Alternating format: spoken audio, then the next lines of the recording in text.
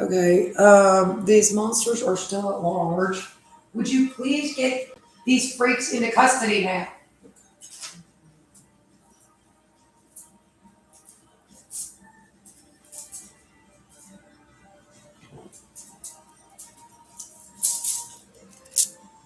Okay, it's July 15th, and I'm going to put this back on live stream until these men are arrested and not talking about molesting children and then electrocuting me and sexually assaulting me, which they've done.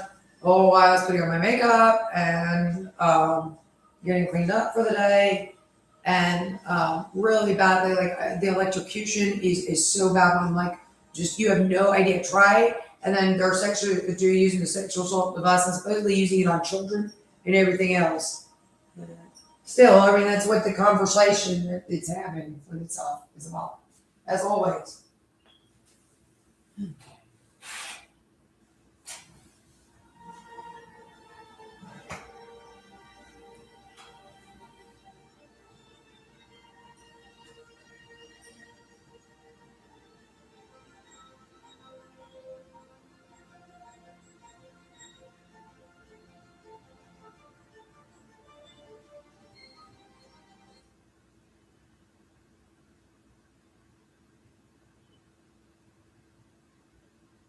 Get off me with that. No, he doesn't want he doesn't want that.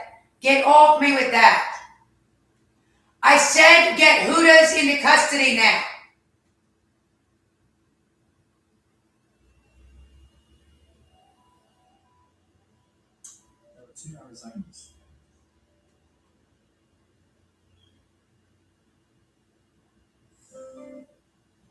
Get off me with that thing.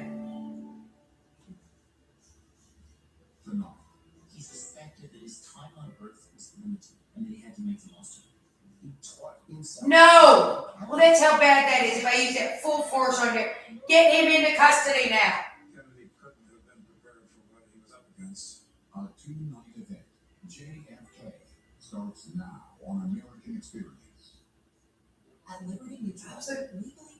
Like bad white trash ones. They said that they're talking about the sexual assault device that had. But like, yeah, I don't know. Everybody's whatever. It's everybody. I don't know. It's not good. Would you please get these men into custody now?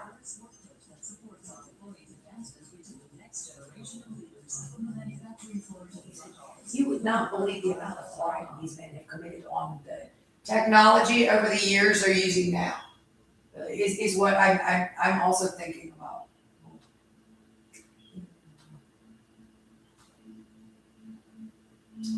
Maybe there's like a controversy. There's a controversy. Well, there appears to be a controversy in relation to arresting the guy that just said Clitty Bucharest, but he's quite capable of making contact with the. Oh, that could be it. Yes, I'm gonna aim it right at that, and then I'm gonna pulse tense it. Hey, no, you're not.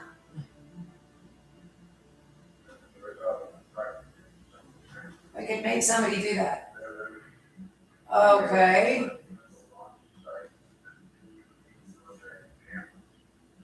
No.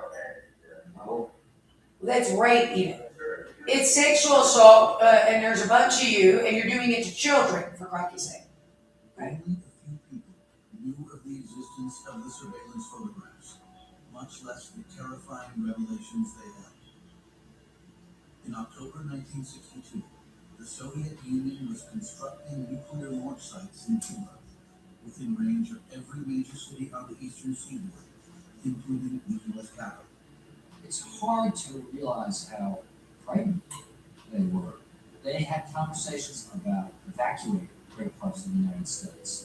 They're polygamous and also. I have no idea. Get off my crotch with that thing. Would you please get these men into custody? They're talking about sexual assault. There's going to be an hysterical parents because you cannot sit through that. Let's answer your parents. Yes, there's like you can't sit through that. So I'm hoping he'll stop doing this. Politician, chairman, money, glamour. None of it had any bearing at all on You need to get these schizophrenic freaks into custody. It is weird. There is the neighborhood stalking apps that the police have been used for incredible amounts of terrorizing the populace. And it's very unfortunate. Who the hell are you letting in the police stations and anywhere else these guys are? Because they see what now? The what now? There's no Jesus. That's what. Oh, okay. You mean that? I guess. Okay, you mean that? You mean something there? Okay, got it. You're gonna be kidding me. Nobody has ever said all that. That's the police. That's not good. Well, what is in the police station? You know, like years go by, that happens everywhere. Well, actually, you're referencing something from 7 years ago. Yeah, as far as whoever's in there. When he became angry, he tended to become very calm. There was a kind of You don't interact with this branch of the police very often. He didn't express very openly. This man was fiercely intellectually fiercely. Kennedy had an unshakable sense of his own skills. He was confident about his ability to come up with the right answer. He wasn't bringing people together in a room to hammer out consensus. He was bringing people in a room to give him the best information so that he could make the decision. He had what he called the great man theory of governing. As a consequence, it put a lot of pressure on him. Now, at a moment of peril and uncertainty, he would be forced to answer the question that had dogged him his entire career. Was he as tough, as smart, as capable as he appeared? Good evening, my fellow citizens. Within the past week, unmistakable evidence has established the fact a series of offensive missile sites in our country.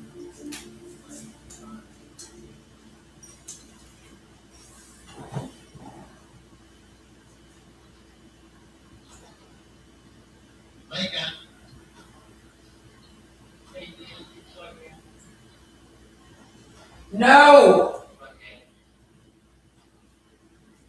1, 2, 3, 4, 5, 6, 7, 8, 9. I was the That's what I told. Would you get this man out of my house? size of my family, of men who had followed political path. In my early life, the common conversation was nearly always about politics.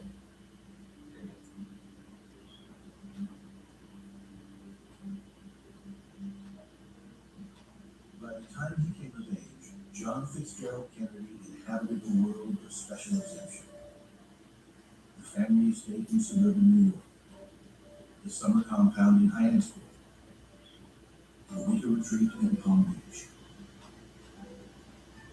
The story of his family's heroic generational rise from the want of Irish famine might well have been a mystery old folk. The past was not the point in the Kennedy household. Jack's father, Joseph P. Kennedy, was one of the wealthiest men in America. An Irish Catholic businessman who had grabbed his fortune in the WASP-dominated world of high finance. No. Well, that's how bad it is. That's all it takes a lot of a man doing something. You know, or for some reason being there. Why is this man here? Expected his sons in particular to have a large effect on the world. He's a model of what they're taught to emulate. He's striving, he's reaching, he's always on the move, he's accomplishing. And it was expected of them to do the same thing. They were very pampered and enabled. They were made to feel special, which is good, and they were special. And they were made to feel obliged to serve the country. That was great. But they were also given a kind of confidence that it would always go with. After the stock market crash. Get off me with that thing. Dirty white trash. That there was all this privation in the country. Sorry. And it wasn't until you read something later in high school and college about the Depression that it registered on consciousness. Even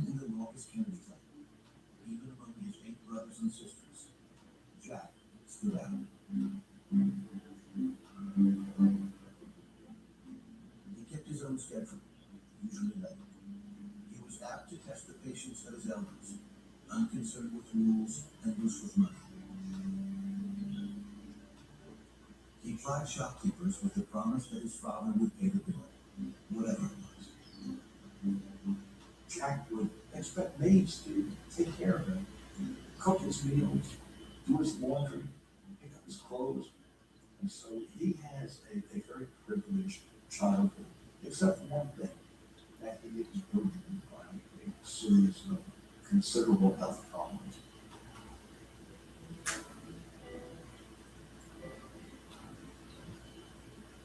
Jack almost died No! of fever in Would you stop sexually assaulting me?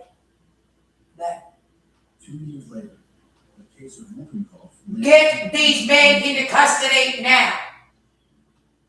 Soon after his parents. Well, that's what I'd say. I'd say Just ordered some- they're not nice people. Jack's letters home began to include reports of his shaky health. That's Mr. Sinclair's the pedophiles. That's a very bad man. Actually, Jack's There's ongoing- nothing, I mean, it's Westworld again. I don't know what, it is in Texas also. Mrs. Kennedy's supposed to have, and Mrs. Stafford's to have an MBA. Well, even Earth Northwest, possessed the human on a regular basis. country to do all that to Get us. sick, get a high fever, end up But in it's your the poodle. hospital. That he couldn't gain weight, that he couldn't run around his books the way he wanted to. He was terrible. No, he like beat it and sexually assaulted. Violence of noise you were Human involved being, in, something. continual bouts Cat, of even high the cat fever, does okay. and he was tired all the time. I'm not sure he listens to they need a home. It's fair to do with a cat right now. Joe seemed to worry that Jack might take on the image of someone who lacked the physical strength to achieve No, things. on that thing. Get that thing off Miss Casper's body. His health was so questionable, they sent him off to the Mayo Clinic in Rochester, Minnesota, to try to figure out what his problems were.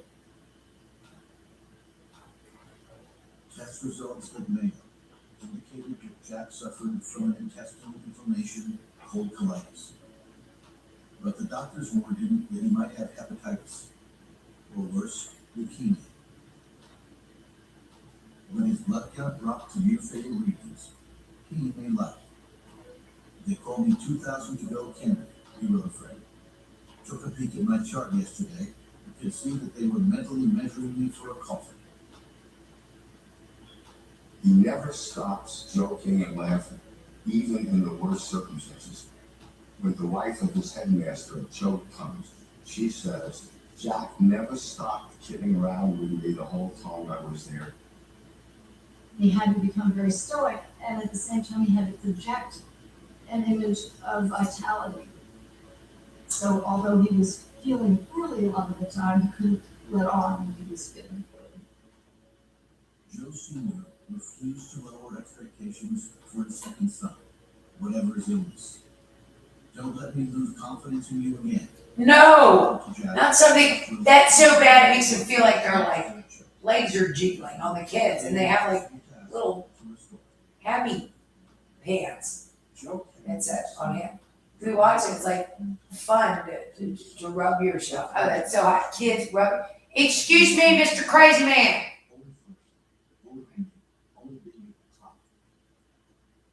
Joe Junior was picked out, you're gonna be president.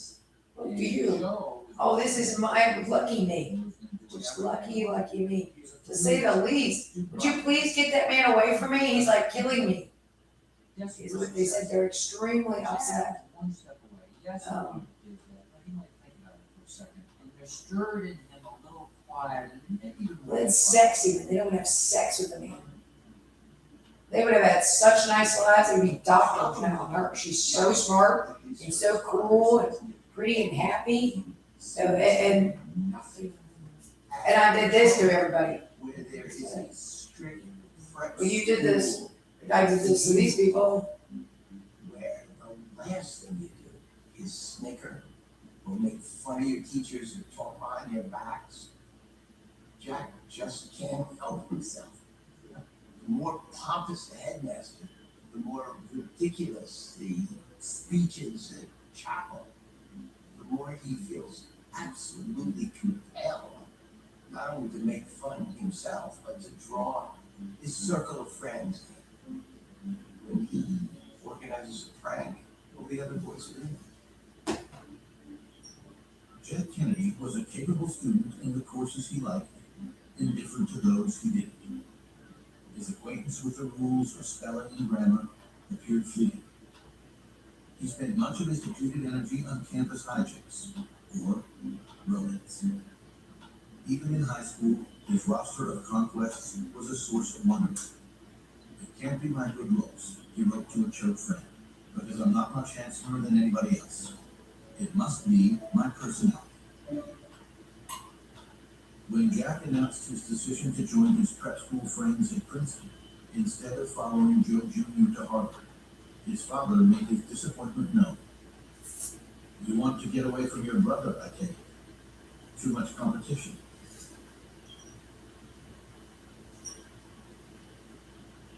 Oh, come on. Jack enrolled at Harvard.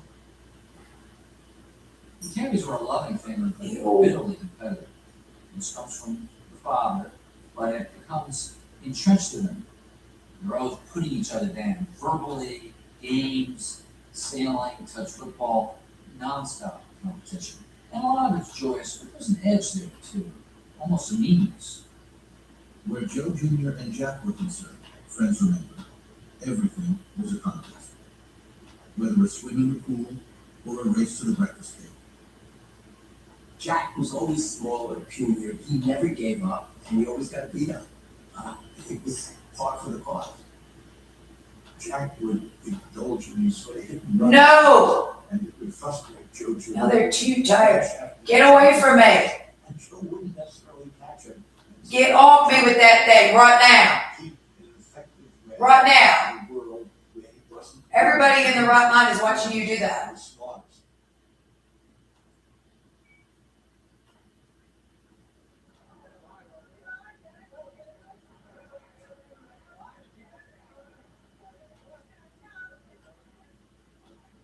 At the end of Jack's sophomore year at Harvard, Joe Kennedy took a new job in London as ambassador to America's most important ally. Jack trailed his father across the Atlantic a few months later for a summer's work in his father's new office.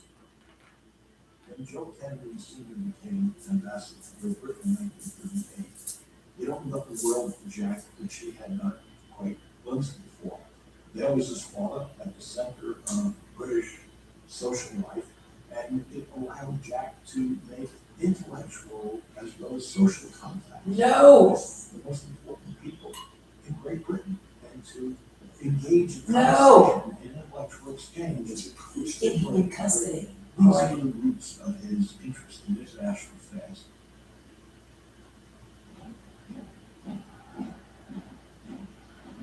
Jack had a front row seat that summer. No. Consequential season of international gamesmanship in a generation. The German leader, Adolf Hitler, No. the previous 5 years building the most No. powerful military Europe had ever seen. Would you please get him in custody already? He was shown This the may signs bleed liquor or something is what he's gonna say next. Would you please get him in custody already? accepting annexation. He was menacing Czechoslovakia and Poland. The rest of Europe, and America too, was trying to figure out how to handle the German threat. Joe Sr. knew what was at stake for his country and for himself. There was talk among serious Democrats that Joe Kennedy was in line for the presidency. No. Franklin Roosevelt decided not to run in 1940. The ambassador never stopped talking politics and policy, even when the workday was over, at the family's temporary residence, 14 Prince's Gate, Westminster, London. What is that thing he have really raped people, he said on it? Good. He comes in here, there's a man literally just sexually doing something to a human body image. He can see as a person moving around in their like house. He said, I sit down and this man literally turns around and he has the weirdest look on his face I've ever seen. There's a lot of conversation about France and England, what's going to happen with England, what happened with America and the war. Joseph B. Kennedy was convinced that if the United States was drawn into a war in Europe, It literally like just rapes it would their ruin intestines or something like that. democracy would be Really, yeah, he said, I've never seen anything so hideous in my life. Wars would be what is going on. You would love who it was, and it wasn't worth it. Europe was Europe. It was an ocean away. And he figured anything was better than going to war with Hitler. So why not try to make a deal with Hitler? Jack Kennedy listened to his father. He sat and argued with his father at the dinner table about No. affairs. He said it literally like is sexually assaulting the inside of their really, yeah, of like unmentionable parts. You can see it like tensing and pulsing tissue on hers. It looks like it's like the ugliest thing I've ever seen a human being do. It causes them to like go into like convulsions of like hatred. You've never heard people. Where are you? And call the cops. They're up the street at a security office. He said he's using a police body scanner to sexually assault women and children, and you need to immediately get it in custody now. You were told to remove these men from office. Also, no, I've done this for years. I gang raped every single woman and child in various communities. I followed women and kids home from schools from the disgustingly weird bunch of men you brought into different school systems. If you talk back to me, I'll follow your family home and I'll do this to them with all of these men. Because that's actually how criminally bad, incredibly criminally bad.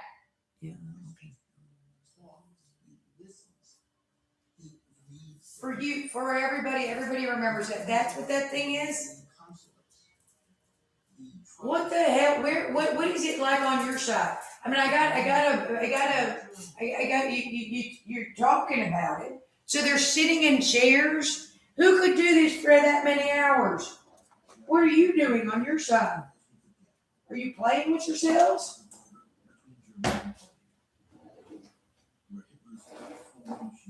Let's make me, yeah. They're in an office, and that's already was scanning the body and like zapping the crotch and massaging. He was safely back at his father's embassy in London on September 1st when German soldiers crossed into Poland.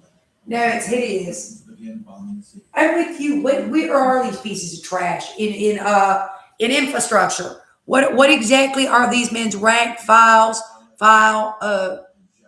Where are they employed out of, and what is the what is their rank and file? Whose are they? What are they? Are they town corrections workers, town security, town law enforcement, sheriff's department, highway maintenance, law enforcement and security, gone AWOL with the truck grounder? I mean, what is it? There is widespread use of that thing. Yeah, I'm positive. His dispirited call to arms was something Jack Kennedy. Like the Nazis use it or something. Really, yeah. Like if there's a Nazi base, then the Nazis like to do that. It could be. The onset of the war did offer Jack his first shot at public service. And Anybody else around? Have you seen? They say there's like. Have you seen anything where the computer goes and checks stuff? Is there like a map where the computer goes and checks stuff, and there's like the killing fields in there? Really? Yeah, and the computer goes wonky. Really? Maybe. Have you seen a map where the computer does what it's supposed to do, which is apparently check for criminals and stuff in there? And it goes and checks for criminals and stuff in there that are connected to these dudes. And some crazy, really bad Pablo Escobar stories they tell. And then it like goes and it finds, it goes nuts. he spent his last semester grinding away at his honor. And then they turn it off, and every time they turn it back on, it goes nuts again because it's absolutely determined to get back in there. It also hates them. Cut against prevailing public sentiment. Their enemy is something called Motherbird program. Okay, tries to call the cops a lot, but they cut its phone line. Because they're on a police computer. Chamberlain's appeasement of Hitler, he argued, had been understandable. Britain had been so lax in building its military in the previous decade that the Prime Minister had little choice. It's just that they really, okay, so there's a group of men like these. There's groups of men. It's the same kind of dudes as these. It's these really rough, low-class men that are like, they, But they have to admit it was an intelligent discussion of complacency in pre-war Britain. whatchamacallit? Joe Sr. was impressed enough to help get. Well, those are pretending to be like whatever. Those are pretending to be whatever. By the time John Kennedy graduated Harvard. Those aren't really, yeah, they're hood his first rats that don't have proper credentials. England slept. They're just men, Was on its you know. way to the It's like a group of Japanese men or something if you were in Japan.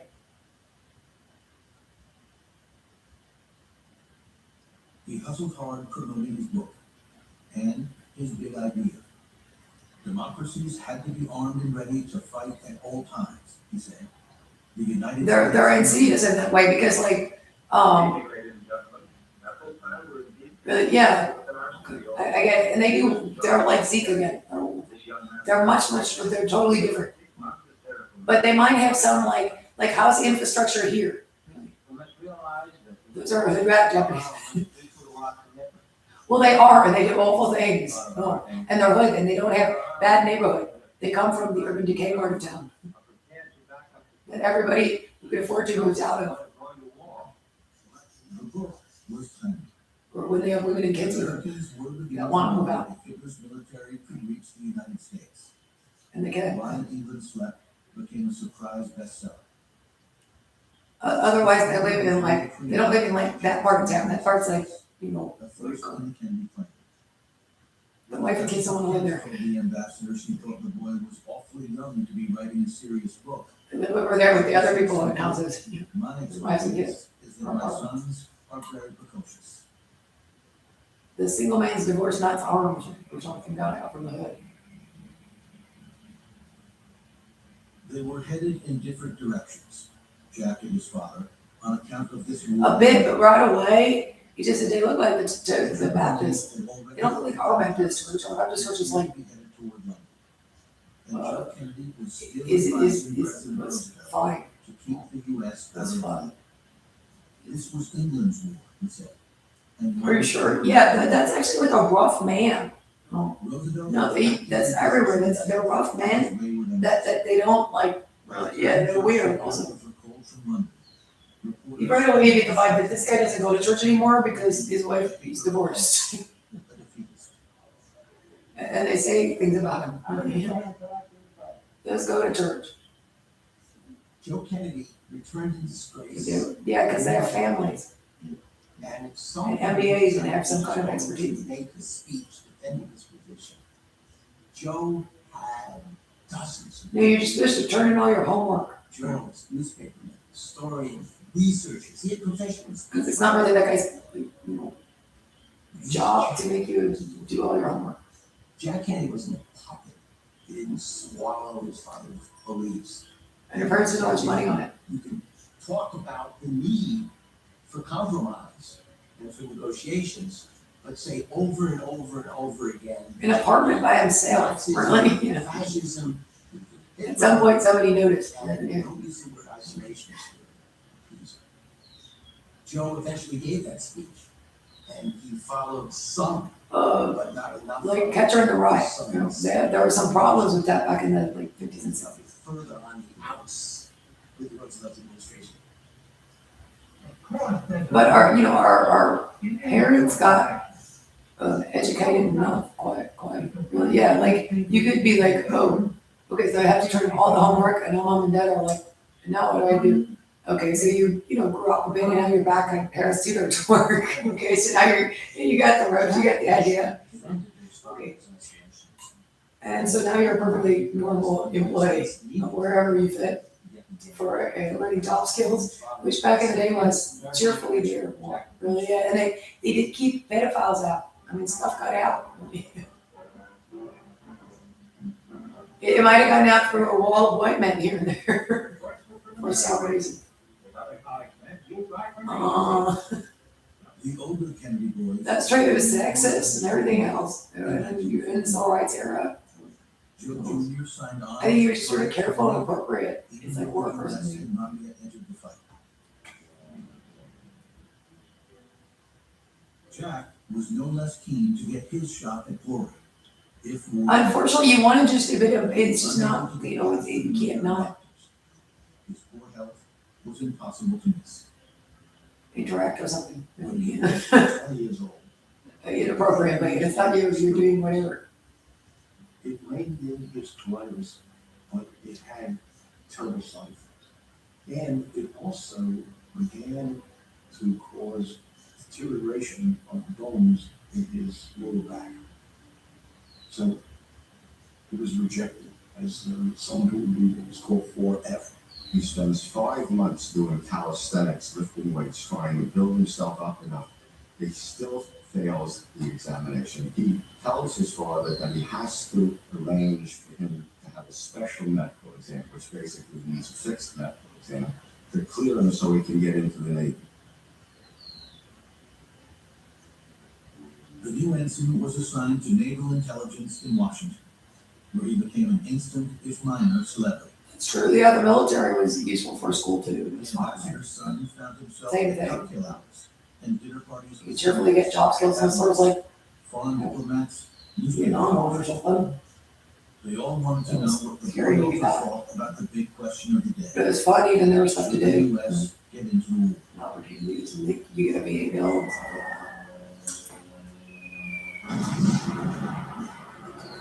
You get yourself okay.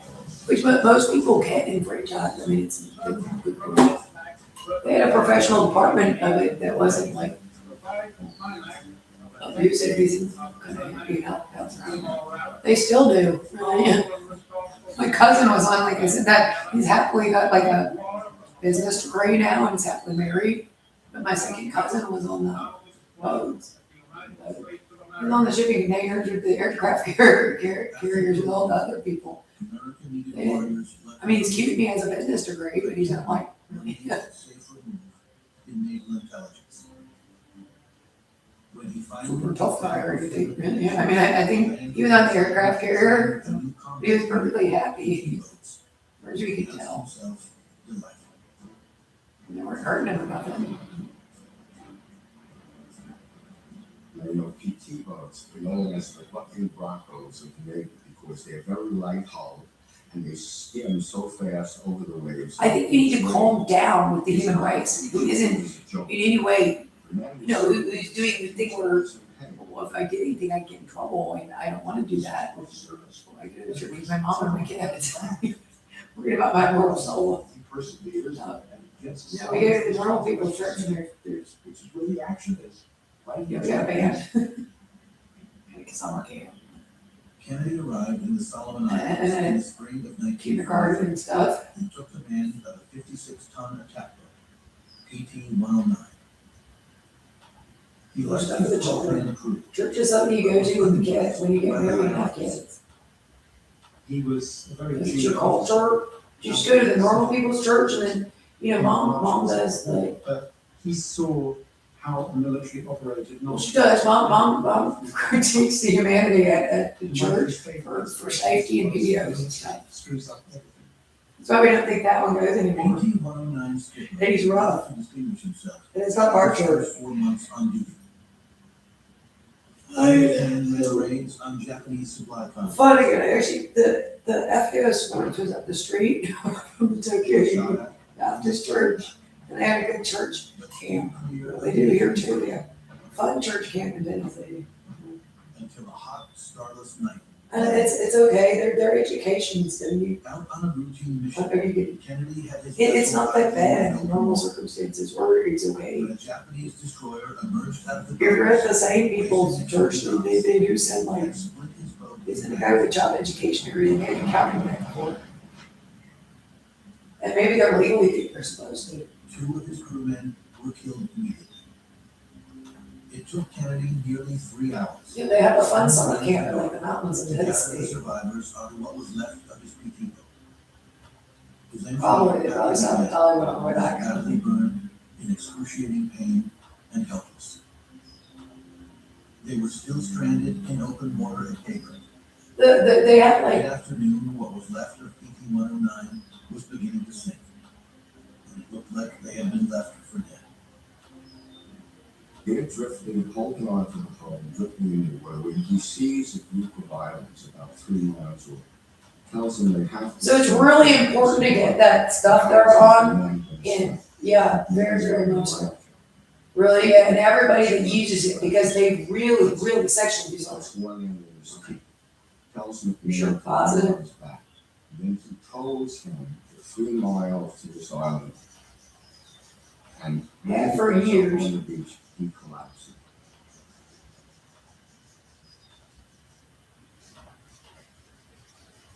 The men who were with Kennedy that day, they all speak of the sense of responsibility that was his job, that he would spare no effort to try and get help for his crew. It took a week, but Kennedy did manage to get his crew rescued. Fortunately, he wrote to his father, they misjudged the durability of a Kennedy. He made it out alive a few months later, sent stateside for medical visits. And when he arrived at his parents' winter home in Palm Beach, his weight was down to around 120. His back was so bad, he needed a brace and a cane to walk. But he was also a war hero. The Navy had made a public display of putting 2 medals on his bony chest. And the story of PT 109 made great copy. Read by millions. The country needs heroes at this point in the war. And so Jack, in a sense, fulfills that role. Here is this wealthy son of the famous ambassador to Britain who didn't have to go into this kind of combat service. And they don't talk about the fact that maybe his seamanship was in some ways deficient in that his boat was cut in half. His brother, who was in London as an aviator, wrote some letters to him that were kind of demonstrating this way how emphasis was. Where are you? Where are you? Peter, of course, was not going to be outdone by his kid brother. He volunteered for a dangerous bombing run across the English Channel, in spite of the fact that he had already flown enough missions to earn a pass home.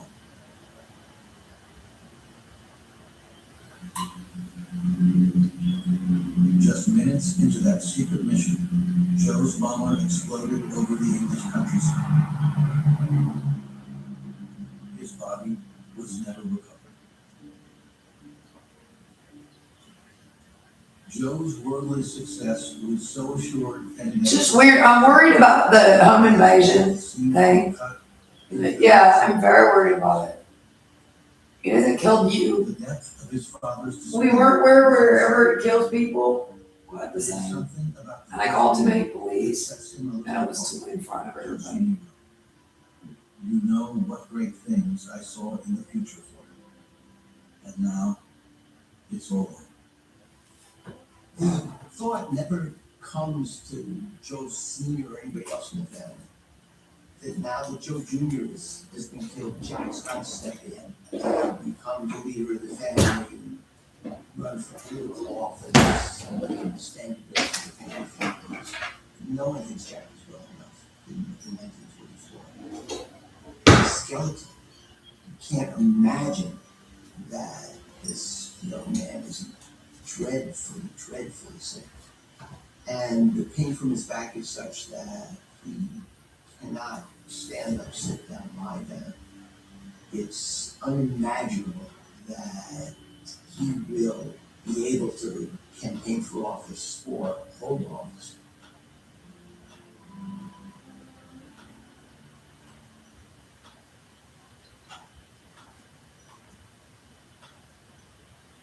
Like many decisions in life, a combination of factors pressed on me, which directed me into my present profession. Period. I was at loose ends at the end of the world. I was not very interested in following a business career. He really just sexually assaulted them again, is the problem. But he- They need to get these freaks into custody. Be really careful with them. I think they might be actually like, there might be some water to that home invasion story. You need to yank them and see what, John and then, Francis Jones. I don't know what. Came open at the end of 1945. Jack jumped in feet first. He didn't mind if it antagonized every Democrat in the district. Do we have a proper Fed? Which it did.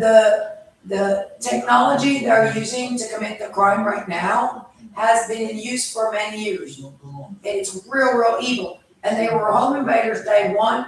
They were robbers, burglars. You need to get, what group are these men out of? For being a rich boy, Even his best supporters wondered if Jack had it in him to challenge the local Democratic machine or to win in a field of better-known candidates. His health was still lousy. Yellow as saffron, thin as a rake, one friend said. He didn't seem built for politics, admitted another. his father, of course, brings into the picture some of the very experienced Boston pals, and they see him as a work in progress.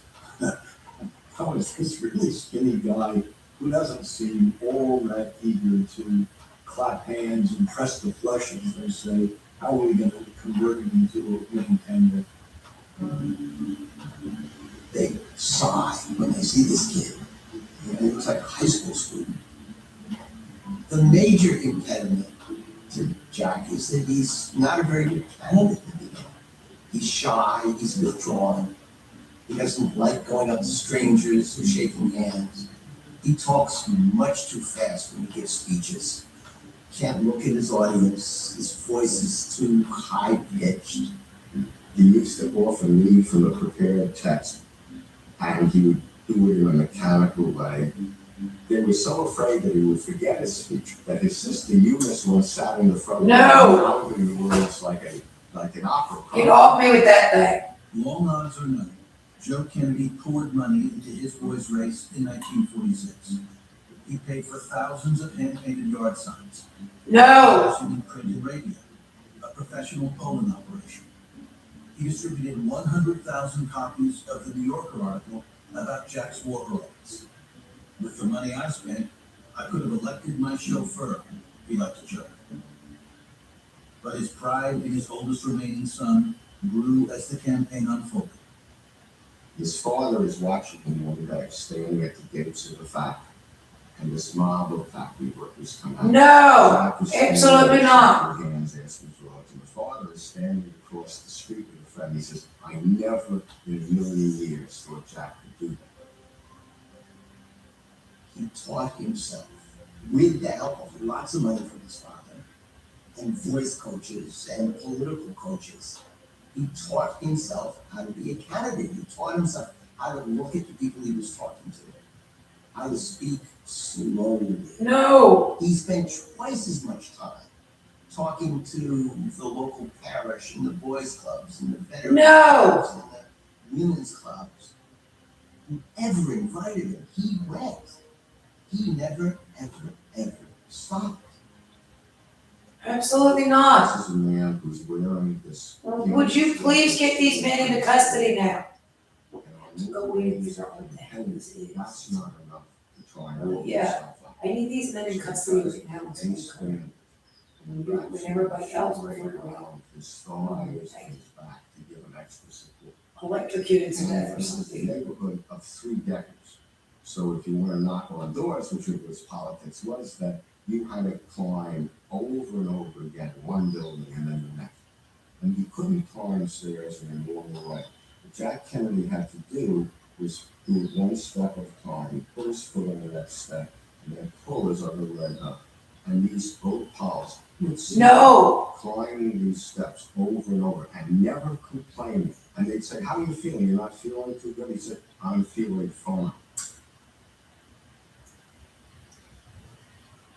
He campaigned from sunrise to midnight, house to house, pub to pub, factory gate to factory gate, until he crumpled in a heap at the Bunker Hill Parade on the eve of the primary. Some of the staff thought he was having a heart attack. Joe Kennedy told them to give him his medicine and get him ready to campaign the next day, election day. He'd be fine. Jack won going away, nearly doubling the second place finisher's vote total in the primary, and now a lock to win the general election in the heavily Democratic district in the fall. The kid was a winner after all.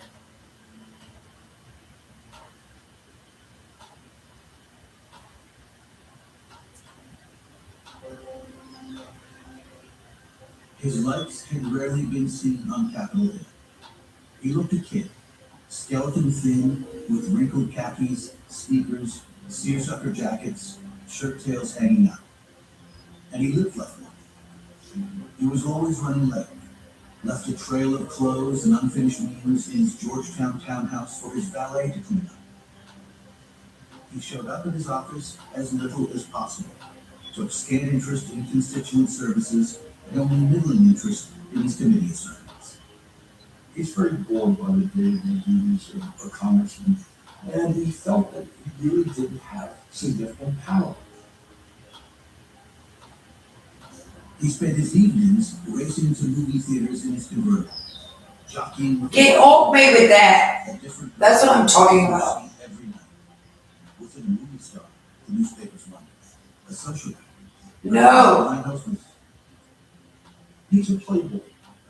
He's a handsome young man. You know, he wins that office when he's 29 years old, and he's really a celebrity, and he's enjoying himself. It was a period of great self-indulgence.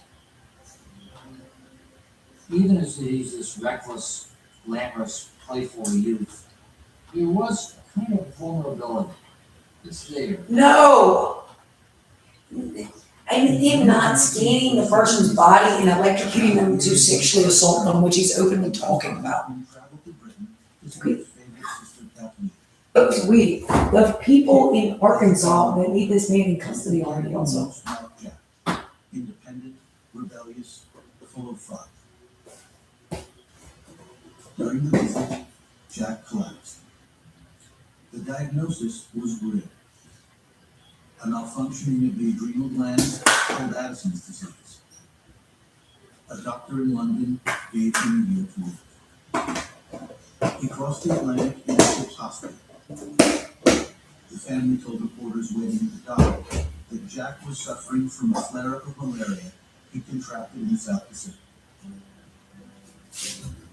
The good news was Joe Kennedy could afford the latest medicine. Treatment for asthma, a potent cortisone-based steroid. It got him out of his deathbed and bought him time. He told one friend he hoped for maybe 10 more years. 8 months later, as he was beginning to regain his strength, 28-year-old Kathleen died in a plane crash. Jack was devastated. He thought it's the first time in his life, really, and maybe the only time, where he didn't know what to do. It did make him think. He sent the signals of the kind of person who suspected that his time on Earth was limited, and that he had to make the most. He's lost a brother. He's lost a sister Kit. He himself has been near death. There is a sense of mortality that lurks in there, but also drives him. That he's got to accomplish something before he dies. That life is finite. In his second and third terms in Congress, John Kennedy seemed like a new man, a man in a hurry, always on the lookout for ways to distinguish himself. He exploited his experience in foreign affairs and defense policy, got himself invited to Senate hearings as an expert witness on the military readiness of our European allies, criticized President Harry Truman for inadequate civil defense preparations in the wake of the Russians' first successful bomb test. What interested him was the question of the rising tensions with the Soviet Union, with the Civil War in China, with what was happening in Greece and Turkey, and how Harry Truman was responding to the dangers flowing out of the Soviet Union, Eastern Europe.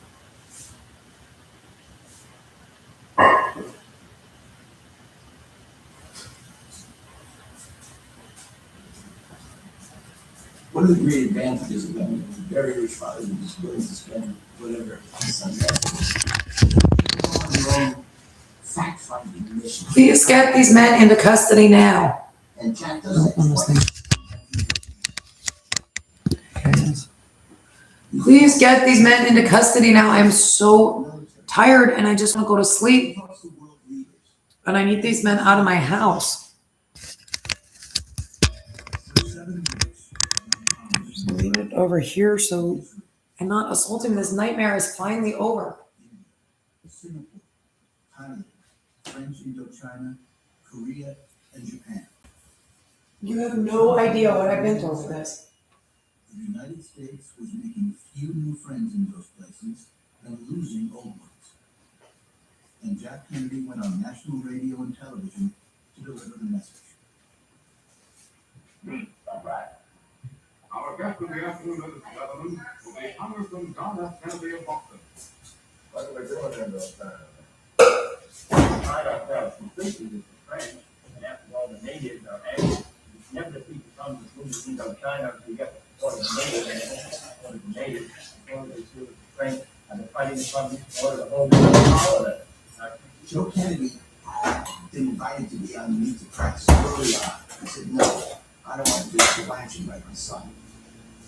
At the time, no junior congressman had ever been.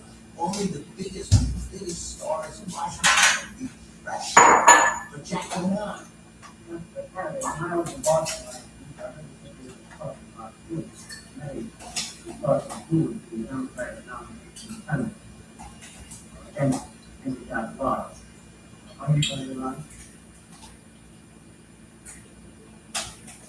When Jack told his friends, his colleagues, I'm going to run for the Senate, Henry Cabot Lodge, they were unanimous in saying, do not, nobody can be a president. And Lodge is as handsome as you are, speaks as well, is as rich, and is a war hero. Don't even try. This is a very sporting family. And it's the same way up in Boston, where the Lodges speak only the Cabots speak only the law. And so, can beat this Republican, and especially in 1952, it's a Republican leader. His closest advisors told him, "Okay, this isn't your time. You should think about running for governor." And that's what he says. No, you want to run for Senate. This is a great state, with a great past, and I believe an even greater future. If elected to the United States Senate, with all of my energies and all of my resources, I will fight to secure that future, for the people of this state, and for the future of ours. And I know that it is not a one-way street. Whether 34-year-old John Kennedy was ready or not was an open question in the spring of 1952. If elected to the Senate of the United States in November, I will fight for the New England industry, so by a fight. An uphill race against Henry Cabot Lodge was just the sort of challenge that Kennedys liked. Run, Jack, was the word of the family compound. You'll knock his block off. The most gleeful warrior in the planet was Jack's younger brother, 26 years old, barely out of law school, hungry to prove himself. Jack took a chance on brother Bobby and put him in charge of the campaign. Bobby Kennedy always wanted a role in the family. He found it. He was the tough guy. He does not mince words. He's someone who is intent on winning this office for his brother, and if it means stepping on toes, hurting people's feelings, so be it. Bobby was able to come in and discipline the old hacks who were hanging around the campaign office, tell them to get off the duffs and go out and knock on a few doors, get rid of the ones who were truly useless, passed around old Joe's money, put down the politicians they wanted to get rid of, made the deals that had to be made. Bobby's doing all the hard work, the dirty work, and it's liberating to Jack. Jack was able to float up there, quoting poetry and being a sort of young Lancelot. The Kennedy campaign was not shy to exploit the special appeal of the young congressman, the young bachelor congressman. His mother, his sisters, even Bobby's bride Ethel, fanned out into parlors across Massachusetts to sell Jack to a rising new block of voters.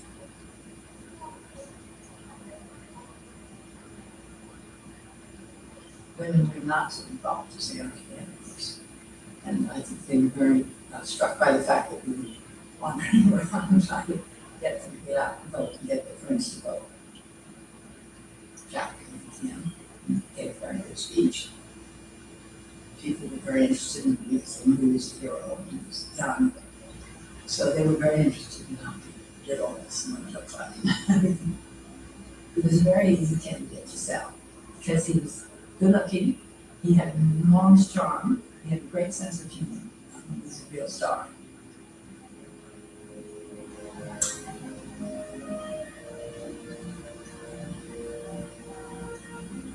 The polls showed Jack trailing the incumbent senator as election day neared, but he was working hard to close the gap.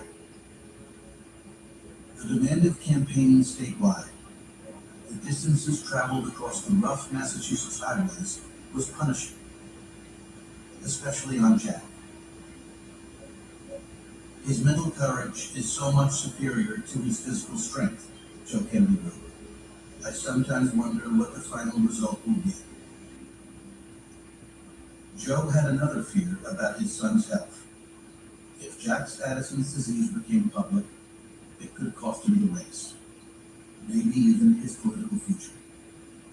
Jack was losing weight, but Kennedy said, well, it's just the campaign. Jack Kennedy always had a suntan. Well, they said, well, he's out and he's getting a suntan. Actually, that was for treatments, cortisone treatments for Addison's that darkened his skin. They covered all that up. A man who focuses on the word vigor in his public and private conversations must have in mind a sense of vitality, human vitality, as an idea.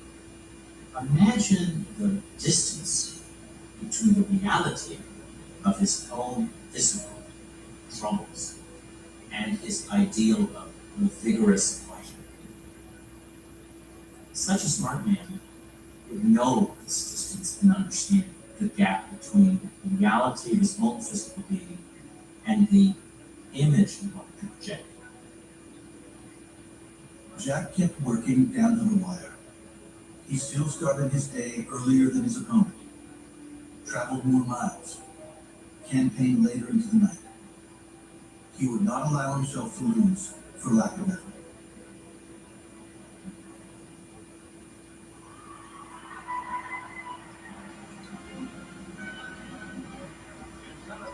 Representative John F. Kennedy scored one of the few major Democratic victories, decisively defeating in a tough battle Republican incumbent Henry Cabot Lodge Jr.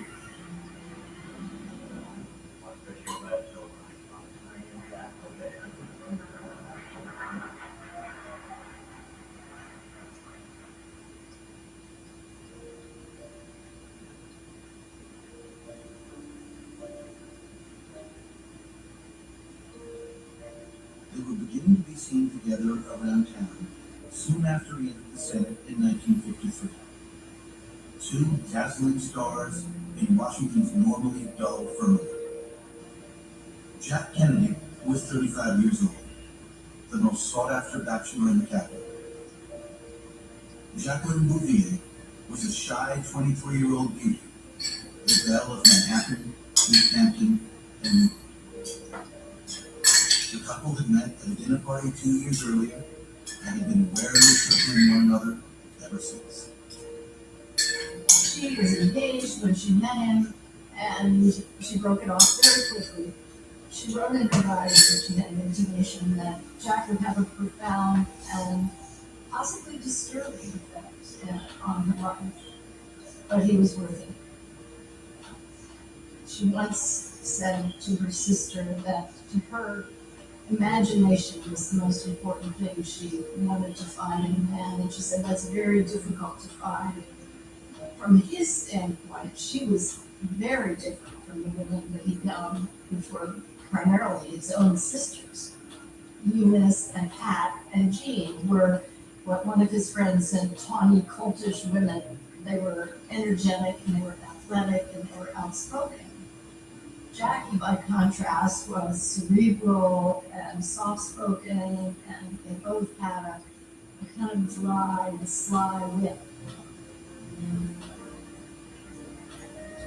The romance was carried out largely in the public eye.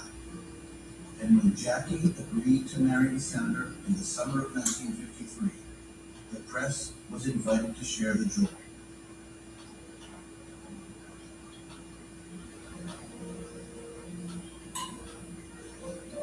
They were so beautiful, and they were so young.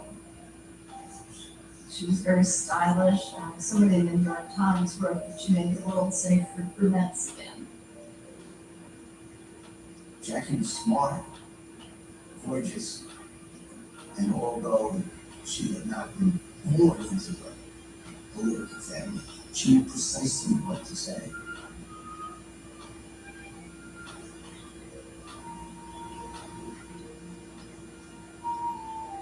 Jack's closest friend, Lynn Billings, actually warned her before they were married. Would you get away from me with that? Please get away from me. And that it was unlikely that. Get out of my house. And she later said. Mellow is a month of May, inappropriate. She actually. Get out of my house. Get off my cell phone. After the first year, Jackie was wandering around looking like the survivor of an airplane crash, a friend later remembered. Her new husband did not go out of his way to hide his dalliances with her. Jack Kennedy treated this as a matter of personal liberty and betrayed little guilt. He had this thing about it, the man who introduced the Kennedys, which was not under control. And it wasn't just his womanizing that stunned Jackie. Politics was sort of my enemy, she confessed. We had no home life whatsoever. Are you there, Connor? Yes, I'm here. Good evening, then. Good evening, Lieutenant. I understand that you Whatever her misgivings, Jackie Kennedy had married a politician, and she dutifully accepted her role. And you first met the senator when you interviewed him. Well, I interviewed him shortly after I met him. Well, now, which requires the most diplomacy? To interview senators or to be married to one? Well, I think I have to one. Over on Capitol Hill, however, the Kennedy star power had less appeal. The young senator's way of being set Democratic leader Lyndon Johnson's teeth to grinding. Johnson looked at Jack as a person who picked and chose what he would like to do in the Senate, and picking and choosing wasn't Johnson's idea of how the Senate ran, nor was the idea of the other Southern moguls in charge. Kennedy was the troubadour who came to play before the banquet and left before the dishwashing began, and I think we talked about it in exactly those terms. Johnson says Kennedy was pathetic as a congressman and senator. He didn't know how to address the chair, don't you? And he didn't even know the rules. What irked Johnson was that he couldn't depend on the man. Kennedy was often absent. He ducked the controversial censure vote on Joe McCarthy.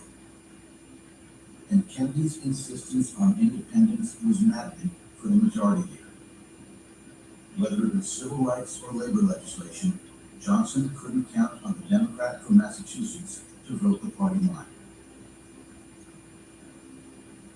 Lyndon Johnson could be cutting about Kennedy in front of fellow senators, said he looked like a victim of rickets, and joked about his puny little ankles. What Johnson didn't see was how tough Jack Kennedy had to be just to get out of bed every day. By 1954, the drug he took to control his Addison's disease was eating away at his spine.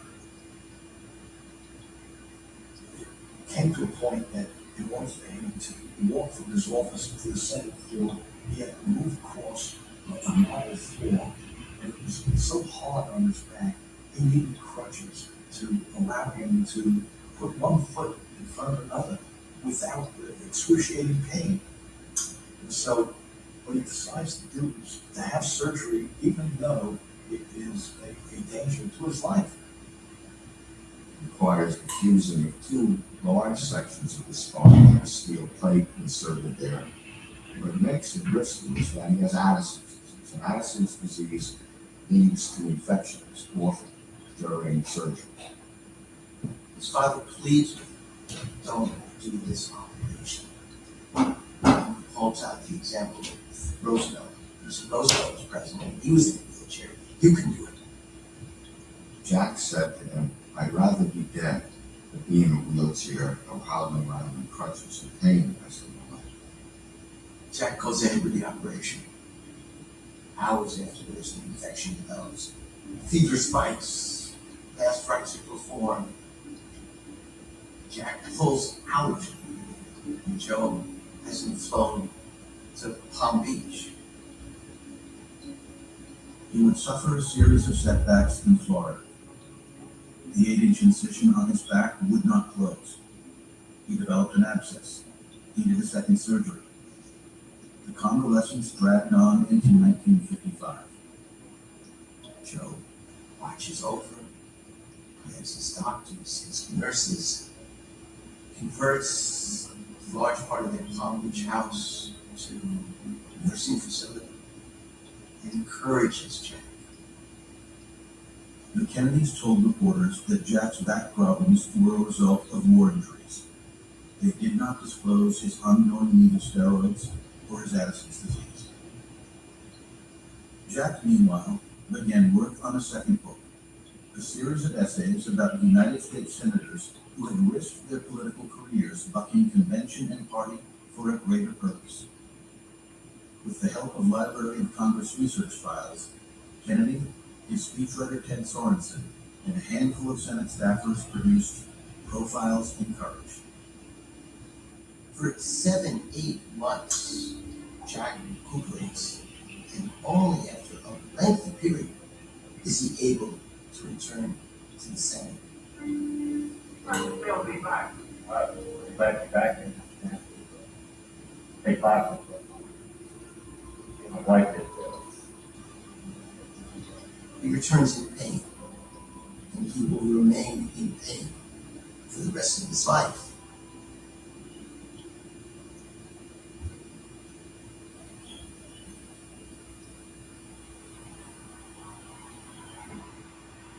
It is now my privilege to present to this convention as a candidate for President of the United States, a name of the man uniquely qualified by virtue of his compassion, his conscience, and his courage. The 1956 Democratic presidential nominee, Adlai Stevenson, gave his party's youngest senator a starring role at the convention, the official nominating speech. And his performance helped ignite a Kennedy for Vice President movement. I will be citizen. I was going to be vice president, but, well, I'd be honored if I throw him, but I don't think I got that. He wasn't sure he even wanted a place on the ticket. Joe Kennedy had counseled him to steer clear. But Stevenson threw the choice to a floor vote, and had a hard time backing down from the challenge, even against the better-known and esteemed Senator Estes Kefauver. Jack Kennedy liked his chances, and he liked the feeling on the convention floor. The delegates took his candidacy seriously. This whole thing lasted like 24 hours before the vice presidential ballot. And Kennedy makes a real try for it. Texas, proudly cast this vote for that mighty sailor who wears the stars of battle and that fearless senator, the next vice president of the United States, John Kennedy of Massachusetts. For a moment it seemed actually like he's going to win. But Keith Alvin beats him. He has to make a contesting speech to Keith Alvin. When he gets up, he's facing a sea of Keith Alvin signs. They're all waving in his face. And look at Kennedy. He's always immaculate. This moment, he's not immaculate.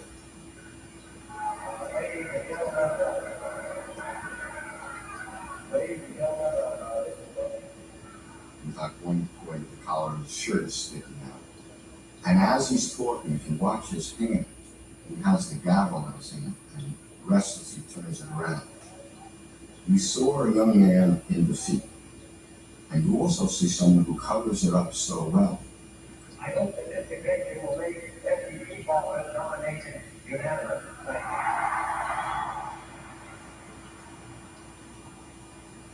Jeff was very depressed, very upset. And Bobby was there. And he couldn't cheer him up. And he said, let's call Dad. So I remember we all went to call Dad. And he said, congratulations. No! Jeff, Would you please get these men into custody now? I did that. It was absolutely great. He said, Adlai Stevenson is going. No! He said, he's going nowhere. And that's, he thought he was going nowhere. So he just. You're going to prison for all that. Right now. That was. Like right now, you're going to prison.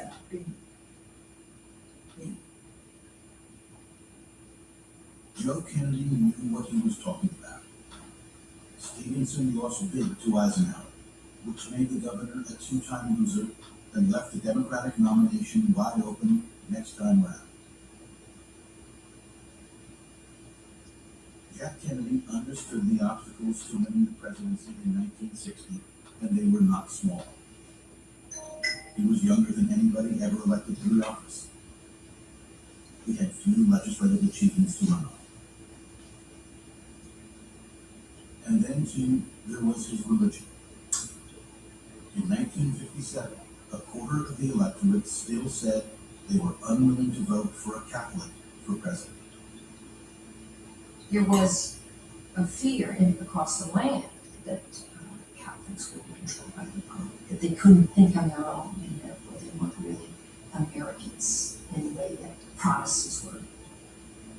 Some in the party argued the country would change in time, that he was still a young man, that he could wait it out. Jack Kennedy thought otherwise. His star turn at the 1956 convention meant he would be taken seriously in 1960. He was not going to let this moment pass. And I want to be sure that we haven't lost something important in this country, that we haven't gone soft. He had campaigned across the country for Stevenson in 56. If we get pushed along those private interests, that's not the budget. That's even foreign aid. And with his speechwriter Ted Sorensen riding shotgun, he just kept going in 1957. The reason the communists attack us is because they know the United States fails because of freedom. There were county chairmen to meet in every state, delegates to move. Jackie was pregnant most of that year and nervously so. She already had one miscarriage and delivered a stillborn daughter. But her husband rarely stopped traveling. When Kennedy's new back specialist went to Palm Beach for a consultation, she too got the program. She comes down and there's this huge map of the United States with his father in Europe plotting out his next trips. He's traveling all around the United States trying to get contact with politicians. And she says, well, to do this you need periods of rest. And he says, well, there's no time for rest. And she says, well, you have to change the schedule. And he said, the schedule will not be changed.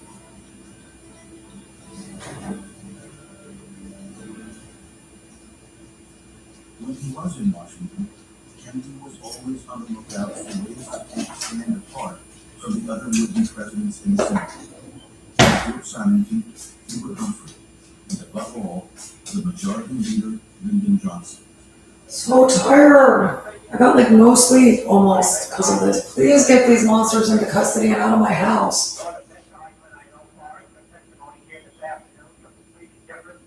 To dabbled in domestic issues where he saw opportunity, like in the nationally televised hearings into racketeering and the labor law. Like that discrimination or any difference to it, I think makes it illegitimate. His chief interest and his focus remained foreign affairs. His father even managed to talk Lyndon Johnson into giving Jack a coveted slot on the Senate Foreign Relations Committee. When Kennedy said that he would become chairman of the African Subcommittee in the Senate Foreign Relations Committee, he sort of got a commitment that he would never have to meet. And Johnson thought that was typical of the kind of committee that Kennedy would like to run.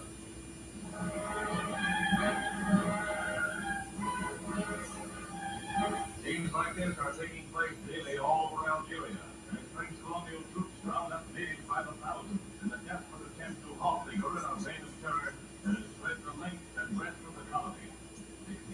The bloody escalation of the 3-year-old war for independence in Algeria gave Senator Kennedy a shot at the spotlight, and one that played to his long-held interest in foreign policy.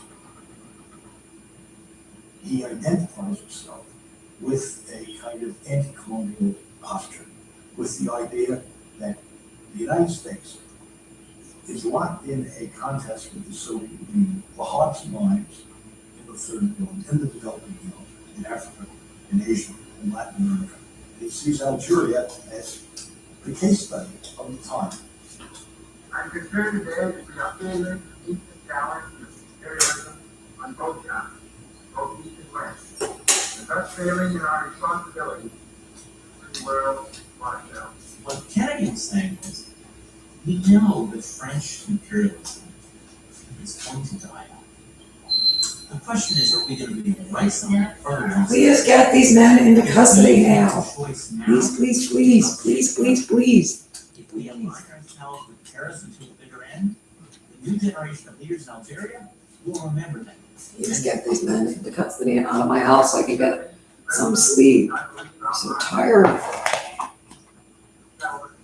I almost know some last night. Dean Acheson, former Secretary of State, came out saying this speech was irresponsible for juvenile son because it was throwing aside our alliance with Portugal, France, England, in support of Africa, Asia, etc.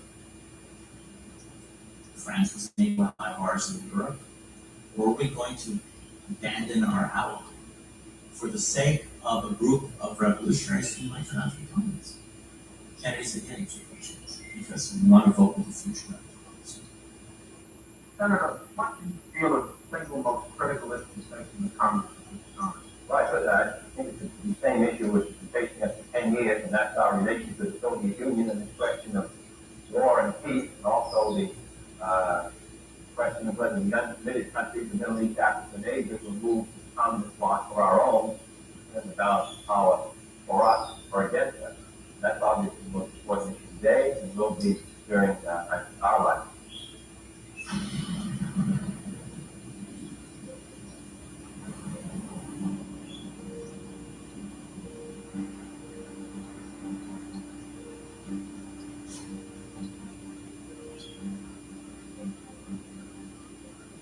When Springfield went up by the Russians, the surprise could not have been greater.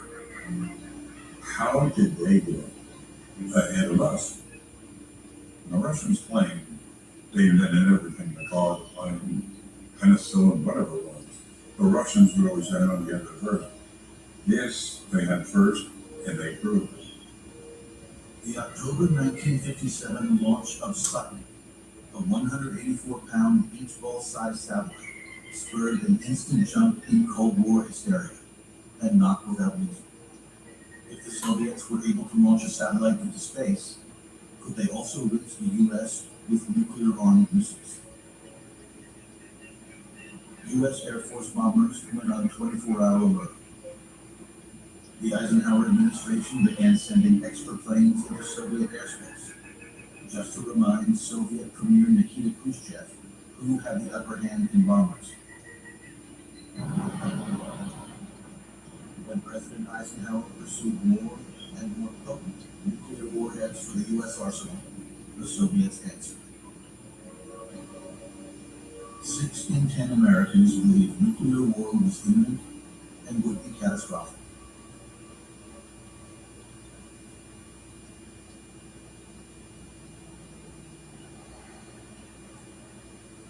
Kennedy appeared unruffled by the rising dangers of the Cold War.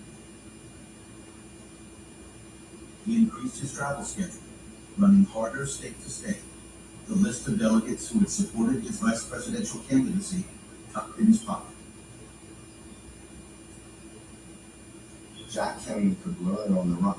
So he's traveling around the country and he's seeing that politics is changing. He's learning that the power isn't back in Washington anymore. Power is with these younger people in the states if you can just line them up. For him, he's learning that the old party machinery doesn't work. He knows that he's got the money to mount an independent campaign, that he's got the charisma without the help of any party bigwigs or any party establishment to get his photo on the cover of Time, Saturday Evening Post, and look. He begins a change in American politics that is quite significant. He signals the beginning of a move from party dominance and party candidates to the individual, to the personality who can speak to the people, not through the party, but through television and the mass media today. President Kennedy here, I want to meet my daughter Caroline and my wife Jackie. Joe Kennedy was nudging every editor he knew in 1959. You want to sell magazines? Put Jack and Jackie on your cover.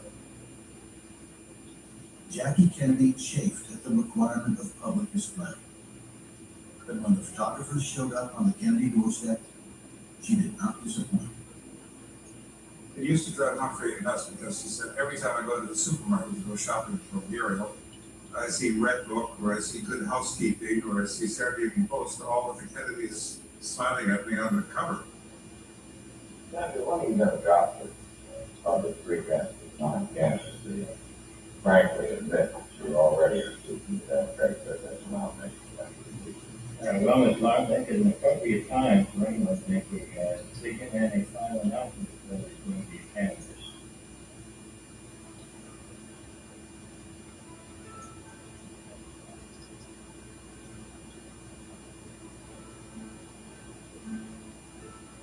It seemed to me that there was a sort of perpetual half smile on his face. There was a sense of joy about what he was doing, that he loved what he was doing. He's only 43 years old, and a woman says to a young man, it's too soon, and he says, no man, this is my time. I am today announcing my candidacy for the presidency of the United States. The presidency is the most powerful office in the free world. Through its leadership in calm a more vital life for all of our people.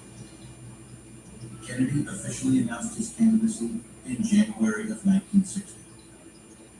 Political watchmakers put his chances well below Senators Symington, Humphrey, and Johnson. And if the old rules applied, Kennedy was surely in trouble. The well-worn path to the Democratic presidential nomination went through the state party chairman and the big city bosses, who still thought they could keep their delegations in line. But Kennedy already had a handful of key players in every state, and a way to show himself a winner: the primaries.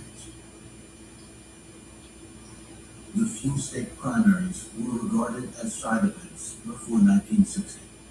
Fine for junior senators like Jack Kennedy, but not worthy of serious candidates. Lyndon Johnson sat them out that year. Johnson stayed in the Senate, stayed as majority leader, told everybody else who was leaving town that they should be ashamed of themselves, they should be back legislating, not speaking. Johnson's supposition is that he's earned the nomination by dint of his role as Senate Majority Leader. He has very good relations with various party bosses across the country, and that Jack Kennedy is an upstart. Who is this kid who's trying to displace me and take the nomination? I deserve it.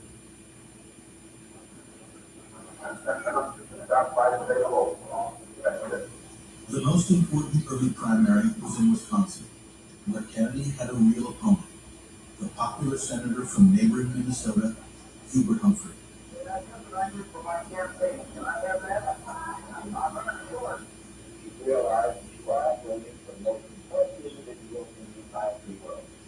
He cast Humphrey as the establishment candidate and ran against the party bosses. And he cast himself as the underdog, in spite of a huge advantage in money and television exposure and having celebrity backers like Frank Sinatra.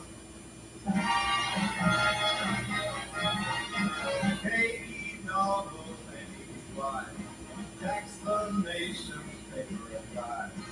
Everyone wants you back, Jack. Jack is on the right track. Come on and vote for Kennedy. Vote for Kennedy. He keeps America's going. Kennedy, just throw them. Kennedy, just throw them. Kennedy, just keep throwing them.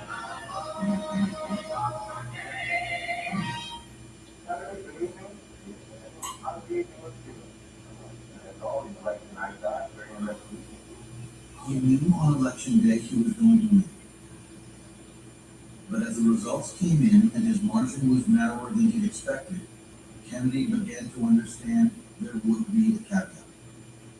The party elders could argue that his victory in Wisconsin owed to his overwhelming margin in the state's large block of big city Catholic voters, as if his religion had been an unfair advantage.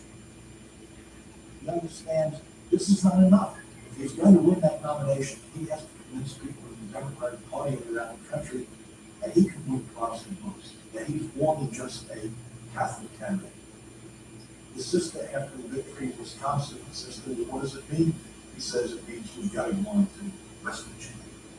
West Virginia is a state with 97% Protestant population.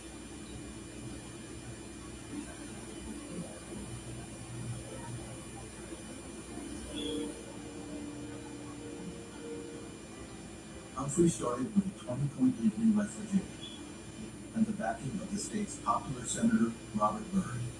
He also got a new campaign theme song, the anti-Catholic dog whistle, Give Me That Old-Time Religion.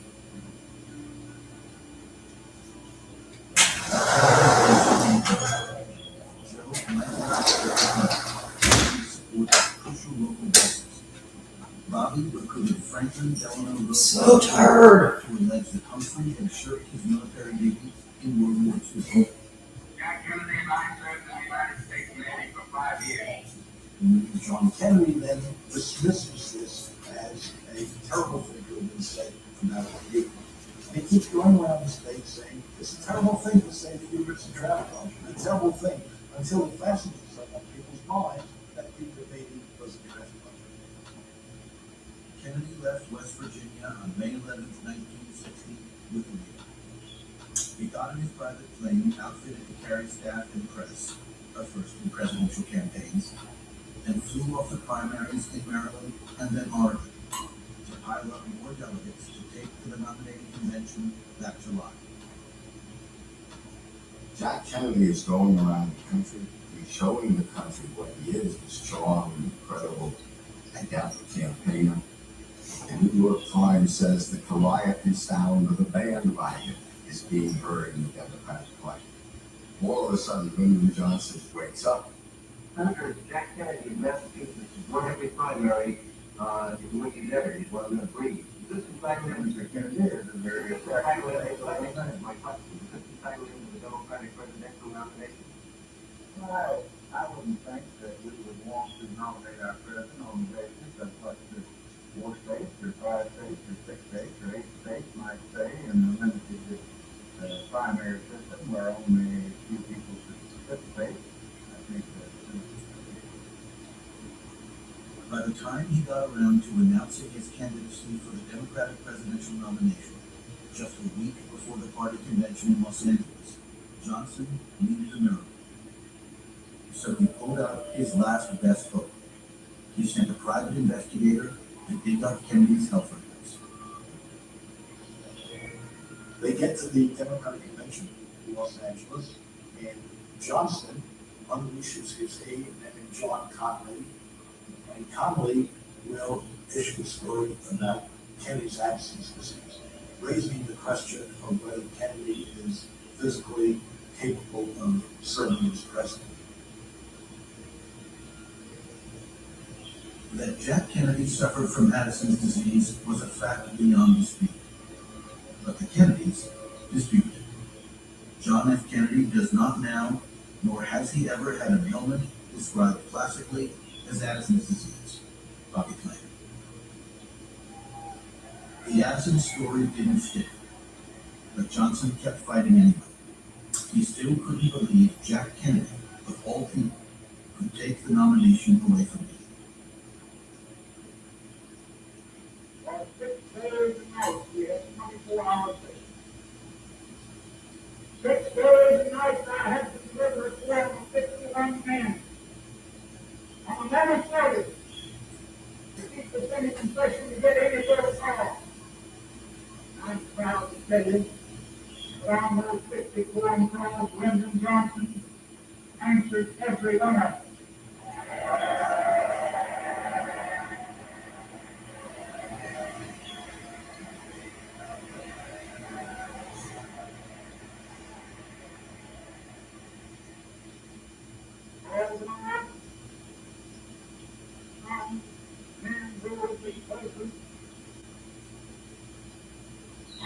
It's been a life platform answered none. Let me just say that I appreciate the things you've done today.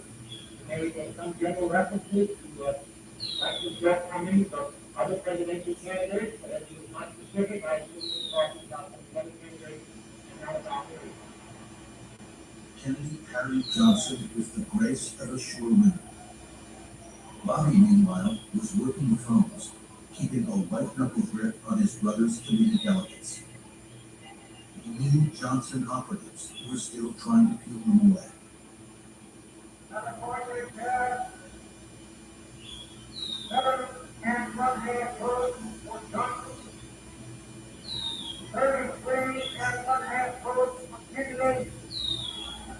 The Kennedy campaign thought they had every hope of, and were aware that if something came unplanned, they wanted to be on top of it immediately. Senator Kennedy, 104.5. And every delegation was covered. I went forth to make majority, Senator Kennedy. And what that is, that the rules be suspended, and that John F. Kennedy be nominated for president of the United States by acclamation.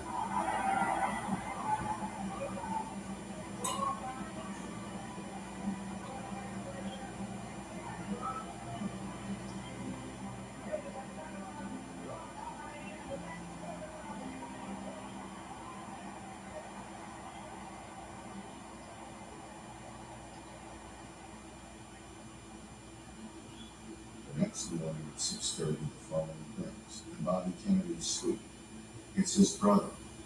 He says, count up how many votes we have if we take the Northeast, the Eastern states, plus Texas. Bobby Kennedy calls in two of his top advisors, Ken O'Donnell and Pierre Salinger. He says to them, count up these votes, plus Texas. Salinger, of course, says, you're not thinking of nominating Lyndon Johnson. You can't do that. Kennedy knew how Johnson talked about it. Little Johnny, or Sonny Boy. Heard his pediatricians have given him a clean bill of health. And he knew his brother Bobby despised Johnson. But hatred was one of the few luxuries Kennedy could not afford. Not in picking a running mate. The numbers said he needed to win Texas to win the presidency. And there was one man who could deliver the state. Robert Kennedy tried to stop it. He went down to try to persuade Johnson not to accept it. The opposition to him was too great. I remember how Haggard, Bobby wrote Johnson obviously told him that he didn't want to speak to his brother's spokesman. He wanted to speak to his brother. If Jack had anything to say, he can call me here, but I have phone number. Senator Kennedy announced his choice as Senator Lyndon Baines Johnson of the state of Texas, the Senate Majority Leader, and his formal rival for the presidential nomination. There were many compartments in Jack's mind, and I think the main one was that he wanted to win. And there is the presidential candidate, Senator John Kennedy, Massachusetts, as he comes down the Oklahoma bill, the company is gone. The motorcade, John is the 3 miles, John F. Kennedy had never lost an election. And now, against all odds, at age 43, he was just 1 win away from the presidency. He was confident he could get there. What the American voters craved, Kennedy had come to understand, was a good story. And the set piece Kennedy would campaign on in a general election had it all. Good versus evil. Freedom versus slavery. A youthful power that would be himself and his powerful antagonist, the Soviet premier Nikita Khrushchev, who proved the perfect foil in 1960.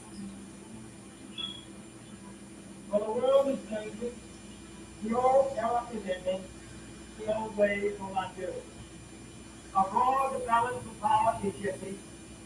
New and more terrible weapons are coming into use. 1/3 of the world may be free, but 1/3 is the victim of a brutal repression, and the other third is rocked by poverty and hunger and disease. Communist influence has penetrated into Asia. It stands in the Middle East and now extended some 90 miles off the coast of Bari. Khrushchev had come to the United States and the United Nations session in September of 1960, banged the shoe on the desk and said, "We are burying you. We are lining up missiles like sausages." So there was a heightened sense of competition, and this appealed to Kennedy's competitive spirit. And I think we cannot afford to have the White House as a training ground for an inexperienced man. Kennedy was certain he could show himself the better man in a race against the sitting Vice President, Richard Nixon. But I am not satisfied as an American to be second in the Soviet Union in sending a missile to the moon or sending something around the globe. The polls, however, showed a dead heat coming out of the conventions, and Kennedy could not shake free from the mire of religion. He watched with increasing ire as Protestant ministers across the country stirred opposition among their parishioners. The Reverend Martin Luther King Sr. said he could not in good conscience vote for a Catholic.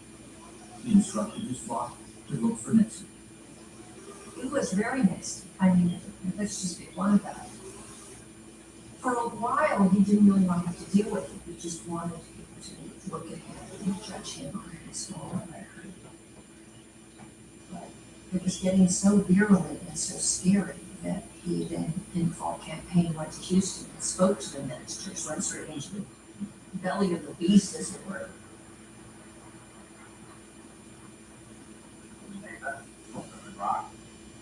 I'm grateful for your generous invitation. Speaking of you, His advice is this. You are just making religion an issue. You are actually speaking to bigots. The bigots want you to remind people that you're a Catholic. Don't do this. You did. So it is apparently necessary for me to state once again, not what kind of church I believe in, for that should be important only to me, but what kind of America I believe in. I believe in an America where the separation of church and state is absolute. He was making sort of a moral, ethical argument about what it means to be American. This is the kind of America I fought for in the South Pacific, and the time my brother died for in Europe. No one suggested then that we might have a divided world, that we did not believe in liberty, or that we belonged to a slow group that expressed, and I quote, freedom to which our forefathers died. And he said, we would hate to have a country that millions of people who on the day they're baptized are told they can't be president of the United States. So I want you to know that I'm grateful to you. inviting me tonight. I'm sure that I have made no converts to my church, but I do hope that, at least, my view, which I believe to be the view of my fellow Catholics who hold office, I hope that they be some value, that these Christians may stand together.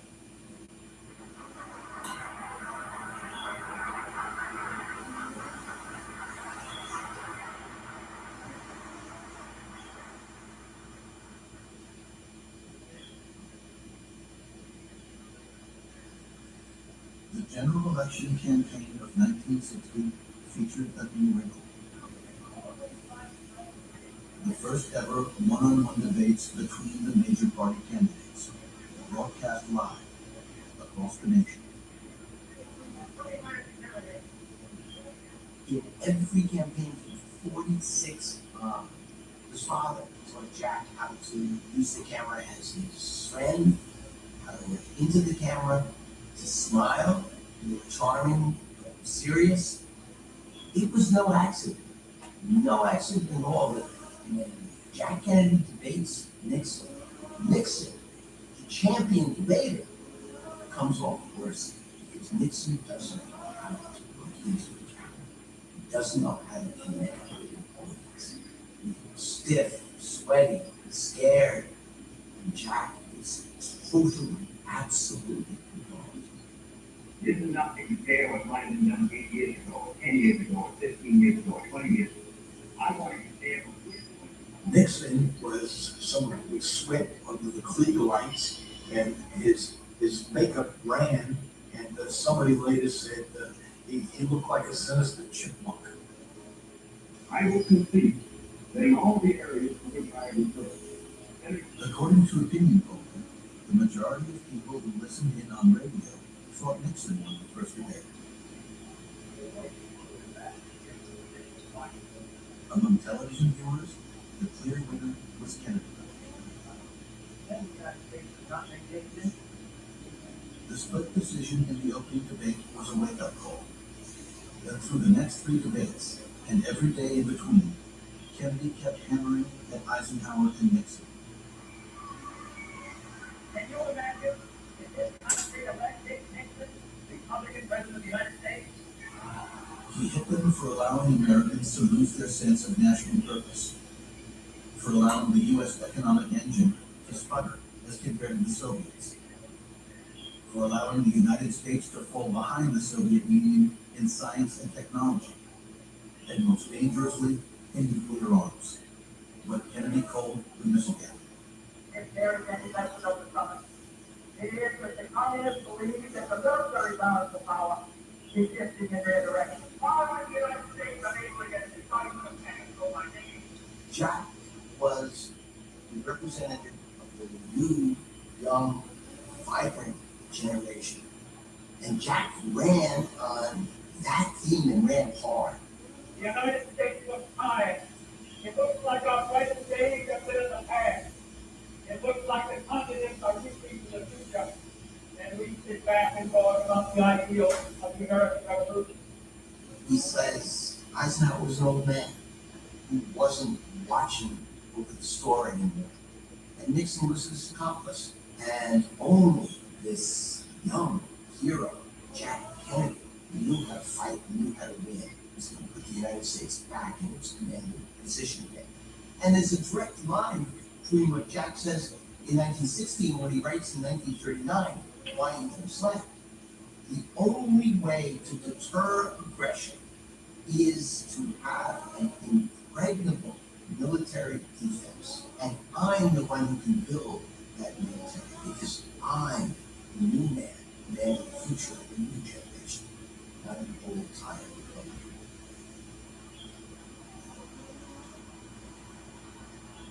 Kennedy opened a comfortable lead in the polls in mid-October, but he was careful not to get swept up in the energy and excitement of his rallies. The Catholic question still worried, and the issue of civil rights demanded cunning political calculation. He placated white supremacist Democrats in the South, who insisted on their right to enforce segregation in their own states. But he also meant to signal his sympathy to the growing number of African American voters, north and south.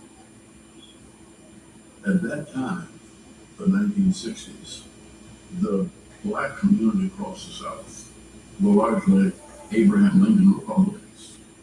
My parents were Republicans, and I was rather cynical about the Kennedy family, that they didn't know anything about people. There was a deep-seated personal suffering that we didn't know in the rural South. But Kennedy didn't know any of that. Kennedy shadowed Nixon's position on civil rights. Both candidates talked of promoting equal opportunity for everyone, but neither was willing to pledge federal power to actually enforce court-ordered integration of schools and public accommodations. As the campaign headed into its final days, though, Kennedy found a way to separate himself from Nixon. Dr. Martin Luther King Jr., the nation's most respected civil rights leader, was arrested at a protest in Georgia. They put him in chains and put him in the back of a paddy wagon and drove him 300 miles south to Reedsville Penitentiary in the middle of the night. And nobody knew where he was. Coretta King was 6 months pregnant, and I'd never seen her panic, but she was panicked by this and called me and said, I think they're going to kill him. Can't you do anything? Kennedy's brother-in-law, Sergeant Schreiber, went to see if the candidate might be willing to reach out to Dr. King's wife. Schreiber knew the Kennedy political operation wanted no part of the civil rights controversy in the final days of the campaign. He said, you know, you've been trying to figure out what you could do that would help in this situation. You can't issue a public statement, but what about calling her and conveying your sympathy? He said, Kennedy thought for a couple of minutes, and then put Kennedy in and said, that's a very good idea. Do you have her number? On the airplane, Salinger asked Kennedy, what, did you do anything when we were all out? And he said, yeah, I called Mrs. Martin Luther King. And they went wild, and Bobby was just livid with anger and fury and fear that it was going to lose a number of southern states. Bobby eventually calmed down and made a series of discreet phone calls to help free King. But Kennedy's team kept most of her maneuvering under wraps, and they did not talk up the call to Coretta to the national press. They were, however, quick to take advantage when Mrs. King went public about her sympathetic call from Kennedy. The campaign printed hundreds of thousands of pamphlets telling the story of Kennedy's kindness to the King family and Nixon's silence, and shipped those pamphlets across the country, many by Greyhound bus, to be distributed at black churches. The reaction that got the publicity was Daddy King saying, I got a whole suitcase full of votes, and I'm going to throw them for this Kennedy wall. I wasn't sure about Catholic in the White House, but he won me over.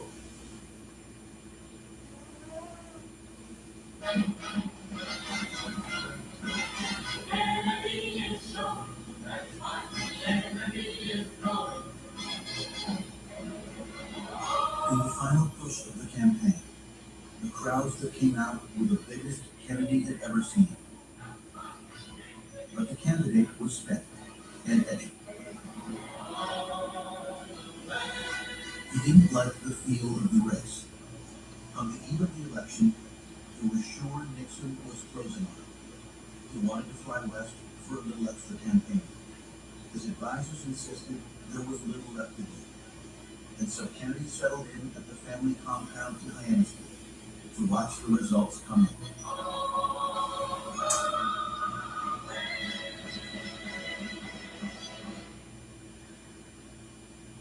The house next door, which was Bobby's house, was set up as campaign headquarters. And all the children's bedrooms were turned into research rooms. As the returns came in, it was frightening at most. There was a problem with the Catholic vote, which they had hoped would be 90%. It was 80%. But worse, traditional Democratic votes in Protestant areas were not coming in Democratic. Protestants weren't voting for Jack. They were not voting, they were voting for us. We're trying to settle here, so far about it, success, about not success, one of the closest elections in the history of the United States. And so we just waited. Nobody could eat much. And the calls were coming in from various states. Jack was over at his house. And Bob would keep in touch with him. That's the way it lasted through the night. I found him still having him inside. Kennedy didn't know if he won or not when he went to sleep that night. The press was unable to make sense of the vote totals out of Cook County, Illinois. We still have some states that are uncertain, but I have. Texas was neck and neck. Nobody could call California. So it's 6 a.m. in New York, and I don't know how long it'll be here. Nobody told us yet. Hey, sure. NBC's campaign and election reporter is now standing by at Mammoth, Massachusetts. Is Senator Kennedy asleep, you know? He's asleep, Dad. He's going to rise at 9:15. He got in the sack about 4:30. That'll give him about 5 hours. And he's going to check first thing and see if there has been any word from Mr. Nixon. And maybe there won't. In which case, he's going to stay on the air all day. When he did wake up the next morning, Jack Kennedy was president-elect. He had won the popular vote by less than 1/4 of 1%. It was very nerve-wracking. Then it was done. So we went out and played touch football. And the father came out and said, it's time for lunch.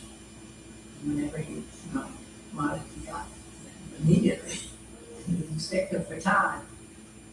Jack and I were the last ones to do it. And he turned to me and said, doesn't he know I'm president of the United States?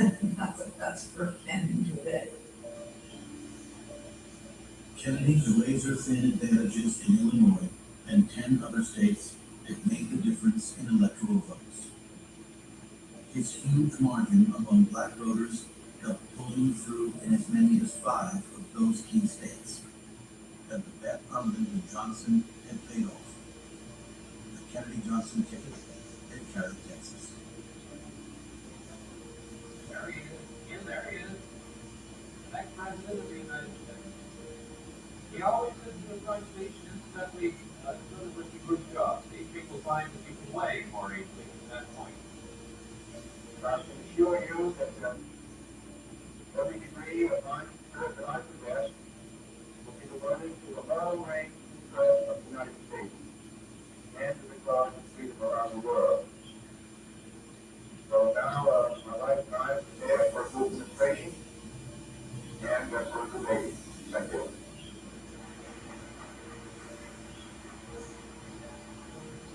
John F. Kennedy had spent the campaign of 1960 telling the American people he would be a new kind of president. He promised not just dynamism, but strength. He had promised to stand up to the Soviets and to protect American preeminence in the world. His stubborn insistence on being the kind of leader he vowed to be would make his presidency among the most energetic, the most far-reaching, the most perilous, and the most tragic in American history.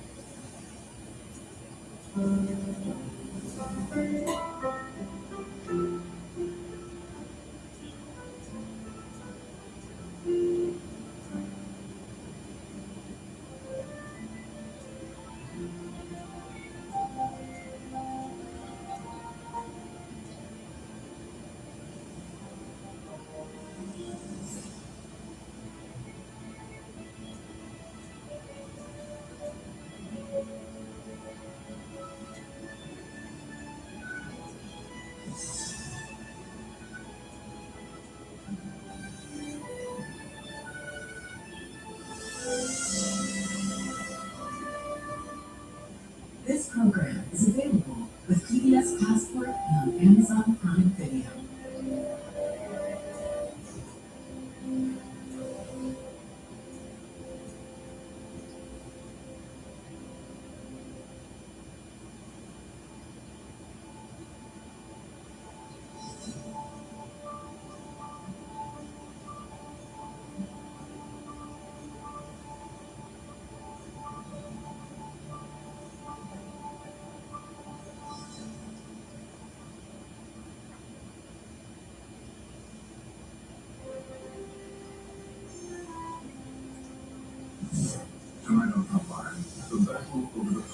presidency and a new way of looking at the Constitution.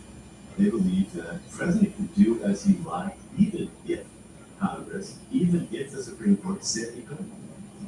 For 3 decades, Vice President Dick Cheney led a secretive and bitter behind closed doors battle to restore presidential power. He believes that the president should have the final word, indeed the only word, on all matters within the executive branch. After 9/11, there were enhanced presidential powers to detain, render, interrogate, or protect. Mr. President, it is time to have some checks and balances in this country. It's a direct showdown constitutionally between the president and Congress. The latest clash is over secret Justice Department findings, authorizing the CIA to engage in the harshest interrogation techniques ever. Mr. President, we are a democracy. Frontline goes inside the efforts to rewrite the rules to enhance the power of the presidency. Tonight, Cheney's Law.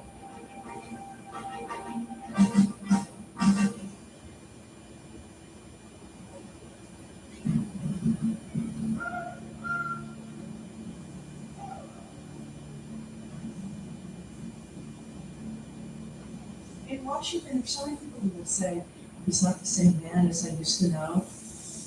There's a lot of speculation among his friends. Did he change? Did I change? What happened here? Why do we see the world so differently when we once saw it so similar?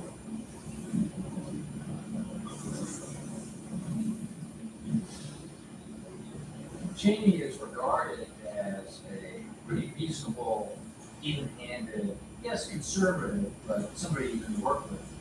What people miss is that he's absolute fanatic about executive power. I would solemnly swear that I will support and defend the Constitution of the United States against all enemies, foreign and domestic. So help me God. Congratulations. Right around Inauguration Day, Dan Quayle went to see Dick Cheney, and he said, you know, Dick, you're going to be doing a lot of traveling, going to a lot of funerals, a lot of fundraisers. You're going to be doing things that presidents don't want to do, and your president doesn't want to do. And Cheney just looked at him with that little half grin and raised his eyebrow and said, I have a different understanding of the president. The understanding was that the vice president would be the central player in the new administration and do everything he could to enhance presidential power. They came in spurred by Dick Cheney to have an enlarged sense of the presidency, to have a penchant for secrecy, to basically have a view that the Congress, in effect, works for us, not with us, that we're the lead branch, not a co-equal branch. And from the beginning, the vice president set aside secrecy. Vice President Cheney is an extremely secretive public official. He himself doesn't write things down, doesn't use email, because he doesn't want to even raise the possibility his actions could someday be exposed, which would then constrain what he wants to do now. Executive privilege was also issued in the vice president's Through the years, Cheney's penchant for secrecy would cloak bold assertions of executive power and broad claims of executive privilege in an ongoing war with Congress. Cheney had learned some hard lessons early in his political career. He has been watching presidents for 3 decades. It began at the end of the Nixon administration. 33-year-old Dick Cheney saw it firsthand. He viewed the searing moments of the Nixon administration, which he was there in the front seats for, as a diminution of what the president ought to be. Then in 1975, he became President Ford's chief of staff. Dick Cheney was then in his mid-30s.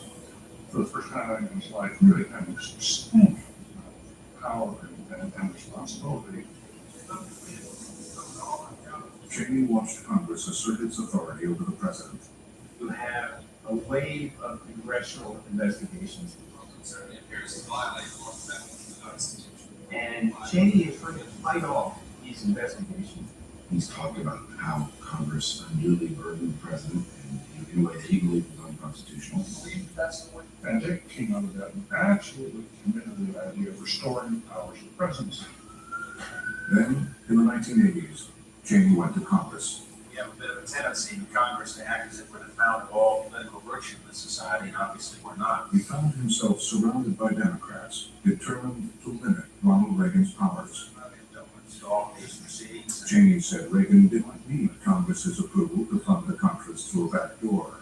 It's perfectly acceptable for the president to encourage the cause of Congress.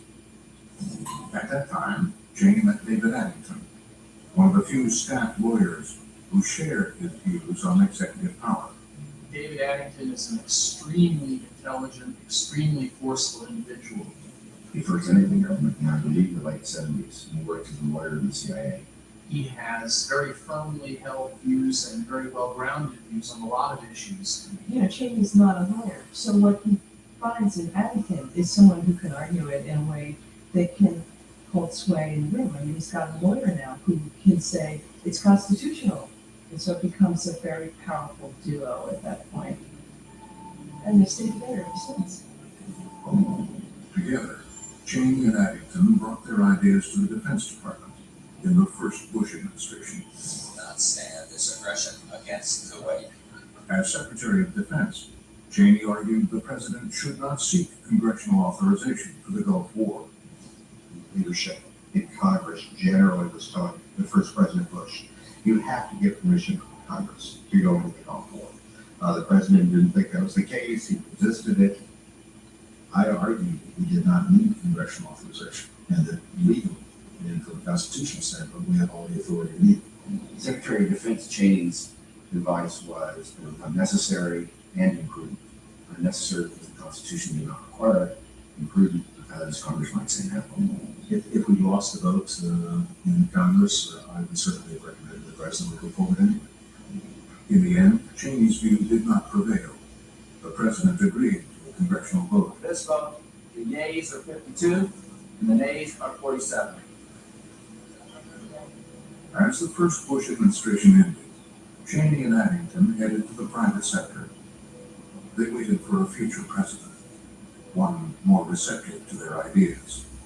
David Addington, Dick Cheney are true believers in what they're saying.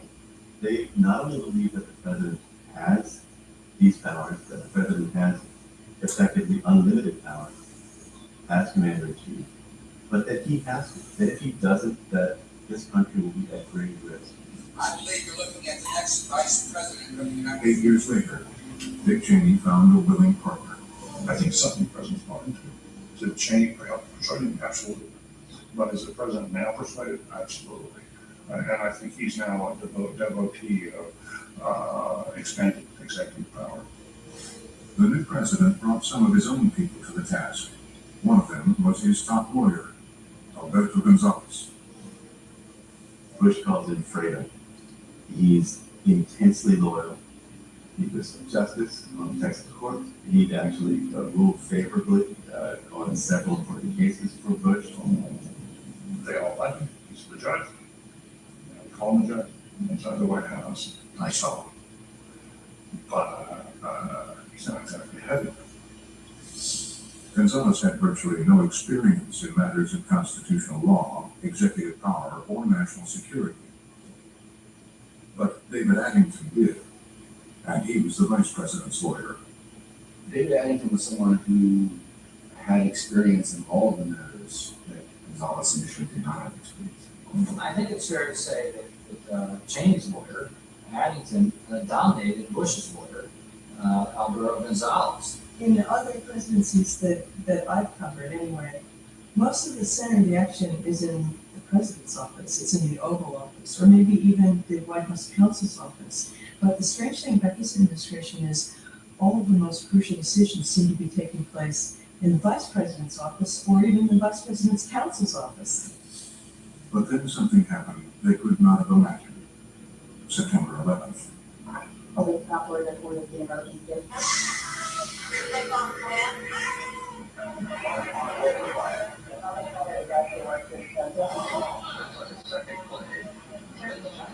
That would be informative. I think 9/11 is a moment of preparation, meeting opportunity. After 9/11, essentially, it's a whole nother world. The Secret Service took the Vice President to a secure room deep under the White House. Meanwhile, the rest of the staff was hurriedly evacuated. One of them was David Addington. David Addington was evacuated, so he started walking home, back across into Virginia.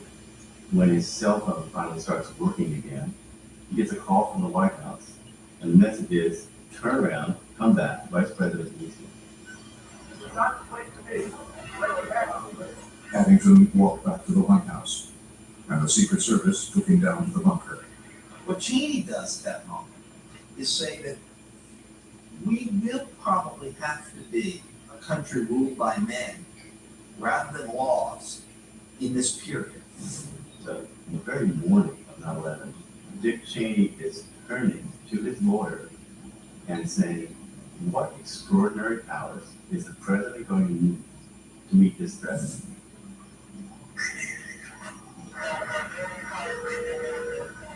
They wanted to gather as much power for the president as possible. They would need the legal backing of the Justice Department. The first calls were critical.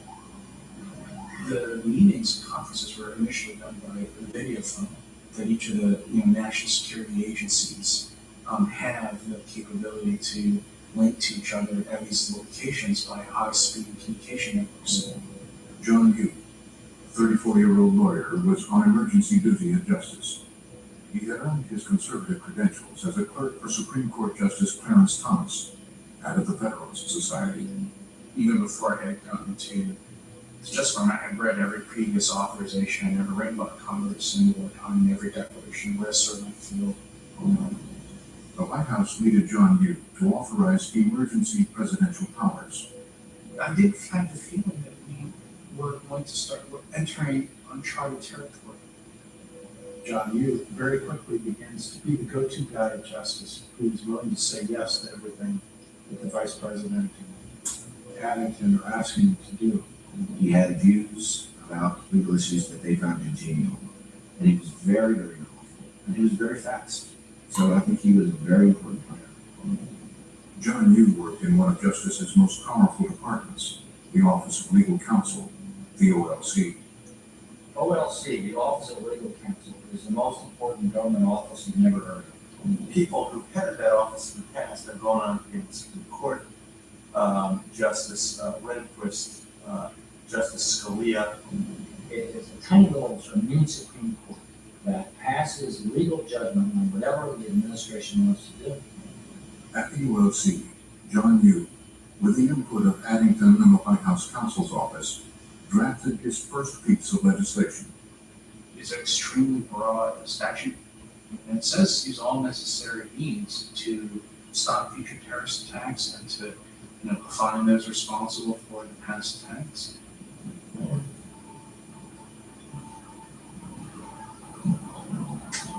On Friday, September 14th, with John Yoo's proposed legislation in hand, the administration reluctantly made a political gesture. They asked Congress to approve the measure.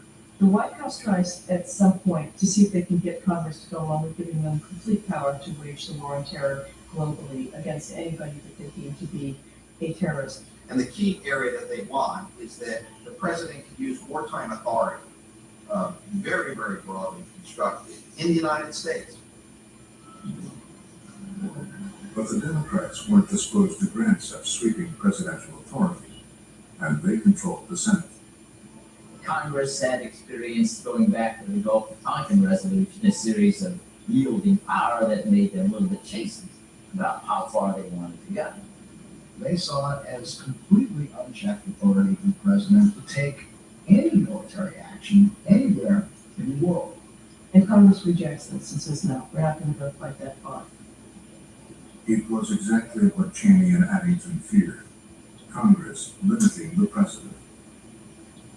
And so Cheney and Addington and others sit down after that and say, well, we shouldn't have to go to them. We're in a state of emergency. We need to do what's needed. The White House then secretly asked the Justice Department for another legal memo.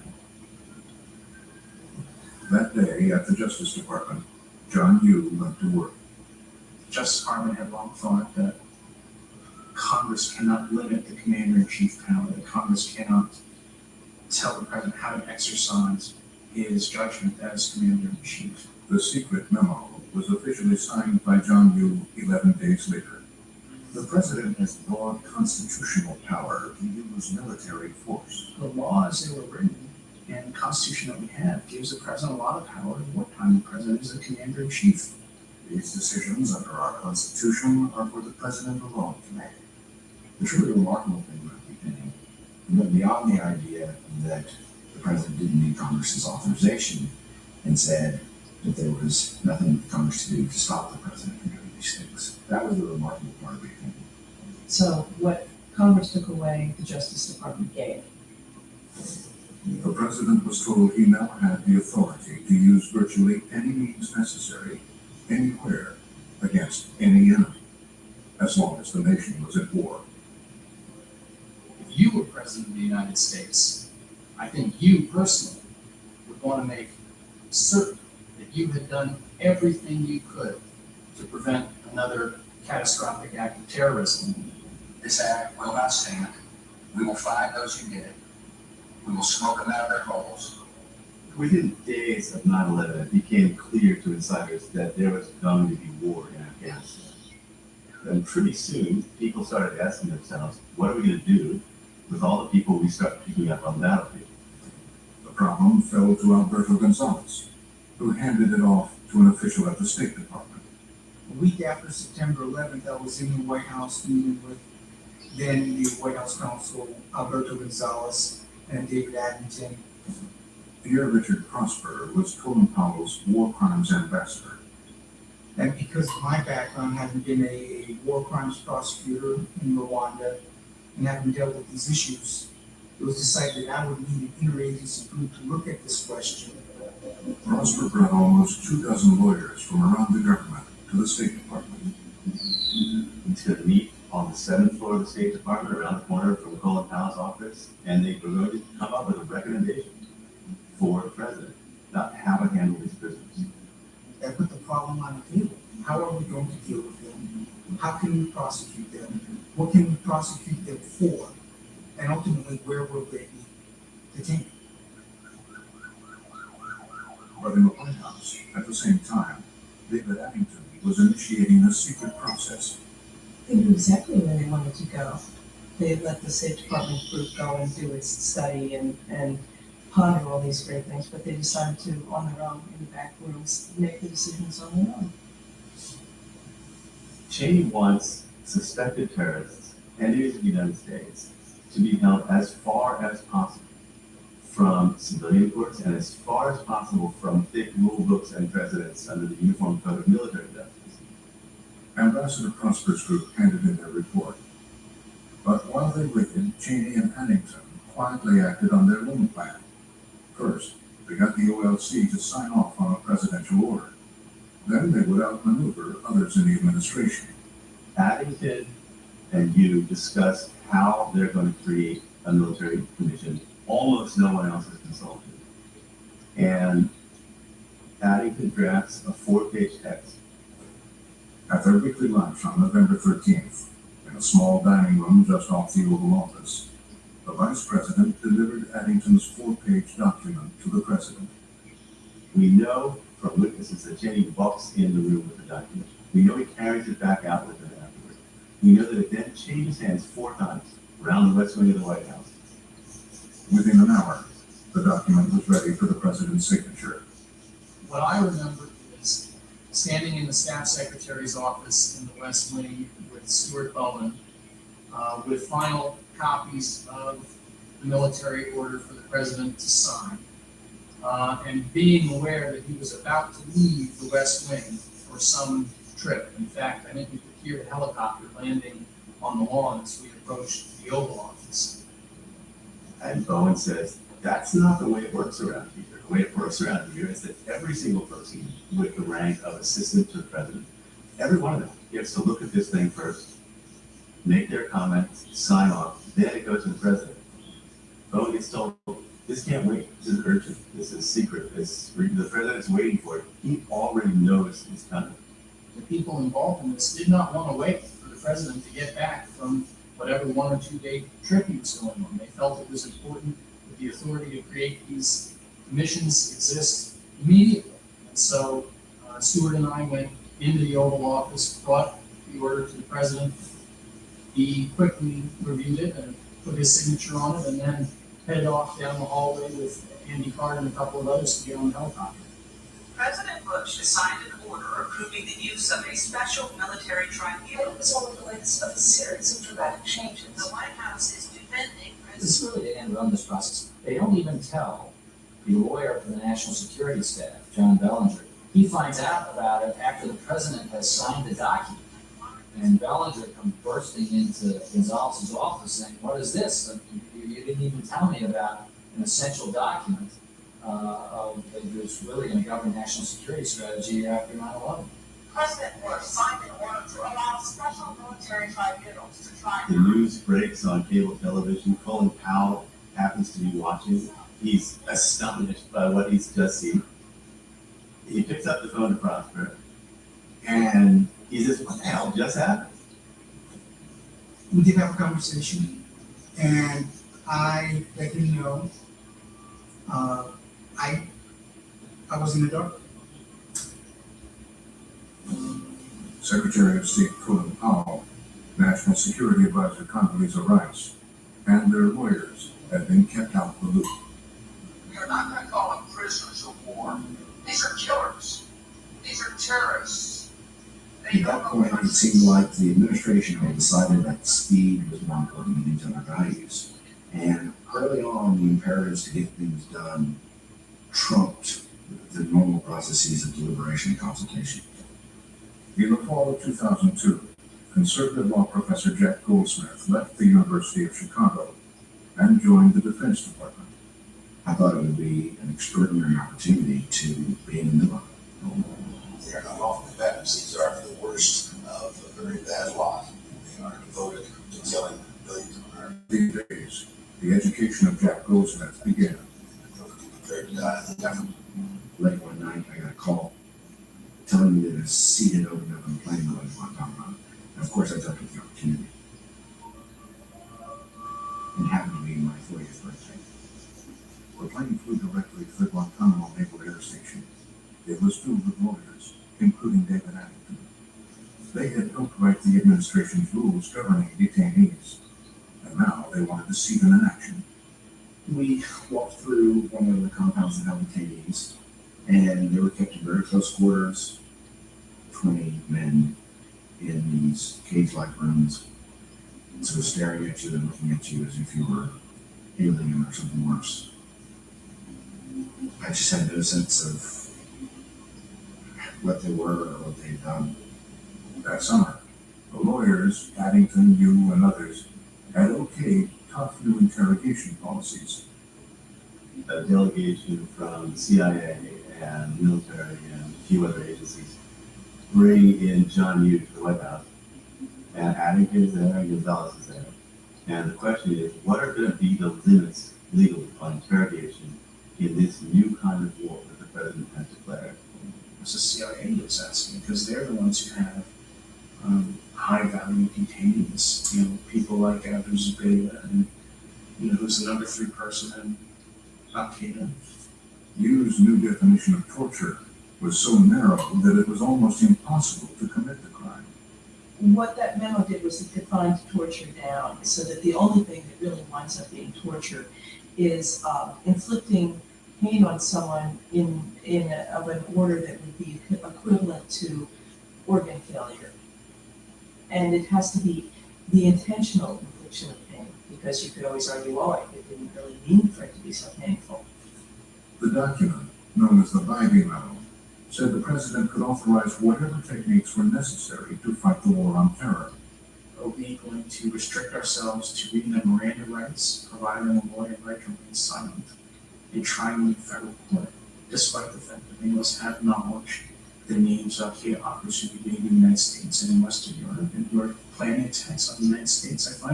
I don't find any reasonable alternative being proposed by critics. And I think it's incumbent in this kind of war that we're still in the middle of, that people who want to pursue different policy come up with what that policy ought to be. The same day they flew to Guantanamo, Jack Goldsmith and the lawyers also flew to see other detainees, American citizens, being held solely on the order of the president. In South Carolina, Jose Padilla. In Virginia, Yasser Humby. Both were being held in solitary confinement with no access to lawyers. I was just moved at the time to think that there's something not quite right about this. Even though we have legal authorities to detain people, maybe this isn't the right way to go about it. Circumstances and conditions of detention should be different.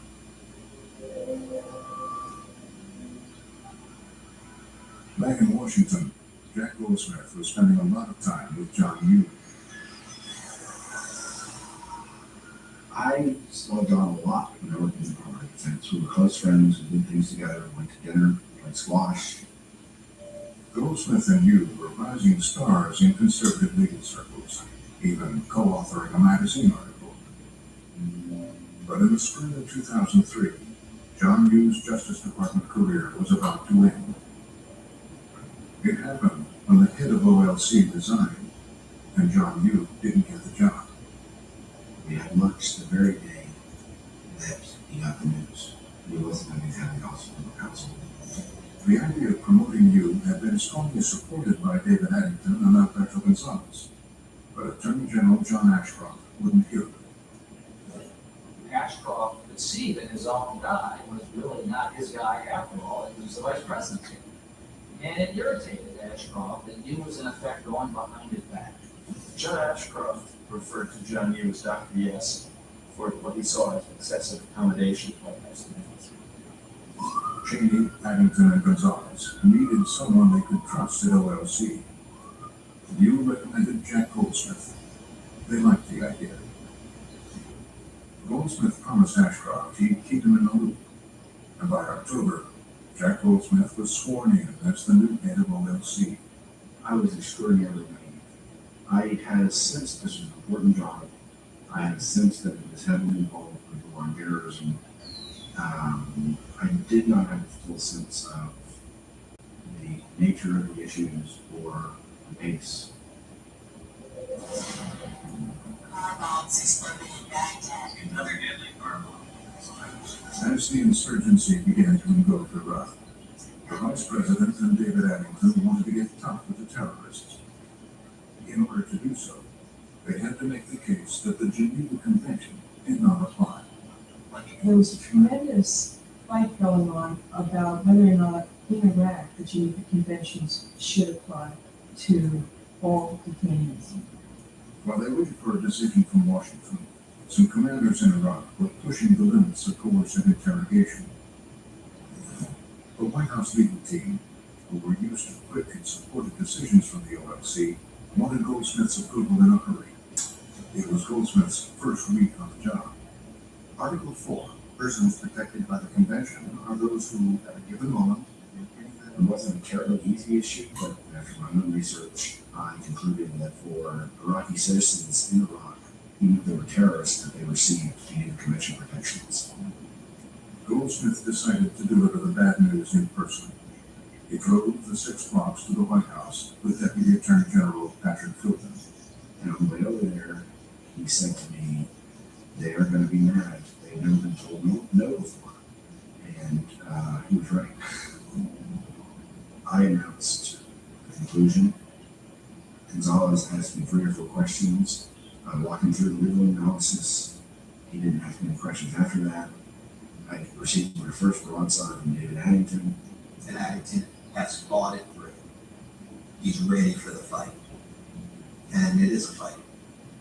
Addington angrily argued an earlier presidential decision denying al-Qaeda Geneva protections should apply in Iraq.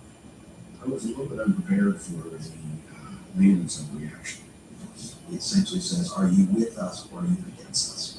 They're both very, very smart and very, very stubborn. But neither one of them would ever climb down from a firmly held view. And Addington was well known for his temper. He's very gruff and incredibly forceful behind doors in meetings. He can go from mild to high pretty quickly. And he's sarcastic, and he makes effective use of sarcasm and his own great intelligence and his ability to put people down, to wield a pretty sharp knife in small meetings. And he acted with the implicit blessing of the vice president. So all of these things gave him a very, very forceful presence. But most of that Nixon's power vis-a-vis me was basically in the bluster and the yelling and the bringing arguments to my attention. Addington and Cheney were forced to comply with Jack Goldsmith's decision. The Geneva Convention would now apply to all Iraqis. Back at the Justice Department, it was time for Jack Goldsmith to be shown the most closely held secrets. He's handed a stack of letters that John Yoo has written, authorizing and permitting all sorts of government activities.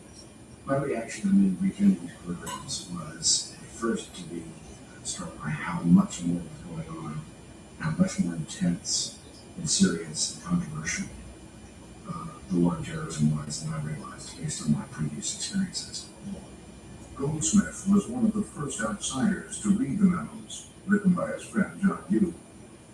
To his surprise, they placed almost no limits on the power of the president. I knew that there were big problems. I thought that there were errors in some of the legal arguments, sometimes bad errors. I thought that there were extravagant and unnecessary claims of presidential power. We took a look at a few things that had been authorized and basically said, oh my God, I cannot believe they're doing this, and said, you gotta stop right away. One of the programs was authorized by John Yoo right after 9/11. It was the centerpiece of intelligence gathering in the war on terror. It was very closely held secret. It was very, very, very few people in the Department of Justice knew about this. They called it the crown jewel. They began to spy on Americans in an unprecedented way, in a way that they never had done before, by creating a special program to eavesdrop on Americans without warrants, on their international phone calls, and also by mounting a massive data mining operation. The data from billions of telephone calls and emails were being captured by the National Security Agency. But in the 1970s, Congress had prohibited such activities without the approval of a special court. The initial justification legally comes from yet another memo by John Yoo, in which he says that Congress may no more regulate the president's gathering of intelligence. Get these men into custody now! Why aren't these animals all in custody? And they're still at large on the thing he's raped Americans with more hideously than any bunch of men have ever raped a populace. The program was top secret when Jack Goldsmith decided to release. Why is the beast still not in custody? Why is John Wayne the beast pig, the animal gang rape, the lowest man and bunch of men to ever shake the lowest a uniform has or could ever shake or in office? The incredible film. You need to get the gang rape Gacy's sexual assault device away from him. You understand that? All of this. You need to get the idiots that some freak hired into custody or something on all that. Okay, these men are literally morons.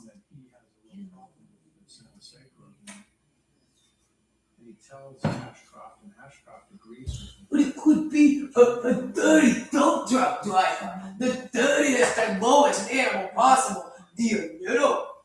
No, okay? And they don't feel that when they don't do that, they do that, they do stuff in there, and the dirty. Do you realize how badly these beasts have raped the populace? Do you realize how badly these men have destroyed their country? No, very much so. Do you realize what letting men as low and as bad as these into things has done? Day one, as soon as these incredibly low white trash got out. And decides he can't reauthorize it the way it exists. But Addington, Cheney, and the president fought back. Alberto Gonzalez and Chief of Staff Andy Card went to Ashcroft's hospital room. Deputy Chief of Staff Jim Foley gets gets word that Bertie Gonzalez and Andrew Carter are on the way to see Ashcroft. And Comey gets his card, his security detail, and they rush to the hospital to try and beat him there. It was the evening about 8 o'clock. I got a call from the Justice Department Command Center. So I rushed to the hospital, double parked, ran up the stairs. Ashcroft's own wife doesn't want the White House men to come barging in there. He had tubes going in and out of him. He looked ashen, and I actually thought he looked near death. I thought he looked just terrible. In walked Alberto Gonzalez, White House counsel, and Andrew Card, President Chief of Staff. They would have to know that a healthy John Ashcroft would oppose them. They would know that. Judge Gonzalez had an envelope in his hand, and it became apparent that he was there to ask the Attorney General to authorize this program. Attorney General Ashcroft kind of lifted himself, he arose from the bed, and lifted himself up and gave about a 2 or 3 minute speech or talk address to Gonzalez and Card, in which he basically, I can't get into the details, but he showed enormous, unbelievable clarity about what the issues were and what was going on, and he explained why he also would not approve the program, and he read them a bit of the Riot Act, and then he said, at the end of all this, he said, in any event, I'm not the Attorney General now, Tim Comey is. Because Tim Comey is the acting Attorney General. And with that extraordinary performance, and it was just an amazing, one of the most amazing things I've ever seen in my life, because he went from seeming near death to having this moment, this amazing moment of clarity. And he just, again, receded into the bed. And I really worried at that point that he was going to expire. And I mean, it looked like he gave it the last of his energy. It was an intense, unbelievable scene, and Gonzalez and Carter quickly left, and that was the end of it. The next morning, at the urging of his inner circle, President Bush reauthorized the program on his own signature. At the Justice Department, Jack Goldsmith prepared his letter of resignation. I had drafted a resignation letter and was prepared to resign. And I was sure I was going to resign that day. It was inconceivable to me, based on what had happened the last 2 days, that I wouldn't resign. As many as 30 other Justice Department employees also threatened to resign, including James Comey, John Ashcroft, and even Robert Mueller, the director of the Federal Bureau of Investigation. Bush views Mueller as a warrior in the war on terror, in the battle, just like Bush and Cheney are. But for the rest of them, he sees as lawyers. You know, guys who watch the battle. So when Mueller said, "Ooh, this is about rule of law and this president." You've got to get the device thereof. It has literally, do you understand how badly that thing raped this country in the 90s? And what the hell is it? It's what I was because Tony, the mentally retarded man, the dirtiest, lowest class man that could ever happen. With Biden's communities. Because the Tony gang rape, the beast pig Casey, was put in the lowest a uniform could ever see. The crimes committed by these animals while wearing it. How badly did that everybody say? That thing must have raped the nation more hideously than anything has ever on the same level. Whoever was on the other end of that thing, on your stalking devices in Boca Raton, Florida, in Singapore, and places like that, I'm positive that thing used to cruise the goddamn airway like the most evil son of a goddamn thing to ever crawl out of the sewer. There has never been a lower bunch of men than these men. You have got to get them. It's a much more modest sounding, although it also has a critical footnote that says, by the way, everything we've been doing up until now, we still think is legal. Well, we have identified various disagreements with the August 2000. There has never been a lower bunch of criminals than the men who are on the technology these animals are on here. That goes for the other groups of men you bring into communities that are incredibly, hideously low criminals. The rest of your incredibly criminal corruption, you have got to get in to custody. Now, it is incredibly dangerous and evil men. No. You believe it just fine, so does everybody else.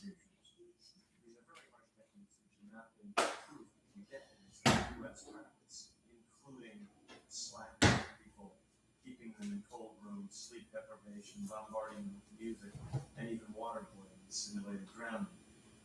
This opinion, we're told, gives expansive approval to the combination of those different tactics. Stephen Bradbury passed his trial period. The president nominated him permanent head of the Office of Legal Counsel.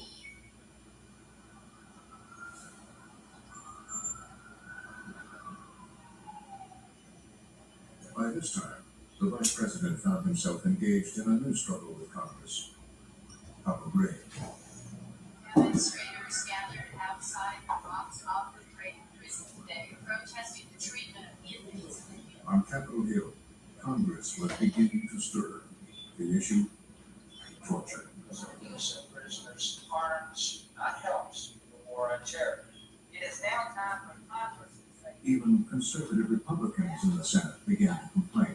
Congress has been AWOL when it comes to the war on terror in terms of interrogation, detention, and prosecution, and we've done it in a way to weaken our nation.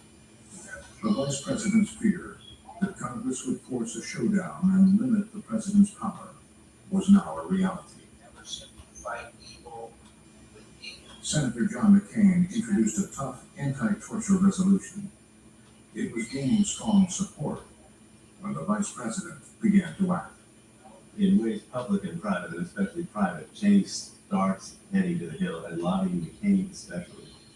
There was a lot of legal hardball going on and arm twisting, in which they were going to loyal Republicans and saying, if you prohibit us from doing these things, people will die. For those in Congress who believed the executive branch had gone too far, torture was just the kind of issue where they could draw the line. This isn't about who they are. This is about who we are. The president threatened to use his first veto ever, but in a 90-9 vote, the Senate rebuked the White House. President Bush is forced to retreat. They were just on the damn airwaves. They were on the airwaves. Really, yeah, they're hideous predators. Really, yeah, we think they're all over the world too, around the American school.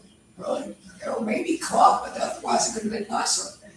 I mean, they were these hideous faggots. They tried to be at the school because the school had hideous faggots, and it just did. Congress is out of town, the president's out of town, most of the press corps is on vacation. I remember the damn thing from middle school. What's happening? They were faggots. Excuse my French. They were incredibly low men, like this, I don't know. And there were these incredibly weird low men running around the school in a group. It's just a fact. In the middle school, the high school did the same thing. They liked me just fine, but just, I mean, it was not habitable. They turned it into a crack house.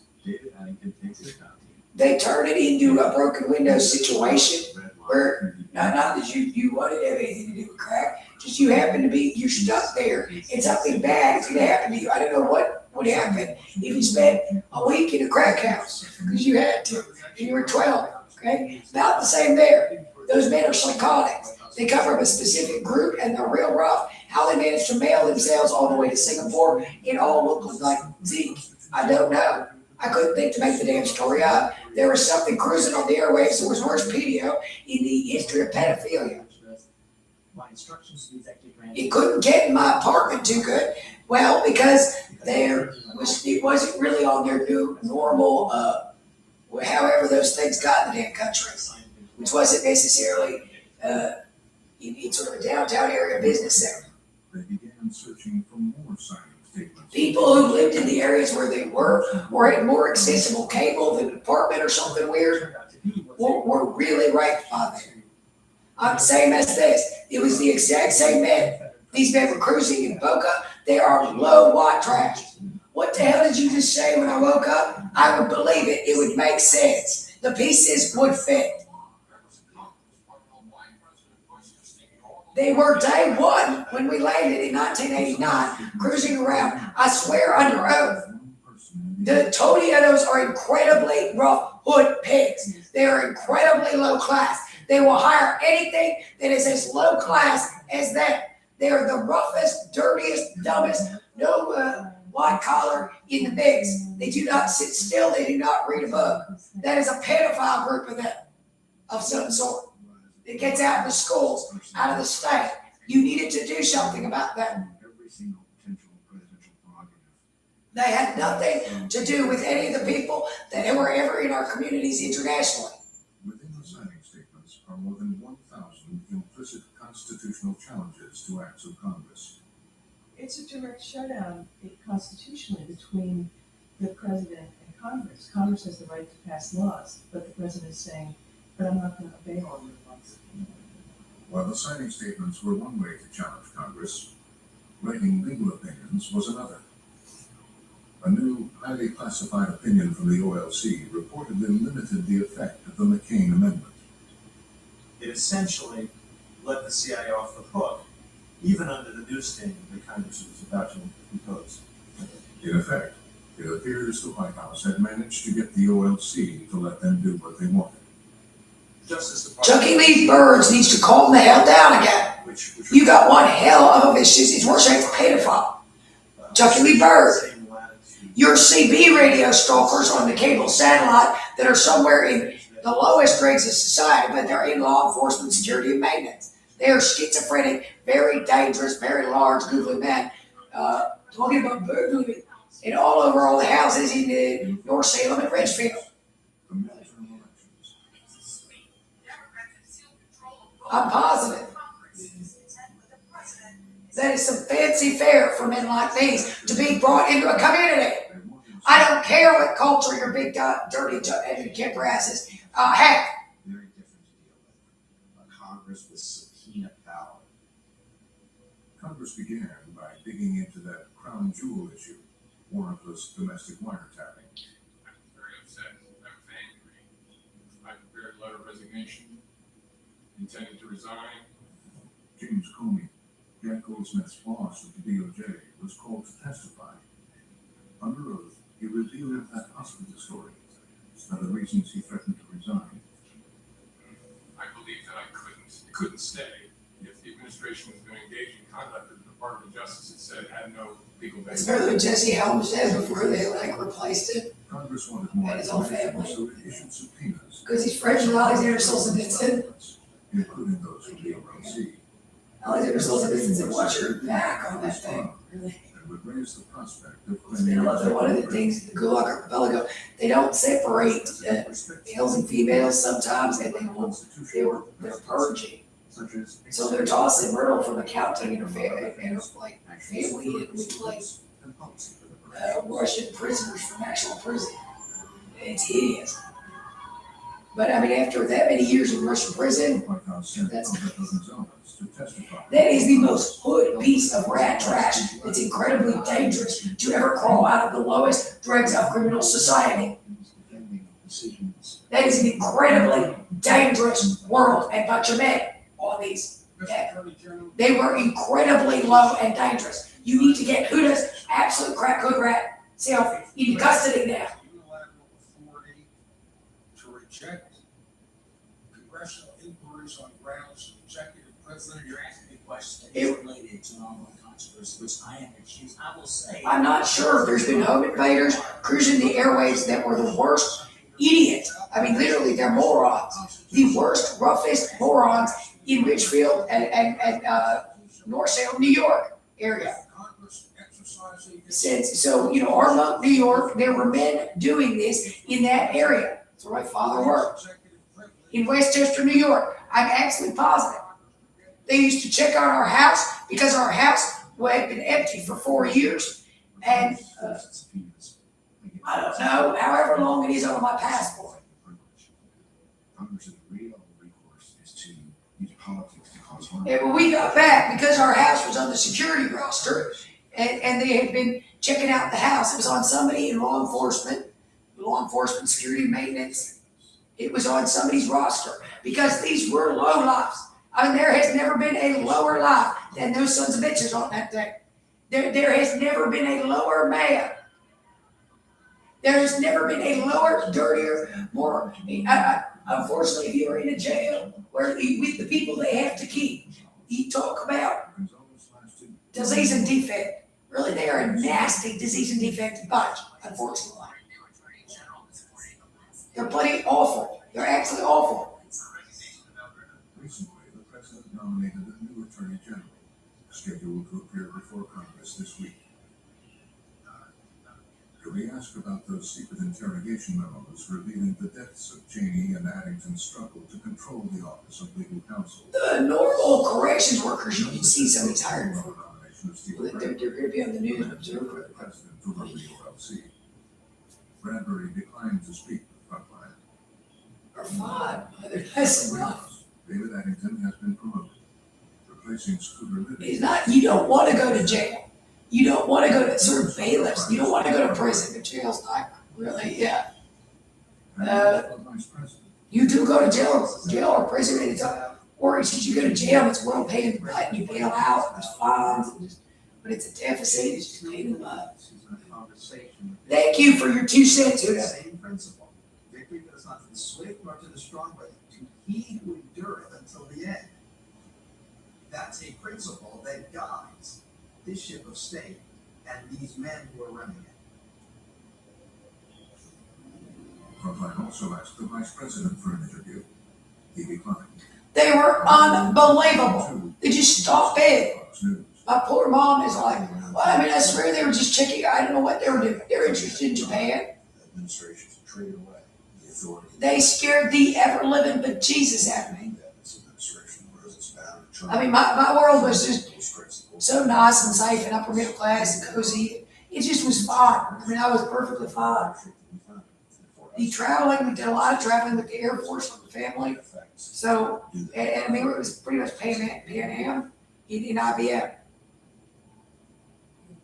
Man, my backpack full of like Randy Ram, a Lammy, and my you call it 10 grams of Sudoku books and dollar books and Nancy Drew books. And there was nothing in my world that wasn't, you know, I'm not sure. I think we were in actually pretty fancy digs in Tokyo. I mean, we were in Tokyo. I think your oldest kid remembers or something. I mean, I think my parents were pretty happy clams. You know, they were happily married, everything, they were having fun together. It was interesting. The American Club was awesome. Tokyo is very much a first world country where we were. Very much on the American Club base, on the American base. You know, we stopped the Shaws, but we still come to visit. Lived in Hawaii because they were in hospital administration for the military. And we'd stop on the way back. And we'd come back every summer for a home leave trip. I mean, it sounds like, well, my parents had, you know, good sleeping and everything else. I went to an all-girls Catholic school, international Catholic school that went to college level. That's very good, not small school. I mean, I don't know. All I know, there was nothing wrong in my world. And I had a good sense of self, you disgusting, lowest son of a goddamn criminal beast. Fat. Your mother was probably fat and skinny and slightly handicapped, but only to handicap. Fat, scary, white trash on the Tonianos at all. Also. Takes a corner.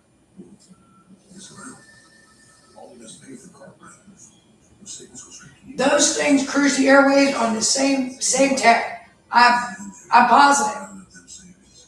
Positive. So is everybody else. We called the cops over and over again.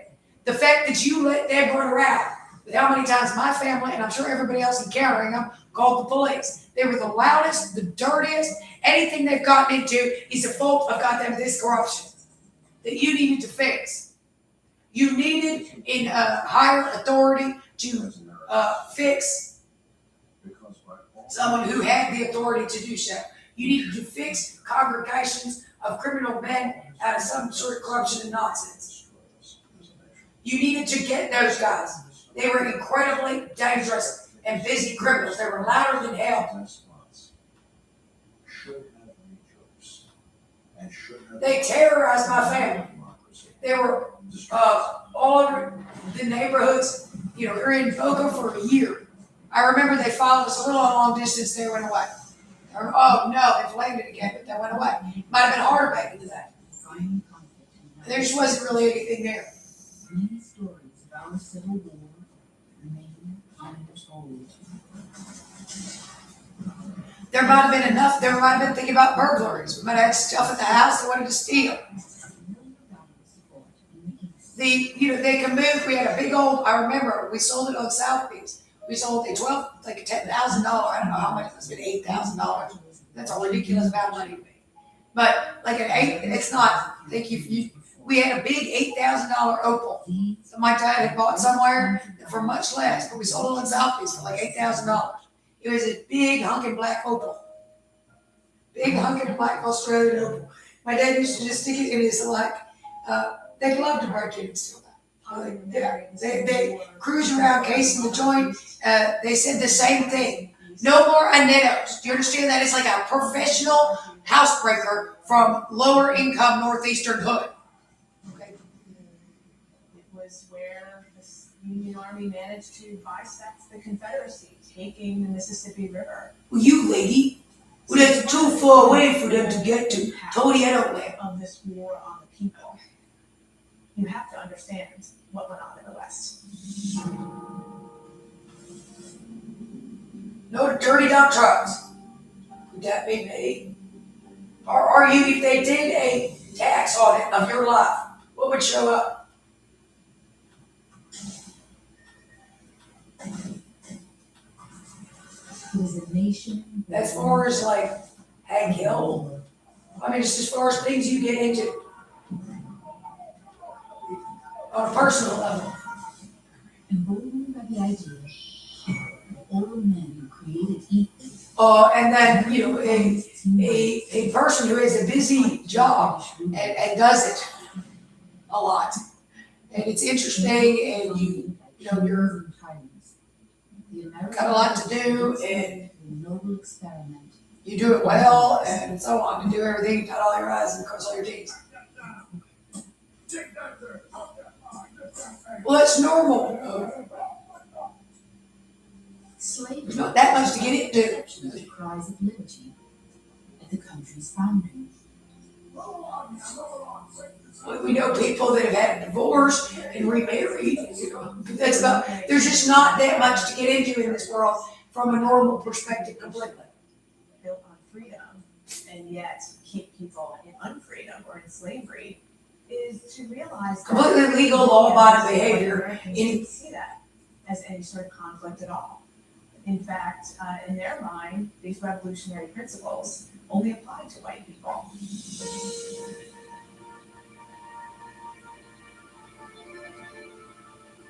The idea that all men are created equal was not a jarring contradiction for slaveholders and for most Americans in the 18th as well as the 19th century.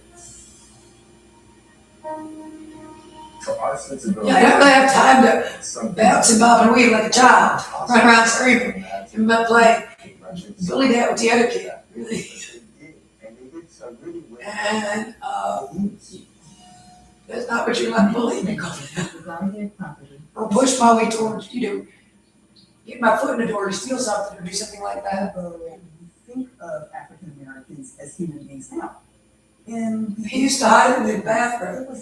We sold it. He doesn't do that anymore. They were the missing link. And I used to find his bathroom, my little ponies and She-Ra and stuff, action figures and Barbies would be playing with it. Americans could point to get in trouble for it. It was just so neat. Oh no, that's a true story. Really, yeah, it was really cool. My mother's like, just knew it was in there. We'd play next to it. You could go and touch it and have magical superpowers and stuff. Known throughout England and France as the Hottentot. Sure, definitely some of The the things things is is true. displayed on a traveling sideshow that describes her as a phenomenon of nature. Upon her death, Cuvier's autopsy report concludes that Because you're busy, you got a whole county and all the other guys to interact with and all the criminals to catch and journals to keep an eye out for. This guy's wanted, he might have a connection to this area, might come through, yada, yada, yada. Lots of stuff to do in full sentences with reading, writing, spelling, and arithmetic, and maps and stuff.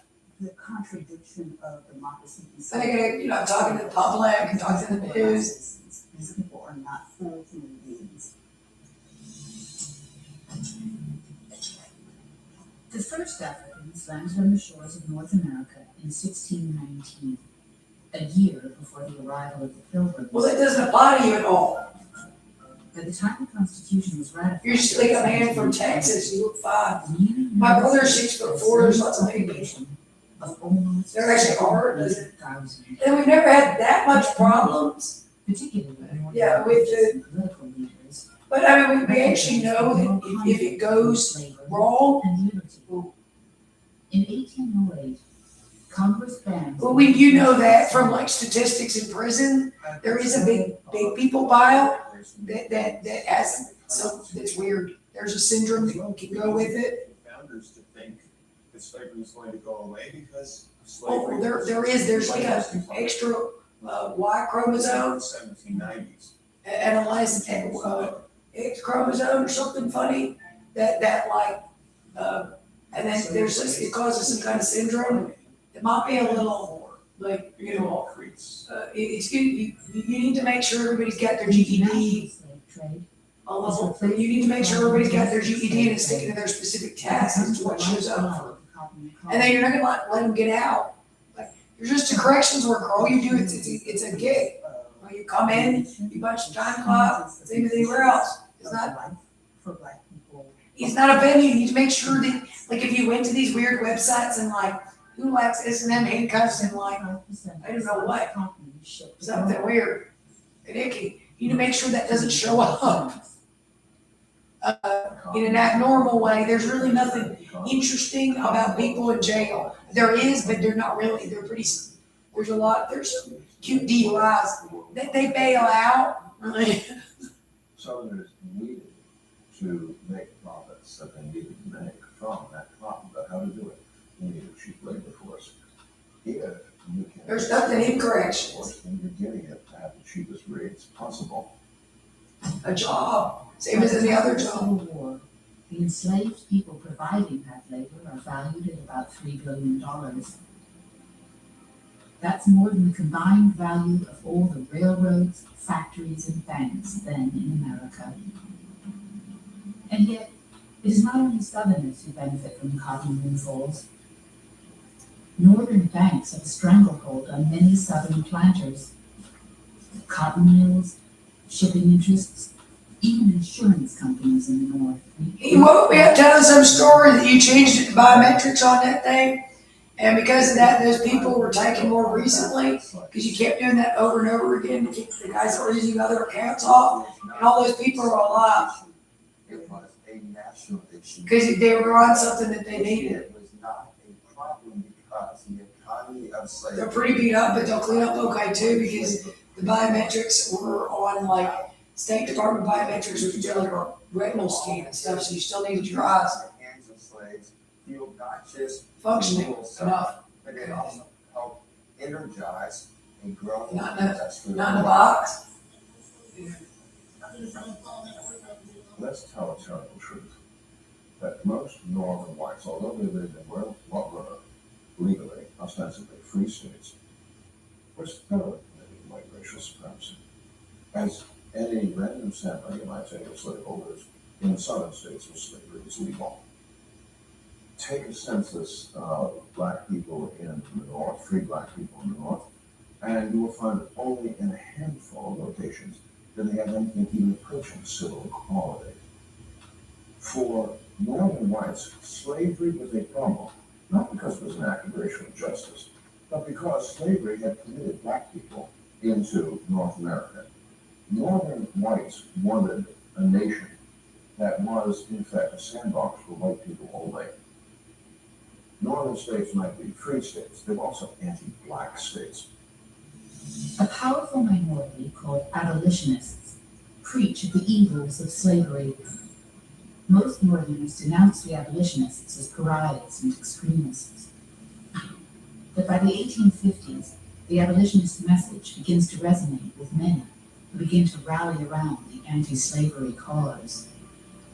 And so faced with that challenge, these Southern slaveholders begin to develop their own moral justification for slavery, beginning in the 1830s. And they start talking about slavery as a positive good, that slavery is something that is redeeming the people of African descent, and that we as Southern slaveholders are taking care of and civilizing these people. So it's a moral issue for them. It's an economic issue for them. And we also can't forget it's a social, racial issue for them. If you get rid of slavery, you get rid of the structure that is guaranteeing all white people in Southern society status. And yet the catalyst for civil war comes not from North or South, but rather West. The United States. This one has good, And this so, documentary's got good for visual. more land, for more cotton, and also for more slaves. By 1850, a nation of 13 original colonies has grown to 31 states. America It's stretches PBS. westward, not only to the Mississippi River, but all the way to the Pacific Ocean. A newspaper editor actually coined the term and said it was a manifest destiny of the United States to overspread the continent, to spread liberty. But wait a minute, what about slavery? Is slavery going to spread? Can it spread liberty? Are we going to spread slavery too? Does slavery follow the flag? Southern politicians demand not only preserve slavery, but to expand it. Political compromises in 1820, 1850, and then again in 1854 provide temporary solutions. But in the end, Western expansion disrupts the balance in Congress between free and slave states. A prelude of the bloodletting to come erupts in Kansas Territory, where voters battle over whether their new state will be free or slave. Suddenly, in 1860, a candidate is elected to the presidency who is unashamedly, unapologetically opposed to slavery. When Southerners hear this, they hear the death knell ringing for them. Abraham Lincoln from Illinois is the candidate of the newly formed Republican Party. He is elected without receiving a single electoral vote from the South. Lincoln's priority is to preserve the Union. The president-elect vows to not interfere with slavery in states where it already exists. That does little to comfort those in the South who fear Lincoln will use the federal government to trample states' rights. For white Southerners, with Lincoln's election, they saw the beginning of the end. They believed that a Republican Party committed to stopping the expansion of slavery in the territories would spell their demise. They saw Lincoln as a wolf in sheep's clothing. Lincoln is an arrow pointed at the heart of their entire social and economic system.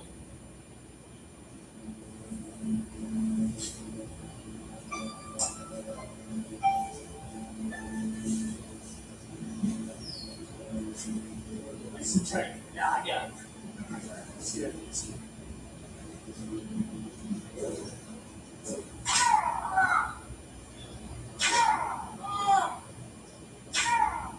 Well, there were about 3.9 million enslaved people in the U.S. in 1860, and that ended up being about 40% of the Confederate population. So that's a significant proportion. I'll tell you something right now. You remember what that last dog got up here running her mouth at me? Do you remember that? Now, if you break the Confederacy down by region, you can see that it's in the Deep South, where you see the greatest percentage of that slave population. Now you stop right there. I told you what. And so it's not really a coincidence that you see those deep southern states are the first to secede. Hey, you go ahead and take your break this time. That's what I expect out of you, boy, just wasting water. I think the last water you get today. For procurement managers, Grainger is the go-to partner that helps keep your healthcare facilities ready for patients. Because there's no time to manage orders and deliveries from multiple suppliers, Grainger offers everything in one place. From disinfectants to lighting, air filters, and more. All with fast delivery that helps ensure you always have what you need to put patient care first. Call 1-800-GRAINGER at Grainger.com or just stop by. Grainger, for the ones who get it done. Just 2 months after Lincoln's election, Mississippi, the largest cotton-producing state, joined South Carolina and secedes from the Union. Within a month, 5 more states from the Deep South followed. Jefferson Davis, who recently resigned his U.S. Senate seat, is chosen president of the new Confederate States of America. Davis agrees with the official declaration made by the Mississippi secession delegates, who defend secession by stating, Our position is thoroughly identified with the institution of slavery, the greatest material interest in the world. Its labor supplies the product, which constitutes by far the largest and most important portions of the commerce of the earth. These products are peculiar to the climate verging on the tropical regions, and by imperious law of nature, none but the black race can bear exposure to the tropical sun. These products have become necessities of the world, and a blow at slavery is a blow at commerce and civilization. That blow has been long aimed at the institution and was at the point of reaching its consummation. There was no choice left us but submission to the mandates of abolition, or a dissolution of the Union whose principles had been subverted to work out our ruin. One of the most poignant lines says, "We are thoroughly interested in maintaining the institution of slavery because it's one of the greatest benefits of mankind." And so that's an important acknowledgement of how vital slavery was, not just to the state, but also to that region, that they made no bones about it. Slavery was the central issue of the Civil War. The belief that liberty should be extended to all people, regardless of class, color, or gender, that simply is not within the thinking of most antebellum Americans and for slaveholders. They believe that liberty and freedom was actually dependent upon the enslavement of African Americans. So, for white Southerners on the eve of the Civil War, they could make the bold claim that they were fighting for their liberty and feel no remorse, feel no tension, feel no contradiction. And in fact, they thought that that liberty was dependent upon fighting and dying for the enslavement of African Americans. If we're talking about politics, the tensions that erupted, the sexual tensions and whatnot, are rooted in slavery. The economic differences were rooted in slavery. And the states' right argument, what we're talking about a states' right to do what? The southern states seceded to protect slavery. 85 years after declaring itself independent from Great Britain, America's grand experiment in democracy is about to be put to its greatest test. April 12, 1861, Charleston, South Carolina. Carrying out instructions from Jefferson Davis, Confederate forces bombarded Fort Sumter, forcing the surrender of the Union garrison the next day. President Lincoln was advised by calling for 75,000 troops. That order convinces Virginia, Arkansas, North Carolina, and Tennessee to join the Confederacy. Lincoln refuses to recognize the Confederate government and instead considers the seceding states to be in rebellion. As an Illinois congressman, When I wake up, I crick my neck. a house divided. Really, yeah, my voice is gone. Like, is there just like I'm or Lincoln must use force to unite the divided nation, or watch the United States be dissolved. There was the belief by many that, that there was Right wing. not be, There's a right-wing blackbird sitting always on there too. They're white red striped, they're super awesome. Very extended. Well, I think they're worried. Engagement, and both sides would come to their senses. Both sides believe the war would be over within 90 days. There will be little bloodshed. One politician stated that the amount of bloodshed could be mopped up with a handkerchief. So when the war begins, you have men who are fighting for preservation of the Union, and you have men who are fighting for their homes, defending it from what they perceive as invasion. Then the thing are guarding. But they had no idea. They thought that it was going to be an adventure. Be home by Christmas. All around Rosie, the rose without a penny. The sweet back of Rosie is my rose without a penny. And what they found out is they ended up in camps, dying of disease, incredible boredom, loneliness, hot, cold, punctuated by these incredible conflicts.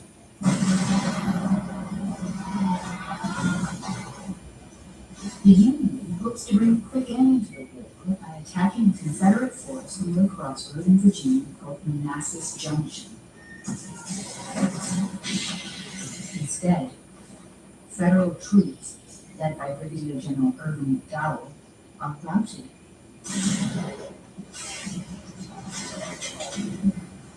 The Union force scurries back to Washington, only 30 miles to the north.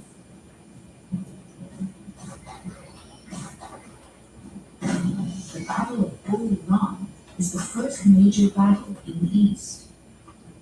But Union leaders realize that the ultimate defeat of the Confederacy means taking the fight beyond the Appalachians.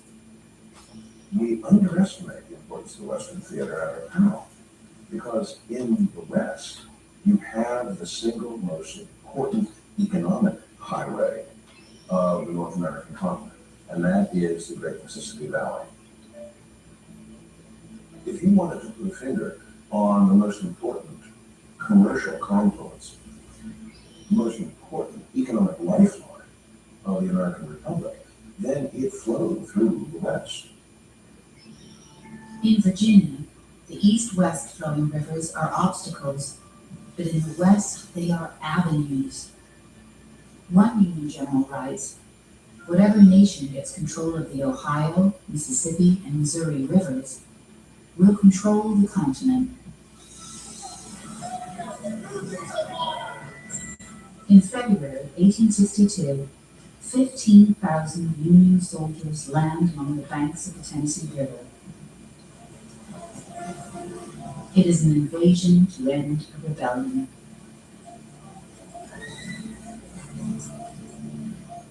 The 652-mile Tennessee runs parallel to the Mississippi further to the west. It cuts through the heart of the Western Confederacy, from the Ohio River through the crucial border state of Kentucky and into the state of Tennessee. For nearly 200 miles, it even flows through northern Alabama. Like the Mississippi and Ohio rivers, the Tennessee is wide enough for transport steamers to quickly deliver troops and supplies. For the Union, this campaign will be a test for the Navy's ironclad gunboats, state-of-the-art warships.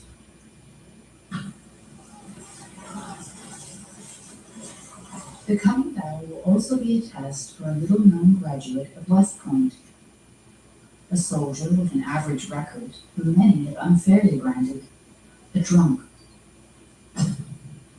General Ulysses S. Grant is the unlikeliest of heroes, yet he will emerge from the West as the greatest soldier and general in the entire Union Army. Grant's orders seized 2 strategic forts guarding the Confederate interior. Fort Henry overlooks the Tennessee River. 12 miles east, Fort Donelson guards the Cumberland, a river leading to the Tennessee capital of Nashville. Those forts are important because it was hoped by the Confederates that they would stop Union gunboats, Union riverboats carrying troops and supplies, from penetrating farther up the Tennessee River and up the Cumberland River. On February 6th, naval gunboats pound Fort Henry into submission. But the Confederate defensive position at Fort Donelson is much stronger. 2 river batteries containing more than a dozen heavy guns point northward toward a sharp bend of the Cumberland. On February 14th, Union ironclads fire hundreds of Iron Valentines into Fort Donelson. But this time, the Navy is decisively repulsed. Meanwhile, Grant's force of 27,000 moves overland and approaches the landward side of Fort Donelson. Grant later summed up his idea of the art of war in a rather pithy way. He said, get at the enemy as quick as you can, hit him as hard as you can, and keep moving on. The next morning, Grant's art of war philosophy is put to a serious test. Confederates inside Fort Donelson attempt to break out and bust through Grant's lines. After furious fighting in ravines and the steep terrain surrounding the fort, Grant forces the Confederates back inside Fort Donelson. Confederate Brigadier General Simon Buckner asks for terms of surrender. Grant's response: unconditional and immediate. I think what this unconditional Go away. demand tells us about Peacefully. is his determination. We've got a general here. He's not going to fool around. He's going to prosecute this war, and he's going to end it in a way that it ought to be ended. At Fort Donelson, 12,000 Confederates surrender, and the Northern press anoints a national hero. But Grant, with his initials, U.S. Grant, unconditional surrender Grant, it came together brilliantly. Ulysses S. Grant's victories, Fort Henry and Fort Donelson, they captivated a northern nation craving good news, especially in the wake of what had happened at First Manassas. Just 9 days after the Confederate surrender, Nashville, the capital. It electrocutes you so bad on that setting or something on that thing. Really, he said you need to calm down with the electrocutions. I'm like, Of the lower Tennessee River, the strategic pathway leading into. I got all these weird marks like underneath my skin that look like electrocution marks. All electrocution marks on like TV. On TV on the when you Google it. In Mississippi. When you search it, internet search it. I have to wonder how soon Confederates in deep South states like Mississippi and Alabama thought that they would have Union troops on their soil. March 1862. The Federals lease a fleet of steamboats to transport Grant's troops deeper into Tennessee. It's a very normal day. I'm in my nice apartment. I get up, I check the news, Everything an army needs to go to work. campaign. A journey requiring weeks. I do. I go work. There's all these part-time jobs at Target, which is The Union forces unload at Pittsburgh. so you get your part-time job at Target, you go for a job, jog. You and your mom are going to that tea house in Ocala, or you have a trip planned for Epcot when it's a little less sunny. By early April 1862, Grant's force of 48,000. You're interacting with other people in the meetup group. I mean, it's just nice and happy and by yourself in the hours of the day. There's enough of them without this going on. Day is insane time. Camp over 2 miles from Pittsburgh Landing, near a simple Methodist meeting house named Shiloh. Roughly translated, the Hebrew word Shiloh means a place of peace. Grant's mission: sever two vital Western Confederate railroads which intersect the small town of Corinth, Mississippi. A lot of the federal high command will talk about how we have to go down to Corinth. C.F. Smith talks about we have to root them out like you would a badger out of a hole. Running through Corinth is the South's only complete rail connection linking the Mississippi to the Figure out, Atlantic. it's none of your concern, but it would be It's it's a funny part of it. So It's just that whatever is going on, that's actually what I'm going to do. That's actually something to do because it's something to do. That if the Union captures Corinth, That's how it works. there's control of those railroads. Your supply situation is difficult, your movement of troops is difficult, your railroad system, which isn't very good anyway, is going to be even worse. That's correct. You got, if there's a regional management job for Chick-fil-A or something that comes up like Justin's mother or storage, forward to attack him. that's fine, that's a full-time job. General Albert Sidney Johnston Well, like, maybe that's why there's a of part-time the Confederate Army. President Jefferson Davis boasts, I mean, the if full-time jobs Johnston are was not a general, reasonable, then we'd have no general. reasonable for full-time For jobs. Johnston, it is a race against the clock. He has received intelligence that more Union troops will soon be joining Grant at Pittsburgh Landing. Just a nice day. Overland from Nashville to Shiloh is a second Union Army. A very nice house. 35,000 Have to live in, everything's fine. General John His Harvey's apartment. orders. There's nothing to worry about. Too much, everything's fine. Just live here. Is to get one in fact, this is not right. Well, I'm quite, you know, I'm a, If you would like. you know, for example, I don't know where this man's from. He apparently likes history and he lives in Pennsylvania. It's his house. He lives in this apartment. He lives in this house. Surprise and turn Grant's left His flank. mom and dad. Cut off his line of retreat to the Tennessee River. Pin his army against the swampy lowlands of Owl Creek. His sister and her husband, the kids are going to visit and they're gonna go watch it. Whatever. This The is in Confederate Pennsylvania. advance toward Shiloh is troubled from the start.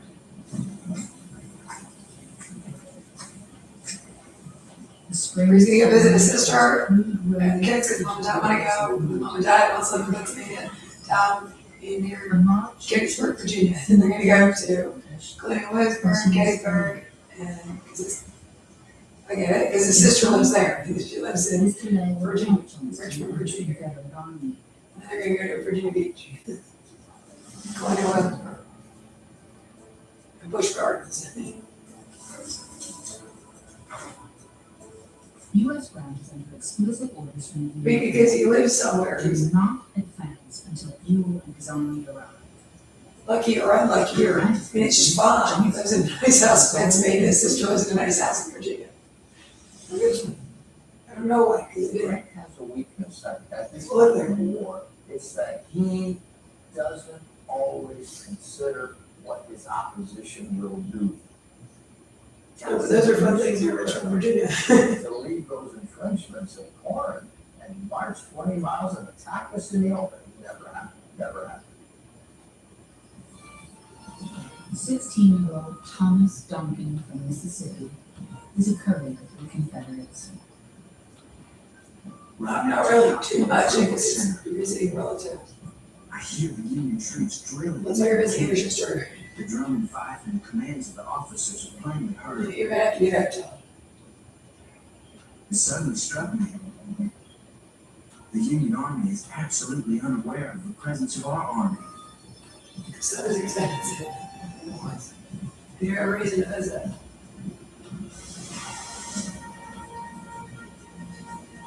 It's folksy. Not really, it's just, you know, a normal day that all the people go by in cars that are driving, it's just an ordinary day. Large groups of Confederates lead dismisses them. Which is why they look parties.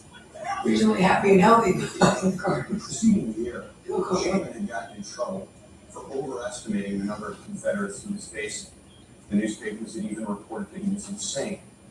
You can be, well, unfortunately, yeah. In days leading up That's to it. the battle, Sherman was very determined. Without you, I'm not sad or sick. Yeah.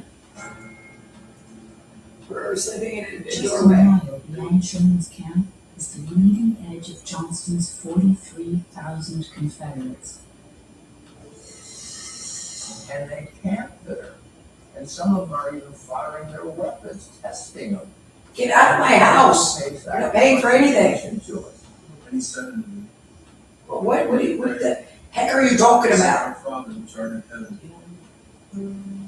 hallowed be thy name. Thy kingdom come, thy will be done, as in heaven, so on earth. Yes, you owe myself, my father, damages.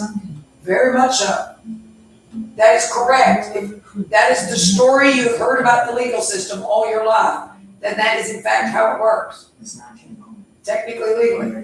Whatever anything is doing otherwise, if it is what it is, which will come out in court anyway, it's supposed to. If you're demanding damages for something, but you need to calm these guys down because you owe every single one of their victims a lot of money in damages. Well, that happens. It'll be like, where you see these things where it'll be this like $10 million settlement or something, $15 million settlement. That's going to be here. Unlike his superiors, Peabody believes the Confederates. You owe every single one of the people whose home you invaded completely criminal. You are not allowed to enter the premises. You are so hanging out on that thing. Yeah, you turn the house into a what do you call it? Like a Saw 3 escape room of death, of sexual assault and home invasion, and pedophilia, with your nasty, shady, inaudible noise tech and body scanning and just whatever you're doing over there, which is in fact what you're doing. Please believe it or not, schizophrenic criminals turn your house into a Saw 3. They've had this ability for years, and they've used it to do terrible, terrible things. I think they will rig locations with this stuff, like hotels or something. I'm not, I guess, I don't know why. I'm not really sure.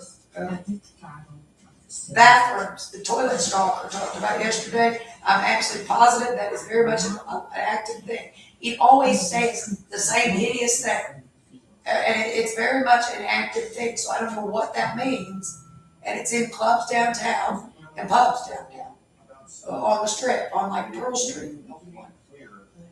On the Union side, that They've had those, that's been the same for years, I'm absolutely positive. Now, there's no kind of ghost that lives in a toilet, it's just that's how ghosts work. That likes pub toilets. He says to his men, today we must conquer or perish. Sometimes there's a lot of dude on it. It might be a certain kind of like thing you activate on a cable box or something weird. That maybe takes some doing of it. So once it's activated, they hang out.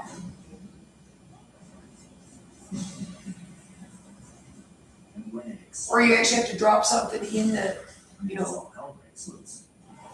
bathroom. You'd have a maintenance guy put in that, they can't put them in light sockets, can they not? Or something weird. That's probably where stuff is. I'm not sure. I should check and see amount of money that's the fundraising. Is General Benjamin Prentice.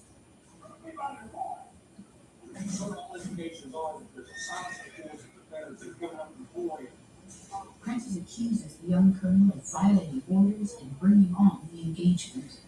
Well, that's why Mark Twain National Forest and see the other side associates with Texas.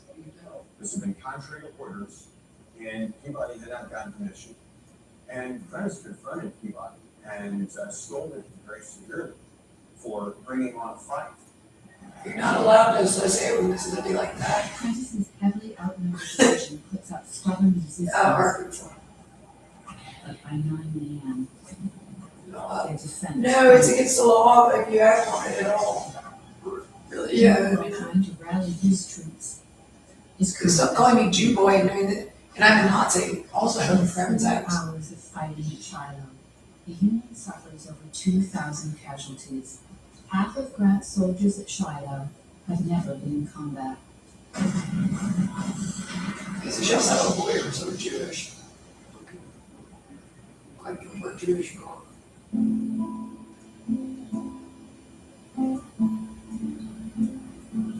There's that first time you get shot. You're not allowed to do that, and nobody does that. There's that What are you supposed to be? realize that this is for A neo-Nazi that's schizophrenic. that you could die.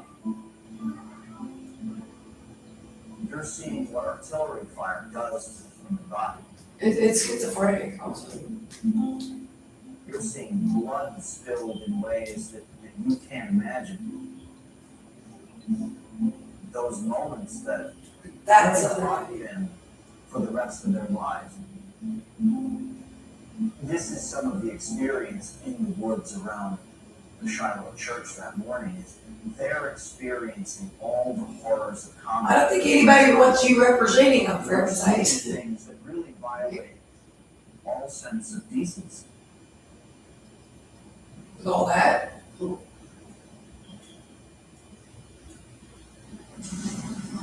I'm not sure that has a cultural context for anybody other than like where you're from.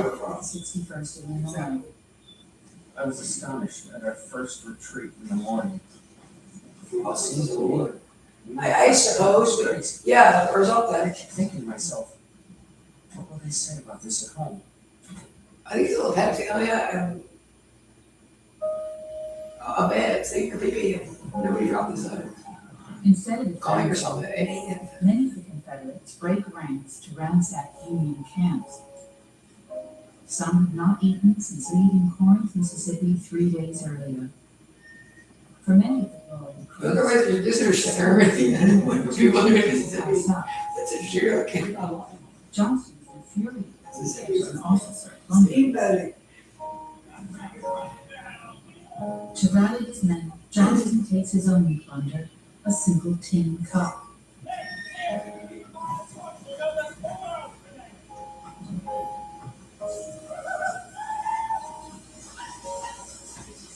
By mid-morning, the Confederate advance reaches Shiloh Church.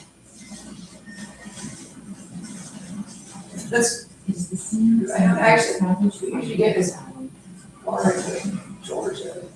Horses are screeching, horses are dying, people are getting hit and screaming. They're calling for their mothers, they're calling on God. It's just. Not that weird. Most soldiers engaged at Shiloh.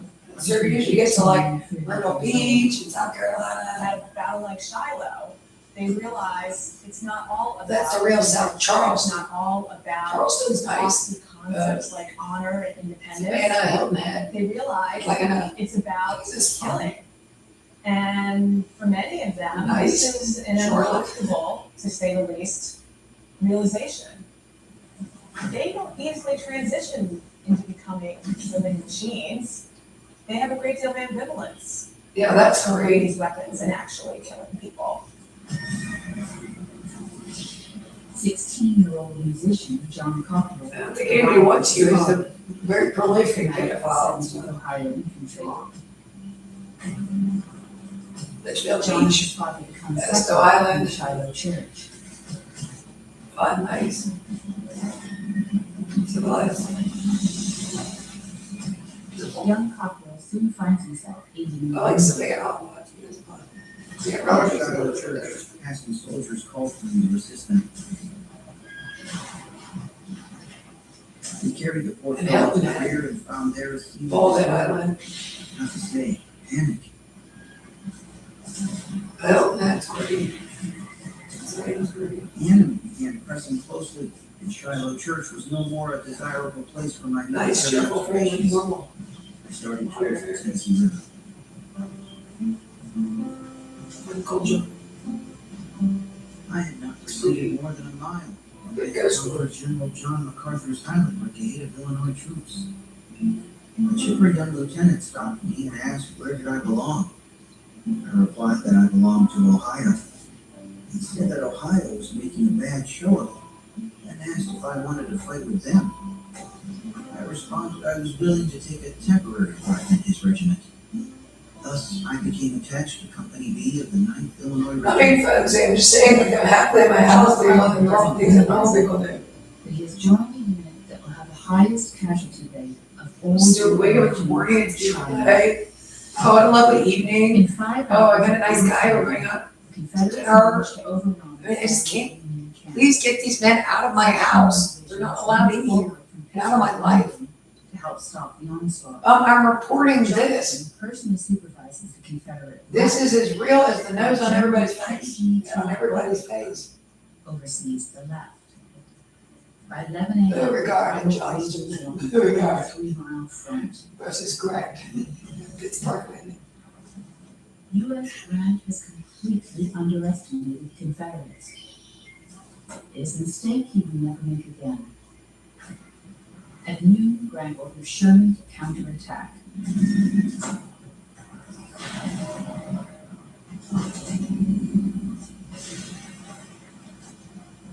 You begin to see the Confederate attack start to splinter. They're not able to deal with that final lethal blow. The Confederate attack is beginning to lose a lot of its steam. After some of the most severe fighting at Shiloh, Sherman grudgingly gives ground. But their decimated divisions have brought Grant what he needs most: precious time.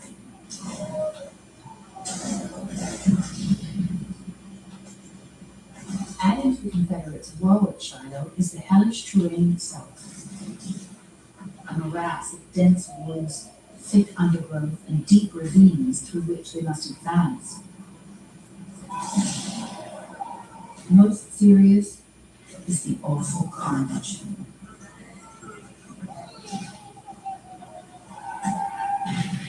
Earlier in the day at Raid Field, the 6th Mississippi marched straight into a murderous Union crossfire.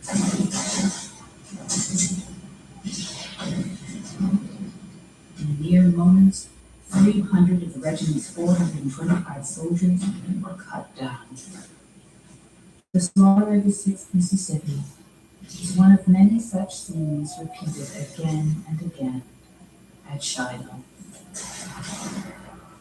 I think that the reason for the extremely high casualty lists at Shiloh was simply that you had two sides that were very similar in the motivation and were simply very determined to prevail and not to be beaten.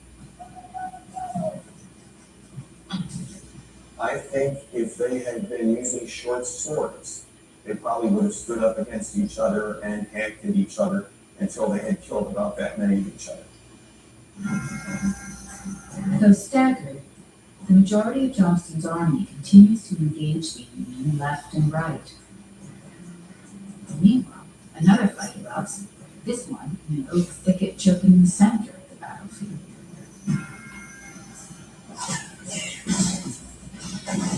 Since mid-morning, Union soldiers have been putting up a stubborn defense in the thick underbrush.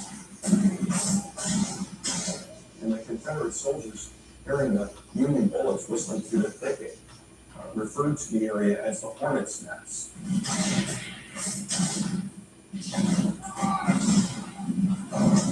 It's a lot of shouting. What are they shouting back? Over the course of 4 hours, Confederate troops repeatedly stormed the Hornet's Nest. Each time they are driven back. Colonel Randall Lee Gibson commands a brigade from Louisiana and Arkansas. For times the assault proved unavailable. The strong and almost inaccessible position of the enemy, his infantry well covered and ambushed, and his artillery skillfully posted and efficiently served, was found to be impregnable to infantry alone. We were repulsed. It's one of those situations where the geography plays a role. Hornet's Nest is a very difficult place to get. So it does come down to geography and just sheer determination. Johnston is determined to crush the federal stronghold. The Confederate commander will personally rally the group who has refused to charge. The Yankees were stubborn, you say, and you're going to have to give them the bayonet. Johnson leaned out and tapped their bayonets with his tin cup. As he got to the middle of their line, he turned his horse toward the enemy and he said, "I will lead you."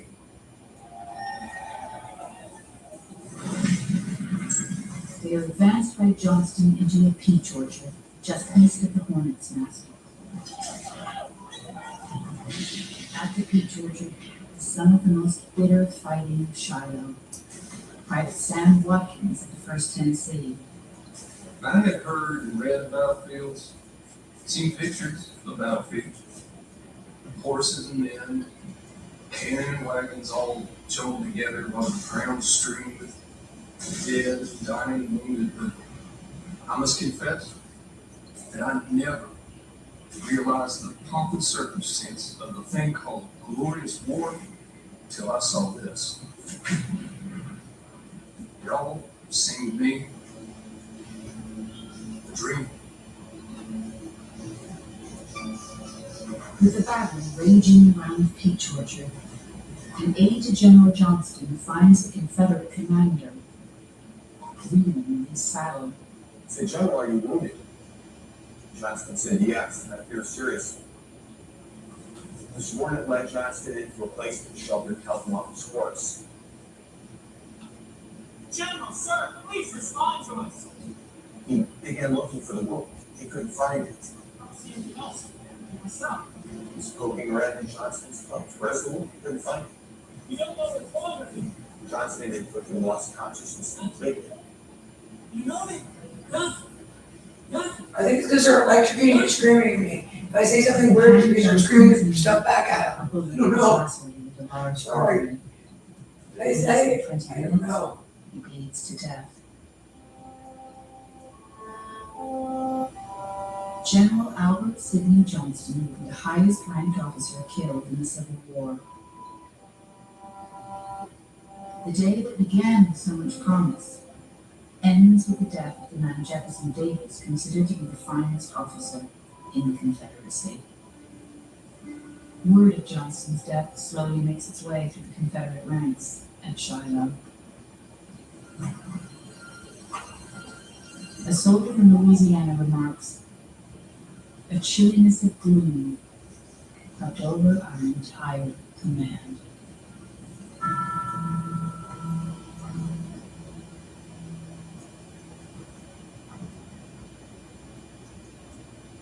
I think for the Confederate forces, East and West, because this is the two-front war, there are several episodes early on where they had a legitimate chance to really drive a knife into the heart of the U.S. war effort.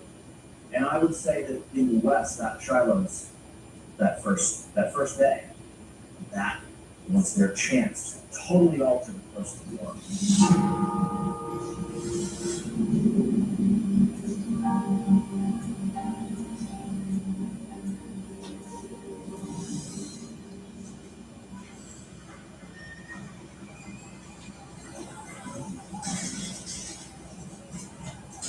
In the hellish terrain surrounding the simple log structure known as Shiloh Church, rages the first epic battle of the Civil War.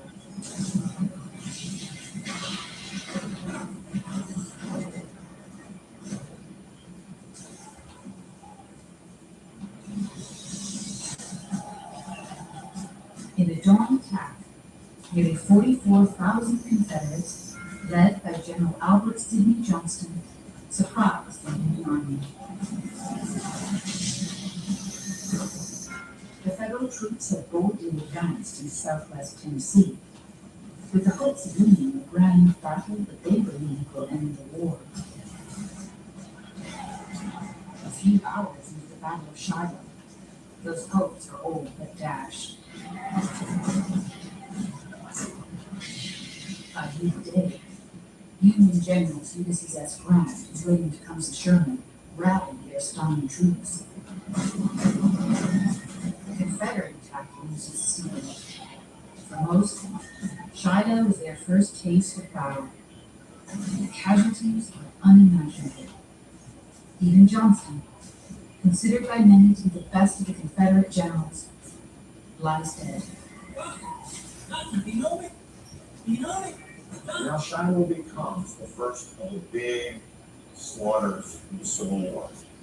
The loss of life, the wounds at Shiloh are on a scale that the United States had not previously encountered.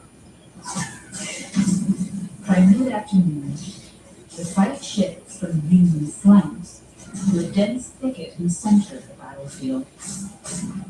At a place survivors would later dub the Hornet's Nest, 6,000 stubborn Union soldiers repulsed attack after attack.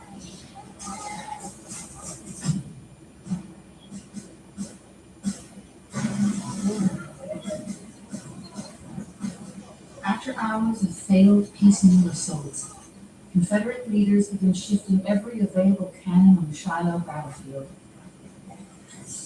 The batteries now take aim at the Hornet's Nest, just 300 yards away.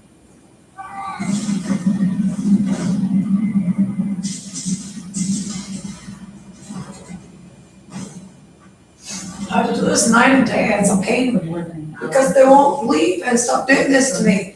The murder and stalker assault 3 has. Pornography and sexual assault, where terrorized families are being stalked, like, okay, Bob, get in my house and stop stalking me. Though you know they're doing the same thing everywhere. Yeah.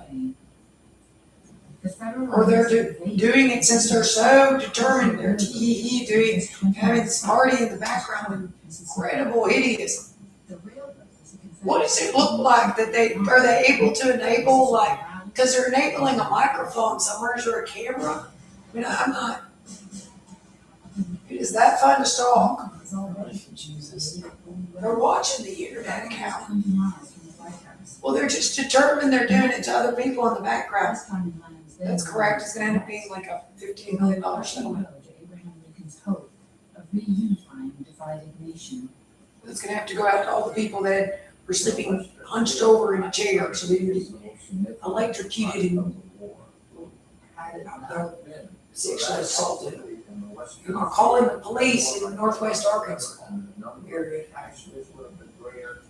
It's clear to me anyway that the Western Theater is one of the This is annoying, like you want to go for a jog and then take a shower and then put your hair in curlers and put the cold cream on and go to sleep in your bed. A Confederate victory at Shiloh would be a giant step towards Go to the gym, you know, come home and take a shower. While the battle rages in the Hornet's Nest, another fight is about to explode in the steep terrain overlooking the Tennessee River. There, a frightened John Cockrell stands among the ranks of the 9th Illinois. We're gonna hold our ground. You understand that? Ohio, you're gonna stick with us. We'll get you through this today.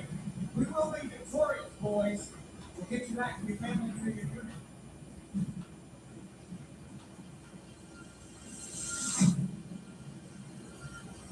Earlier in the day, the 16-year-old in Ohio came separated from his father's regiment during the fierce clash near Shiloh Church.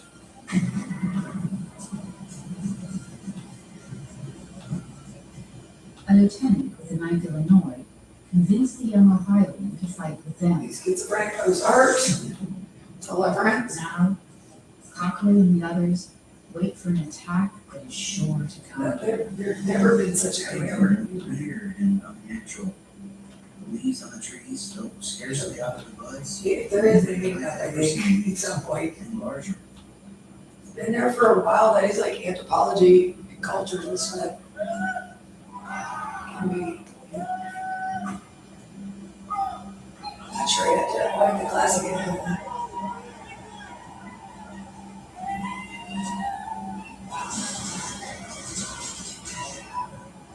Mine or something. To the suddenness, there came from all along our front a crash of musketry. There's an organized way to go about it. It's great. Actions took the grotesque form of nightmares.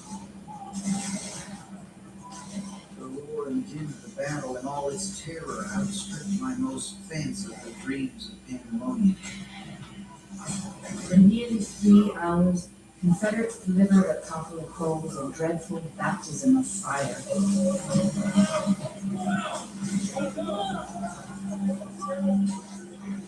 Among those killed is Frederick E. Vogler, the chipper young lieutenant who invited young Cockrell to fight with his regiment.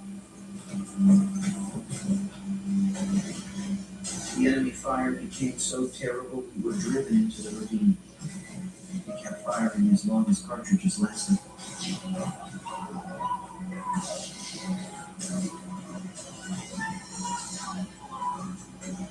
It was at this point our blue line wavered. Out of the ravine we survivors poured, pursued by the howling enemy. I remember my horror at the thought of being shot in the back as I retreated from the top of the bank and galloped as gracefully as I could. Interestingly, the soldiers refer to the first experience of combat as seeing the elephant. And when you think about what an elephant looks like and what an elephant might do to you, it gives you, I think, kind of a good insight into the way these people felt. In this bloodbath, the 9th Illinois loses more men killed and wounded than any Union regiment at Shiloh. Cockrell somehow survives the slaughter. He joins a line of Union stragglers retreating back to the Tennessee River. In the crowd of fear-stricken and dejected soldiers, I met a man who belonged to my father's regiment. Inquiring of the fate of the regiment, he told me it had been entirely cut to pieces, and he had personally witnessed the death of my father, seen him shot from his horse. This filled me with dismay, and I determined, non-combatant that I was, to retire from the battlefield.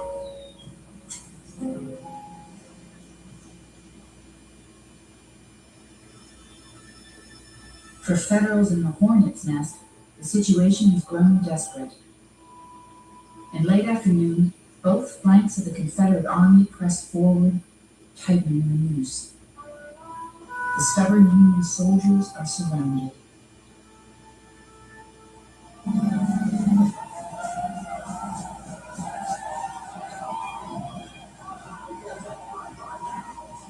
Some Federal troops managed to slip out of the trap, but for many, there is no escape. General Benjamin Prentiss, who survived the opening Confederate assault some 10 hours earlier, finds himself surrounded in a wooded ravine. Prentiss surrenders, along with more than 2,200 Union soldiers.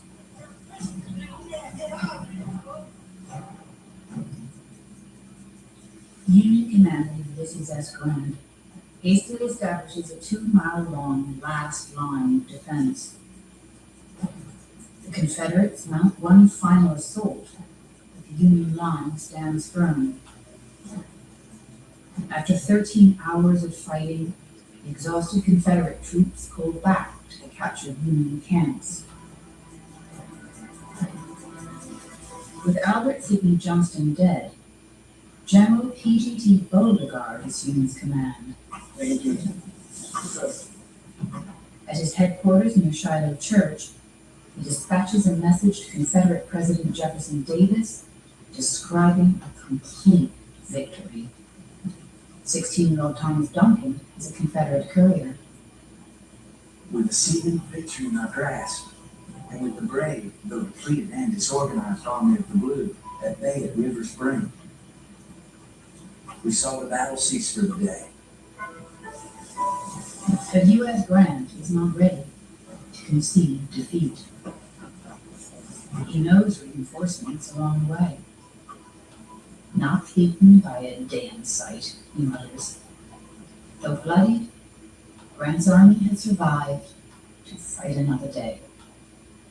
And Grant was at the moment of crisis, and even the great commanders have moments of crisis. He always, I think, believes in himself. in that capacity. I don't think that a man like Grant ever had a doubt that he would win. All of the high officers, with one exception, seem to believe that they would pull out, that they would cross the river during the night and escape. That's not necessary for you to say on myself, yeah. Or you watch. Oh, I bought cheap bags, they say Publix on them. Night comes. And Sherman comes up to it. We're looking for the hot, too hot coffee one in the drive-through, so you can soak. Sherman says, well, Grant, we had the devil's own time today. It tastes bad. Not really, the public things taste fine. Looks at Sherman and says, yep, we'll let them tomorrow though. And Sherman is just taken back. This guy's not gonna retreat. He's going to go on the offensive the next day. And this is an incredible thing to do. I think that certain people are placed in certain places by luck or by fate. And Grant was in the right spot. I cannot think of any general at this time in the history of the war who would have done the same thing.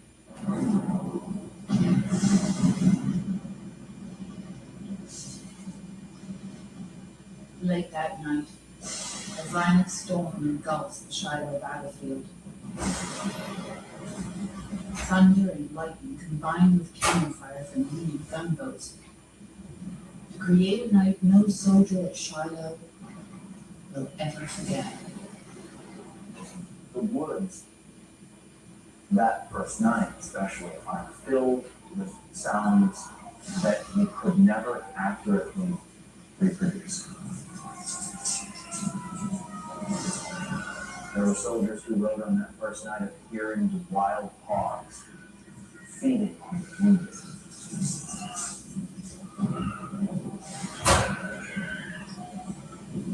And having to listen to that all night. And there's no button you can push to shut it off. And then when the sun comes up, you know it's going to start all over.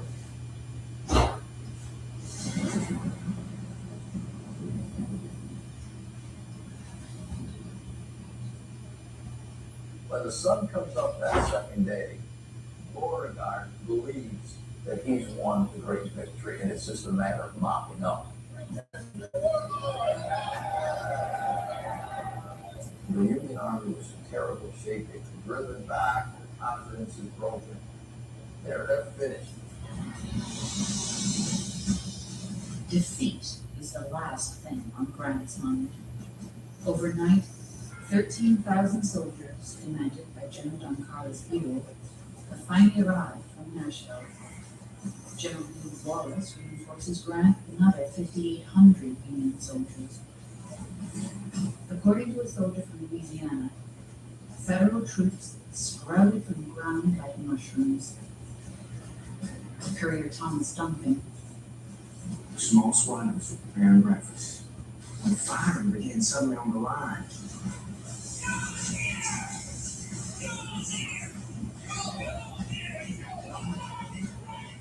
A wild-eyed rider proclaimed the arrival of Buell.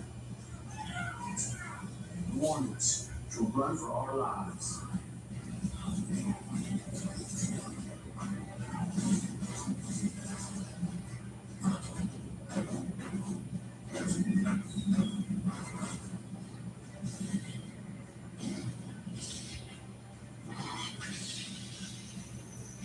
And apparently that counterattack has power to it. It has power, it has purpose, and it's mass. It's totally unexpected. April 7th is like day one at Shiloh, but in reverse. Beauregard's stunned Confederates rallied, fighting desperately to hold the onslaught of the reinforced Federals. It's no longer a sense of getting up and fighting something to beat Smith. It's getting up and fighting something to put my muscles so I can fight this battle. Because this battle is coming back into the face. A continued breakdown in the Confederate chain of command only makes matters worse. Colonel John Moore commands a makeshift brigade of 3 regiments, which includes his own 2nd Texas Infantry. Moore is ordered to advance his brigade across a peach orchard, but to hold his fire.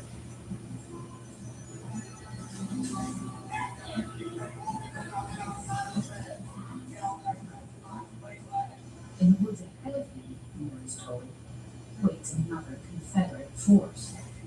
And it's apparent they don't know who's in front of them. They've been told who's in front of them. And they've been told the friends.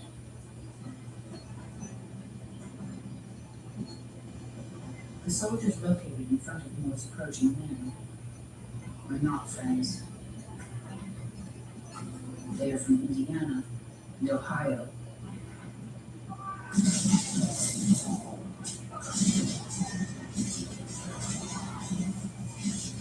John C. Moore. Even after the enemy opened fire, my officers reported the order was still given not to fire on our supposed friends. In one instance, after a private returned the fire to me, a staff officer drew his pistol and threatened to blow off the man's head if he fired again. There's no way for anybody really to get a handle on it, except maybe in the decision that Moore makes after the ambush. When he's ordered to attack, he refuses. The chaos Moore and his men face is experienced by many Confederates on Shiloh's second day.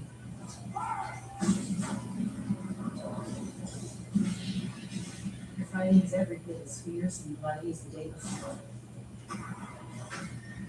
Confederates under General Beauregard's leadership fight bravely. But now, outnumbered and overwhelmed, they are steadily driven back to Shiloh Church. An aide to General Beauregard sums up the situation by saying, "Fire and animation has left our troops."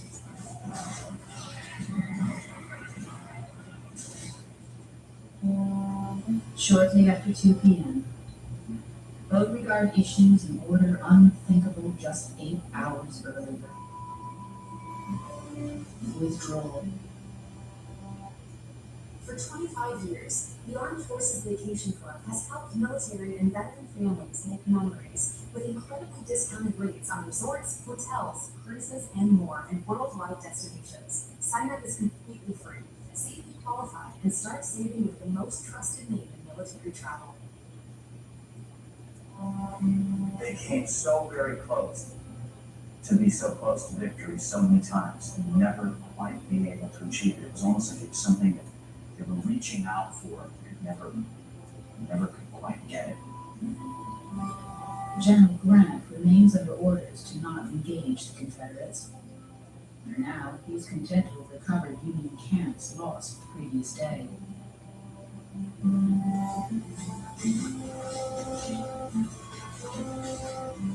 The Confederates endure a bitter 20-mile march back to Corinth, Mississippi. There, they'll dig in to defend the town's vital rail junction. After Shiloh, announced one New Orleans resident, the South never smiled again. Shiloh illustrates that war is here and it's deadly. They'll have to invest everything into war to win their cause.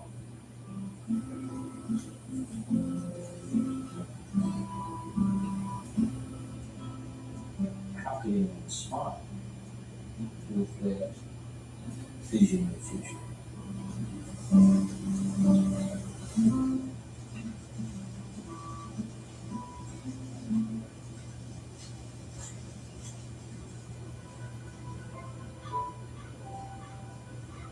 For the next few days, Union soldiers undertake the gruesome task of burying the dead. Even the hard-bitten General Sherman is moved. The battlefield was a heart-sickening sight. The dead were lying in every conceivable shape. Some had fallen, their guns fast in their hands. Others had received the messenger of death. And with their lifeblood ebbing away, had sought the shelters of logs and trees, and laid down to die.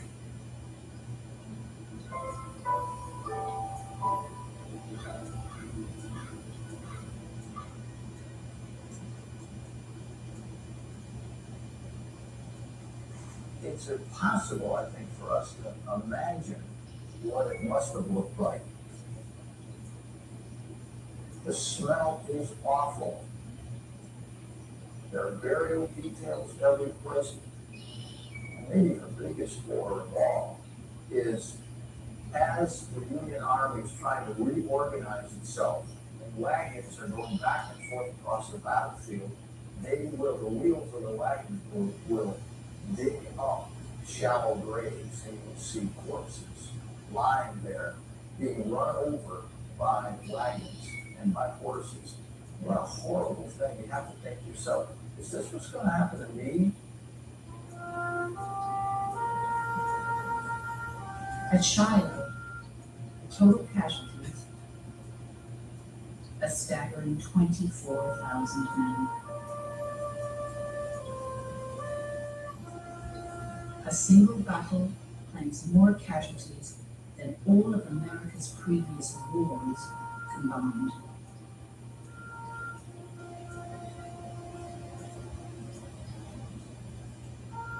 They did arithmetic. Also, they realized how much more people lost in 2 days than we lost in all the wars we fought to date.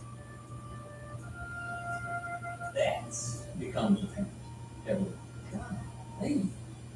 In 2 days, we've amassed, the same amount of killed, wounded, and missing personnel in our military bodies as we've accomplished in a century of existence.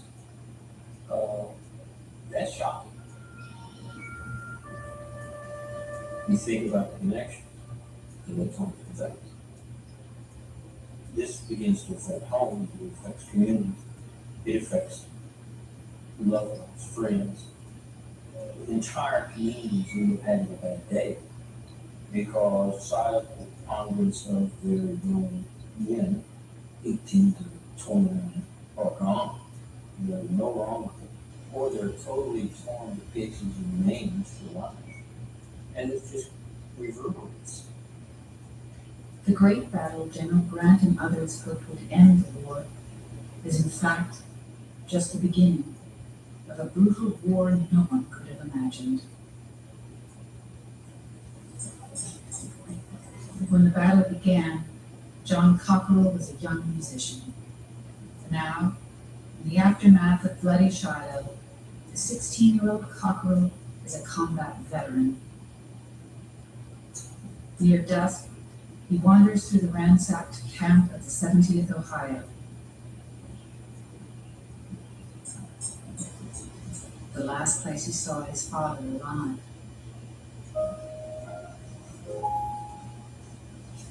Through the haze is a sight Cockerell can hardly believe.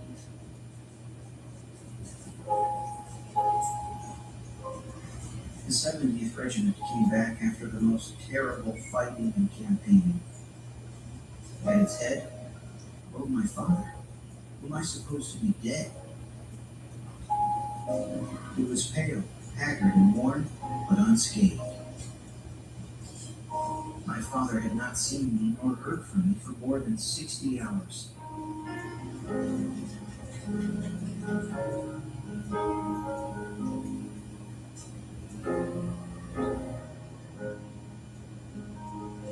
He took me into his arms and gave me the most affectionate embrace my life had ever known. 7 months after Shiloh, John Cockerell returned to the Ohio home he dreamed of during the battle. He would become an accomplished journalist, writing for the Cincinnati Enquirer and the Washington Post. Years later, he would write about 2 days in April 1862, when the world appeared to turn upside down in the thick woods along the Tennessee River.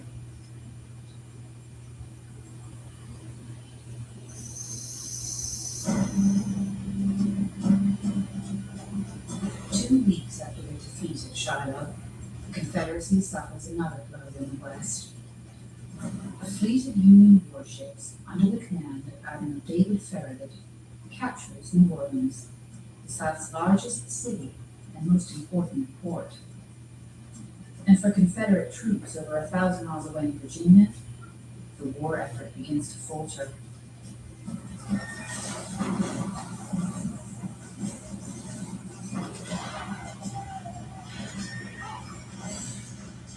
Union General George McClellan, nicknamed Little Napoleon, has a bold plan to take the Confederate capital of Richmond, Virginia. In March 1862, McClellan landed more than 100,000 troops at Fort Monroe and begins to fight his way up the peninsula towards Richmond. At Seven Pines, Confederate commander Joseph Johnston is severely wounded and replaced with a rising star named Robert E. Lee. 4 months after it began, Lincoln orders McClellan to return his army to Washington. For the Union, the Peninsula Campaign is a military disappointment. Yet, it was a seemingly minor incident a year earlier on the tip of the very same Virginia Peninsula that ignites a sweeping chain of events that would alter the course of the war. May 1861.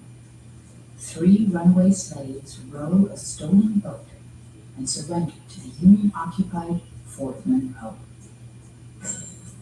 Their arrival creates a legal dilemma for the fort's commander and for the United States Army. President Abraham Lincoln refuses to recognize the Confederate government. He considers the Southern states to be in rebellion. Therefore, federal law still applies in the South. Legally, the escaped slaves are the property of their Southern owner and must be returned. The fugitive slave law of 1850 is still on the books. It's still the law of the land. And strictly speaking, the United States Army is obligated to live up to the tenets of fugitive slave law. Those soldiers are, after all, obliged to enforce the law. The next day, a Confederate officer, under a flag of truce, arrives at Fort Monroe and demands the property back. The Union fort's commander, General Benjamin Franklin Butler, quickly rejects the request. The runaways had earlier revealed that they were going to help construct Confederate gun emplacements, guns to be aimed directly at Fort Monroe. Butler curtly dismisses the Confederate officer, calling the escaped slaves contrabands of war. Contraband means property, and so there's this legal term that enters the lexicon, and it is lashed onto used throughout the end of the Civil War. And what Butler's thinking is that they are still property, but they are enemy property, and therefore it is lawful in a time of war for the Union to seize them. So he justifies allowing these slaves to stay in Union Army lines as contraband. Within a few days, he had 200 fugitive slaves at the fort's door. And he took them all in, confiscating them as contraband of war. He realized by taking this source of labor, the source of aid that had crippled the Confederacy. In Washington, D.C., President Lincoln and his cabinet follow the unfolding drama. He takes no formal action for now. It took the Union Army by surprise, and it took the Union government by surprise. It took Lincoln by surprise. They were not expecting this. They did not plan for it. They had not encouraged it. They had not put out a welcome mat for the enslaved to come into Union Army lines, but they came anyway. Although Lincoln was not going to encourage people overtly to break the law, he certainly was not going to see slaves who did run away return to their slavery, to their bonds, to their chattel status. To the contrary, he said, I'd be damned in time and eternity if I ever allowed that to happen. Slaves He said conversation had achieved their actual freedom. I'm not going to be arrested in that. That was as much as waving a very large flag that said, come together and find safety. The news of the contrabands at Fort Monroe quickly spreads throughout the Union. The news also spreads among the enslaved themselves.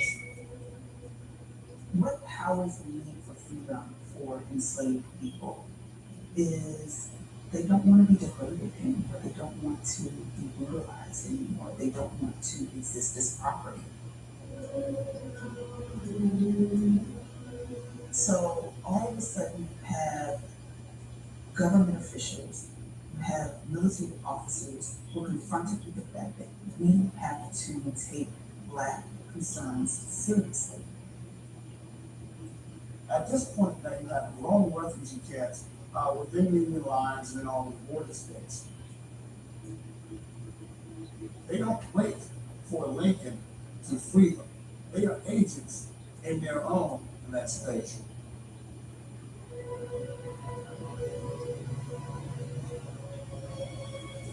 Lincoln called at the beginning of the war to keep the opposition to slavery and the restoration of the Union running on two separate but parallel tracks. One problem, the problem of rebellion, he wanted to solve militarily. The other problem, the problem of slavery, he wanted to solve politically. What he found, though, a year into the war, was that these two tracks, as much as he was trying to keep them separate, insisted on conversion. The contraband issue triggers a fundamental question. Are the contraband still slaves? Or are they now free? There is dynamic collision of people on the ground, slaves, running to Union armies not knowing how to handle this problem, but knowing that if they sent those slaves back, that they simply would be abetting the Confederate war. That step that slaves took toward Union lines, it triggers a process. Congress passes a series of largely ineffective laws called the Confiscation Act. It is legislation the president opposes. Lincoln's own views on abolishing slavery continue to evolve. Early in the war, he favors a plan to remove freed slaves to a colony outside the United States. In summer 1862, he writes to newspaper editor Horace Greeley. Lincoln says, "If I could save the Union without freeing any slave, I would do it." And yet, that very summer, in a secluded cottage on a hill overlooking Washington, Lincoln begins to pen a document that will do exactly that.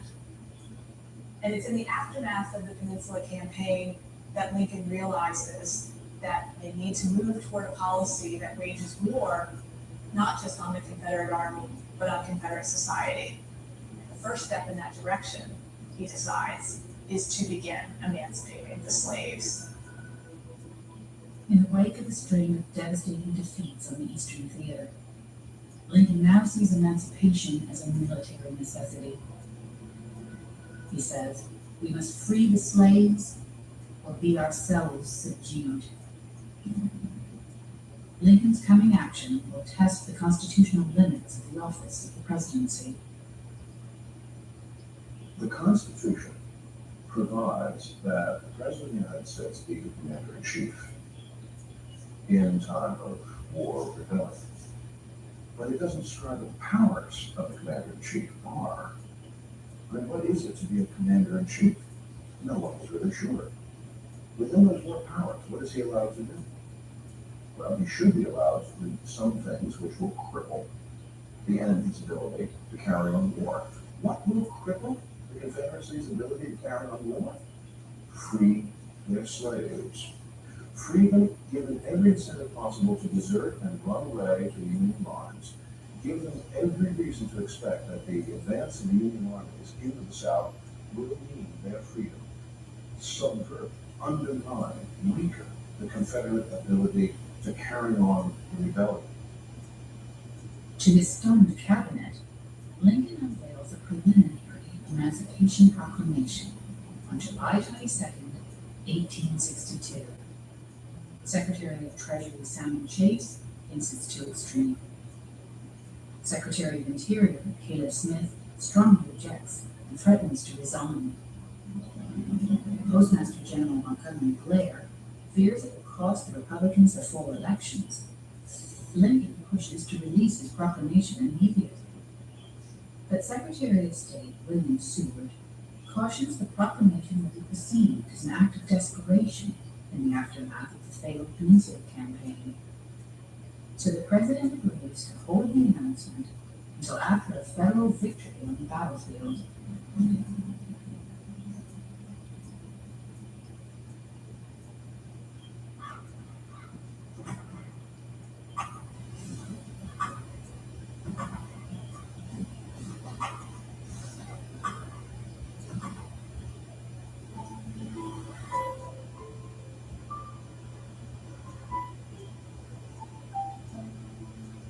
The slaughter in Antietam is hardly the decisive victory Lincoln desired.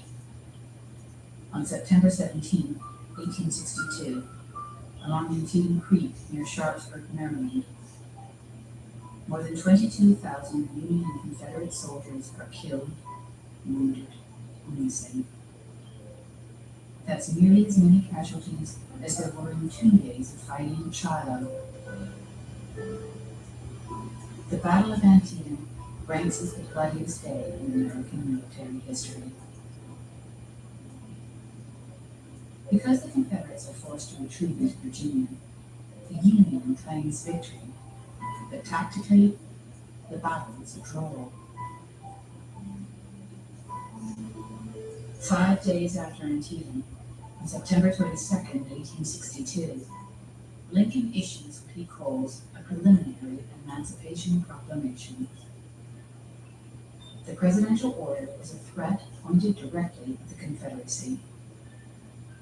The rebelling states have until January 1st to cease hostilities, or else, on that date, slaves in the rebelling states will be forever free. Delivering the preliminary Emancipation Proclamation was a revolutionary moment. It was a horrific blow against the Confederacy. For white Southerners, when Lincoln issued it after the Battle of Antietam, they recognized that this war for Union now was a war for Union and the destruction of slavery. The North had now raised the stakes of the game. No longer just a war for Union, but a war for Union and for Black freedom. That turned a war of conciliation into a revolutionary struggle.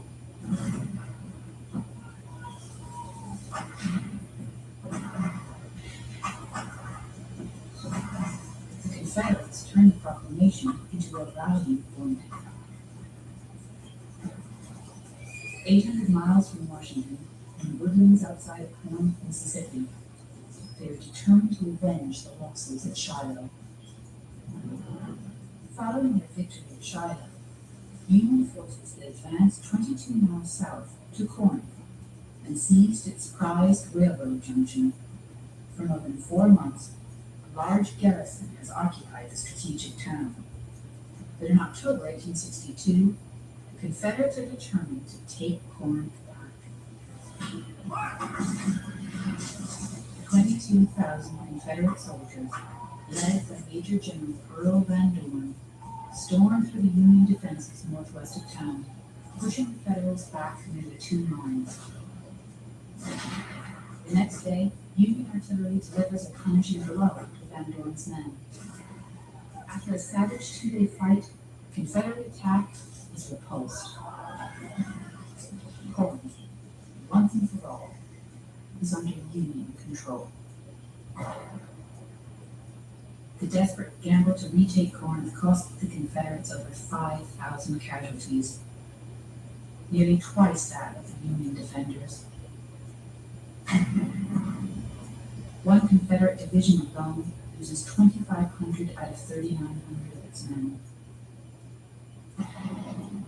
Just as devastating as the loss of human life is the permanent loss of the vital railroad junction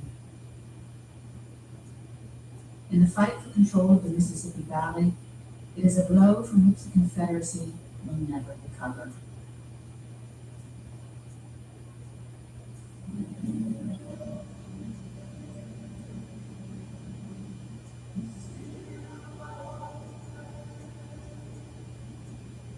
The timing of the Union victory at Corinth and Lincoln's preliminary Emancipation Proclamation unleashes a movement throughout the Mississippi River Valley.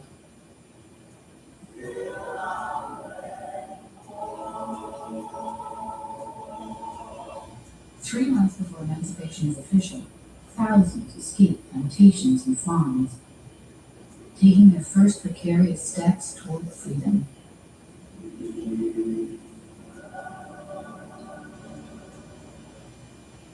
One Union officer complains, "They will not even wait for January 1st. I do not know what we shall do with them." For the enslaved, the Union garrison at Corinth has become a beacon of hope. Corinth is just a short 2 or 3 days walk from the breadbasket of Mississippi. There were large plantations, there were large farms, and a significant number of slaves. Same is true along the Tennessee River Basin in northern Alabama. There's a significant large number of slaves. It's a side components of slaves present, therefore we're in close proximity to what?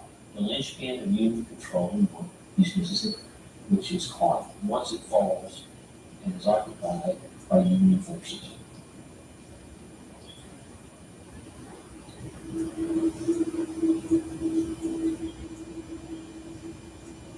In the years leading up to the war, small bands of escaping slaves sought freedom along an underground railroad leading north.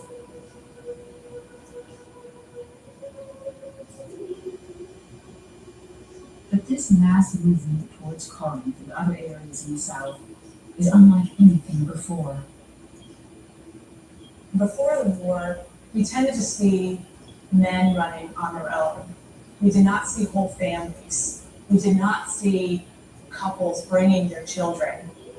This time around, they did, because they calculated in their minds that this was the moment when freedom was going to come.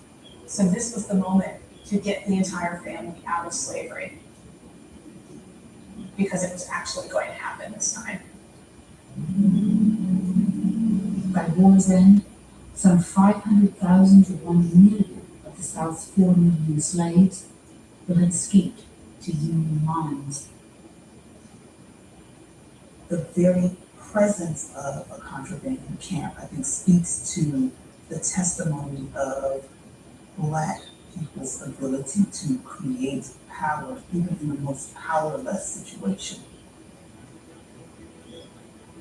The Union garrison in Corinth is, in fact, ill-equipped to deal with the thousands of refugees. For many soldiers, it is the first time they come face to face with the sheer magnitude of the institution of slavery. Well, if you grew up in Michigan, you got a good chance you've never seen an African American. But if you grew up in Iowa, you got a real good chance you've never seen an African American ever in your entire life. And then you start experiencing it. And you see the conditions in which they exist in this society.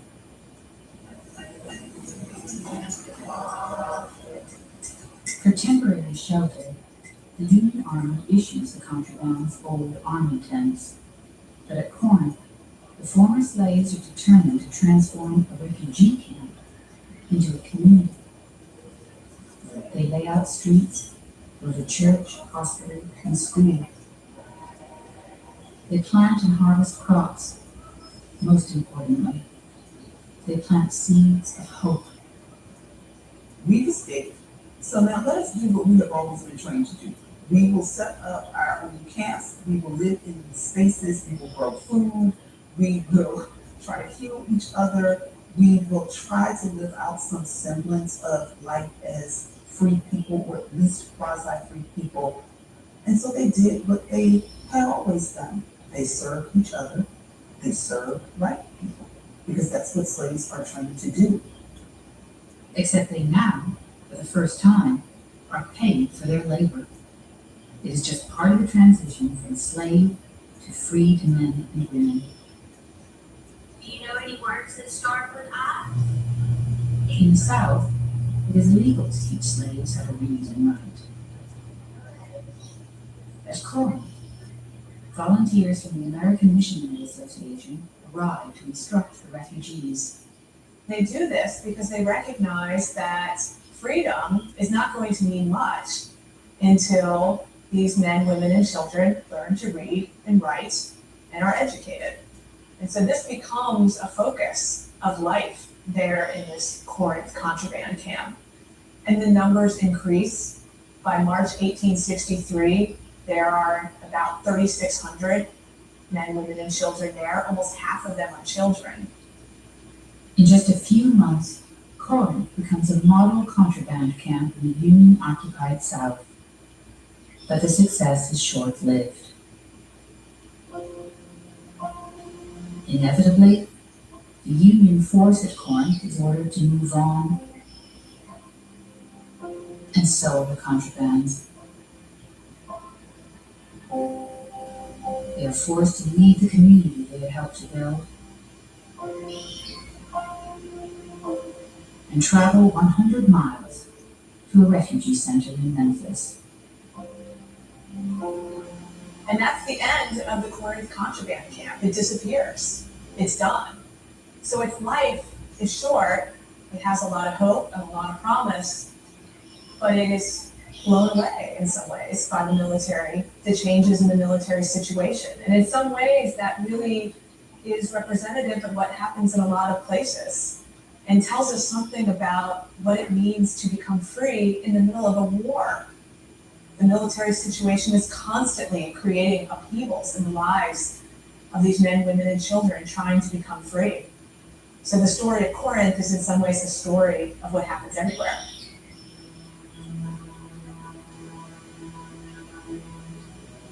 The Corinth contraband camp was at once a glimpse into a life of freedom and a harbinger of the struggles ahead. Its brief success is a glimmer of hope in a year that has seen North and South spiral into an abyss of hard war.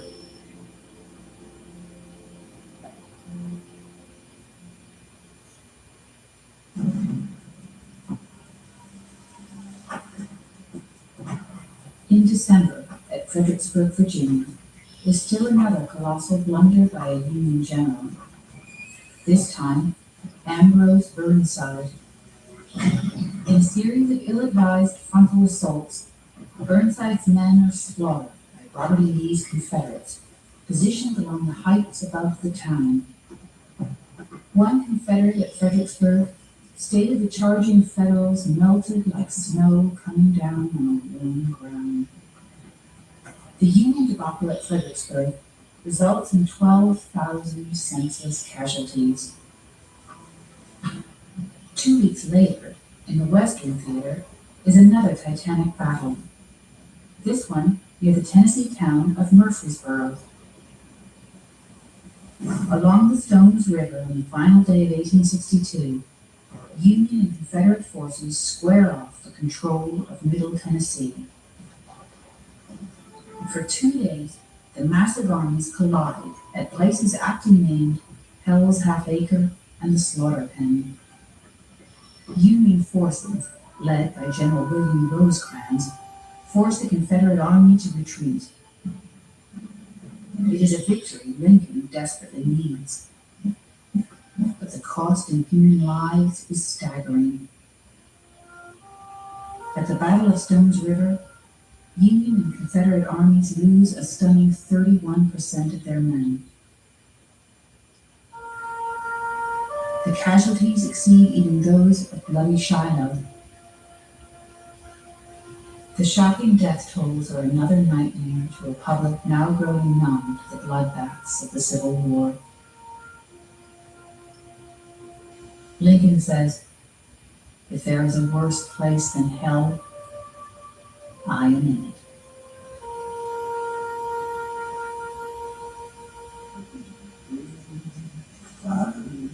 In the dying light of 1862, America's fiery trial now seems to be a war without end. The flame shall not hurt me. I won't be silent. I chose to consume, and I chose to be fine.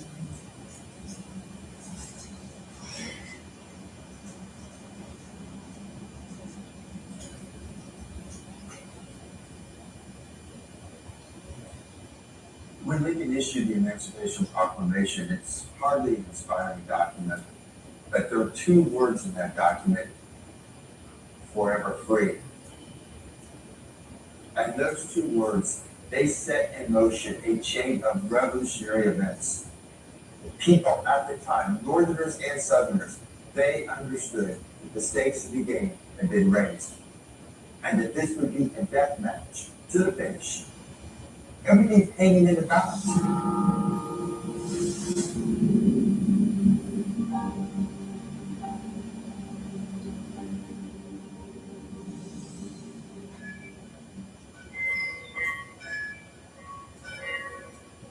It is a date abolitionist Frederick Douglass calls greater than July 4th, 1776. In mid-afternoon on the first day of 1863, President Abraham Lincoln has just penned his name to the Emancipation Proclamation. With his signature, Lincoln proclaims more than 3 million slaves in the rebelling states to be forever free. When Lincoln issued the Emancipation Proclamation, he now fundamentally brought together the cause of union and the cause of ending slavery. These two causes that he had not fused at the beginning of the war now came together. And so what this meant for the North and for these Northern soldiers, that when they said they were fighting for the Union, they're now fighting to end slavery. So the meaning of the war changed in a pretty dramatic way.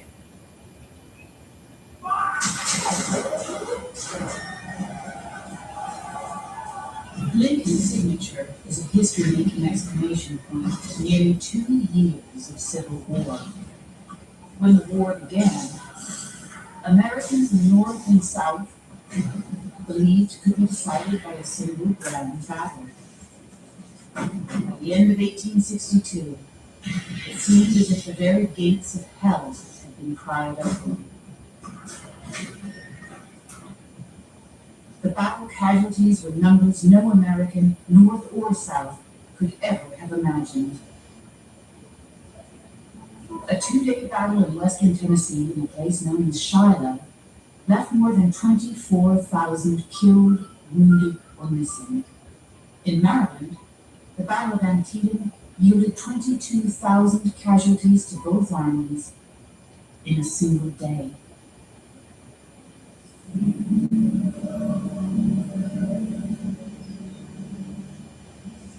Well, the battles have raged throughout East and West. The enslaved have been seizing their own destiny.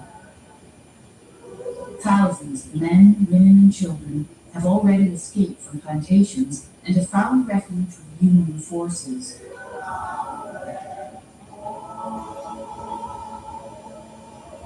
By law, the escaping slaves were still the legal property of their Southern owners.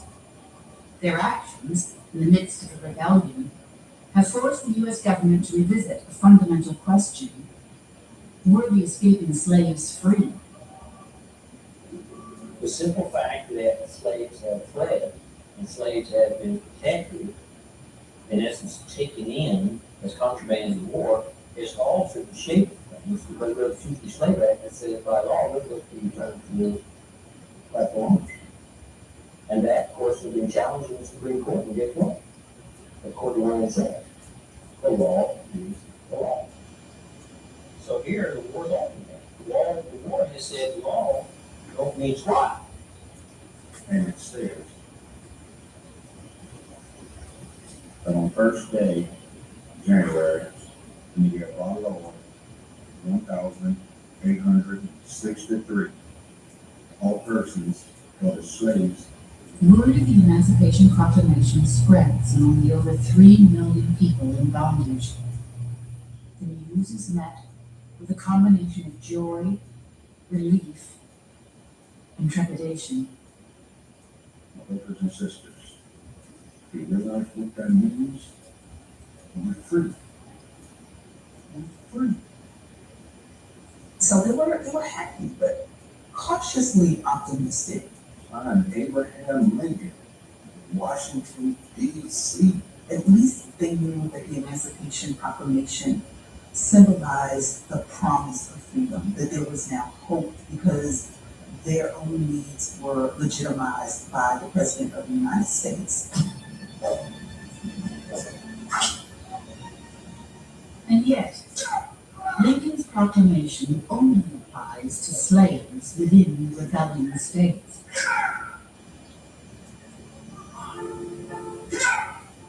Under the proclamation, some 800,000 remained enslaved in 4 border states and areas in the South under Union control. Lincoln's birth state of Kentucky alone has 250,000 slaves within its borders. Kentucky, Delaware, Maryland, and Missouri are slave states that have reluctantly remained loyal to the Union. Since the war began, one of Lincoln's greatest fears has been losing the border states to the Confederacy. Lincoln is reputed to say, "I hope to have God on my side, but I must also have Kentucky."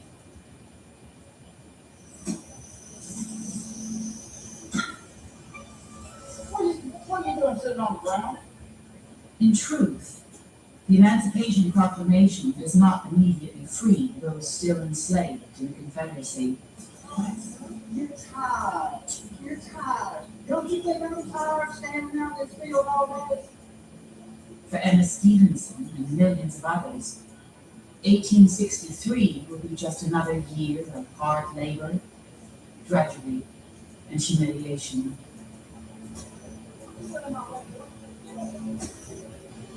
Lincoln's proclamation is an empty promise without the power of the United States Army to enforce it. Well, the reaction of the South would be initially one of, oh, this is desperate measure, it's laughable. What do you mean to free the slave that we have? You know, because you're not freeing anything, they're still our slaves.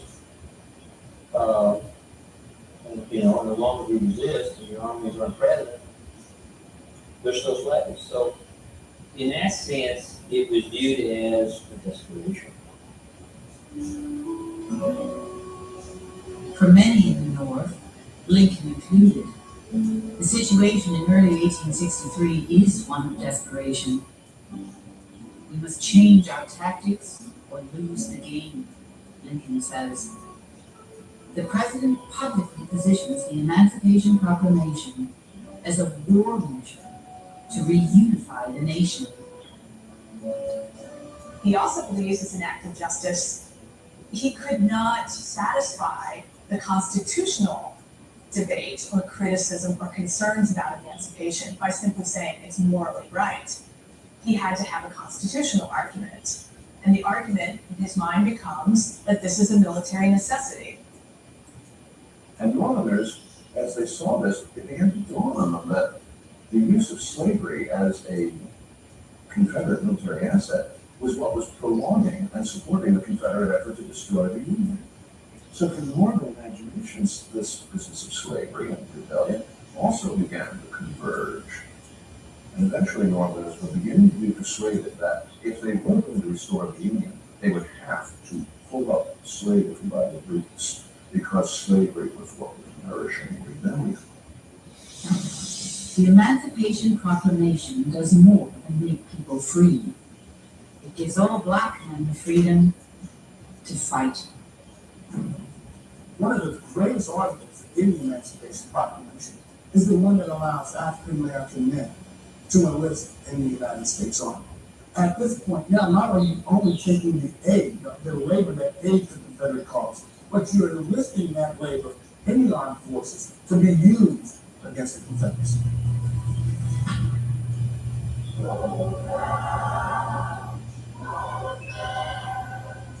Over the next 2 years of the war, some 200,000 African Americans will enlist in the Army and Navy. In the eyes of skeptical Northerners, these new soldiers must prove they can kill before they are considered men.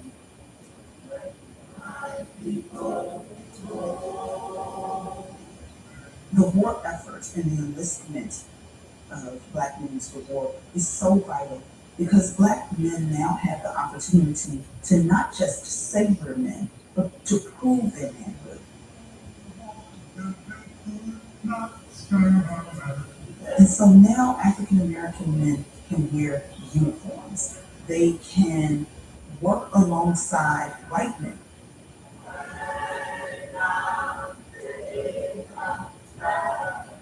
And also, this is a way for African American men to show how you can live out and perform freedom.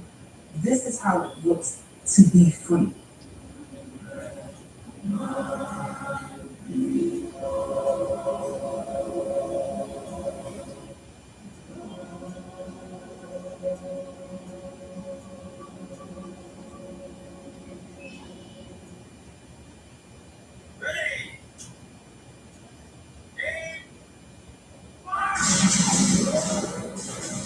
Freedom to the newly emancipated ultimately depends on Union victory.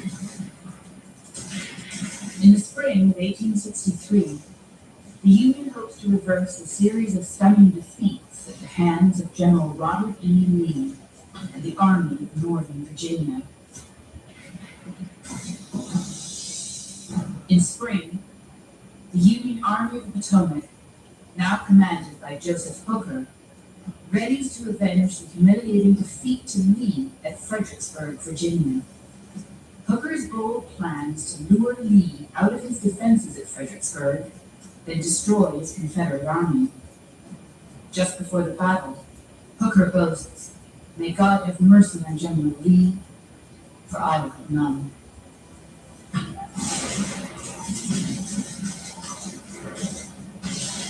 About 10 miles west of Fredericksburg, at a wilderness crossroads named Chancellorsville, Hooker's bravado quickly fades. The Battle of Chancellorsville in May 1863 is yet another Union failure in the Eastern Theater. Though outnumbered 2-1, Lee once again outgenerals his Union counterpart. Many consider Chancellorsville Lee's greatest triumph. But the Confederate victory comes with a heavy price.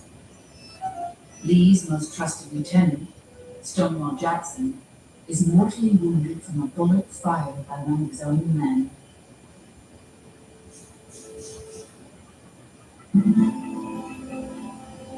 With the nation's eyes on the fight in Virginia, few in America are aware of the unfolding drama emerging in the West.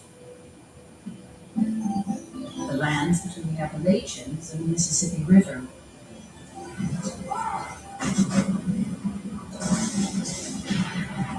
Victories in Tennessee, at Shiloh,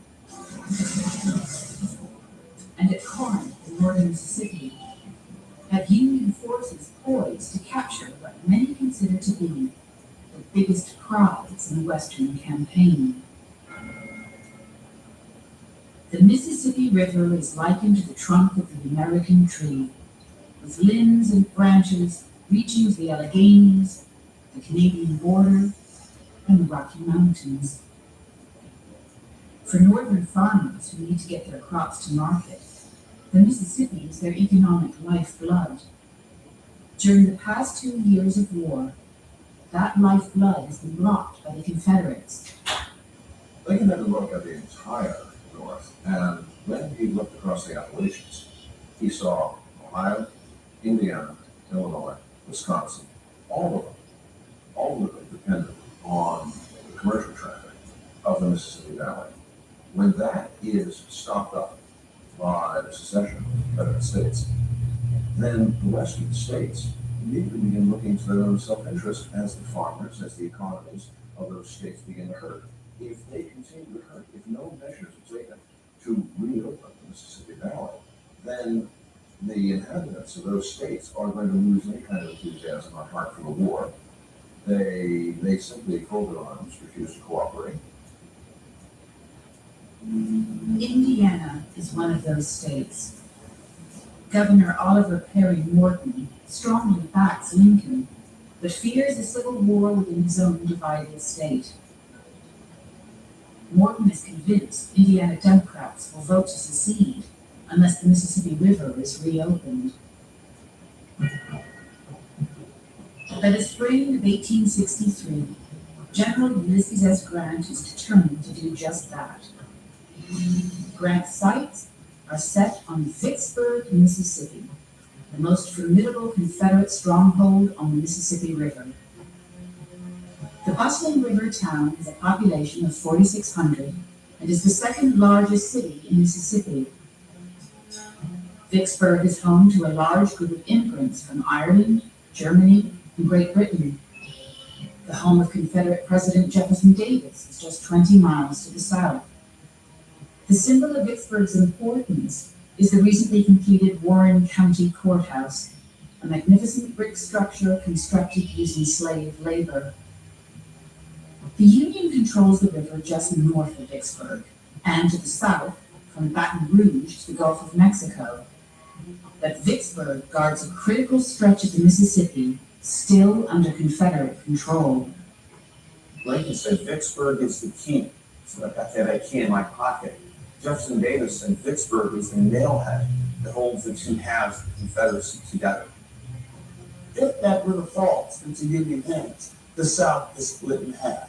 It loses the father of waters, this great channel for supplies and food and ammunition, something that gives blood to the Confederacy.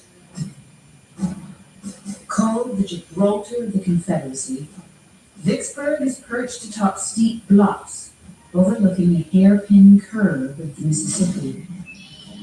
Batteries protect a river crossing where cargo essential to the Confederate war effort is transported to railroads on either side. They are the only remaining railroads connecting the Western Confederacy to the east. The Confederates are prepared to defend Vicksburg at all costs. Vicksburg is so important because of its geography, I think.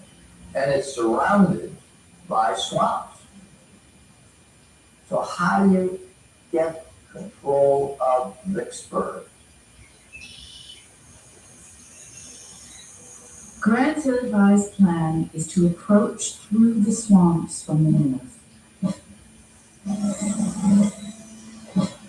Grant's subordinate, General William Tecumseh Sherman, is routed just north of Vicksburg at Chickasaw Bayou.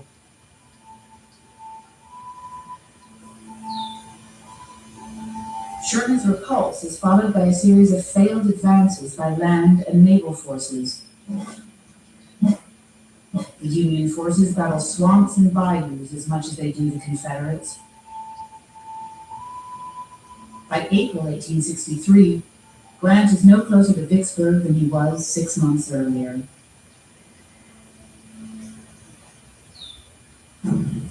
Grant's next series of risky moves will baffle the Confederates and astound even his own men.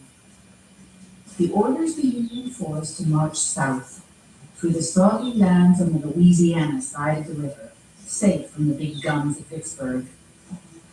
Next, the Union forces do the unthinkable.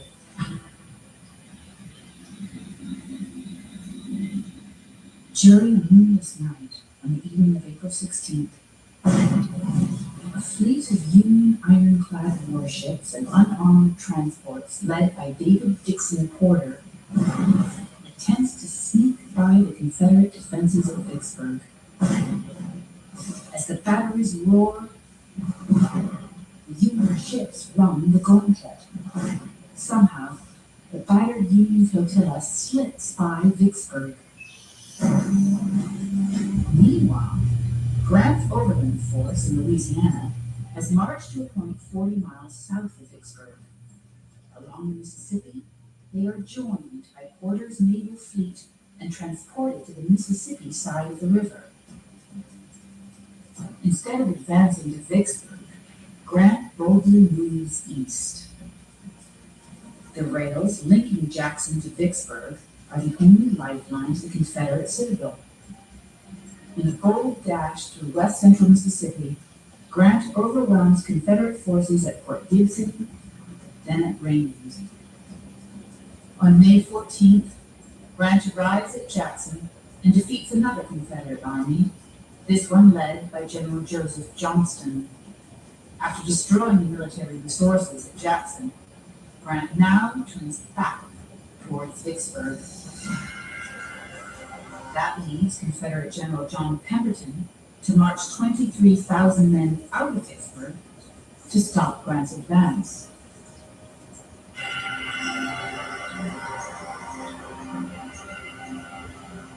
Pemberton's Confederates take positions above a crossroads connecting Jackson to Vicksburg.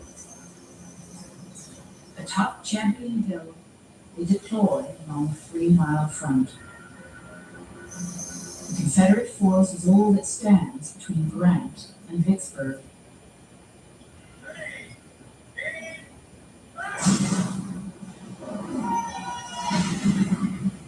Shortly after 10 a.m., the vanguard of Grant's 32,000 men advances up the hill. The Battle of Champion Hill becomes the bloodiest of the Vicksburg campaign. One Confederate wrote, "The battle here raged fearfully. One unbroken roar of musketry was all that could be heard." After a desperate struggle, the Confederates withdraw from Champion Hill. Their retreat quickly becomes a rout. Pursued by Grant's army, the Confederates race back towards Vicksburg in panic and confusion. At the Big Black River, some put up a brief fight but are overwhelmed. From there, Pemberton's humiliated army limps back to Vicksburg. One resident wrote that an anxious doom seemed to hang over the faces of the men. A sorrowful tiding that all knew would tell of disaster. In the past 17 days, Grant's force has moved 200 miles, met the enemy 5 times, and been victorious in every fight. Grant's Vicksburg campaign is one of the major campaigns in all of military history, not just American, but military history as a whole, because of what he was able to achieve. I mean, he did things that nobody's supposed to be able to do. People still study this battle in modern times as to how a general, an audacious general, a general who has determination, can get things done. But what Grant hasn't done is take Vicksburg. The Confederate force of 35,000 works feverishly to ready the 8 miles of fortifications encircling the town. To the west, Union gunboats now control the river. To the east, more than 40,000 Union troops quickly surround the city. On May 19th, and again on May 22nd, Grant's troops attack, but fail in their attempt to break through the Confederate earthworks. Grant's next and final move, to lay siege to Vicksburg. In his memoir, Grant stated his goal was to simply outcamp the enemy. In reality, Grant's plan is to starve the defenders of Vicksburg into submission.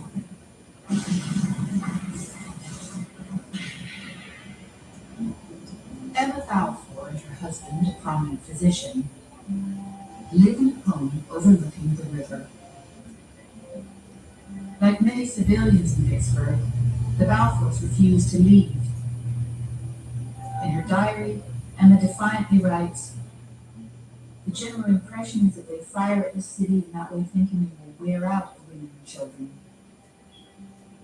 General Pemberton will be impatient to surrender the place on that account. But they know little of the spirit of Vicksburg women and children, if they expect this."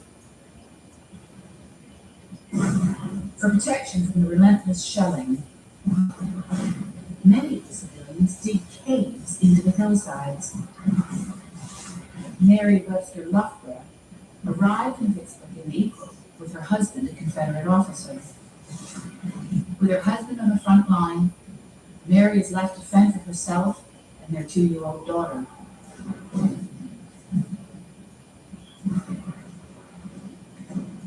Terror-stricken, we remained crouched in a cave, while shell after shell followed each other in quick succession. I endeavored by constant prayer to prepare myself for the sudden death I was almost certain awaited me. My heart stood still as we would hear the reports from the guns. Cowering in a corner, holding my child to my heart, the only feeling of my life being the choking throbs of my heart that rendered me almost breathless.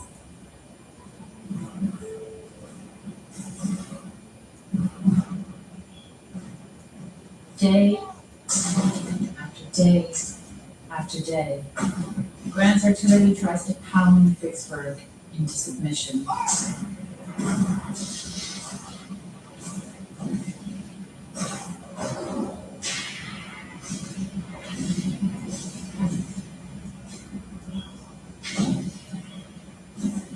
Even the righteousness of God was to find favor in Christ. For all have sinned. Reverend William Lord, his wife and young daughter, endured the siege of Vicksburg in a cave just yards from the forward lines. God will protect us. God will protect us.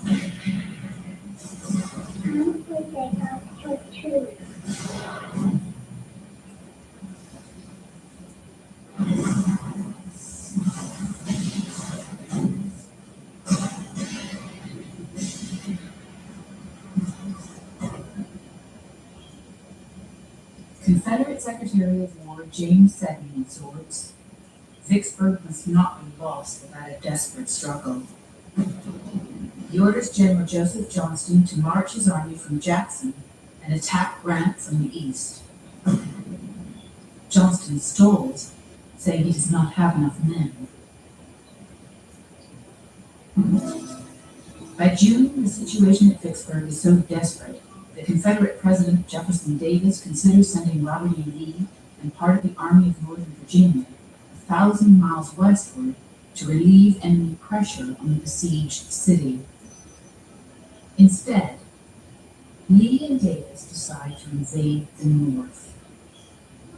At the sleepy town of Gettysburg, Pennsylvania, Lee's Army of Northern Virginia collides with the Union Army of the Potomac, commanded by yet another general.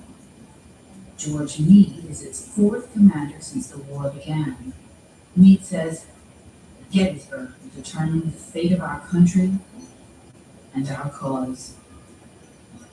All eyes in the summer of 1863 were on 2 military situations: Lee's raid into Pennsylvania and Grant's investment of the Confederate bastion at Vicksburg. Both of those military campaigns were crucial to the fortunes of both sides.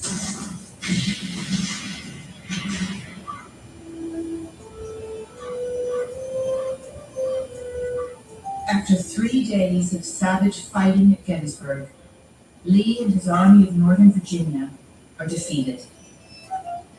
The loss of life is catastrophic, even by Civil War standards. Some 50,000 from North and South are killed, wounded, or missing. a New Jersey infantryman helping to bury the dead, spoke of the stench of decaying humanity hugging the earth like a fog, poisoning every breath. After the battle, Lee and his battered army retreat back into Virginia. For the remainder of the war, most of the fighting will take place in and around Richmond.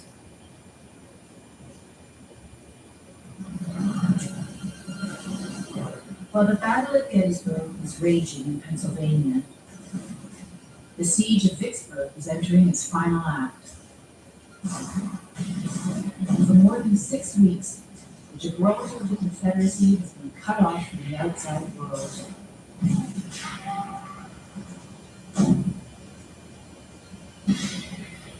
No food or supplies have reached the 30,000 soldiers and the thousands of civilians inside. Soldiers' rations consist of a handful of peas and rice per day.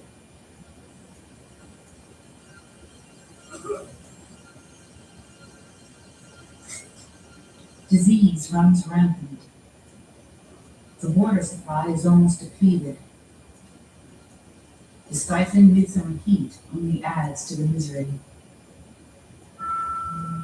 I think that Grant saw the war in a different light, and this is another reason why Grant is ultimately so successful.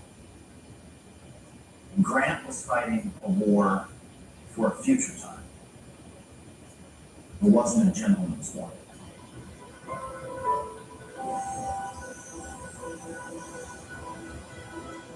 On the very day Lee orders the disastrous Pickett's charge at Gettysburg, Confederate General John Pemberton decided to surrender Vicksburg. The next day, July 4th, 1863, Pemberton hands over his entire army to Ulysses S. Grant. After 47 days, the siege of Vicksburg is over. At the Warren County Courthouse, the Confederate flag is lowered and the stars and stripes raised. Victory at Vicksburg knocks open the lock of Confederacy in place on the great commercial highway of the Mississippi River Valley. A relieved Abraham Lincoln says, "The father of waters flows again, unvexed to the sea." The defeat of Confederate forces at Vicksburg, the defeat of the Gettysburg, together, in the eyes of many Southerners, this was an irreversible turn to defeat. The loss of Pemberton's force, significant, and especially significant in terms of how it affected the psyche of white Southerners.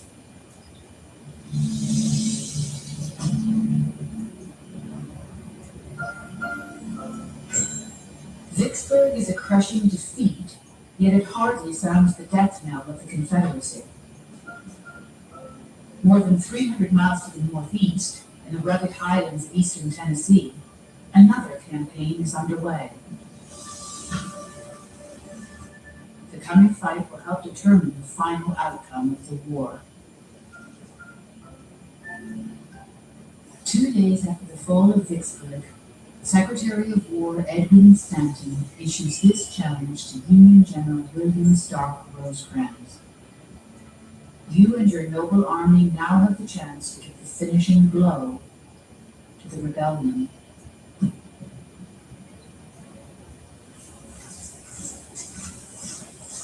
Rosecrans commands the Army of the Cumberland, some 70,000 strong.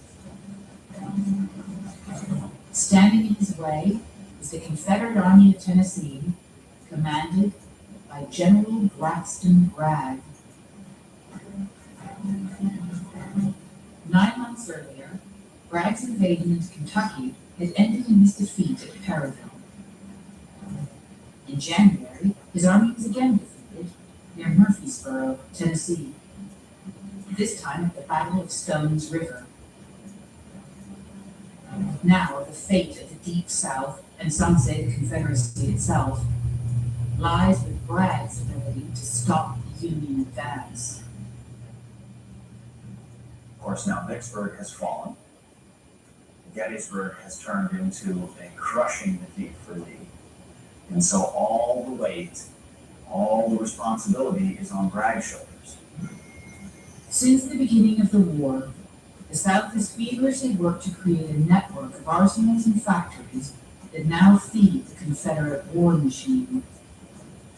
And by the summer of 1863, the South's industrial heartland was the central Georgia, central Alabama area. It was essentially the very essence, innards, and being of the South's bid for independence.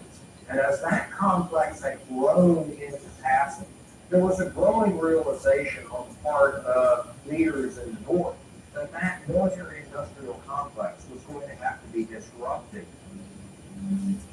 The Union invasion comes at a time when civil unrest has been spreading throughout the Confederacy. So-called bread riots in Richmond and other southern cities are the byproducts of massive inflation and food shortages. But the most serious problem affecting the home front in the South during the summer of 1863 is the loss of its men to the war.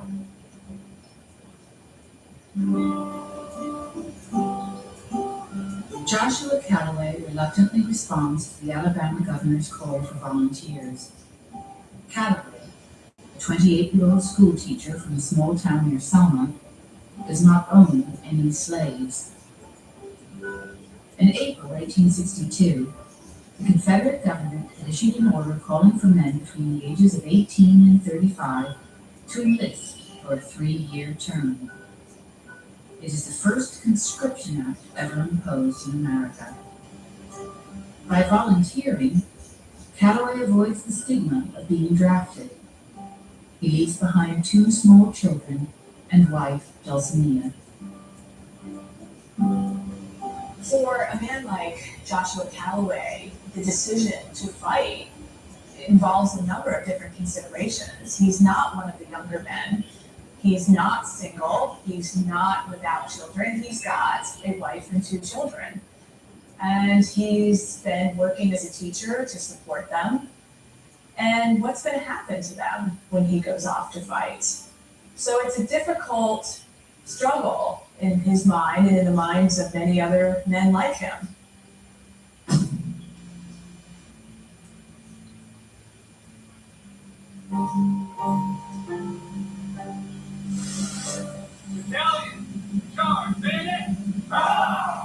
By August 1863, Joshua Callaway has become an officer in the 28th Alabama.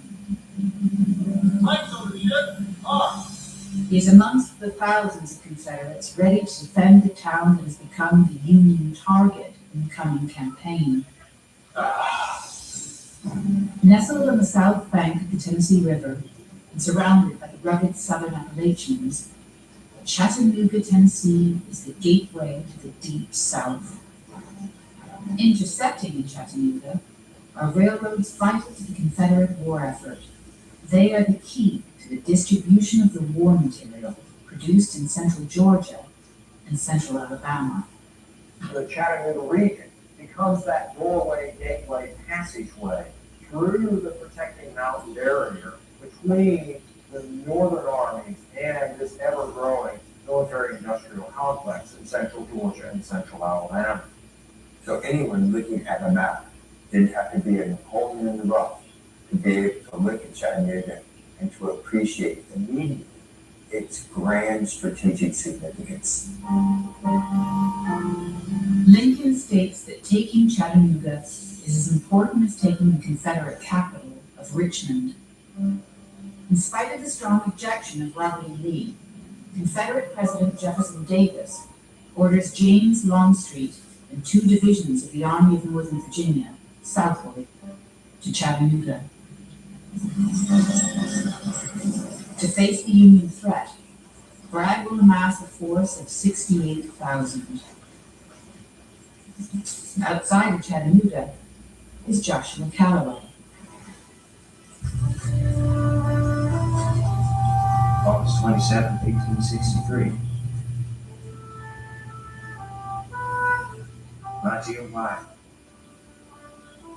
we are now on the west side of Lookout Mountain, guarding the road that leads across the corner up to Chattanooga. Everything is quiet now. No one knows how soon, what moment the conflict will begin.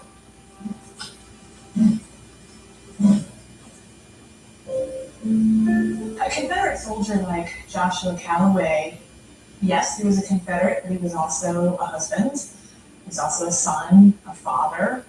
And those relationships were a big part of why he was fighting in this war. He may have been fighting to protect slavery, but why did that matter? It mattered because his family's interests and future depended on it. And his family was also his emotional lifeline, what kept his morale up, what supported him and kept him going on a daily basis. And you can see that in Joshua's letters to Dulcinea. He needs that correspondence. He craves that correspondence. Let me hear from you soon and often. Kiss the children for me. God bless you, my God. Joshua Calloway.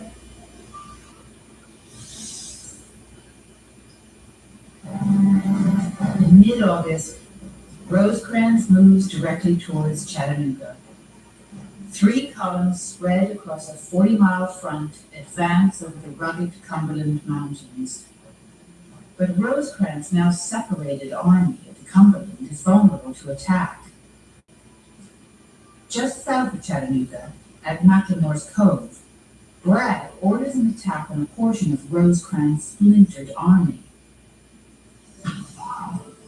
The high command in Bragg's army was dysfunctional.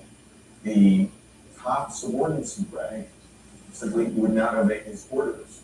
The Federals are falling back that way. We need to be moving that way. You have your orders. You will hold this ground according to General Madigan. You will hold this ground.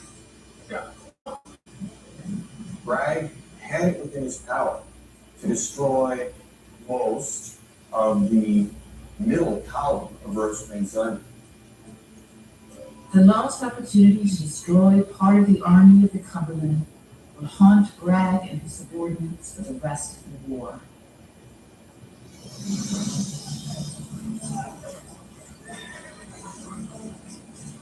For the next week, more than 100,000 soldiers from 2 opposing armies maneuver in northern Georgia. In words of one Confederate, Bragg and Rosecrans are playing a game of chess among these mountains and valleys.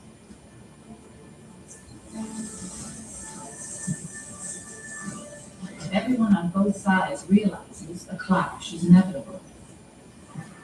It's only a matter of where and when. When, September 18th, 1863, where, 8 miles south of Chattanooga, along the banks of the Chickamauga, a creek the Cherokee called the River of Death. Bragg's plan turned the Union Army to the south, cutting Rosecrans off from Chattanooga. Then, pin the Army of the Cumberland against the eastern wall of Lookout Mountain.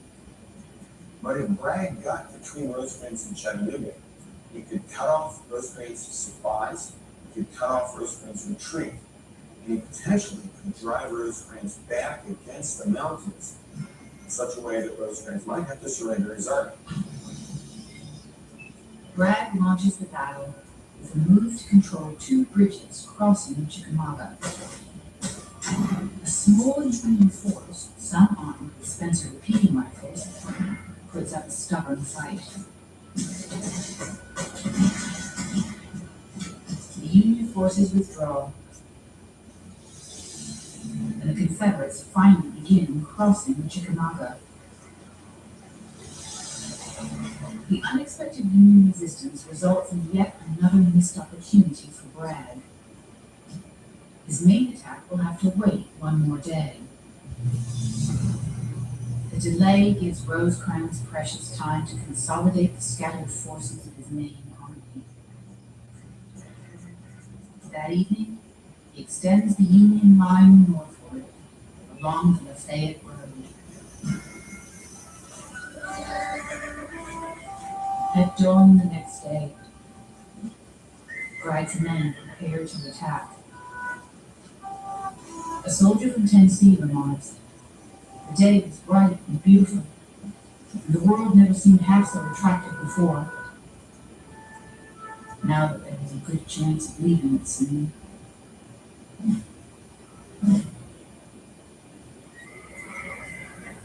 A little after 7 a.m.,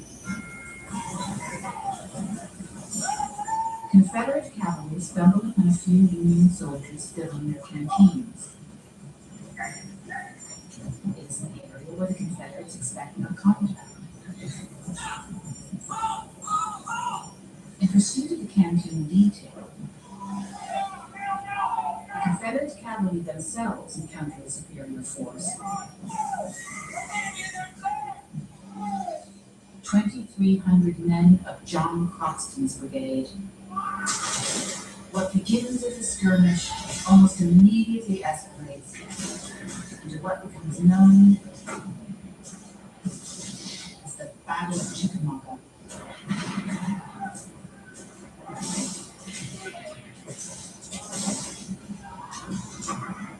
At Chickamauga, the dense canopy of trees causes the battle smoke to hang like a thick, deadly fog. With limited visibility in Chicago, the enemy is going to be able to close to a very short distance before engaging at a distance where the artillery and its longer range is not going to have an advantage. It was something that was not really anticipated by the leaders on both sides.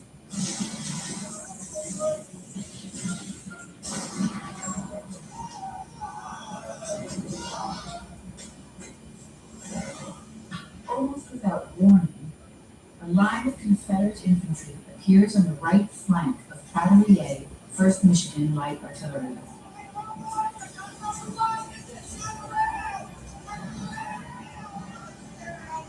The Michigan soldiers are ordered to lie down with their knapsacks still on.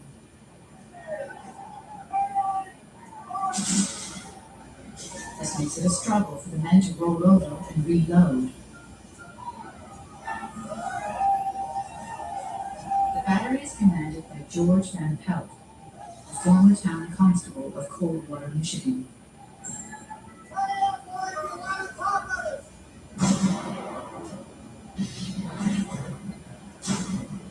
The Michigan men fire 64 rounds.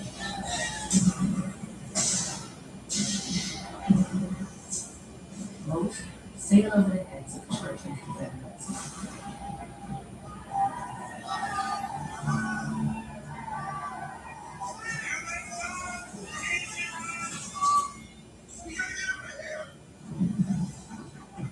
The Michigan battery is routed.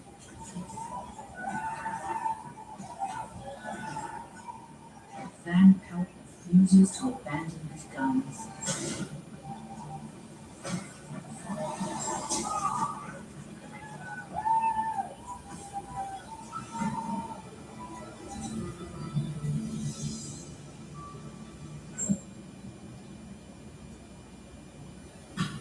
The confusion and bloodletting of Van Pelt's fight is typical of the Battle of Chickamauga. By late in the afternoon, neither side has gained or conceded much ground. In the thick of the fight at Chickamauga is the 15th Wisconsin Infantry. This Union regiment is composed entirely of Scandinavians. Almost all were born in Norway. The decade before the Civil War had seen a huge wave of Europeans immigrating to the United States. The vast majority settled in the North. The new Americans understood political oppression and religious persecution, because many had experienced it firsthand. When the war comes, About 25% of the Union Army were the immigrants. They believe in the promise of America, and they stand firm in the right to die for it. This is the only freestanding popular government left in the world. Every other experiment in popular government either fell apart or was crushed brutally. So that by 1860, the United States is the last major stronghold of the thing called democracy. If the United States proceeds to blow its brains out through secession, what are we saying to the rest of the world? We're saying democracy is a chimera. Democracy is a Greek jewelry that will never work. If you want the proof, say the kings and aristocrats, if you want the proof of how unstable democracy is, just look at what the Americans are doing to themselves right now. Right now, in northern Georgia, they are fighting what will become the biggest battle of the Western campaign. Sam Watkins of 1st Tennessee has survived Shiloh and Stones River. Now, in the midst of Chickamauga, he stumbles upon his badly wounded friend, Billy Webster. Billy's arm had been dressed, and it seemed to be quite easy. He wished to dictate a letter to his parents. He asked me to please look into his knapsack and get him a clean shirt. I went to look for the knapsack and found it.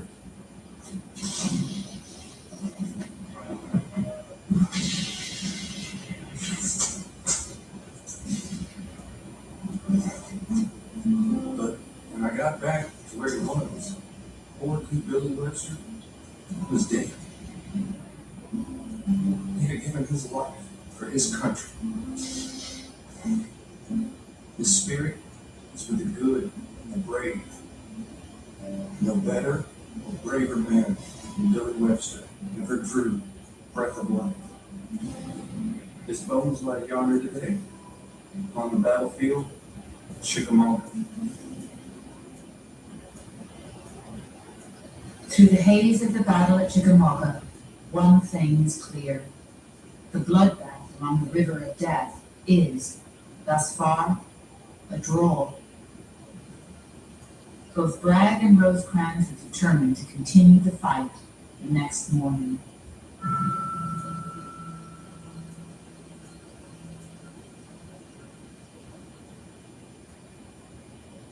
There are moments in this war when the entire republic is at stake. When everything could have changed, when everything could have turned on a dime, and sometimes did. What it being toward is our national story. And really it is our Odyssey that is playing out.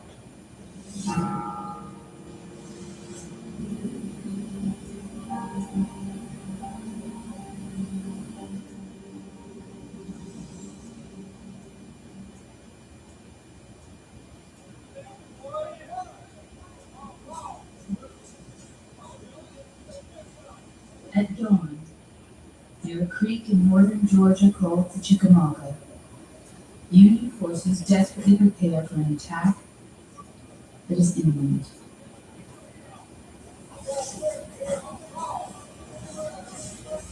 Confederate General Braxton Bragg imagines the second day of the Battle of Chickamauga to bring destruction to the Union Army. But once again, a breakdown in communication plagues the Confederates. The Southern assault will not begin until 9:30 a.m. One Union general who commanded one of the divisions on that perimeter said, if the attack, the Confederate attack, had happened at 6 a.m., it wouldn't have lasted an hour. After the war, a bitter Bragg will write, if not for that 3-hour delay, our independence might have been won.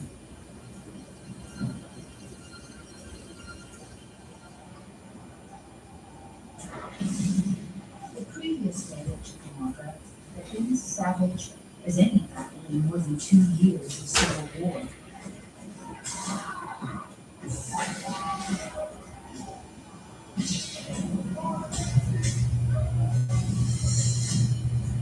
invading Union Army of the Cumberland, led by General William Stark Rosecrans, is determined to gain control of the critical rail center of Chattanooga, Tennessee.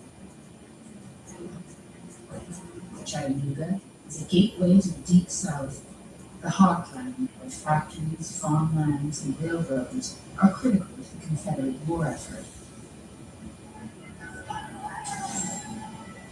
Braxton Bragg's Army of Tennessee hoped to not just stop those plans, but to destroy his army of 58,000.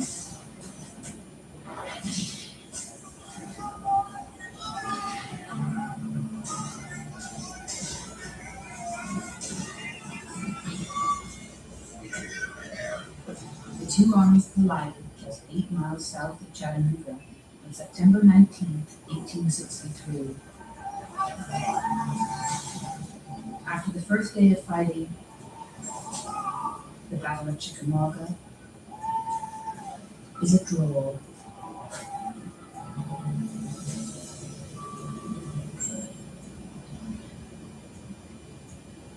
It was an unbelievably savage, knockdown, drag-out fight in the woods. I would say that it's almost like Shiloh multiplied by 2.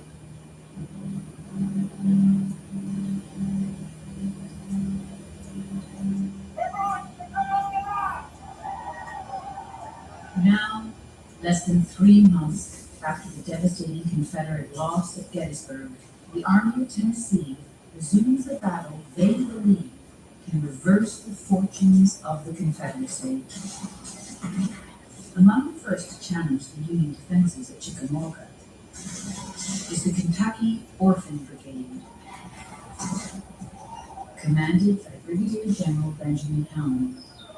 When the war began, Helm was offered a position with the Union Army by his brother-in-law, a high-ranking official of the U.S. government. Helm instead chose to fight for the Confederacy. Fighting under Helm's command is 22-year-old Johnny Green. I perfect shot with a great tour throughout ranks.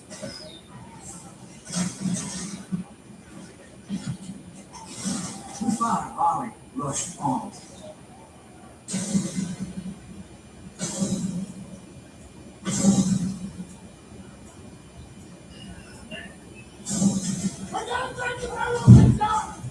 Our beloved Captain General Hill fell mortally wounded, leading his brigade, which he knew would never fall. Surgeons realize Helm's wound is fatal. The Confederate general clings to life for several more hours, but dies the next morning.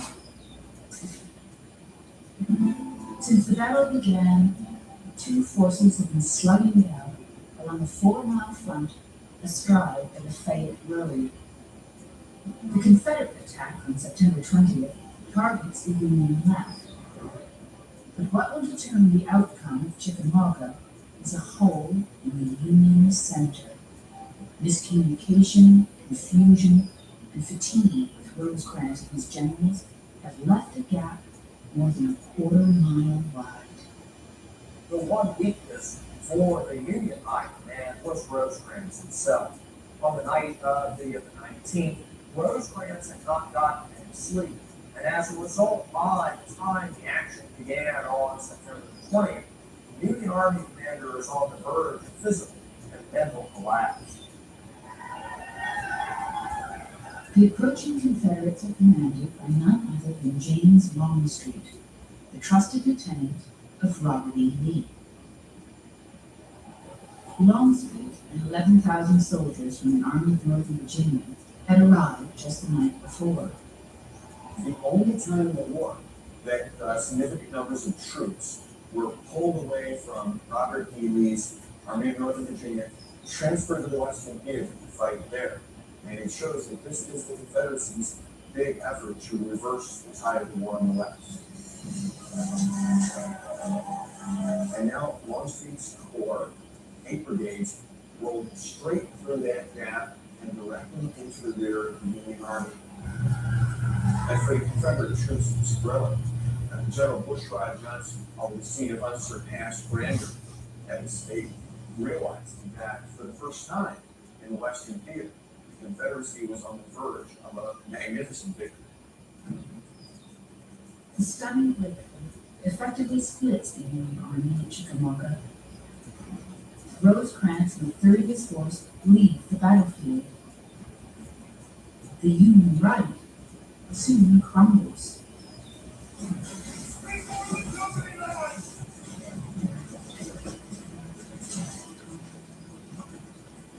But not all the Union soldiers leave the field at Chickamauga. Troops under the command of General George Thomas quickly formed defense. On Snodgrass Hill and Horseshoe Ridge, they stand firm. Ready to charge up the steep wooded slope and end the battle are nearly 3,000 Confederates. Among them is Lieutenant Joshua Calloway of the 28th Alabama. 17 months later, Calloway left his wife, Dulcinea, and 2 small children at their home near Selma. Almost 1/3 of all white households in the Confederacy owned slaves. Calloway is among those who do not.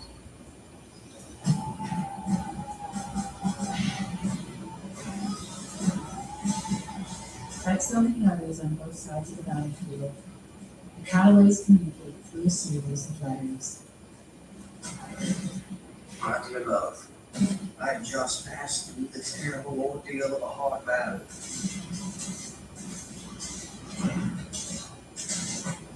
Our brigade formed at the foot of a long hill,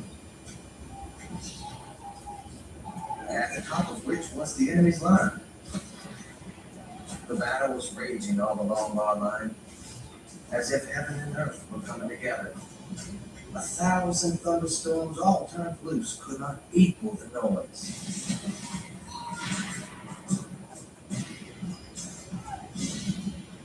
Dulcinea Calloway is hearing things she's never heard before. She's never read letters from a family member in war. So these letters are obviously going to make her fearful and very concerned about her husband's well-being. How this war was going to turn out was a big unknown, and that was a source of daily fear for a mother like Dulcinea Calloway.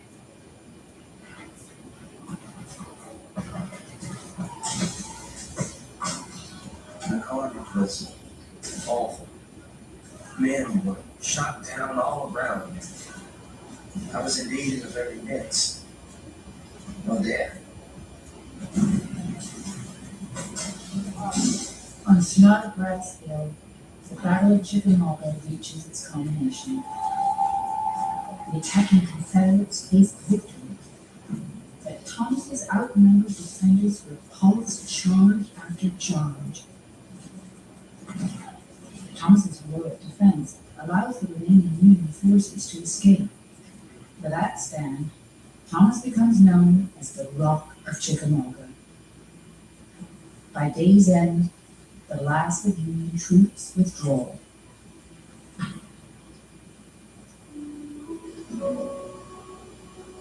The carnage of the battle exceeds even the bloodbath at Shiloh.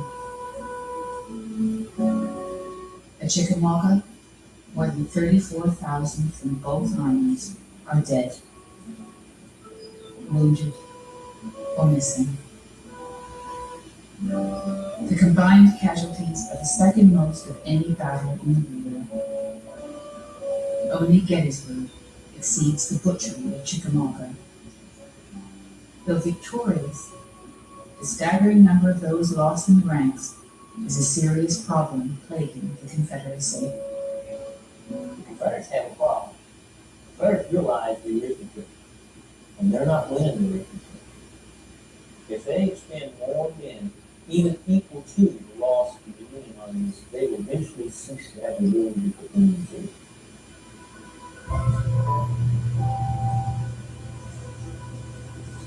Joshua Joshua Calloway somehow makes it through the battle unscathed. We now move to the top of the hill and slept on the battlefield. Napoleon's silent victory. I have now seen and experienced the horrors of war, as well as the spoils and glories. But I am very well, thank God. 1,000 kisses for you and the children. Your loving J.K. Calloway.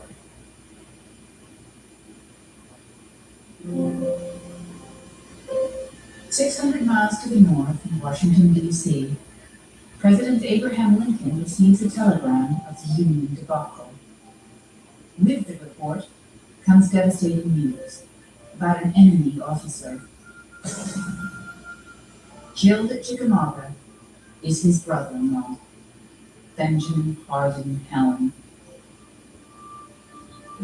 Lincoln's trusted friend, the Supreme Court Justice, David Davis. I never saw Mr. Lincoln more moved than when he heard of the death of his young brother-in-law. Davis, he said, I feel as David Hope when he heard of the death of Absalom. I saw how grief-stricken he was, so I closed the door and left him.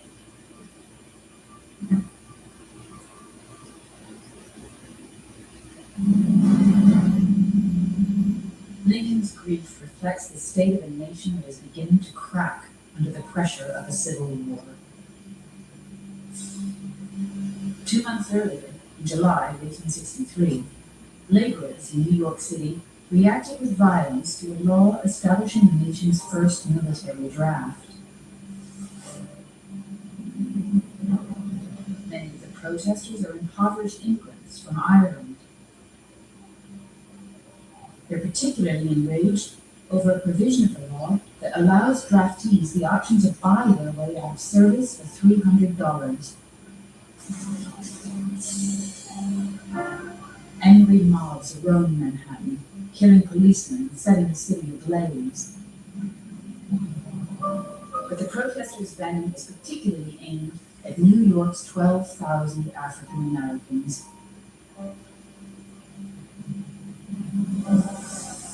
An orphanage for black children is torched. The 233 children inside escape before the building burns to the ground. Ultimately, Northerners who descended against this conflict, they felt aggrieved, misled, abandoned by a president who had turned the war for union into a war for union and emancipation. It wasn't until the arrival of Union soldiers who just fought at Gettysburg that 5 days of rioting was finally quelled. Hundreds were killed. Some 2,000 were injured. 11 black citizens were dragged from their homes and lynched by the angry mob. Once they thought that Northern boys wanted to die for the freedom of African Americans, that was simply more than what they could stomach. That class of individuals was seen as responsible for bringing this war on and for ultimately taking Northern boys from their homes and sending them to the front lines where they were dying of drugs. By September 1863, Northern casualties had eclipsed 400,000. At the Battle of Chickamauga alone are 16,000 Union casualties.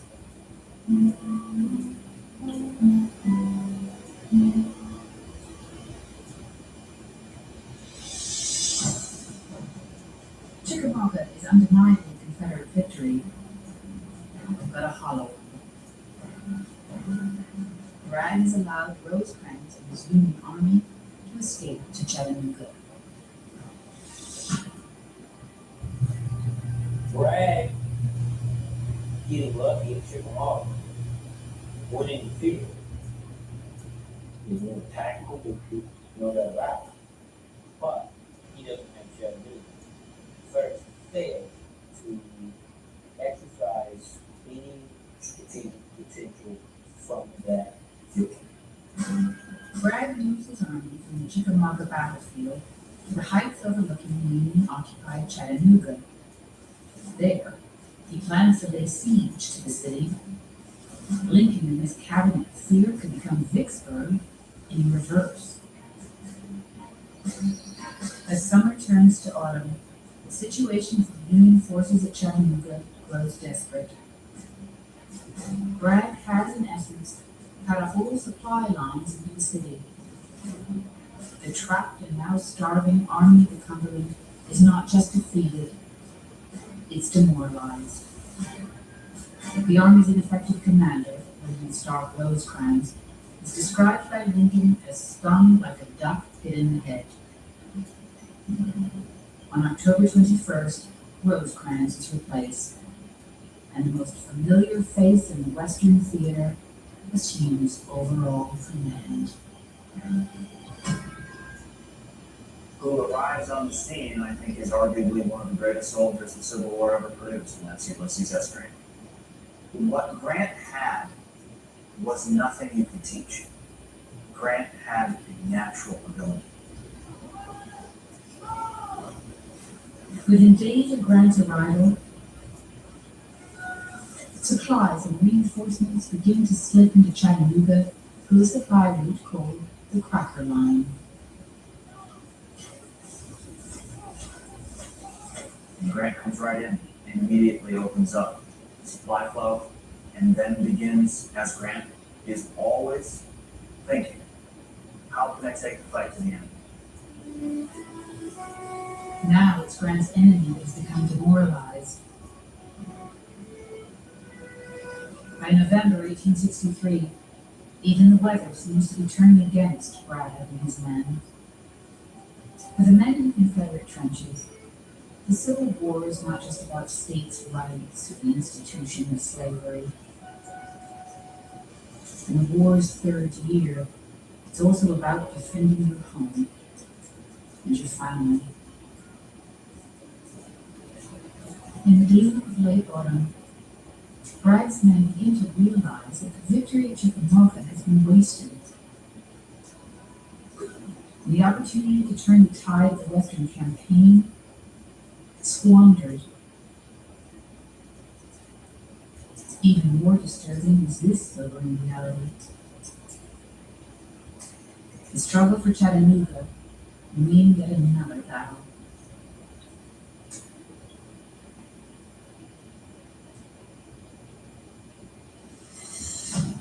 A reinforced Grant is ready to go on the offensive against the Confederates encircling Chattanooga.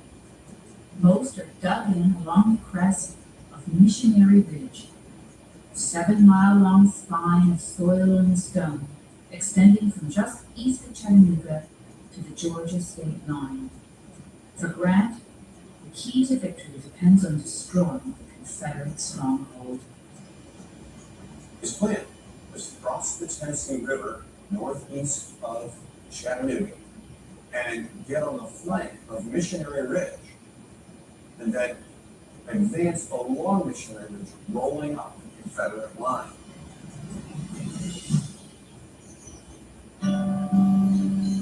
November 19th, 1863. On the very day Lincoln gives the Gettysburg Address, Joshua Calloway climbs Lookout Mountain. The 2,300-foot precipice towers over the Union forces in Chattanooga.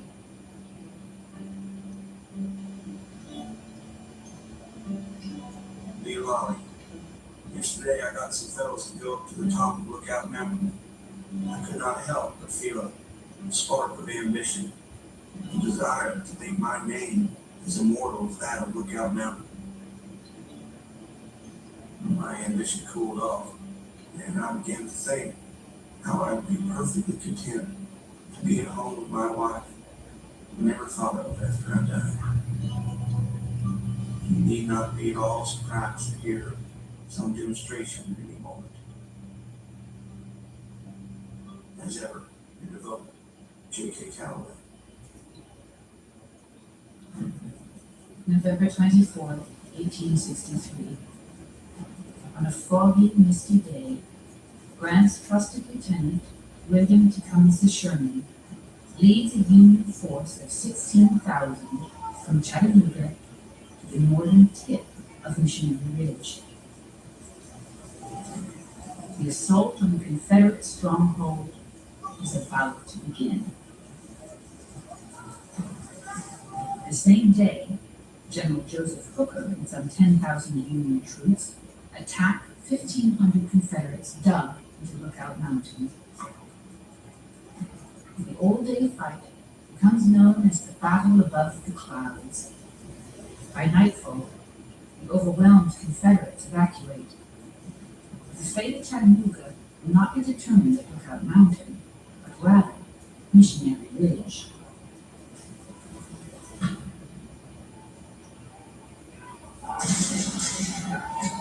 The next morning, Sherman's assault on Missionary Ridge goes nowhere. Atop the heights are 4,000 Confederates, skillfully led by General Patrick Cleburne. A Confederate defender remarks, "We feel we can kill all they send after us." With Sherman's attack paralyzed, Grant turns to George Thomas, the Rock of Chickamauga. Grant orders Thomas to attack Confederate rifle pits at the base of Missionary Ridge. But Thomas's veterans do not stop there. They continue up the steep slope with one thing in mind: redemption. Once Thomas's troops took the trenches at the base of the ridge, what the hell were they supposed to do? And now we're supposed to be cut up. They just started moving up in the fires. It's not much different than the guys going to the shore of Omaha Beach. They know they gotta take the high ground eventually.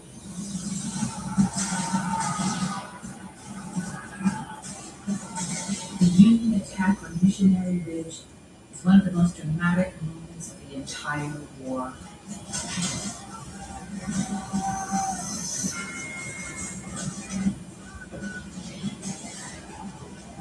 Among the Confederate defenders of Missionary Ridge was seen as pandemonium and confusion. And that was nothing left for the Confederates to get away as quick as they could. And they fled down the back slope of Missionary Ridge as fast as they could run. Colonel C. Irvine Walker of the 10th South Carolina Infantry. I don't think any defeat of the war can equal their attack on Missionary Ridge. If only our men had held their ground, there would have been challenge to play. But instead, they fled panic-stricken before the enemy. When I saw the men running, I could not believe that these were the heroes of Shiloh, Perryville, Oak Hills, and Chickamauga. Bragg orders a retreat into Georgia. With the Confederate defeat at Chattanooga, the gateway to the deep South has been pried open. A junior officer from Bragg's army later calls the defeat at Missionary Ridge the death knell of the Confederacy.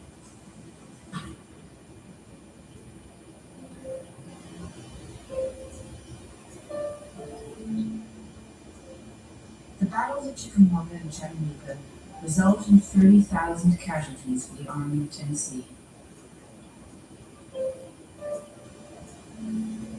Some 2,500 give their lives to the Confederate cause.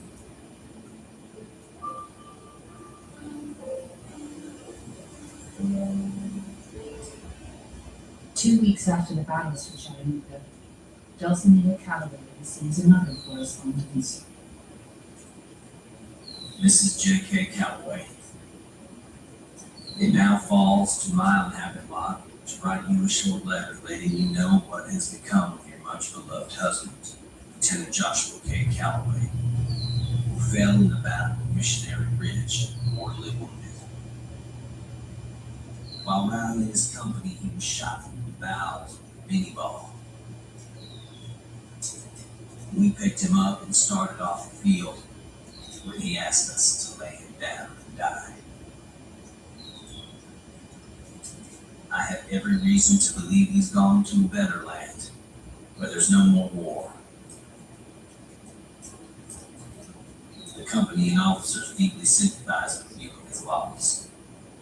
But what is your loss and our loss is his eternal gain. W.F. Aycock, Lieutenant Company K, 28th Alabama Regiment. With the death of her husband and the knowledge now that he's not coming home, Dulcinea Calloway has to begin envisioning a future that she is going to create for her children on her own. And she's just like so many other white women in the South, because 18% of Southern white men of military age died in this war. That's a significant loss, and it left many widows behind. And these widows, though, what choice do they have? They have to move on. By the end of 1863, the war in the East remains a stalemate. But the Western theater is, thus far, a stunning success for Union forces. Since the war began, the North has been victorious at Forts Henry and Donelson, Shiloh, Corinth, Stones River, Vicksburg, and Chattanooga. In the South, the Union Navy has captured the major port in New Orleans and now controls the entire Mississippi River. Equally important is the naval blockade along the Gulf Coast that is squeezing the life out of the Confederate economy. Now the armies are poised on the border of Georgia, and you can push down into not just Georgia but Alabama. And you can really strike that final dagger in the heart of the Western Confederacy. That dagger is now in the hands of Union General William Tecumseh Sherman. That's because Lincoln has promoted Ulysses S. Grant to Lieutenant General, making him General-in-Chief of all Union armies. Grant chooses to make his field headquarters with the Army of the Potomac in its fight in Virginia. So when Lincoln is hoping, based on his horrible experience with generals of the East, that if he can bring Grant from the West to the East, Grant is going to do in the East what he did in the West. Grant understands what Lincoln's understood for several years, that to win this war, the Union has to attack the Confederacy simultaneously everywhere. In Virginia, Grant will attempt to do what no Union general has been able to accomplish: accept the unconditional surrender of Robert E. Lee's Army of Northern Virginia. People in the North might have sat back and said, well, the war is almost over now. Victory has been reached. Grant is ready to move on Richmond. Sherman is ready to move on Atlanta. We'll just start counting weeks now until the war ends. But then it all dried up. May 1864. A succession of battles in the confused terrain northwest of Richmond results in a bloodbath for the Union Army of the Potomac. At the battles of Wilderness, Spotsylvania Courthouse, and Cold Harbor, Grant's forces suffer a staggering 50,000 casualties. The catastrophic loss of life helps to fuel a growing anti-war movement in the North. A vocal faction of the Democratic Party, dubbed Copperheads by their Republican rivals, vehemently denounce Lincoln's war policies. One New York Copperhead writes, "The war is murder, nothing else." If you look at how politics has been done on the ground in 1864, what's been happening? In Ohio, Clement Laird Berlin, an Ohio Democratic congressman who has actually been arrested for anti-war activities and expelled in the ranks of the Confederacy, is now running for governor of Ohio from his vantage point across the border in Canada.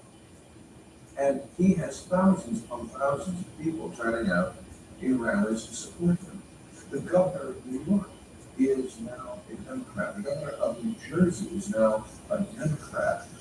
All of them very public, very vehement in their denunciation of the Emancipation Proclamation and the Lincoln administration. The Copperheads not only demand Lincoln's ouster, but also an immediate peace treaty with the Confederacy. They will become a political force in a year when Lincoln faces re-election. While Grant's offensive stalls in Virginia, Sherman begins to move his army of 100,000 from Chattanooga into Georgia. His mission? To capture Atlanta, a major manufacturing center and industrial hub of the Confederate war machine. Its 4 railroad lines bind together what's left of the Confederacy. The purpose of ultimately taking Atlanta was to also bring havoc and destruction to Confederacy's ability to field troops, to supply them, to keep their economy going. Rail lines run through Atlanta. Munitions are being produced in Atlanta. Clothing is being produced in Atlanta. You have to strike that last, not just vulnerable place. You have to strike that last important place. Marching towards Atlanta with 111th Illinois Infantry is Austin Gilmore, a former slave from Tennessee who has volunteered to fight. Austin, however, will not serve as a soldier, but rather as a cook. Like many in the North, Sherman does not trust the fighting abilities of the African Americans. After the war, he writes, the Negro should be a free man, but not put on any equality with whites.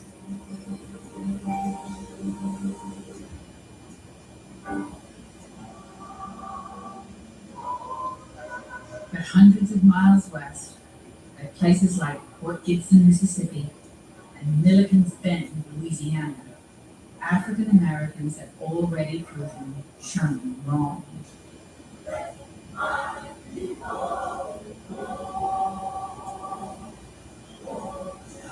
In June 1863, along the Mississippi River at Milliken's Bend,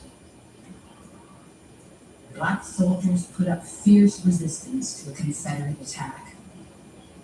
At Milliken's Bend, you have untrained soldiers from Mississippi who do not really know how to fire their weapons. They end up in hand-to-hand combat. They started using their bayonets and using their muskets as clubs. And once you hear the stories of those who served in combat, how they fought, then you realize they really are making a mistake. They're making a big one. Assistant Secretary of War Charles A. Dana writes of the Battle of Milliken Bend. The bravery of the blacks completely revolutionized the sentiment of the Army with regard to the employment of Negro troops. But with their service has also come tragedy and controversy.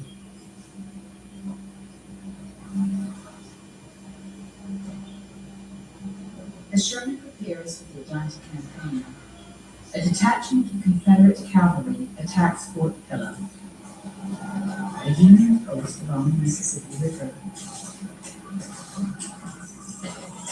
It is 40 miles north of Memphis.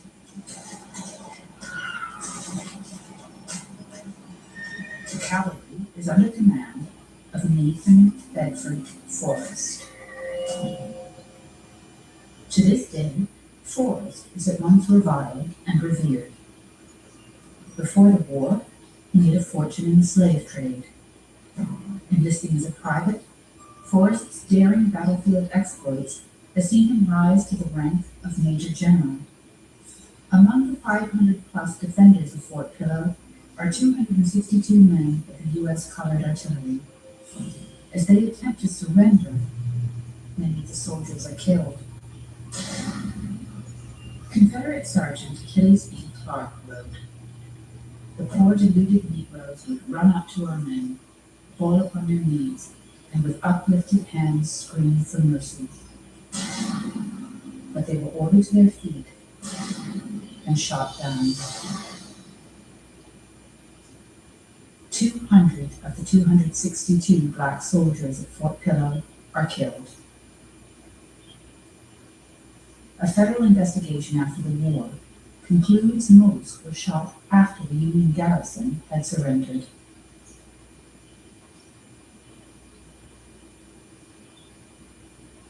The slaughter at Fort Pillow enrages people throughout the North. In the South, the Congress of the Confederate States adopts a resolution expressing its appreciation for forests. With thousands of African Americans now fighting for the Union, Confederate President Jefferson Davis makes it clear that captured black soldiers will not be treated as prisoners of war, but rather as slaves to be returned to bondage. Which makes the story of Emma Stevenson all the more remarkable. Like Austin Gilmore, Emma is emancipated. Now, marching towards Atlanta with Sherman's army, Emma is a nurse with the 17th Army Corps. I think a part of performing that kind of work is that you want to have a stake in liberating your people and in essentially liberating yourself. That's a powerful message. And so it's very important for Americans to know that there were Emma Stevensons in the midst of the war. Grainger knows that as an HVAC technician, the heat is on you every day. Your first call? An office building with a noisy AC unit. Time to put your experience to work. On site, the meters don't lie, the blower motor's failing. But Grainger's easy-to-search website quickly helps you find what you need to keep the office and their HVAC running smoothly. Call 1-800-GRAINGER, click Grainger.com, or just stop by. Grainger, for the ones who get it done. In Sherman's Way, 30 miles south of Chattanooga, is a Confederate army of 65,000 men. Braxton Bragg has been replaced with General Joseph Johnston. Johnston knows that the very future of the Confederacy depends on protecting Atlanta. At every opportunity, Johnston's men build miles of makeshift fortifications.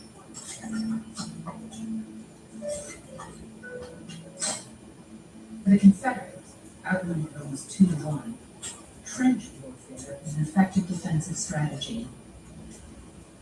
One good man behind earthworks, writes an officer, should prevail over 4 or 5 opponents advancing in the open without cover. The Federals respond with trenches of their own.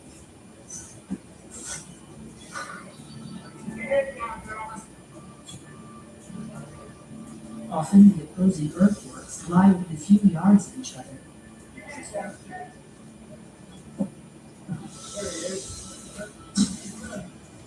Sergeant John Green is a Confederate with the 9th Kentucky Infantry.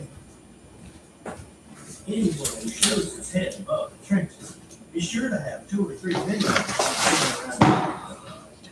But we soon got so accustomed to it that the boys became very curious. He is our rescue night now.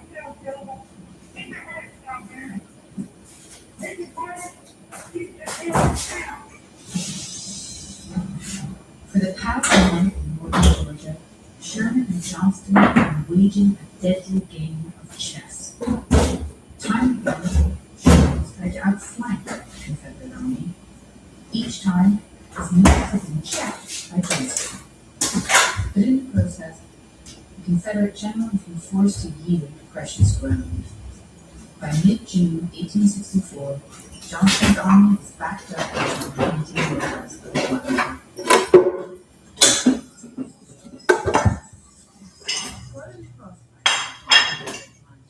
The people of Clark County, Georgia, population 14,000. About 1/3 of them are slaves.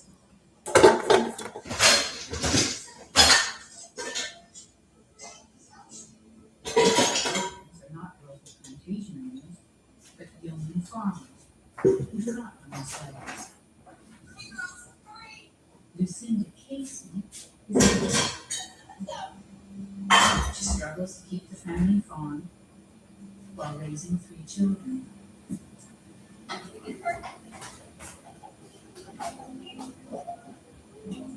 As Sherman's army approaches, Lucinda, Louisa, and Hazel quickly pack their belongings and flee to the state of Arizona.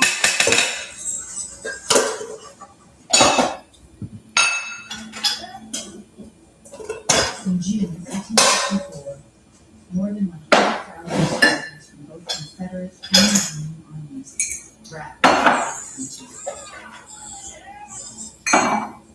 At Lucinda Casey's home, nothing.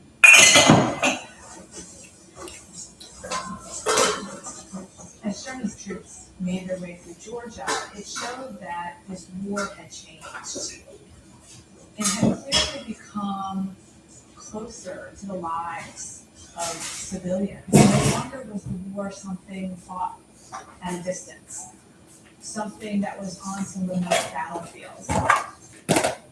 That kind of distance between home front and battlefield had collapsed. That really wasn't much of a distinction anymore.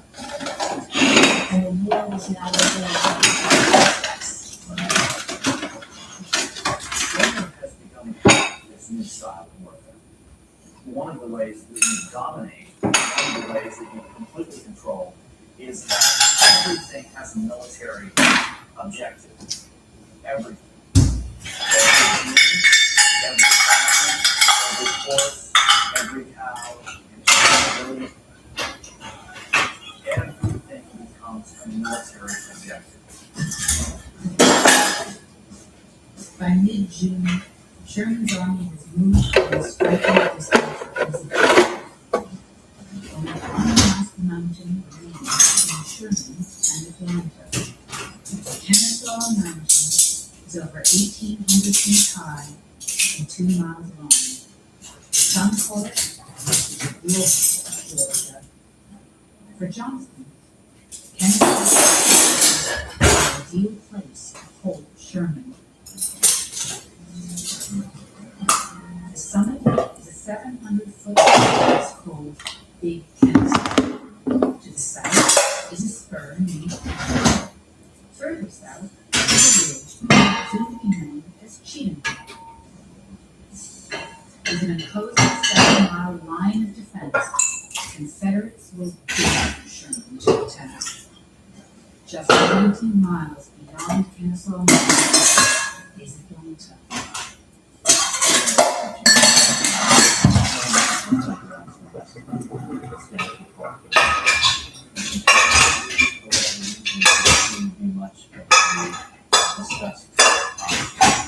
So, its third option was to attack.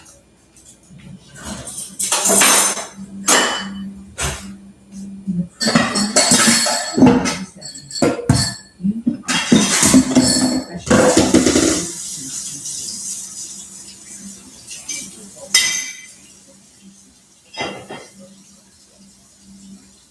Kennesaw Mountain, 25 Union that is Jonathan over the country. The country is the water, and officers are easy to know as long as they included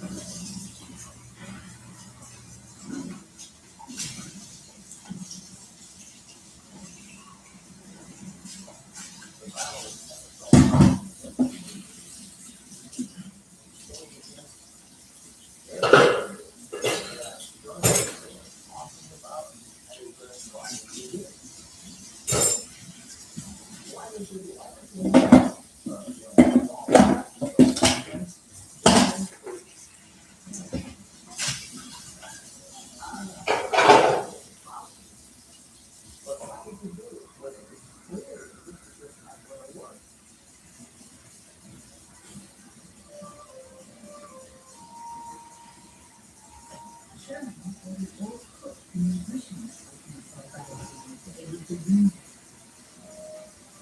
Unarmed, all from doing it thanks to the Union soldiers Union infantry held.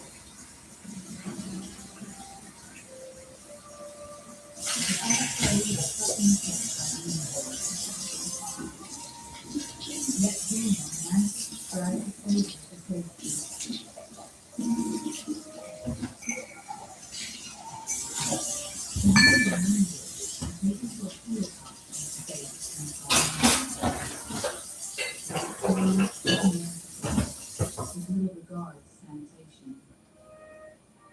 Antibiotics have not yet been discovered.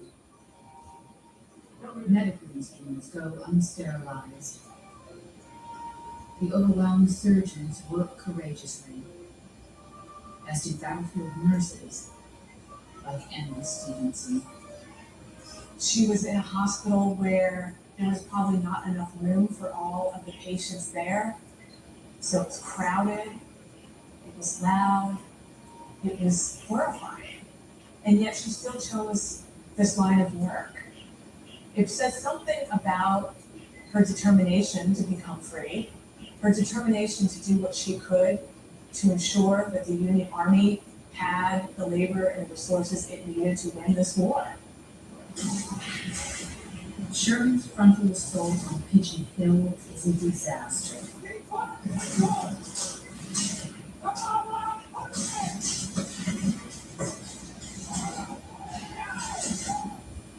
An officer with the 53rd Ohio summed up the fight on Pigeon Hill by saying, "The rebels fought with a desperation worthy of a better cause." Simultaneous to the fight on Pigeon Hill, Sherman launches the other wave of his main attack. It occurs not at Big Kennesaw, but 2 miles south at Cheatham Hill. In the woods below Cheatham Hill are 8,000 Union soldiers. To embolden his 52nd Ohio, Colonel Dan McCook recites a poem about warriors of ancient Rome. Out spake brave Horatius, the captain of the gate, that every man upon this earth, death cometh soon or late. And how can man die better than facing fearful odds in the ashes of your fathers, the temple of your gods?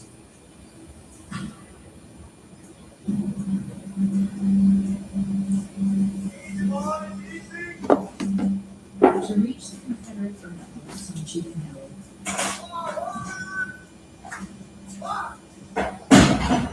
the Federals must advance across an open field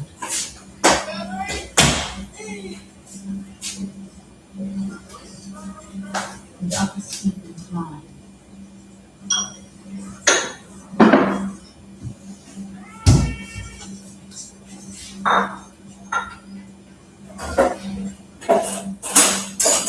It is a 400-mile march into certain death.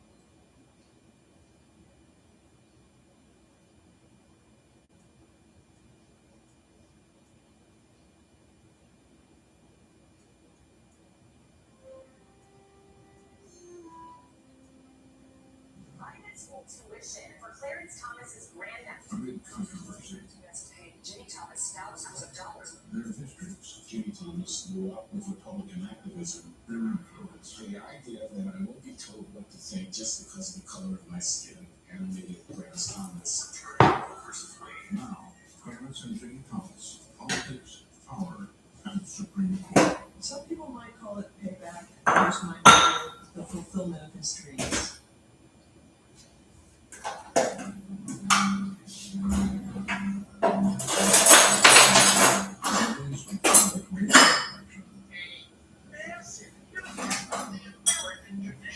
A decisive move.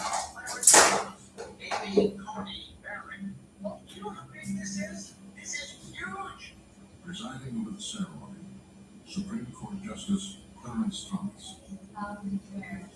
When I was court and defending the Constitution, Amy Coney Barrett had chosen Thomas to swear to him. so help me God. So help me God.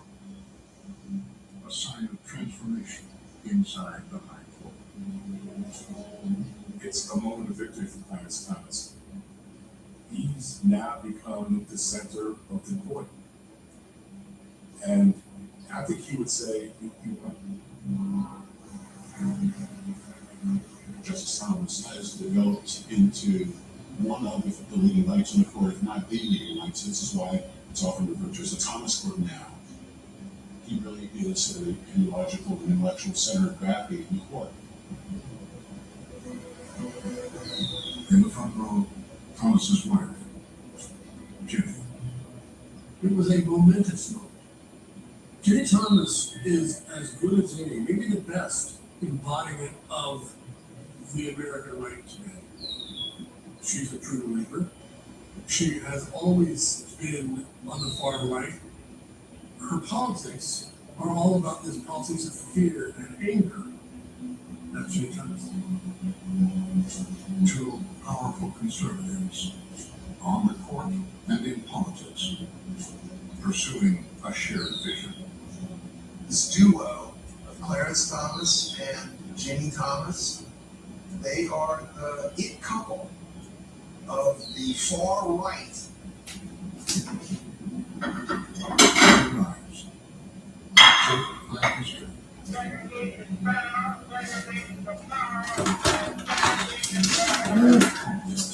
Unless they didn't know they.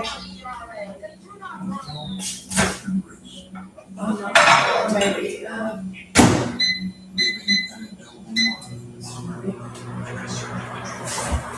that man electrocutes you. That's bad enough. Maybe that's for you. I think, I don't know, maybe. I don't know, go and grab them. And see.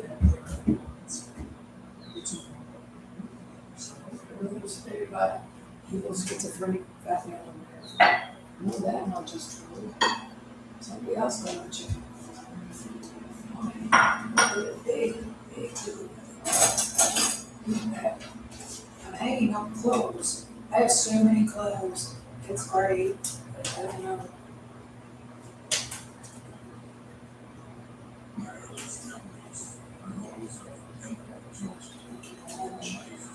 That big size clothes.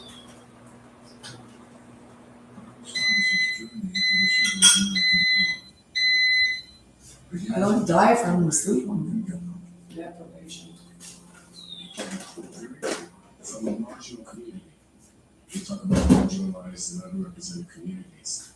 Well, the teachers I had speaking, CIA and poor black people of the 1950s. I have to make gravy and some stuffing. I need the gravy. Grease because it's good. My brother and I went to live with my mother in Savannah. The potatoes and that all We lived in one room in a tenement. A kitchen with other tenants.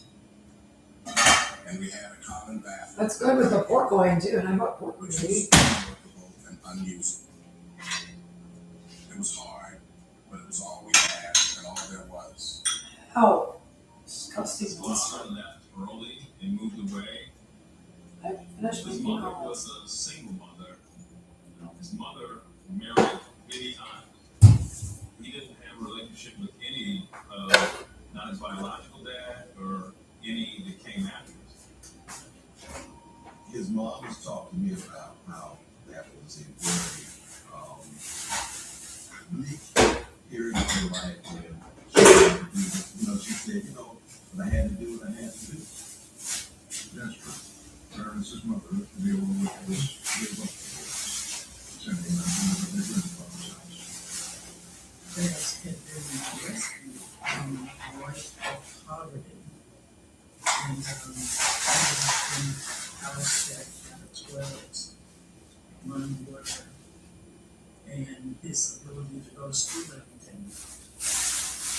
Dr. Michael, his grandfather, Myers Anderson, had his own challenges. He was tough. He was hard. I don't think empathy might have been his strongest part. I think Clarence Thomas's mother, she was homesick. The grandfather would lock Clarence Thomas and his little brother in the hall closet and not let them out. And he also would quite routinely. His grandfather beat the two boys up whenever it was fast enough for their mother. He was physically, mentally, verbally abusive to both boys. Probably the unhappiest in his life was the time that he spent in his grandfather's house.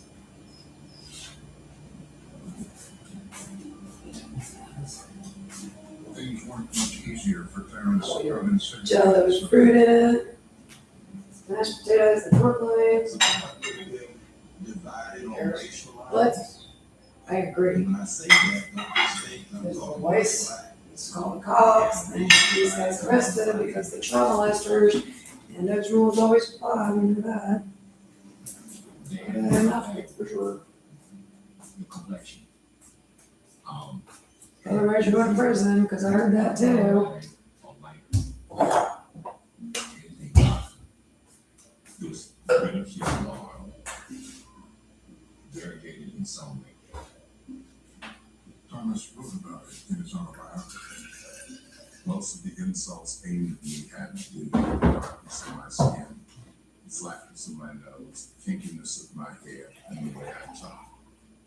Such racial slurs have stung all the more for having come from my own people. The issues of class and race have always been at the heart of how Thomas has seen himself. That's the prism through which he sees his own life.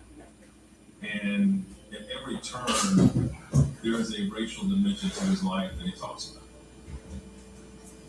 Clarence was probably never comfortable around the black community, unfortunately.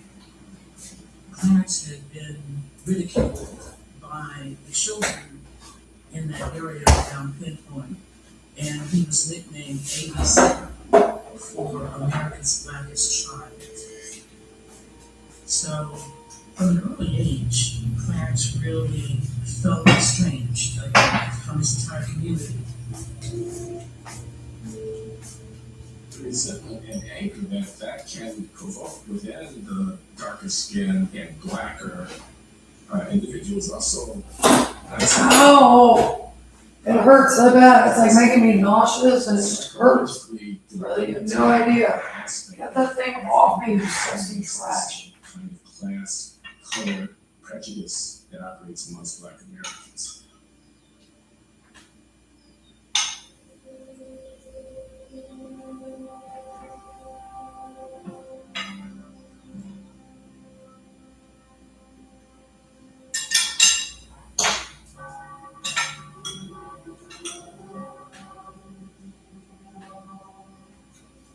I guess the thing I remember most about Clarence is him as an altar boy. Whenever father needed to find altar boys, all my classmates and all would hide. Clarence would volunteer.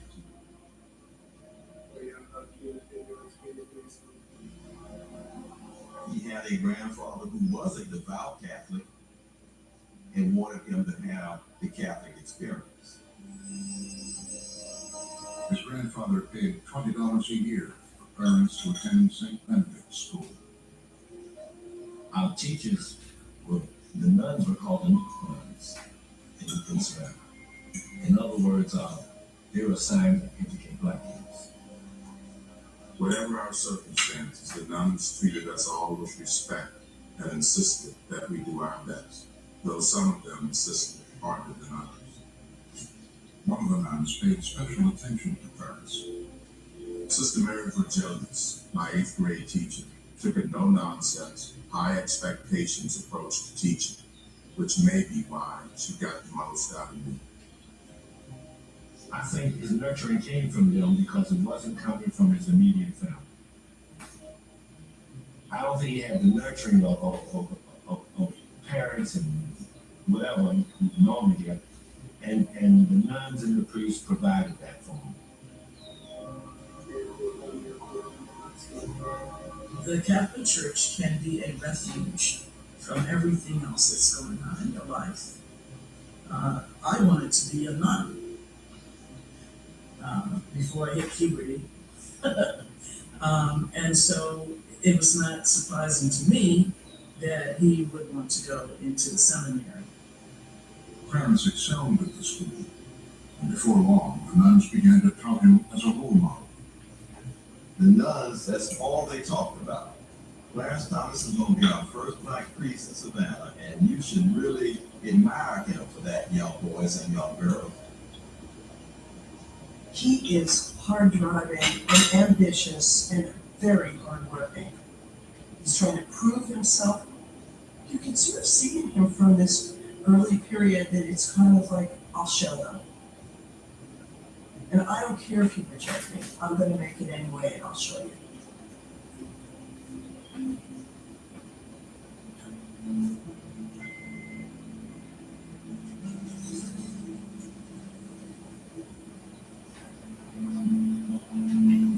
If Clarence Thomas struggled in the segregated South, in the middle of America, his future wife, Jenny Ladd, was living a seemingly picture-perfect life. The thing about the Midwest is that the largest feature of the landscape is the sky. There's like over 180 degrees of sky. That kind of long vista gives you a sense that there's something beyond, there's something more out there. Leave it to Beaver.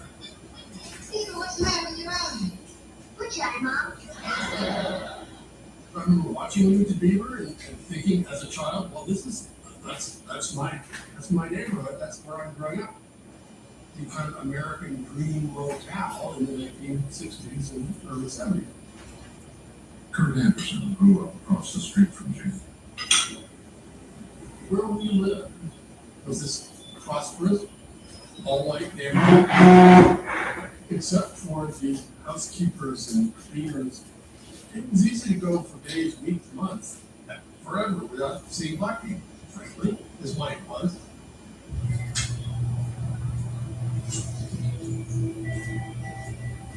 She came from within almost the wall of the bastion. Scott Baines was her high school boyfriend. There was no exposure in her life to somebody who was a high school kid drank, or smoked weed, or did all those things that I thought were normal high school kids did. She was a pretty good little girl. She was just kind of a non-exceptional, middle of the pack girl in the giant classic of Southern people. She was involved in the pep club. And then she became something they called loyal. She would like lead the marching band and all these, people carrying pennants and whatnot. But at home, there was something underneath the everyday suburban veneer. The youngest child of a very prosperous in-state developer. Homemaker and his they were leading what looked outwardly like this ideal suburban lifestyle. I started to understand that she was a mistake child. She was born a were politically engaged. They thought they were done having children, and anytime they found Jenny, they would take her to these Republican rallies, and so she really grew up with Republican activism, and obviously it took her. It was a Republican activism beyond the norm, even in conservative homes. I first became familiar with the Lambs from my parents talking about them as what they call black hats. That was their phrase for extreme far-right John Birchie Republicans. The Lambs were immersed in a growing culture of right-wing fear-mongering, like this film from supporters of presidential candidate Barry Goldwater. Our streets are not safe. Immorality begins to flourish. Violence pits American against America. We don't want this. It's there in this film. Shots of the city, of newsstands with pornography on it, and fast cars, and kids doing the twist and topless dancing. The whole realm of cultural, bullying. Demoralization, chaos. This is the change, the other America that the people slowly wake up to. In the streets of mob. Democracy. As Jenny was growing up, the conflicts of the 1960s were being broadcast on television. And I say segregation now, segregation tomorrow, and segregation forever. Here you are, you're a preteen, and you're a spook. And a march this morning to the county courthouse in Selma, Alabama. Television really expanded. The whole black nation has to be put together as a black army. Everything came right into your living room, so to speak, every night. In response, the Lambs were drawn to the John Birch Society. The civil rights movement, as we know it today, is in the heart of the right movement organized and directed by communists who enslave all mankind. The John Birch Society became a code word for very far out there right-wing beliefs and activities. Their objective is not communist progress, it's anarchy. Right down law and order. Helplessness. For young Jenny, it left an impression. Communist might.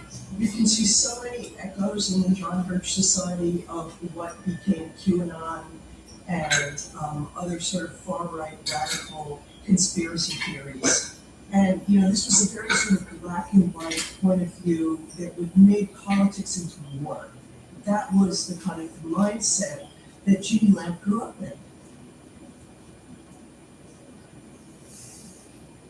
Right now, it's people's out of well and Oregon.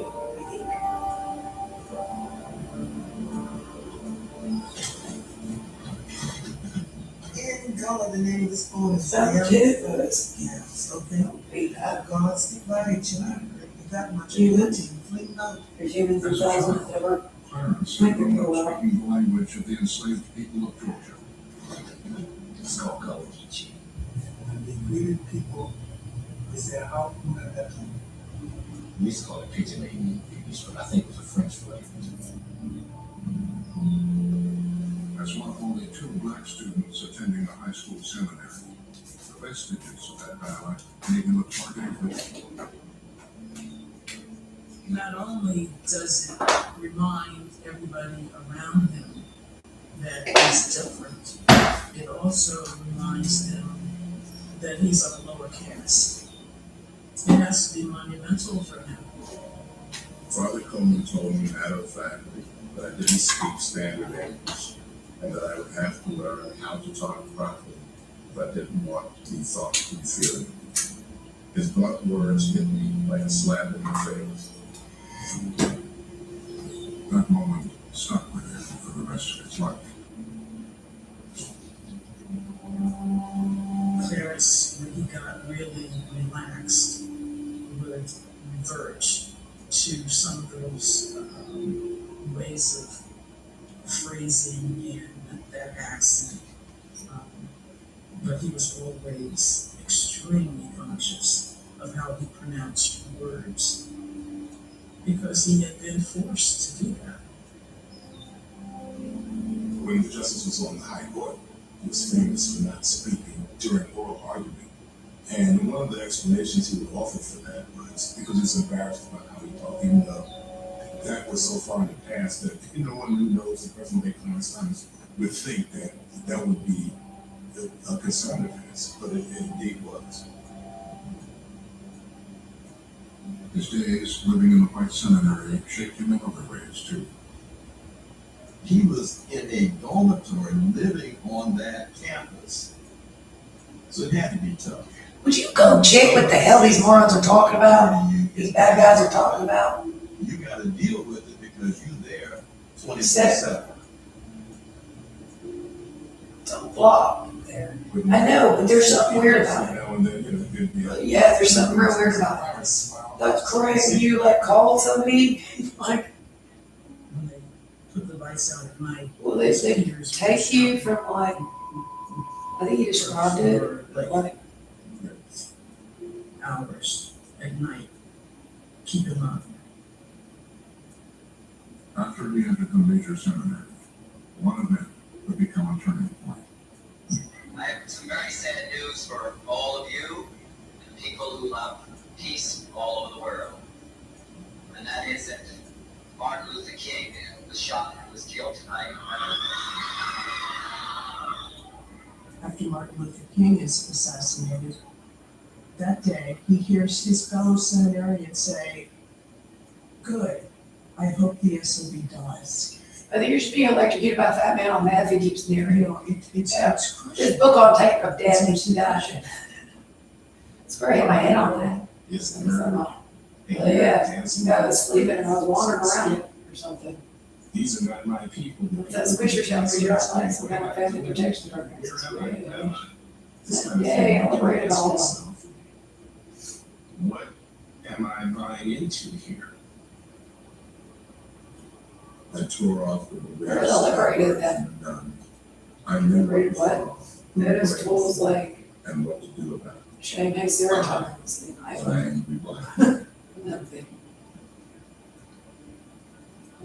think he's just reading these stories in your closet in the cell or something. There's those things out still. It was heart-wrenching.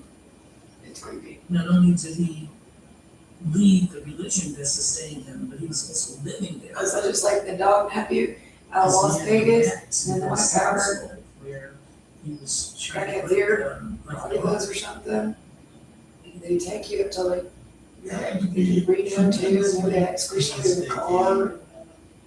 You're going to disappoint And they go up. so many people. Grandfather, that's all. There's like underground, like buried buses or something. They just toss bodies. All these people are looking for you to be the first black priest. And grandfather was saying, "What? You're leaving seminary? You know, you're out of my house. I'm cutting you off. You're not going to be supported." And again, Thomas is abandoned, right? He's left alone. He's left to fend for. So they don't use any guns? Because, I mean, they You occasionally have to figure it out yourself. because a body with a hole in it, as long as your body just Like you're no good dad. squished in the trash compactor, because they get different. Instead of There's lots of stuff down in the sewer, it's more or less my job, which is tragic.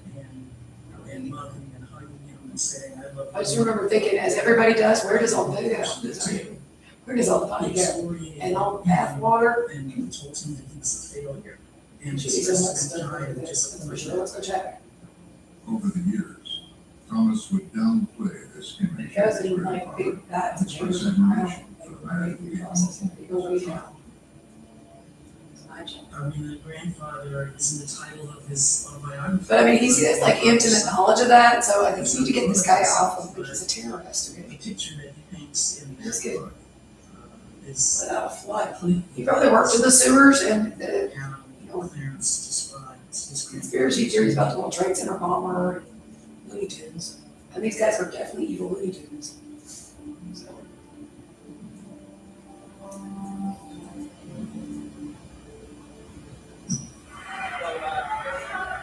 My thanks to all of you, and I'm going to Chicago on Thursday.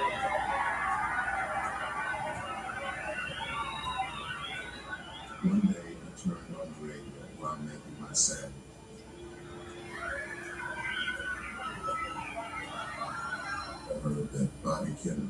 and shot. I fell to my knees and burst into tears.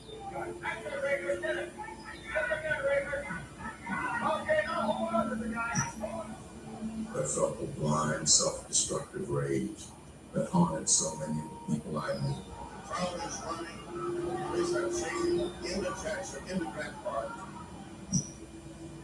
Surely the time for politeness and nonviolent protest was over. Look what it had done for Dr. King and Bobby Kennedy. He says it on another one. The more injustice I saw, the angrier I became.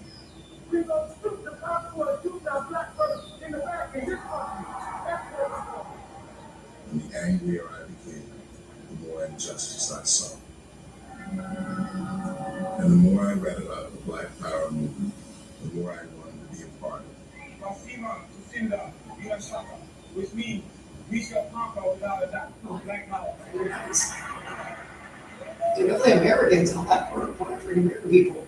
They're still like coming over and doing some of these False, but in campus running, pursuing his education elsewhere. He received a scholarship to a private Everything's college in like- Massachusetts. Okay. You're wrong. Like, enough. It's not me. You're wrong. At the point when Clarence Thomas got into Holy Cross, He did the the school curriculum and stuff. was actually actively looking for Black students. The president of Holy Cross, Johnny Brooks, who set up this program, described it as a free match. That's what opened the doors for him. Holy Cross, Catholic, all male, more than 2,000 white students, 27 black students, many of them as frustrated as Clarence was. No, I was pissed off. That's baby sense because that's I evolved from being hopeful to being pissed off. A lot of young people in America was pissed off, and they weren't seeking a reconciliation of their country. They're seeking a coup. Change the whole thing. We all was involved in the protest. He was, literally everybody went up there. And we, those of us from the South, we were right there with them saying, yeah, man, we want to push. He definitely was inspired by the Black Panthers. He dressed like them. He talked like them. He had a beret, he had army fatigues, and he had the army boots. He wore an afro. He was out there with everybody else. Yeah. I think it was probably because he had a group. He wasn't alone now. He became part of his group. I don't know if he had a well-formed political philosophy before he got to Holy Cross. And maybe he was simply going along. But the years, 1968, 1969, gosh, I was there. And the forces of conformity to a sense of outraged fury, resistance, the throwing off of oppression by any means necessary was very seductive, was very compelling to many, many people, among them was Clarence Thomas. And he had a hero, Malcolm X. We want freedom by any means necessary. We want justice by any means necessary. We want equality by any means necessary. He had a poster of Malcolm X in his dorm room. Justice Thomas boasted at one point he had read all of his speeches. And he said one time he could quote me some of them by heart. I mean, so he made pay attention to Malcolm X. We are oppressed. We are exploited. We are downtrodden. We are denied not only civil rights, but even human rights. Clarence Thomas's activism culminated in his junior year as protests broke out 40 miles away in Harvard Square. An estimated 2,000 radical students from the Greater Boston area decided to march to Cambridge and continue demonstrating. We dragged our way to Harvard Square, where our disorderly parade deteriorated into a full-scale riot. The demonstration then turned into the most extreme civil disorder in Cambridge history. 4,000 students against 2,000 police. The police fired rounds of tear gas into the crowd. But that didn't deter us. And we kept on riding well into the night. I got back to campus at 4 in the morning, horrified by what I'd just done. All of the United States yesterday, there were anti-war protests, smoked blue peaceful. One was not at Harvard University last night. Nearly 200 people were injured. 40 students were arrested. I had let myself be swept up by an angry mob for no good reason other than that I too was angry. As soon as somebody talks about, like, here I am in Harvard Square and like this mini riot, like, what am I doing here, right? What am I doing? He was conflicted about what he'd done, who he was, what he stood for. I don't think anything that Clarence Thomas is simple. I mean, he's a bundle of contradictions, and it seems like there's just always so much inner tension within him. Yes, he was radical like his peers, but not as radical. And he broke with them in various ways. And he's always breaking with whatever the dominant political trope is. He says, you know, he's always talking about how he's not going to do what's fashionable. He wants to be different. He set about remaking himself. Gone was the Black Panther uniform. Proving his grandfather wrong, he excelled at school, graduating near the top of his class. And the next day, he married his college girlfriend, Kathy Ambush. I asked him, why did you marry her? And he said, because she was the first woman who was nice to me.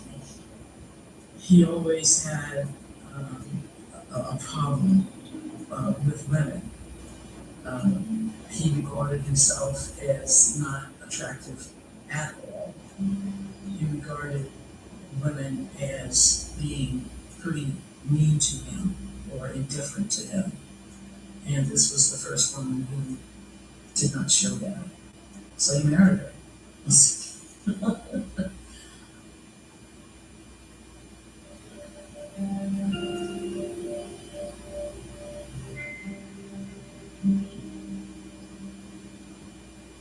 I would like to thank my husband Fred for letting me come today.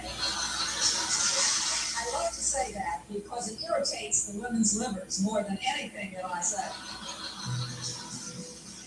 Phyllis Schlafly was a colorful, dynamic, anti-feminist, right-wing reactionary. As Jenny Lamp was growing up, Phyllis Schlafly was a role model. Her mother Marjorie was a prominent member of Schlafly's group. American women do not want ERA, they do not want abortion, they do not want lesbian privileges, and they do not want universal child care in the hands of the government. What she saw in Phyllis Schlafly and her mom was no excuses. You don't need affirmative action. You don't need women's kind of special accommodations. You make your own fate, you create your own path, and you lean in. It doesn't have to be the liberal way. You can also do it the Republican way. They are waging a battle against the ERA, Equal Rights Amendment.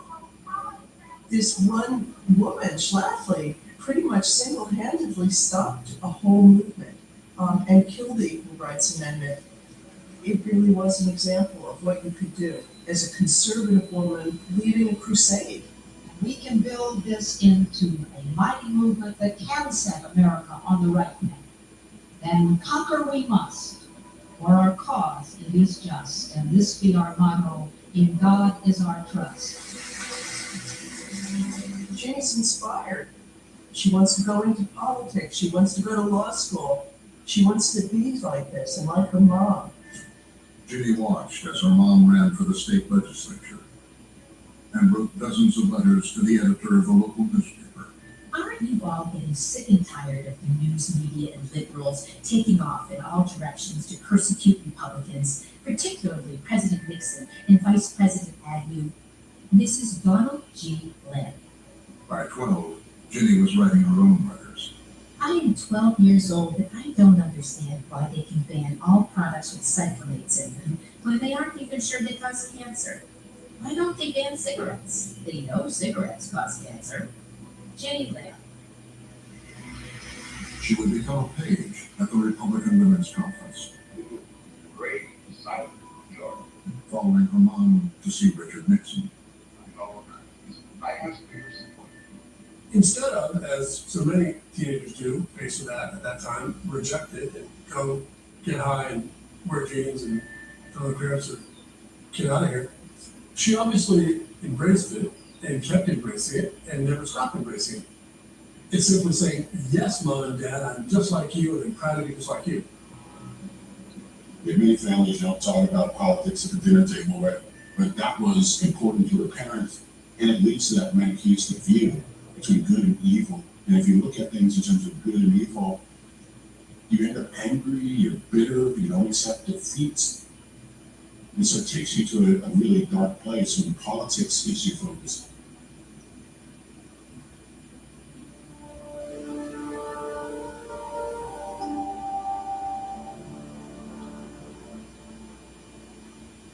Through the tables out and warriors, to the place where the reed was. After Holy Cross, Clarence Thomas was off to a very different world once again. Yale Law School. It was a chance to leave Pinpoint far behind, defy his grandfather's prophecy, and get positioned to make legal money. We know what reputation Yale is. You got a network of folks in all walks of life, in the legal community, and all you gotta say is, man, I'm a Yale alum, and bam, you got a job. That was our perception. He thought, well, you know what, I just go make a bunch of money and go to New York and be a lawyer. He and Kathy moved into married student housing. They made a connection with their neighbor. We were both in married student housing. We set up his study room in what should have been, a joint storage room. His classmate, John Bolton, would become UN ambassador, Undersecretary of State, and National Security Advisor. And we started talking and talked for the next 2 years, basically, and that's where we got to know each other. Over time, Thomas would open up to Bolton. I don't think he was terribly happy at the law school. Look, people at Yale Law School, generically speaking, are a pretty arrogant group. They think that they're going to rule the world. For example, in the year ahead of us, with Bill and Hillary Clinton, that was kind of the atmosphere. I don't think Clarence came with that in mind for himself. And I think it was kind of off-putting. There are other black students there, but again, the black students who are there, like, he doesn't feel they're like him. He's not part of the elite. They're, in his mind, privileged kids, the sons and daughters of doctors and lawyers. So he feels, again, like the outcast. He believed that people assumed he was there as a beneficiary of affirmative action, and it traded on him. He has this feeling of all around these white students who he senses question his presence at Yale. How is it that you, not just you, Clarence Thomas, but you, all the black students are here? Is it because of merit? Or is it because of affirmative action? There was one law professor, Ralph Winter, who, in a challenging way, mentioned this. People don't think, you deserve to be here, that kind of thing. Thomas doesn't take us as a challenge, he takes us as a slight. Rather than try to fit in, Thomas tried to stand out. He dressed in overalls and a t-shirt. It was kind of a uniform. But neither one of us was terribly rich, so I didn't wear overalls, but I understood what it meant for him. With Clarence Thomas, what you see is somebody who's isolating himself. And he's kind of saying, I don't want to try to join you, maybe because he doesn't want to be rejected again. After 3 years of Yale Law School, graduation was nearing. But Clarence Thomas wasn't getting the offers he expected from prestigious law firms. he was saying that he wasn't getting the kind of offers that other students were getting. And we couldn't understand it. We thought that, well, you know, you're at Yale, and if you're not getting offers, something's wrong, you know, because that's the whole purpose of going to those students. Thomas would never forget the sting of those rejections. He said he'd keep stacks of rejection letters he had gotten from law firms. Even when he was like a Supreme Court justice, he had these letters just to sort of remind him of those, again, this feeling of rejection by kind of the elite law firms. He had his Yale law degree, and he had a 10-cent stamp stuck to it. You know, like a 10-cent price tag stuck to it. Because he was like, yeah, this is what it's worth, right? 10 cents, right? No more. He came to blame affirmative action for the rejection he felt. Now I knew I need to look for this we have support when more than taking racial preference. Look, this is a person with so many clothes. It's so great. I found He thought his degree was more clothes. He didn't get the same kind of cachet out of the degree once he was looking for a job. Things I wear. So I'm kind of want these like, I found more of these Amazon basics with the thumb holes and cuddle dots and things like that. I disagree. I disagree totally. They're real light. The Chinese shop has a bunch of them. Similar academic journey to Clarence Thomas's. 2 minutes So left. difficulty cross. These cute things. That's where Eventually the became a woman judge. who lived here before since I ordered stuff from her before. From Tito and AliExpress. The clothing quality is like, because I don't by accident. She was the older reader, the stitching on the shirt was great. It was like, Discrimination was still there. It was still the same. it was like, well, this stuff that's not too cheap. Nice thick tailoring and Singapore and Hong Kong and Europe. Pretty fabric. Ronald Reagan's presidential campaign rocked the world with conservative Republicans. It's nice cut by the shirt. They called it a revolution. And Ginny They're quite Allen practical with for it, work because it gets cold. as Reagan used a catchy phrase to describe it. And they're not heavy.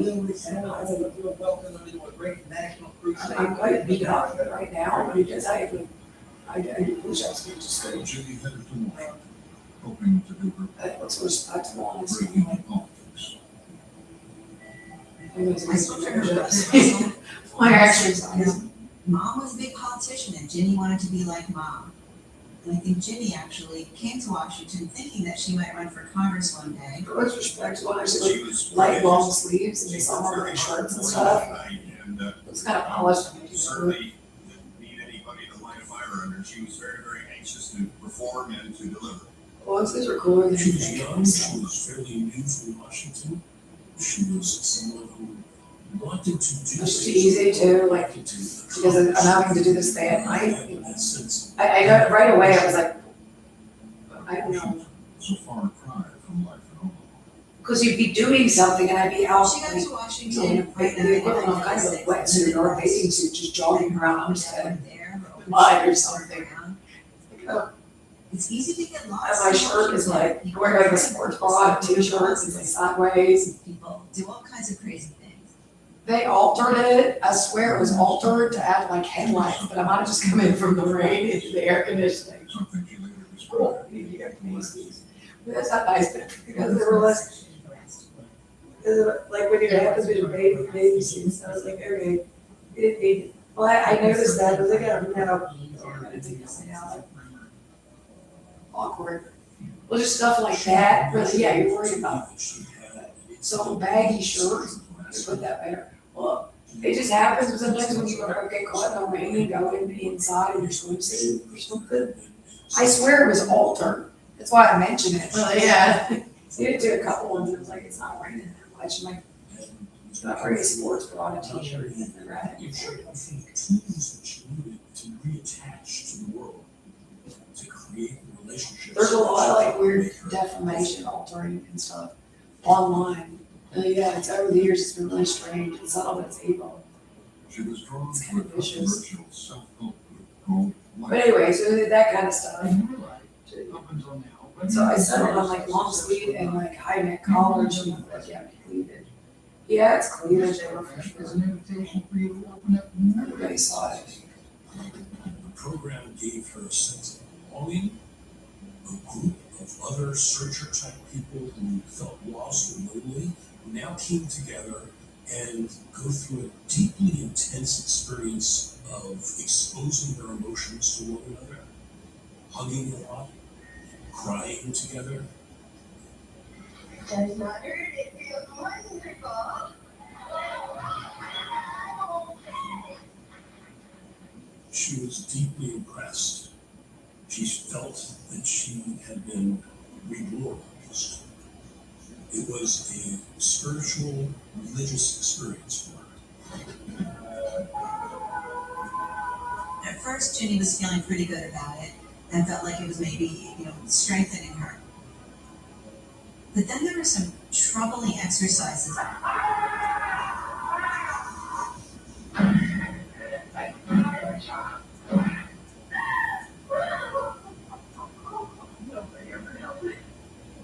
One of them was something called the stripper, where they stood in a U shape and they disrobed, they took off their clothes and they made fun of people's bodies and the fat people. When she realized that this was sort of more than just a spiritual journey, that this was some kind of cult-like stripping down of the self, and was dangerous. Ginny's parents and closest friends were also worried. Ginny felt that she'd been misled and led astray, and so she wanted to get out.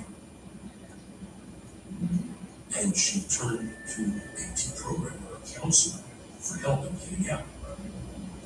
I was in Marshall, and I was participating to the program. She was somebody who had been to hell and back, and she was going to stand up and speak publicly about, about saving others from a similar fate. We kind of let people call you know for yourself, and what was it that made you get into that group, and what open questions and then the students answered. She was angry that she had fallen victim to a group like this. When she goes into something, she does it fully, with all her heart. And when she leaves something and feels betrayed and angry, she is against it with all her heart. So I was thinking about the last year is still there, and I guess I struggle with a little more than finding the cause, but I know that's important too. I spoke to her minister, and I guess he gave me the greatest insight into her. He said that she's a very, very trusting person you have to be careful with. He told me that he thought it was that kind of trusting quality that led her to LifeSpring, that she believed in them until she was burned.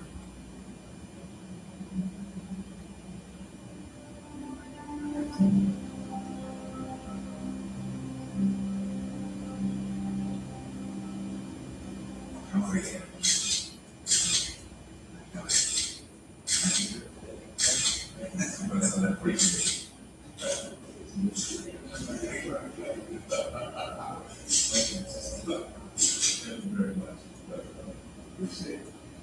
He was 38 years old in the Oval Office with the President of the United States.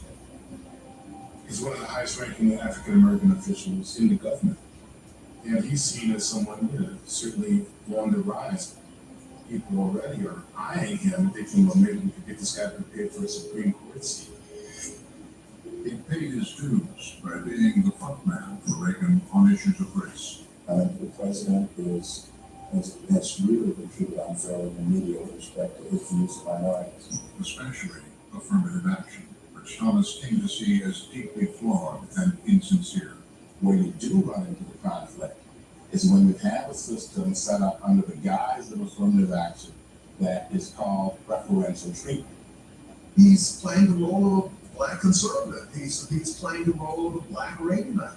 The president has been singular support, needs support to correct candidates. He's giving the Reagan administration cover, so that when people say, Reagan administration is racist, Reagan said, well, you can't say that. Look at these people over here. Look at this guy, Clarence Thomas. He's black. High school people.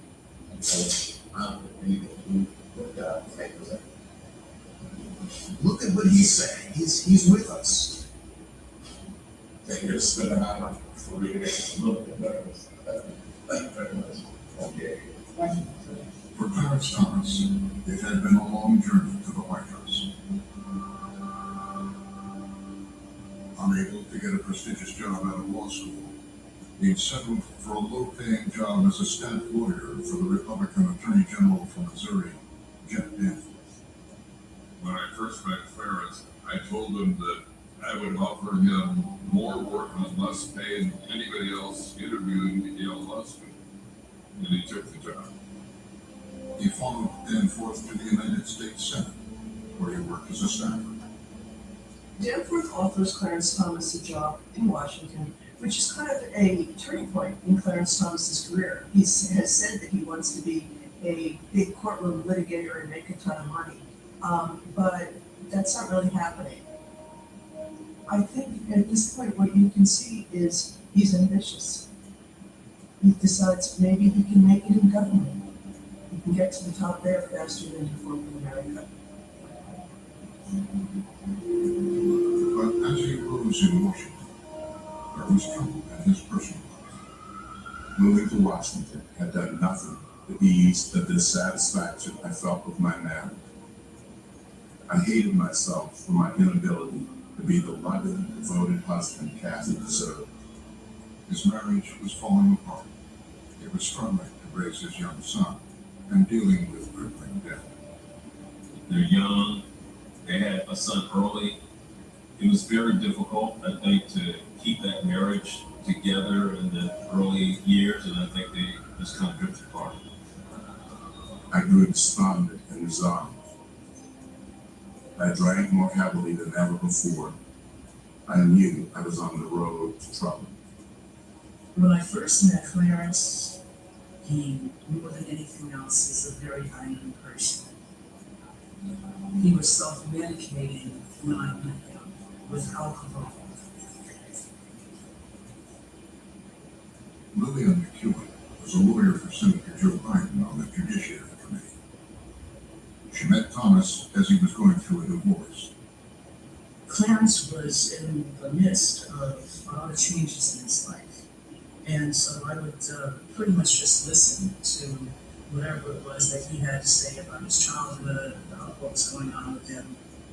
As they began dating, Lillian found Clarence to be ambitious and determined.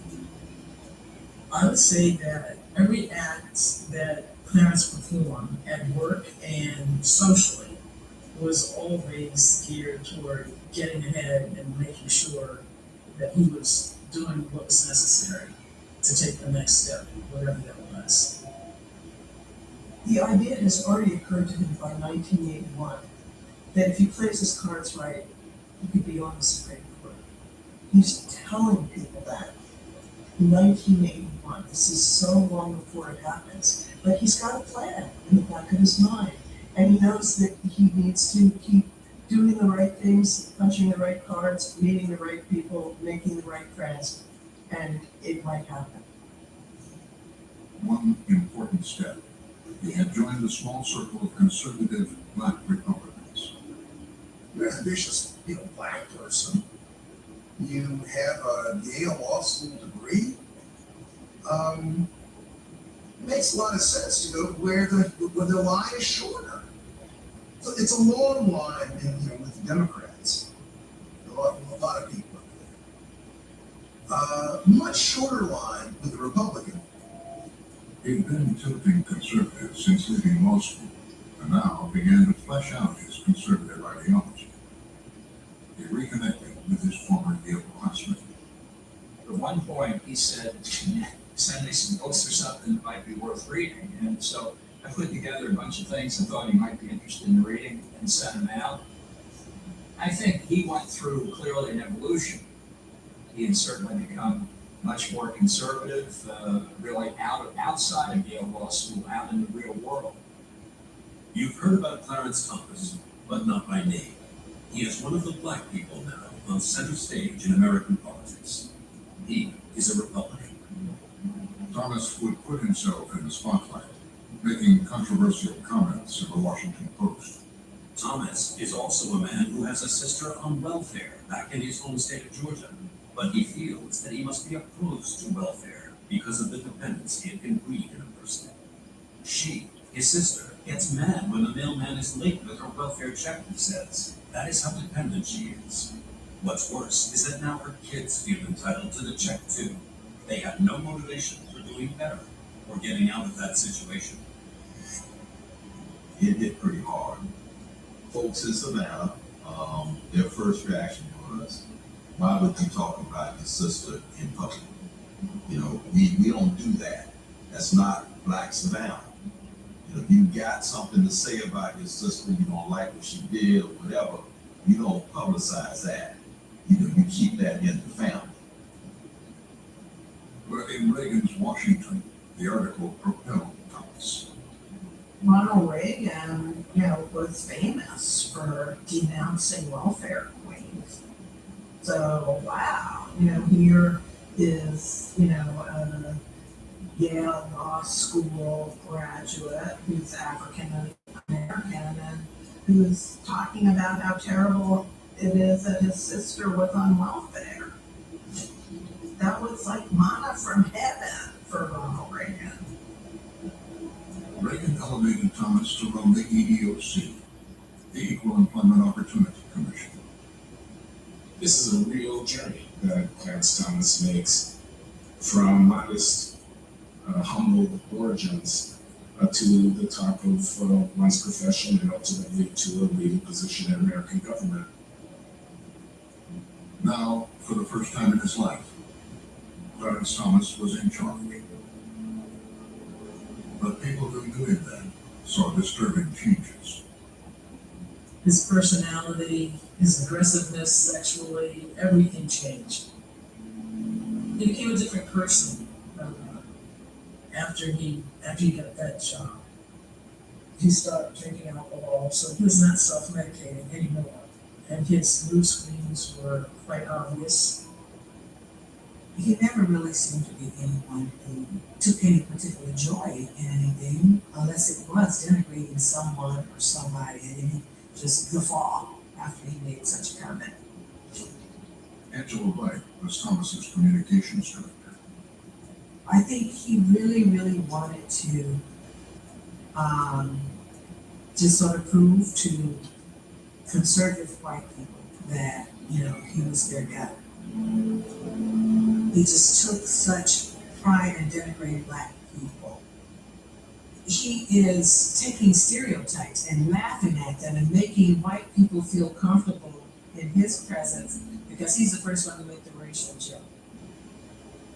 He comes up with derogatory nicknames for people. He bullies some of the weaker people. He makes fun of them.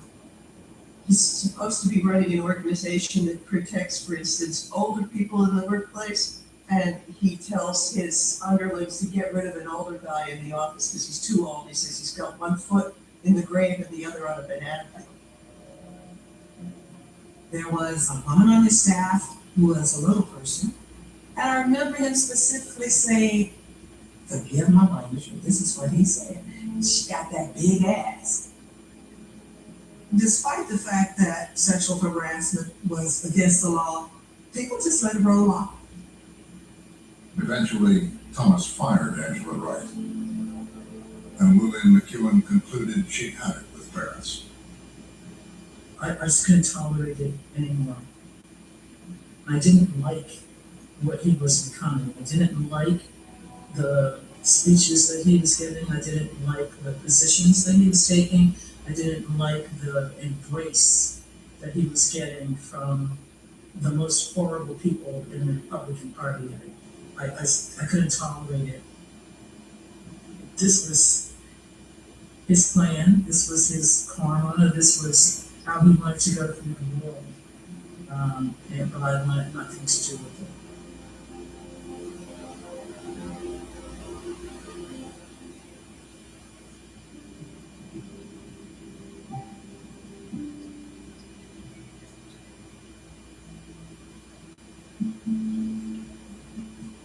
Jenny Lamb finally met the man of her dreams. We first met in the spring of 1986 at an affirmative action conference in New York City. Clarence was then EEOC chairman. I was a labor relations attorney at the U.S. Chamber of Commerce.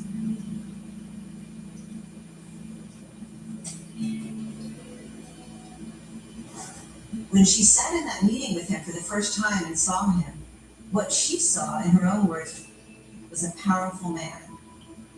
And they kind of strike up a friendship at this conference. They're both there speaking. They get a cab together, and that kind of touches off this romance.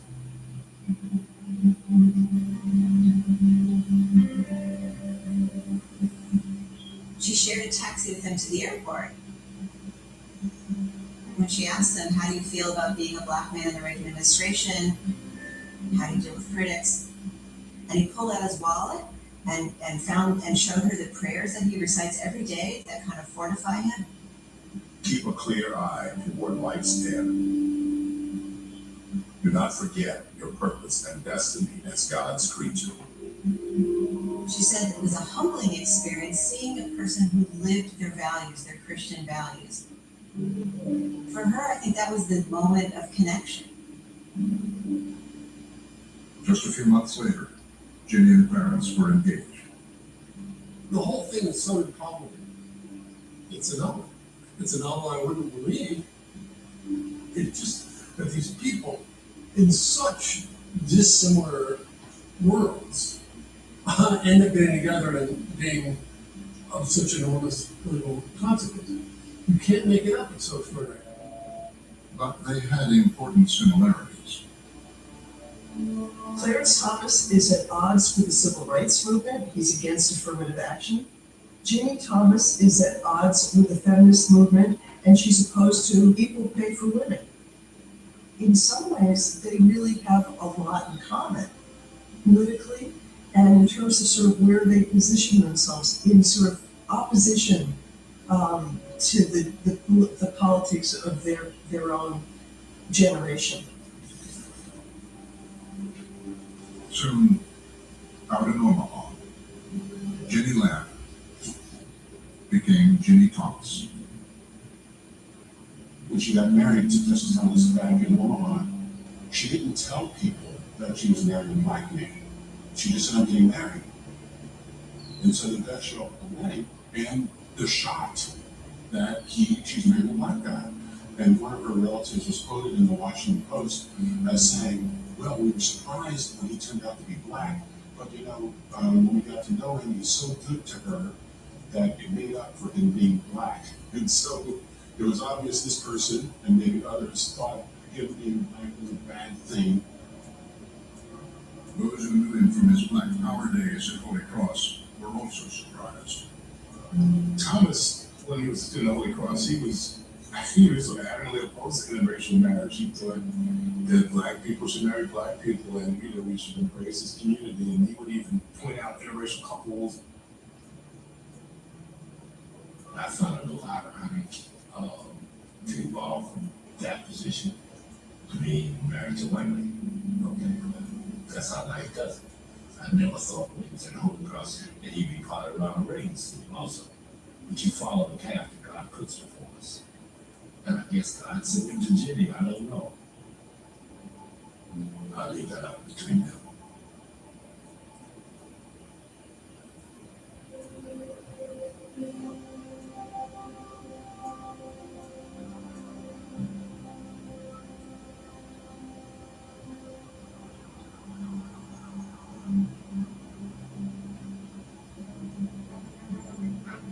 A stunning decision at the Supreme Court. Thurgood Marshall announced his retirement from the Supreme Court today. By appointments leading to the conservative right, his departure signals a major change for the court. the great Thurgood Marshall, Mr. Civil Rights, retires. I'm getting old and coming apart. The search is on for a Supreme Court nominee with the retirement of Justice Thurgood Marshall. Is the president expecting pressure to appoint another black American? You bet he is, Peter. I think that pressure is bound to be forthcoming. The Washington rumor mill is gone into overdrive this morning. President Bush said he could pick someone representative of all Americans. But should that person be black? Well, I am very pleased to announce that I will nominate Clarence Thomas to serve as Associate Justice of the United States Supreme Court. Clarence Thomas is nominated. Now, immediately there's certain things that happen that, get my attention first. Did race have anything to do with this? What I did was look for the best man, and the fact that he is black and a minority has nothing to do with this in the sense that he is the best qualified at this time. Well, who believes that? Clarence Thomas stands to be one of the great beneficiaries in American life of affirmative action. He was only 43 years old. He spent just 1 year as a federal appeals court judge. But he built a strong reputation as a conservative and strong connections with Washington Republicans. He got that through networking. He was in the right place at the right time. He had the right support. People that had it. He was connected pretty well. Several 43-year-old appeals court judge, Clarence Thomas, replacing the court's first and only African American with another African American, reactions flowing and ricocheting ever since. Clarence Thomas is a self-made man with many self-made enemies. Liberals have been scared about Clarence Thomas for years. What impact will Clarence Thomas have on the High Court? I thought I'd be able to sneak in. He could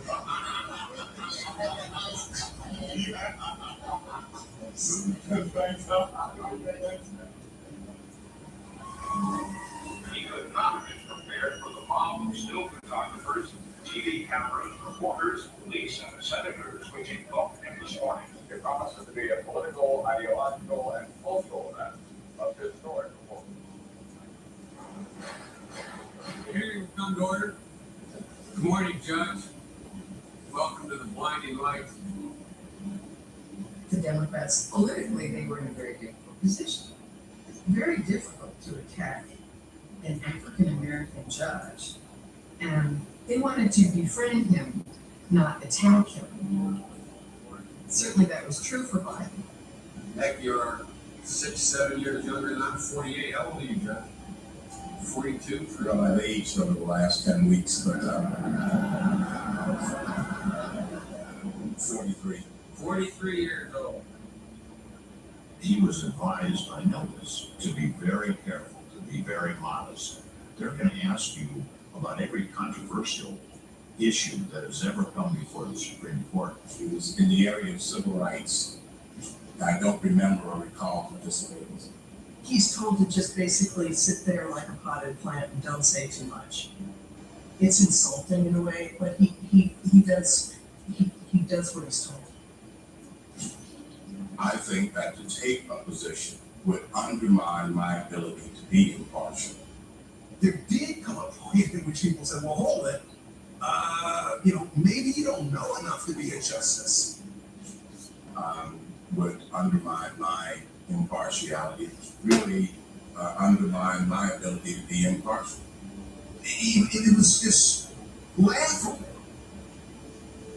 Clarence Thomas basically played the role so well as a cipher that he'd said things that seemed just on the surface very hard to believe, such as that he had never ever debated the Roe v. Wade decision. What I'm trying to do, Senator, is to respond to your question and at the same time not offer a particular view of this difficult issue of abortion that would undermine my impartiality. And plays into his fears, if you will, because he's very sensitive, more than that, to how people perceive him. And he worries about how people see him as a black man. So that had to bother him.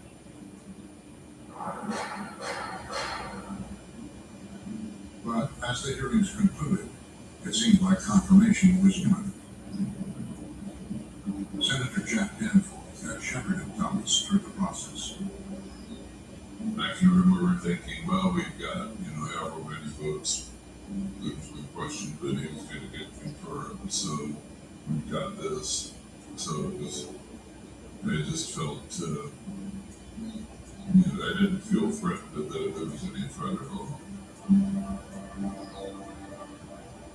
Clarence Thomas ran into trouble today. Questions are growing over charges of sexual harassment against Thomas. The FBI did indeed interview Anita Hill, a former subordinate of Thomas's. The effect was to create chaos and a great deal of uncertainty about what would happen to Clarence Thomas's nomination. Tonight with the potential for political explosion on Capitol Hill. It was one of those explosions where no one in Washington knew what was going to happen, not even the White House. Trouble today for Clarence Thomas. Enough trouble that some senators are calling for a postponement of this week's confirmation vote. These 11th-hour sexual harassment charges stunned Washington. Philip advised he has nothing to gain by making allegations against Thomas and resents those who question their motives. I went out to his house. There was a big media stakeout outside of his house. Oh, excellent. Excellent drive. And so I went in. I have never had an experience like that. Ever. Still haven't. Because he was a broken man. He was just broken. He couldn't sleep, according to his wife. He was in a fetal position in bed. He couldn't eat. And it was, boy, I mean, to see somebody you care about suffering that much.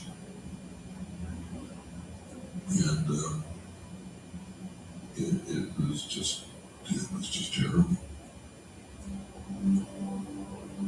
I lay across the bed and curled up in a fetal position, tired beyond imagining. I felt like a marathon runner who had hit the wall. All my reserves were used up.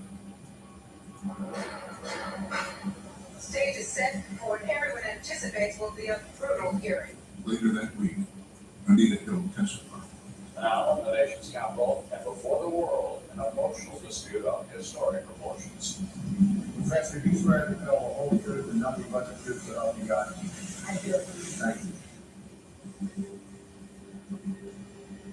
Mr. Chairman, Thomas was at home. members of the committee, He told Jenny he wouldn't watch, my name is Anita F. Hill. but she did. His conversations were very vivid.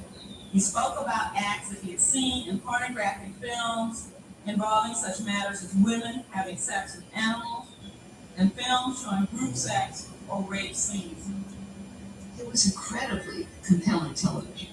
You know, she was gorgeous, composed, obviously projecting sincerity. On other occasions, he referred to the size of his own penis as being larger than normal. And he also spoke on some occasions of the pleasures he had given to women with oral sex. He said that if I ever told anyone of his behavior that it would ruin his career. There's an anger and suspicion that washes over Ginny Thomas. She sees others attacking her husband, attacking her, attacking their core beliefs. She sees that outside world that's attacking her as something that needs to be beaten down, something that needs to be destroyed. It was spiritual warfare, good versus evil. We were fighting something we didn't understand. We needed God. It's a reprisal of the kind of ideology Ginny Thomas had from her Birch Society days. They regarded their opponents as enemies and practically, satanic. So she says you've got to fight back against these sort of evil tormentors. That night, the Thomases traveled back to the capital, to Jack Danforth's office. We sat with Thomas, he with Jack, Danforth, Thomas. Weren't very many people in the room, and I just looked over and I said, "Did this happen?" He said, I'm torn to bits. This didn't happen. And I told him my theory of political life, an attack on nature is an attack on belief, not only that, but agreed to. And he was teary. I told him that he should go up and look at the senators, and Senator Ted Kennedy was on that program, and he should quote the Bible, and he should say, "Judge not that you be not judged, condemn not that you be not condemned," senators. He wouldn't say that. Thomas had something else in mind.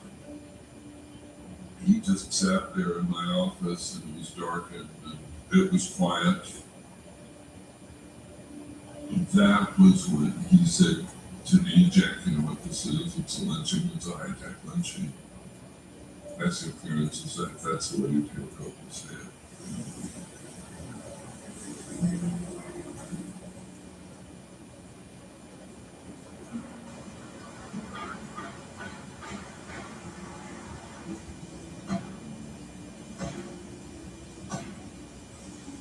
Here will come to order. Clarence Thomas had people standing behind him, first and foremost his wife, who, by her presence, made it obvious that she believed that these were lies. She had to be American. I felt such anger and revulsion looking at some of those senators. I was watching them and I felt like my eyes were laser beams. They wouldn't look at me.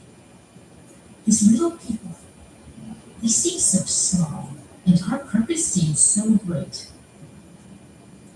Judge, tough day, tough night for you, I know. Let me ask, do you have anything you'd like to say? Do you have anything you'd like to say? Senator, I would like to start by saying unequivocally, uncategorically, that I deny each and every single allegation against me today that suggested in any way that I had conversations of a sexual nature or about pornographic material with Anita Hill, that I ever attempted to date her, that I ever had any personal sexual interest in her, or that I in any way ever harassed her.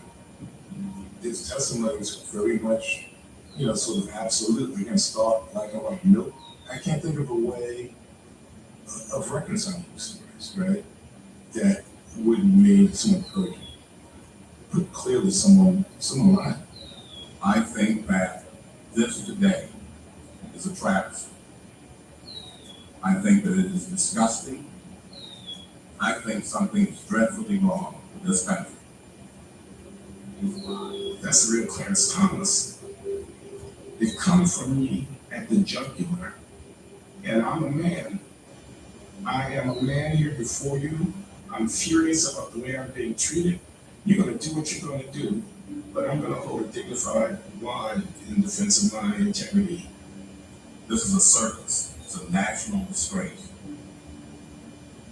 And from my standpoint, as a Black American, as far as I'm concerned, it is a high-tech lynching. You will be lynched, destroyed, caricatured by a committee of the U.S. Senate, rather than hung from a tree. When everything was on the line, he knew what to say. High-tech lynching. There are a lot of people who rush to his side. They disagree with him. They disagree with him about lots of things.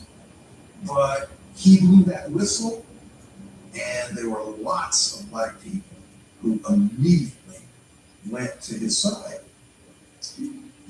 We're sitting there saying, give it to him, Clarence. Give it to them. We done been here before. We had to live through this in Savannah. When they try to beat you down, what do? You fight back. That's the way we do it here. And so we were very proud of it, and we will roar him on. In a moment, the politics had changed. John Biden and the committee moved quickly. On this vote, the yeas are 52 and the nays are 48. Within days, Clarence Thomas had realized his ambitions. The nomination of Clarence Thomas of Georgia is hereby confirmed. A permanent seat on the United States Supreme Court. But he would never forget those who had opposed him. He invited me to come and visit him in his chambers. And if I were a novelist, this is how I would paint the scene. He sits back in his chair, he puts his feet up on his desk, he takes a puff on a cigar and says, "I'm gonna be here forever." They've had their say. Now, in my leisure, I will have my say. I'm here, I'm planted, they're gonna have to deal with me. I'll be here forever.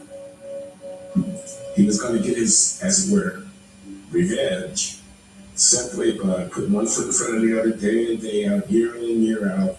And they can make all the noise, they can scream like banshees. They can scream, but the fact of the matter is, I'm gonna be writing those opinions.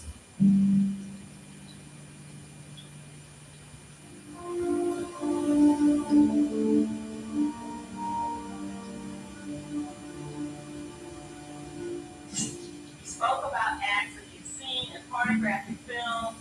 The Anita Hill allegations would not go away. I deny each and every single allegation against you today. Well, I'm just sitting there thinking, I'm saying, this man is a liar, is what I'm thinking. I'm thinking, lie. Biden's committee never called Angela Wright or a number of other witnesses to testify.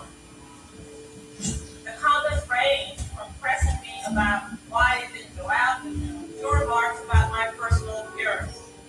Anita Hill is probably telling the truth, because I can remember him asking me what size my boobs were, asking me about going out with him, even though I expressed no interest in going out with him. There were other women, and they didn't get a chance to testify. There was the speechwriter, the older woman, Rose Jourdain, who talked to Angela Wright about her experiences. There was a woman named Kay Savage, who was willing to describe that she'd gone to Clarence Thomas's apartment and that he had a huge interest in pornography. I deny that I had conversations about pornographic material with Anita Hill. Watching as well Lillian McEwen, who dated Thomas during his time at the EEOC. Clarence is one of those guys who look at women as sexual objects. That's it. And he doesn't bother to hide it. He talked about pornographic material depicting individuals with large penises or large breasts. Getting stacks of magazines with pictures of genitalia and also women's huge breasts. That was pretty much what was men's and women's genitalia.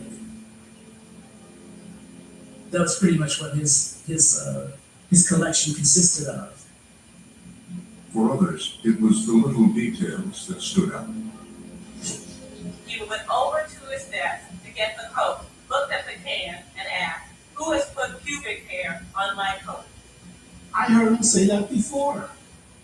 He said it before. We were in the Hogan Campus Center, and a group of us, my students, were walking by, and he says, "Oh, look, is that pubic hair on the coat can?" Those were the exact words he used then, and I heard it later on when Anita Hill spoke it. So I believe what she said. She was telling the truth. He liked adult films.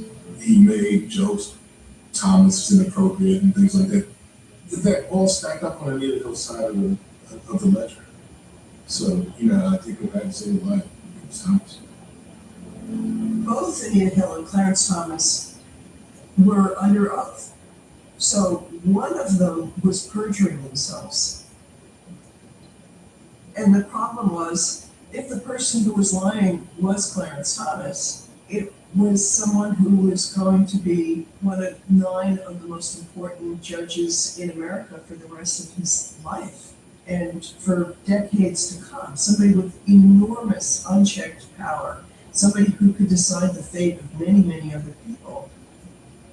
So much was hanging in the balance, and it has ever since.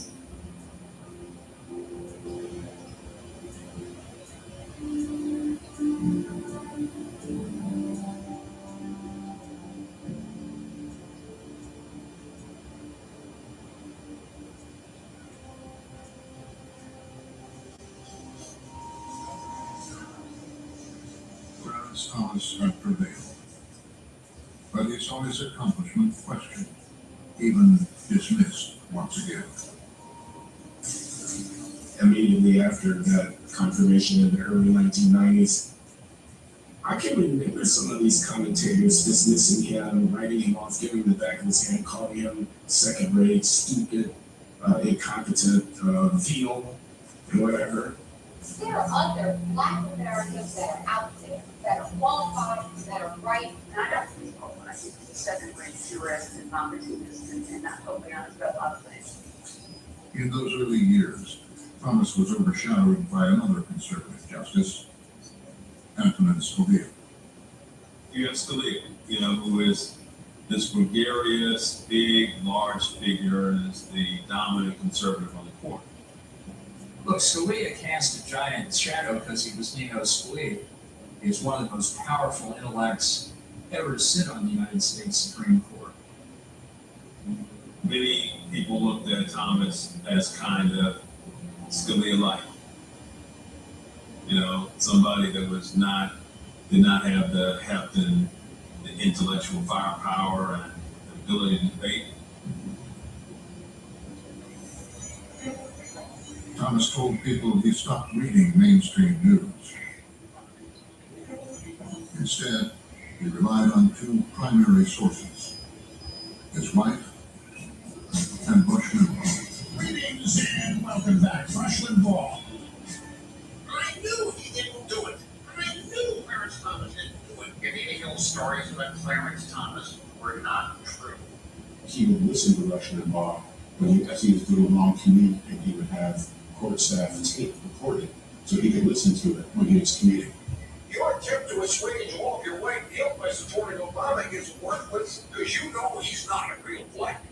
If any race of people should not have guilt about slavery, it's Caucasians. The 2 became close friends. The fear was, Clarence Thomas has confirmed he then becomes the most powerful, influential black man in America, and he's not a Democrat, and he's not a liberal. Thomas even presided over one of Limbaugh's weddings. Throughout his career, he's been willing to do things that were certainly eyebrow-raising. Justice Thomas, seemed to relish his close relationship with Rush Limbaugh as a way of, giving the finger to people who, he didn't like. A misogynist is a guy who hates women almost as much as women hate women. Thomas was establishing his place in the world of white conservative Republicans. He found another group to accept it. He found the conservative, he found the powerful, he found the rich. He found all these other people who will accept him. And not necessarily because they like him, but because he's powerful. One of those wealthy conservatives was Harlan Crow. Harlan Crow has given millions of dollars to Republican candidates, and Crow has taken a special interest in funding groups that are involved specifically in trying to shape the law and the courts, trying to sort of push the law in a conservative direction. Their friendship was commemorated with a painting. This was a painting that Harlan Crow commissioned. We have Clarence Thomas and Harlan Crow both smoking cigars. And across from them is Leonard Leo.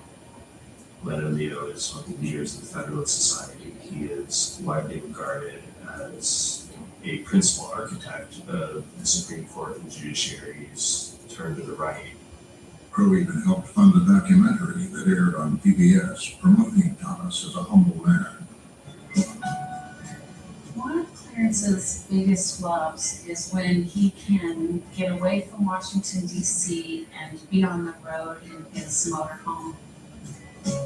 You know, I don't have any problem going to Europe, but I prefer the United States. I prefer the RV parks. I prefer the Walmart parking lots. I come from regular stock, and I prefer that. I prefer being around it. But out of the public eye, Thomas was living a very different life. Harlan Crow has been taking Clarence Thomas on luxury vacations really around the world for more than 20 years. So we're talking flights on his private jet, cruises on his very, very large yacht in places like Indonesia and New Zealand, stays at Harlan Crow's resort up in the Adirondacks. Compared to somebody that's a partner at a big DC law firm that might be making $2 or $3 million a year, like the Supreme Court justices are paupers. Thomas could not afford to take the kinds of vacations that Crow is taking on. Crow has denied any wrongdoing, and Thomas says he wasn't required to disclose who paid for the trips, which were worth hundreds of thousands of dollars. It shows that he is comfortable accepting largesse at a scale that has no known precedent in modern history of the U.S. Supreme Court. And Crow paid tens of thousands of dollars for Thomas's grandnephew to attend private boarding schools. Crow also purchased Thomas's childhood home directly from him and other relatives. After Crow bought Thomas's mother's house, she continued to live there for about going on 10 years now, which obviously puts Crow in a rather unusual position of being the landlord, effectively, to a sitting Supreme Court justice's mother. Crow even gave Jenny Thomas's conservative advocacy group $500,000 and paid her a salary of $120,000. When you have a friendship, even if it's a genuine friendship, and there's an enormous amount of money being spent by one party on gifts and real estate deals, that pushes the relationship into a totally different light. Crow and Thomas described their relationship as a normal friendship, but their ties have raised questions about the High Court's independence. And Thomas's opinions have often been in line with the conservative politics of his friends. In Ford v. Bush, he provided one of the crucial 5 votes for delivering the White House to the Republicans. The Democrat Party accused the Supreme Court of being rigged for Bush. Insisted that key parts of the Voting Rights Act were unconstitutional. The end of a key element of the Voting Rights Act of 1965. He argued against laws regulating guns. What did Democrats want? Your guns. He called for the overturn of Roe v. Wade. Roll the red, violet, and blue. See you later. I aborted you. And on one of his most personal issues, he declared he would ban affirmative action. Affirmative action is not equality. Clarence Thomas, what a godsend. You give me a country run by Clarence Thomas, I would sign up for it tomorrow. The closer Thomas aligned with the conservative world, the greater the divide with the politics and perspective of the world he'd grown up in. But he voted against it, I have to say. He grew up in Savannah, Virginia, was marching and struggling and dying. The past is over. How can the African American community, how do they perceive it? And what would you do? I think the overall opinion of the African American community was he's the love of us. He's them. In many parts of Black America, he is not celebrated. In fact, in much of Black America, just the opposite. He's derided. His name stands for something. You know, to pull a Clarence Thomas, that means something. To pull a Clarence Thomas means to use your blackness to, you know, reach a high place and then turn your back on it. That is to pull a Clarence Thomas. Gosh, he knows that, and he cannot be happy with it. You want to be thought of as a good Black man or woman, not as a traitor or a turncoat, a sellout. On the other hand, the idea that I will think for myself and I won't be told what to think just because of the color of my skin is one that very powerfully animated Clarence Thomas. If someone's going to tell me I'm not Black because thinking for myself, I arrived at certain conclusions that they didn't like, you question my authenticity, you question my legitimacy, I take umbrage at that. I don't appreciate that.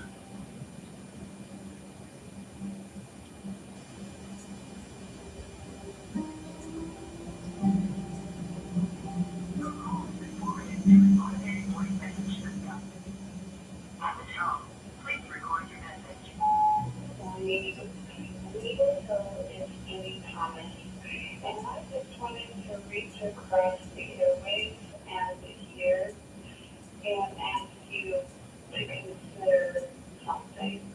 I would love you to consider an apology sometime and some sort of explanation of why you did what you did with my husband. It had been nearly 2 decades since the confirmation hearings. So give it some thought. I certainly pray about this and hope that one day you'll help us understand why you did what you did. Okay? Have a good day. Jimmy Thomas had been rising inside the Republican Party. Republican politics keep moving toward her, and it keeps moving right. And there she is, right where it's moving, each step along the way. The Republican Revolution of Election 94 moved the whole political landscape sharply to the right. When hard-right Republicans seized control of the House, Jenny became an aide to one of the leaders, Dick Armey. She shared my values, my beliefs, and my understanding of the world. They called him Dr. No. I enjoy calling them left out. They're a bunch of damn clowns. I think they should be mocked and ridiculed. And I think they should be given no deference whatsoever. They're foolish and selfish. Years later, as the Tea Party rose up, Jenny Thomas, a pep rally warrior woman, cheered them on. They think they can intimidate you. They think they can demoralize you. Jenny Thomas seems to absolutely adore the Tea Party movement. Are you gonna be intimidated? Me either. Are you gonna be demoralized? Me either. These are people who are ordinary people rising up in anger against the government.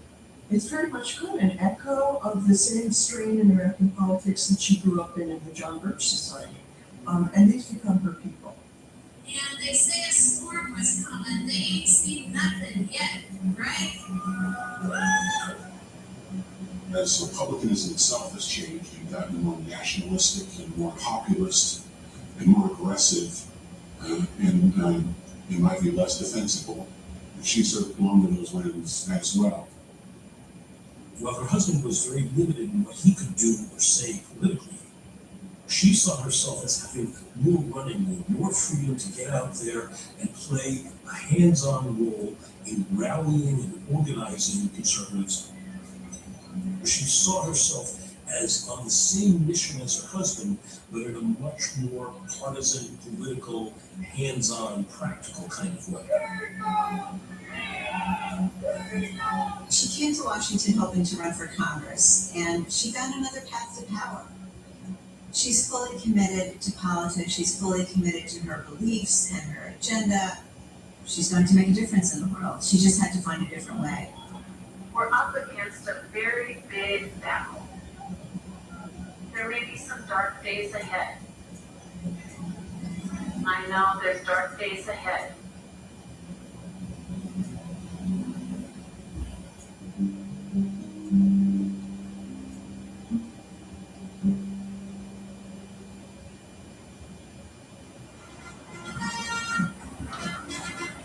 Please raise your right hand and repeat after me.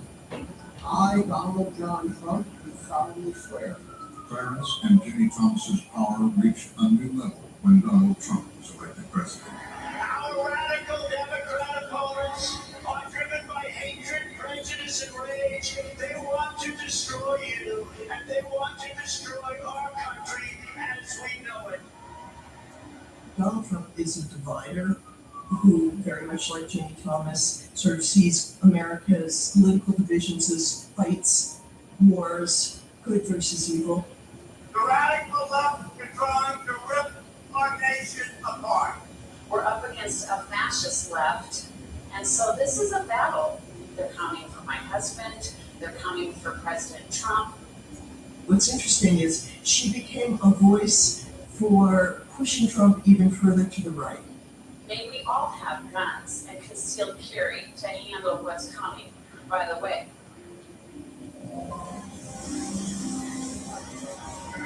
Justice Clarence Thomas of the Supreme Court of the United States and Mrs. Virginia Thomas. In the Trump White House, the Thomases were honored guests. And now, after the death of Justice Scalia, it was Clarence Thomas who was feted as a hero of MAGA Republicans. With Scalia's passing, the attention just started focusing on Thomas. People are paying more attention, particularly on the right, to what Thomas is saying, and seeing that, as those of us who know him always knew, he's his own man. Trump moved to secure Thomas's hold on the court, appointing 3 new conservative justices. I will nominate Judge Neil Gorsuch, Judge Brett Kavanaugh, Judge Amy Coney Barrett.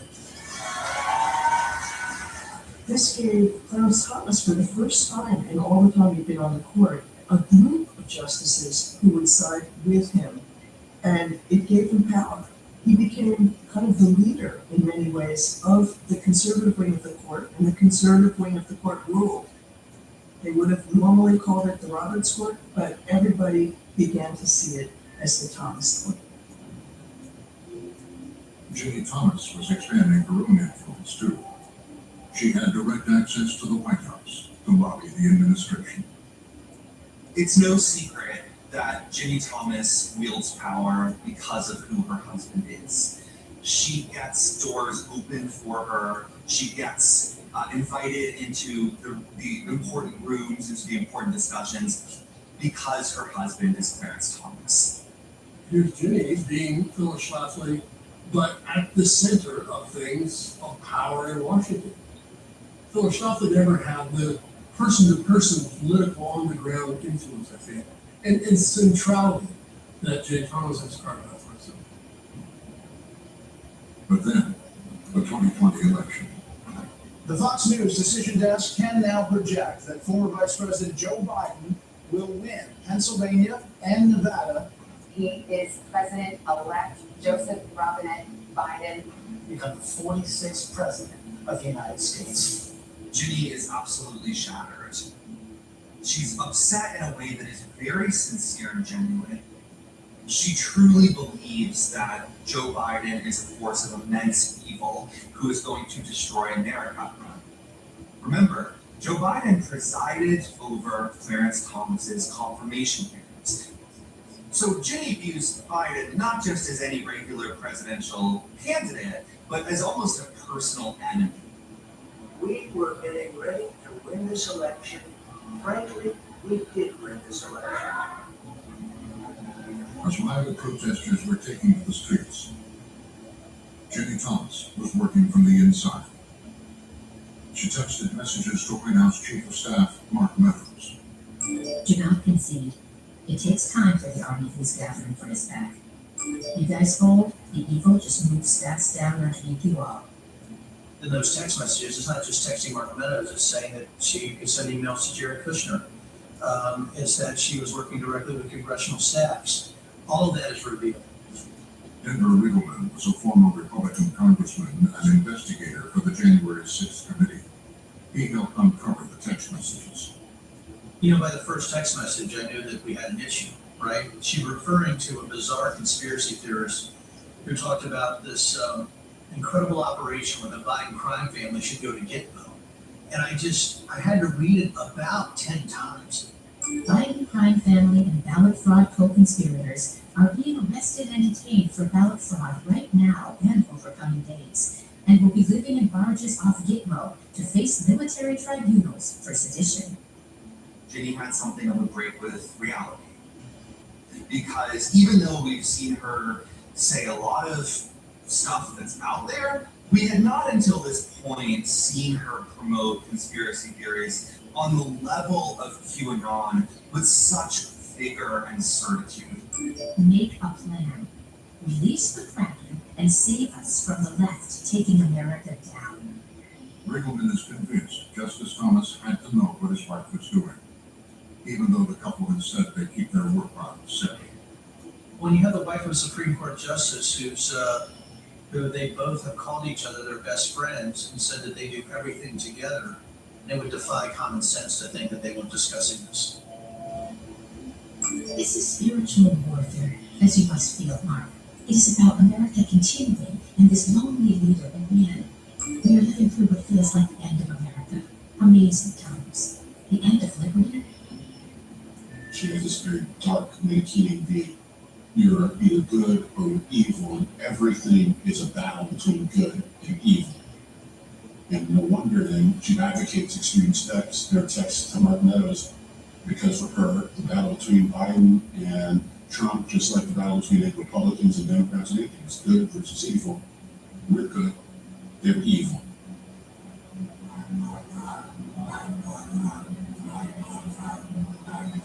On the morning of January 6th, as Trump supporters gathered, Ginny Thomas was there among the crowd, posting on Facebook.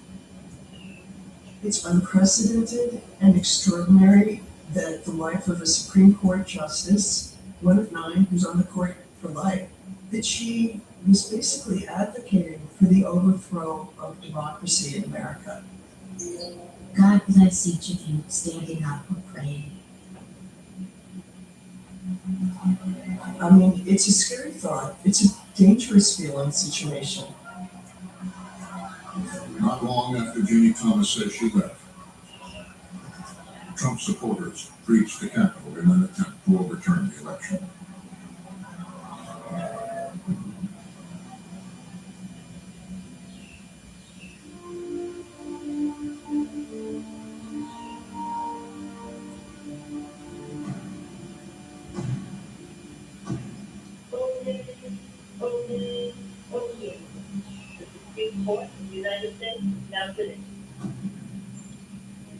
Clarence Thomas's prominence on the Supreme Court continues to grow. Just as Trump is leaving office, Thomas is coming into his own and commanding a true majority on the court. And once again, the stakes are enormous here. Clarence Thomas and his fellow conservatives are set to dominate on issues like affirmative action, voting rights, religion, free speech. The Thomas court is not just extremely conservative, but extremely uninterested in concepts of judicial restraints and respect for precedent. The Thomas court is in a hurry to shift the law rapidly to the right. The conservative majority by a 6-3 vote overturning Roe v. Wade, the right to choose abortion. The Thomas Court has overturned nearly 50 years of precedent on abortion. Very disciplined, very persistent, and over the years has really pulled the court over towards the right and has become, extremely influential in American legal system circles. I must say, I don't think that people would have thought that he would be able to pull that off And he has. It's a court with an energized conservative majority that's already demonstrated it is ready and willing to overturn decades of precedent and settled law. Now the court is facing a decision on an issue that has hovered around Clarence Thomas his entire life.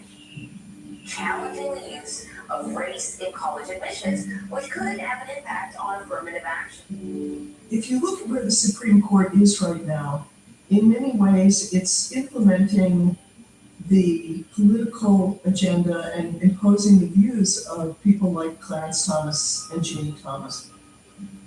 Some people might call it payback, others might call it the fulfillment of his dreams. Clarence and Ginny Thomas have arrived at the pinnacle of American power, but they brought with them the divisions, grievances, and the bitter approach to politics that had shaped them. We already know too little about Clarence Thomas and Ginny Thomas's entanglements. The controversy continuing to follow them. Clarence Thomas has refused to recuse himself from Supreme Court cases related to Trump and the election. They'll just roll off his back like water off of a duck's back. They're out to get me. They're going to use anything they can to get me. I've got a very clear view of where I'm trying to go and what I'm trying to do, and I'm not going to look left or right. Ginny Thomas has publicly denied any conflict of interest between her activism and her husband's work. Their personal scandals. In Clarence Thomas's case, this is not the first ethics incident, even in recent years. Now fueling doubts about the legitimacy of the court itself. The Supreme Court trust hitting an all-time low. The court no longer has the confidence of the American people because of its own behavior. And that is something that hurts the institution of the Supreme Court. What is troubling is what happens to a democracy when the people don't trust the Supreme Court anymore.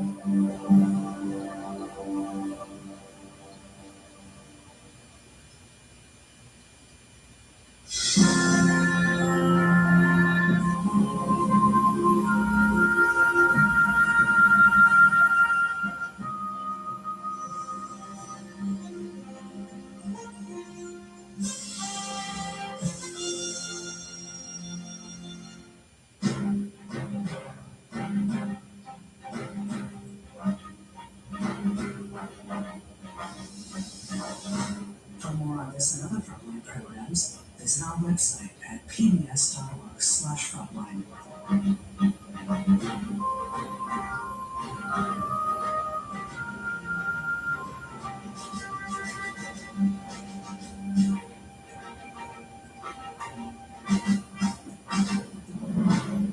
Frontline's Clarence and Ginny Thomas, Politics, Power, and the Supreme Court is available on Amazon Prime Video.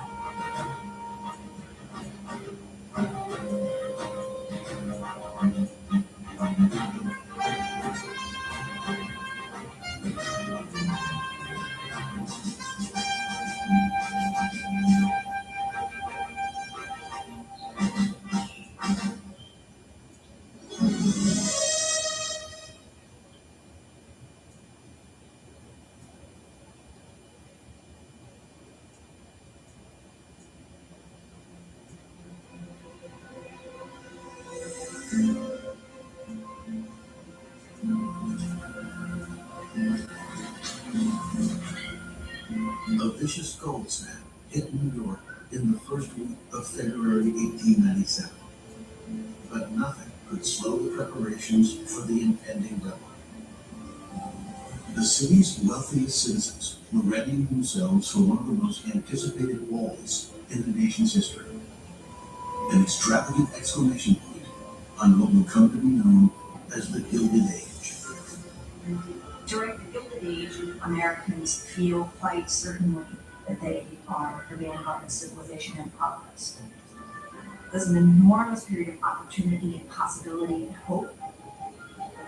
No group felt more confident about the future than the guests who would gather for the party at the luxurious Waldorf Hotel. The evening's total price tag, according to newspaper reports, was enough to feed nearly 1,000 working-class families for a full year. Defenders noted that the ball stood to benefit the entire city. Critics begged to differ. With all the people Lord, one minister who have to lie awake nights contriving to spend their time and their money, and all the others who lie awake wondering how they may get food. There is danger in the air. It was a fractious time in which a sense of desperation amidst growing wealth was emerging. Increasingly, workers begin to say, if I am a member of the society lack the ability to pay my bills and feed my family, then I am not a free citizen of a healthy republic. I'm something else, something the founding fathers would not recognize. The magnitude of the late 19th century transformation of American society is hard to exaggerate. It was as if you woke up in one country and you went to bed in another. 30 years after the Civil War, America had transformed into an economic powerhouse. But the transformation had created stark new divides in wealth, standing, and opportunity.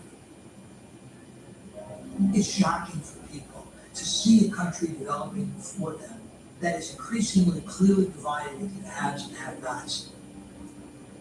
Gilded is not golden. Gilded has the sense of a patina covering something else. It's the shiny exterior and the rot underneath. By the time New York's elite gathered at the Waldorf Ballroom, the richest 4,000 families in the country, less than 1% of all Americans, had scooped up nearly as much treasure as the other 11.6 million families combined. We are the rich, one party-goer remarked. We own America. We got it, God knows how. But we intend to keep it if we can. There is this fight over what is America's collective self-identity. Who are we? Are we two nations, the poor and wealthy? Or are we one nation where everybody has a chance to succeed?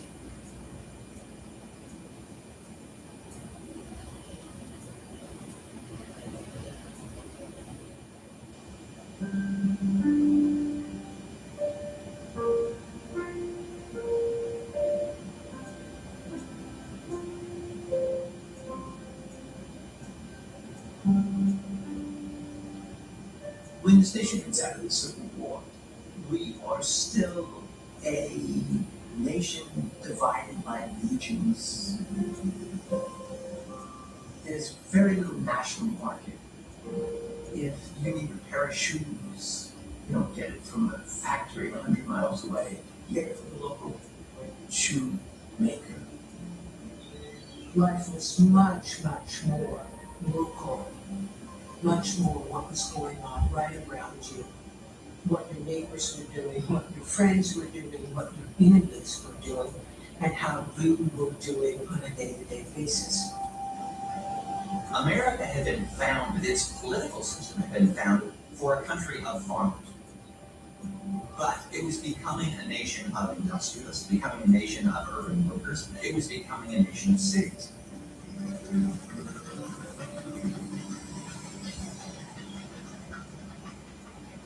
Railroads knit the entire country together in a way that hadn't existed before. So now merchants, manufacturers, industrialists can think nationally. You don't have to think simply in terms of your local market. If you have a good idea, if you have a good procedure for producing something, you can think of selling your goods all over the country.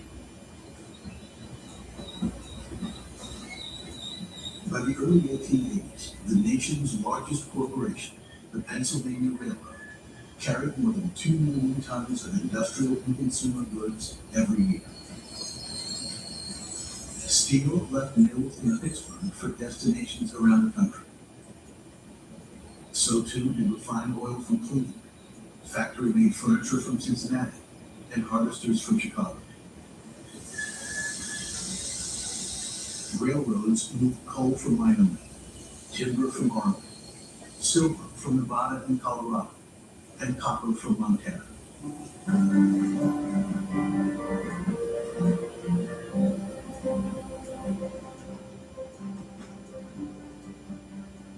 tens of thousands of young men and women from farm families could hop on the train to go where the jobs are, the building industrializing cities.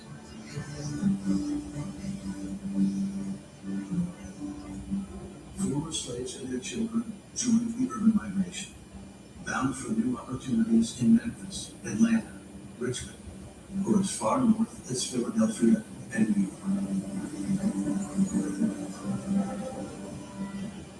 The hope is for equality and for first-class citizenship. And to be a part of what is happening in terms of progress and change. They're trying to make the democracy and the country work for them. Progress is part of the American credo and has been almost from the beginning of the nation.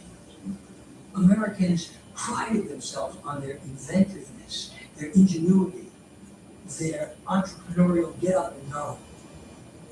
Progress is thought of as inevitable.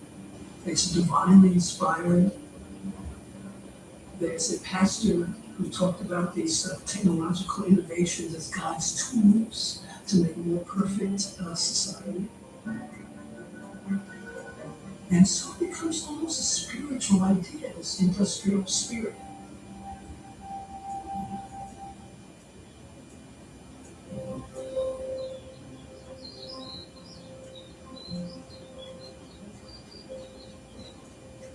One of the most innovative entrepreneurs of the day was Andrew Carnegie.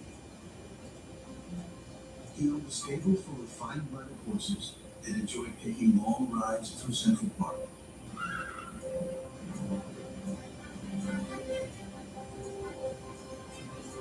In the spring of 1881, he was a man in the saddle in all ways, having just consolidated his growing manufacturing enterprises under a single banner, Carnegie Brothers and Company. Some days, Carnegie would ride out of the park and head north on Upper Broadway. Other days, he would ride all the way to the High Bridge, where traffic loosened and he could open up to a gallop along the banks of the Harlem River. In a few hours, he was out riding through New York. His blast furnaces 300 miles to the west produced more than 60 tons of steel and earned him about as much as the average American made in a year. This remarkable and novel fact made 45-year-old Andrew Carnegie the emblem of a new kind of American dream. Like John D. Rockefeller in the oil refining business, and Cornelius Vanderbilt in railroads, Carnegie was riding the wave of industrialization, using new technology and mass production to secure enormous personal wealth. What's important to realize is that these men, they had visions. Carnegie, Rockefeller, the railroad barons, they don't invent anything. They're managers. Carnegie is one of the few American millionaires of this era or any other who can genuinely call himself a self-made man. He really does come from humble origins.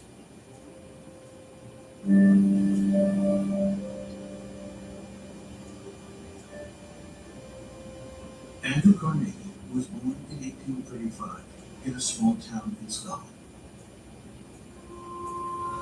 His father, William, supported the family as a respected weaver of fine clothes and linens, until the spread of more efficient mechanized looms began to cut into his business. William Carnegie literally cannot provide for his family. They were hungry and poor, and there's no future at this point for them. And so they are forced to make really an incredible decision, which is to uproot themselves from this town in Scotland where they lived for generations and go to some strange place called Pittsburgh, Pennsylvania. Andrew Carnegie and the city of Pittsburgh came of age together. Steam-powered machine shops and iron factories drew working men to the city in the 1840s. The first railroads arrived in the 1850s, not long after the first telegraph wires. There was opportunity on every coal-dusted block, especially for a go-getter like Carnegie. who became his family's main provider when he was still a teenager. Carnegie has a number of talents that get him noticed early. He is a smooth operator, which is a term that was used for guys that worked for Western Union who could tap out Morse code very smoothly.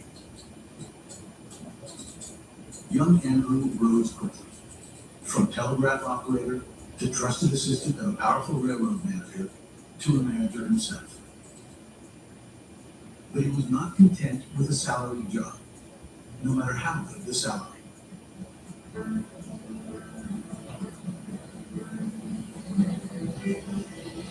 Carnegie saw opportunity in the booming railroad industry.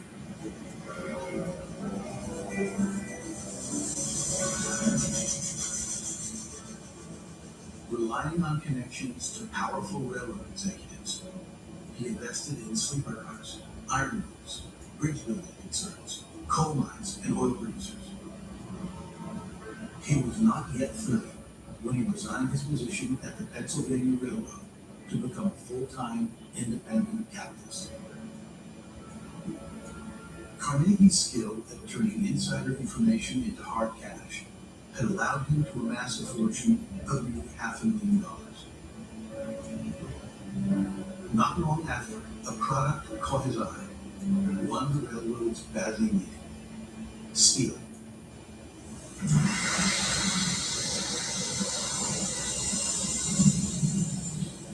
It's not a new substance. Steel's been around for a long time. But mass-produced, high-quality, super-strong steel, that is a new thing in the Gilded Age.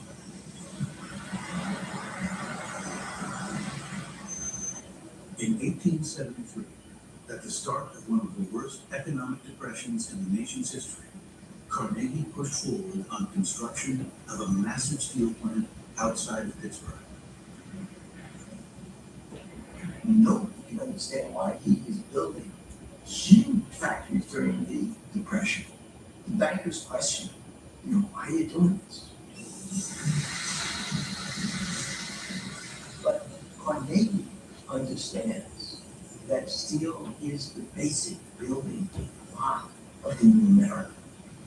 It's going to begin with railroads.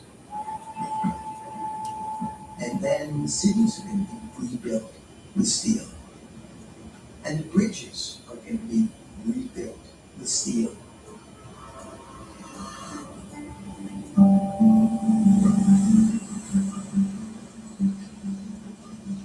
In the fall of 1875, while the economy was still sliding downhill, the first steel rails rolled out of Carnegie's new mill. The keys to underselling the competition, as Carnegie saw it, were volume and efficiency. Cut the prices, scoop the market, run the mills full, watch the costs, Carnegie preached, and the profits will take care of themselves. Rather than conserve his machinery, he uses it up. If the machinery wears out, he'll just buy more.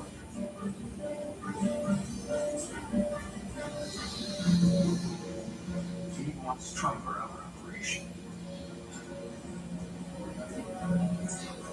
2 shifts, 12 hours each for the workers. He plans to get the productivity going at peak performance. Carnegie's granddad had paid off beautifully by 1881. His newly consolidated company was on its way to a profit of 40% in its first year, which meant a personal take of more than $1 million.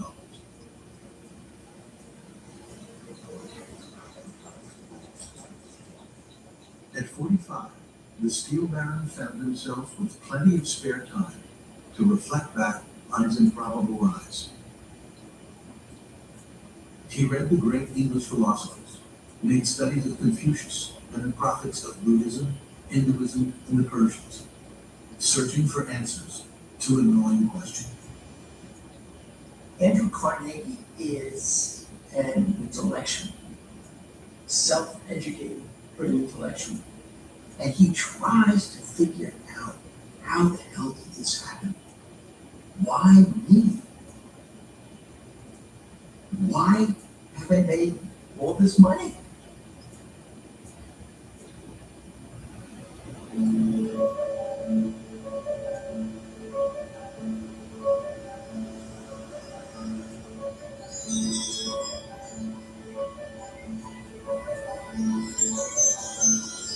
It was by design like no house New York had ever seen. A gleaming palace with gargoyles and gables and flying buttresses. Plans for the grand interiors included refined and expensive detail favored by European aristocracy. All of it was carefully devised by 25-year-old Albert Smith Vanderbilt, who had married into one of the country's wealthiest families. Alva meant to create a spectacle at Fifth Avenue and 52nd Street, and she did.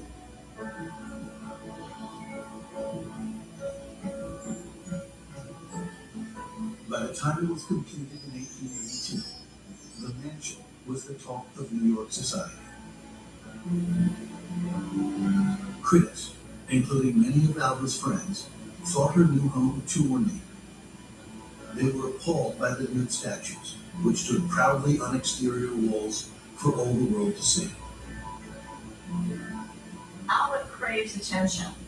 And so she intentionally makes the outside of the house something that New Yorkers are not used to. She's testing whether she can shock people or not. She writes, people don't appreciate that this is the latest in architectural design. They're unsophisticated, they're Puritans. It's clear that she doesn't really care what other people think as long as she gets what she wants. The Vanderbilts were in society, but they weren't at the very top. She has a goal, and her goal is to make the Vanderbilts leaders of New York society. Scaling the heights of New York society was perilous work for any newcomer, even one with the right address on Fifth Avenue. The city's fashionable families, most descended from the earliest Dutch settlers, were wary of social climate.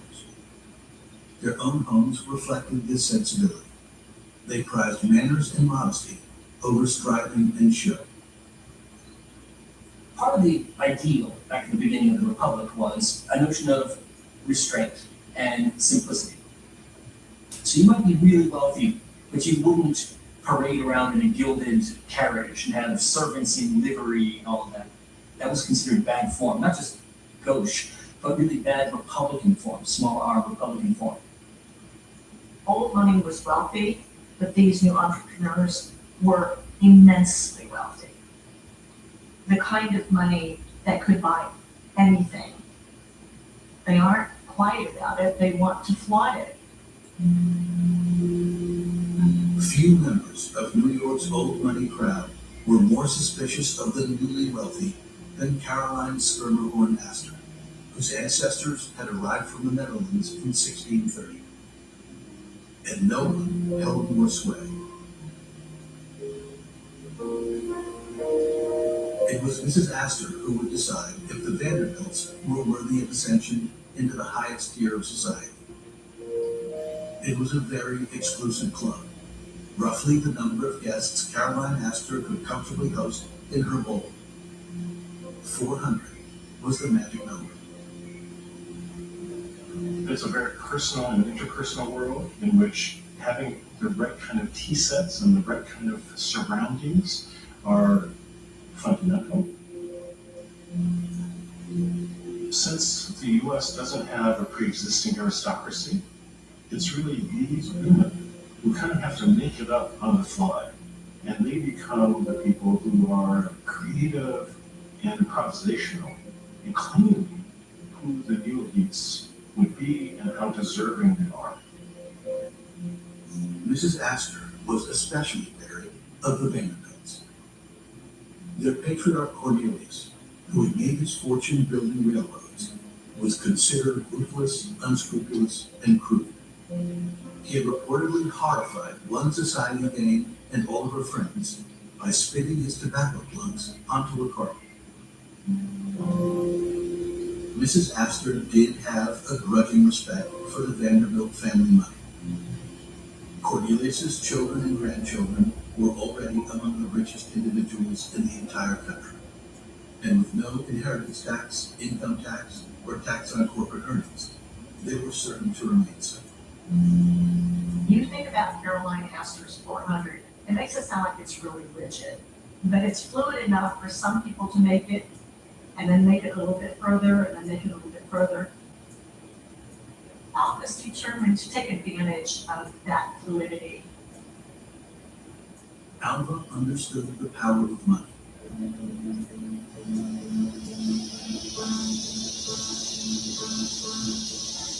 Born in Alabama before the Civil War, her family fortune, made in the slave-fueled cotton trade, afforded her a privileged existence.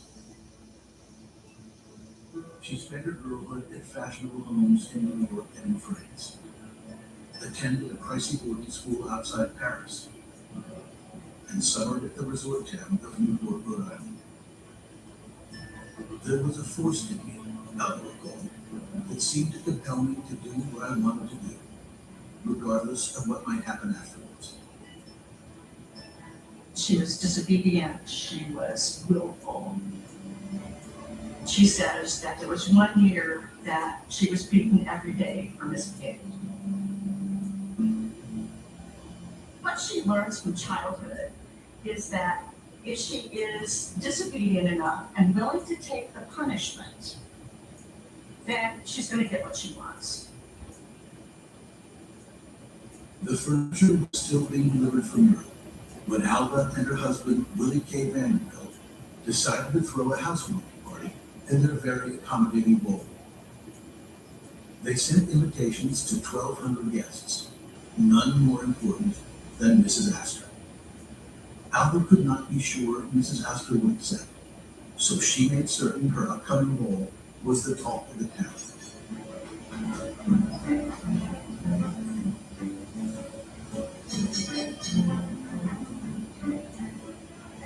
It's a moment in which the newspapers are competing for news. Hundreds of thousands of people, not only in New York City, but also nationally, are reading these newspapers. It's really comparable to the emergence of social media. So instead of tweets, we have people like Alva who are understanding this change and start to take advantage of the new possibilities of the media coverage. She invites newspaper columnists to come into her house. She gives them very detailed instructions as to what kind of decor the house has, what it's made of, who the artists are, all the details that she thinks will impress people.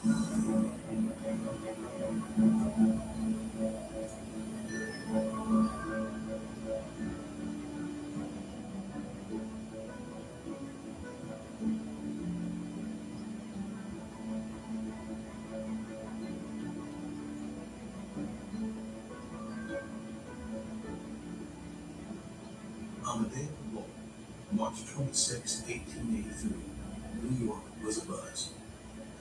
Society dames spent hours fitting themselves into gowns styled after bygone European aristocracy.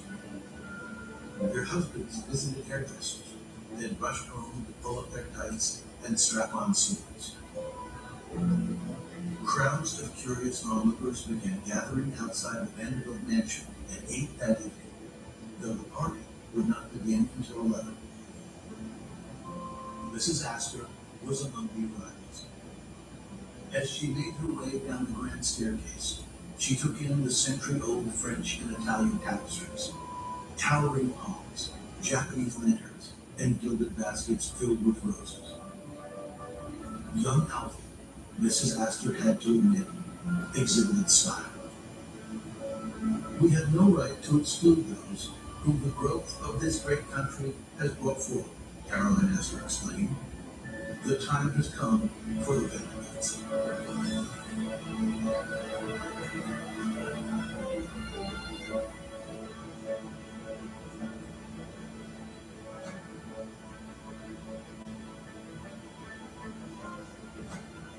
This is a nouveau riche world. They were what used to be called the chip-chop aristocracy. They had no reading, no genealogy.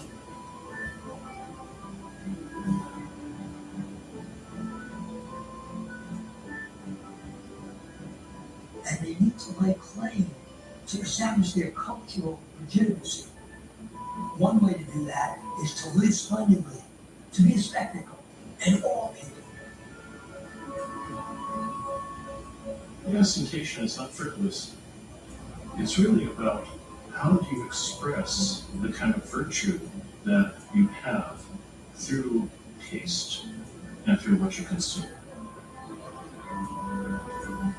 Alva is actually being very creative and being very tenacious in trying to establish that profile.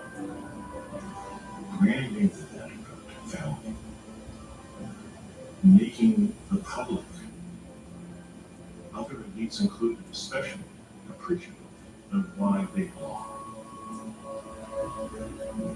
It's not just wealth building in terms of actual dollars, it's wealth building in terms of status.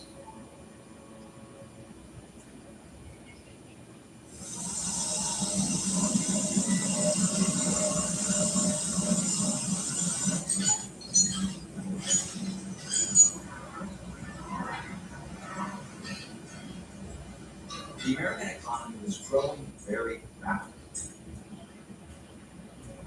There were opportunities for all sorts of people. People who had skills, people who had no skills. And they were attracted to America.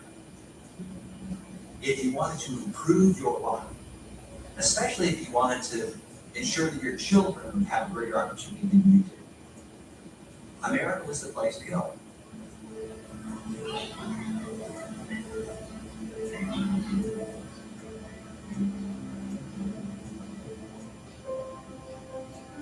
Between 1880 and 1885, more than 3 million men, women, and children entered the United States, more than triple the number who had arrived in the previous 5 years. They came from Ireland, Italy, Russia, Scandinavia, Asia, and Latin America, fleeing religious persecution and poverty. The U.S. is kind of a gambler's paradise in this era. It's a lottery where you can go and you may do well. You're very unlikely to be Andrew Carnegie and get super rich, but a few people do it. And many more will get by. Freedom from want now is going to create a new sense of the imagination. Freedom from all the problems of the old world, from its resentments, from its conflicts, from its scarcities.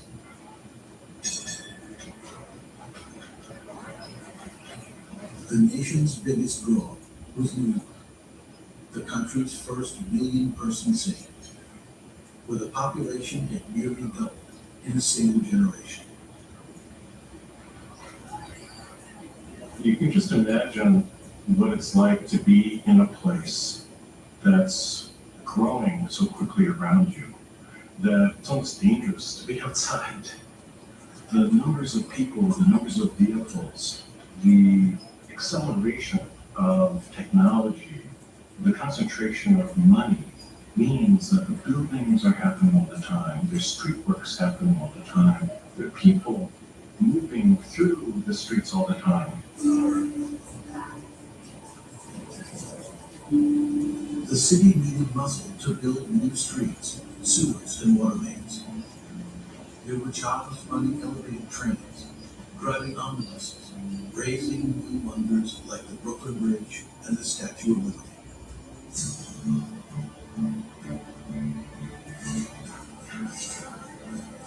Immigrants often worked in trades according to their place of origin. Irish as carpenters, Italians stonemasons, Syrians street merchants.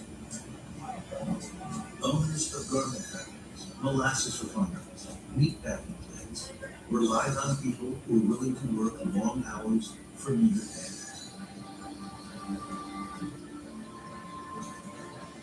One of the things we have to understand about the Gilded Age is that the number of individuals who become employees, who become dependent on paychecks, increases dramatically. Workers served as sellers of their labor. And it was important for the person who was running the whole enterprise to buy that labor as cheaply as possible. It didn't matter from the point of view of the person at the top of the company whether or not the cheapest possible price for labor could support a family.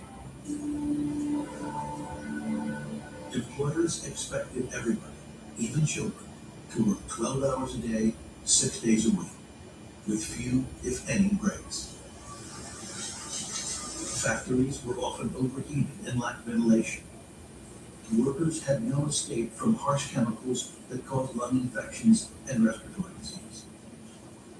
There was no workers' compensation, there was no insurance. If you were lucky, you were taken care of for a little while by the employer. But industrial accidents were a major concern. Workplace safety was a major concern. A sense of shared peril bred solidarity. Men and women joined labor unions to demand better wages and safer working conditions. They embraced their role in the democracy and proudly identified themselves as working class.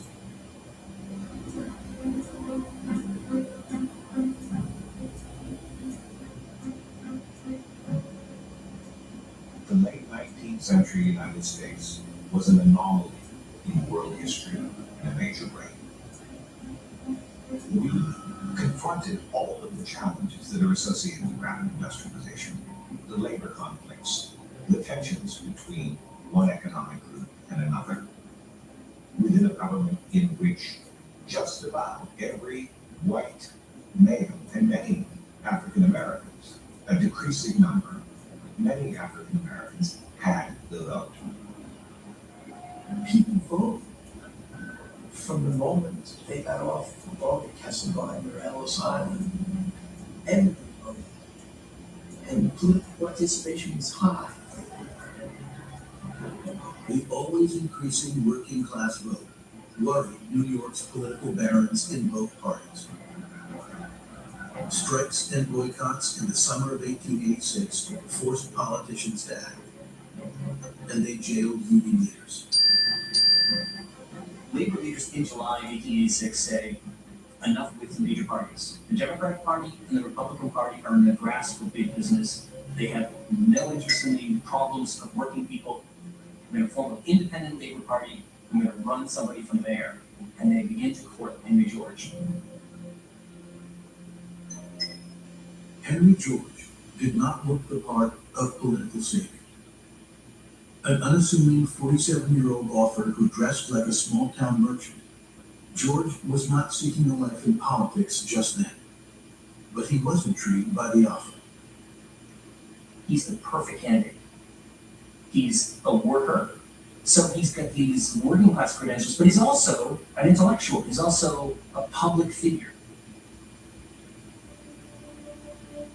Henry George's renown was almost entirely self-generated, born out of his own difficulties with the rapidly changing American economy.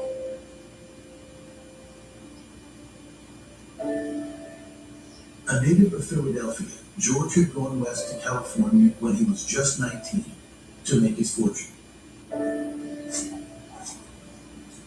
He tried his luck in the gold fields, set type in printing firms, and even sold hand-cranked clothes dryers door to door to support his young family. Nothing worked. His low point came the day his second child was born, and his new printing business was failing. He is absolutely broke, and he doesn't know what to do. He's completely desperate. Now he has a family to provide for, So he steps out onto the street and he walks up to a man and he says, "Can I have $5?" And the man gives him the $5 bill. And George writes, "I was desperate enough to have killed him for that money." Henry George is sort of imprinted in that moment in a way he's never going to forget. Here he is, this hardworking, smart, ambitious man, and he's out there on the street begging for his little family. He begins to wonder what's going on. This is a country with plenty of land. It's a country with plenty of resources. It's a country with millions of people who want to work and who can't. What has gone wrong? George spent nearly a decade parsing the riddle and emerged with an answer. A 500-page tome describing the new American political economy. He produces this book that draws everyone's attention to what ought to have been plain as the nose on their faces, the sheer fact of inequality, poverty amid plenty. What George recognizes is that along with American progress, with the development of the economy, with the development of great fortunes, there's also the development of poverty, that the success of America is not uniformly spread. He said that it's not fairly spread. It is as though an immense wedge were being forced through society, George wrote. Those who are above the point of separation are elevated, but those who are below are crushed down. Henry George self-published his new book, Progress and Poverty, and moved to New York in 1881 to promote it. It will ultimately be considered a great book, he told his father. This I know. He was right. Progress and Poverty was a surprise bestseller.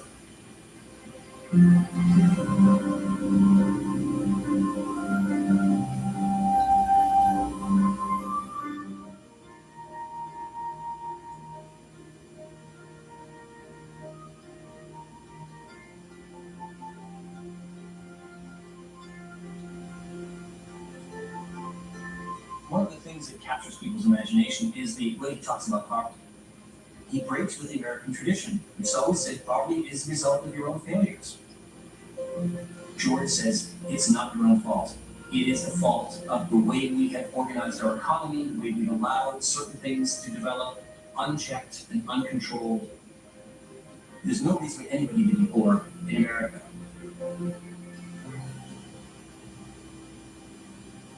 Labor parties had run candidates for mayor in New York before. They rarely polled more than several hundred votes. But in the fall of 1886, with little more than a month to Election Day, Henry George agreed to toss his hat in the ring on behalf of working people. He sees it as a way to popularize his ideas. The 1%, as George calls it, owns New York. So for him, it seems a perfect example of the problems that he talked about in his book. He accepts the nomination, and over the next 5 weeks or so, they launched the most incredible campaign in New York City history.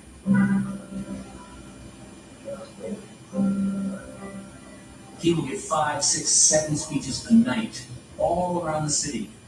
This is called the Tailboard Campaign, because they would get in these wagons, they pull the wagon up in front of a railroad station, in front of a factory, look down the tailboard, and here George would stand up and deliver a speech urging people to not vote for the major parties, but to vote for the United Labor Party.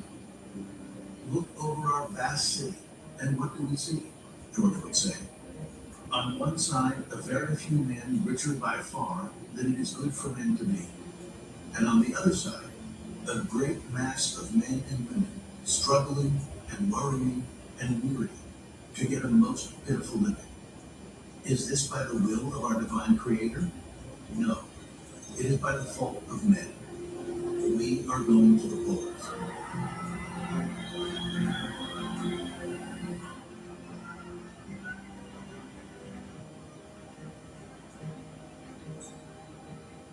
George championed opportunity for all, and a city government that would prevent the strong from oppressing the weak and the unscrupulous from robbing the honest.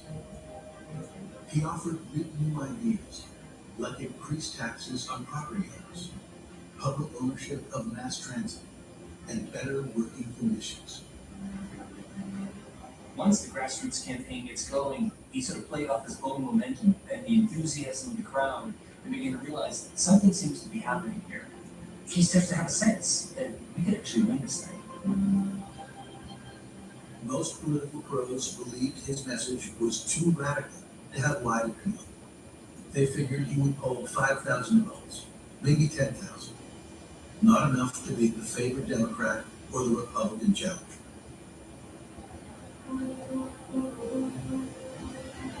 On election day, right out of the gate, people are reporting huge turnouts.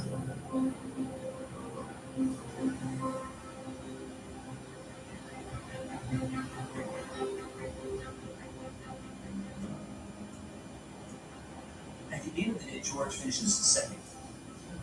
He gets 68,000 votes, which is a lot more than just a few hundred, which is what a typical Labour Party candidate could get.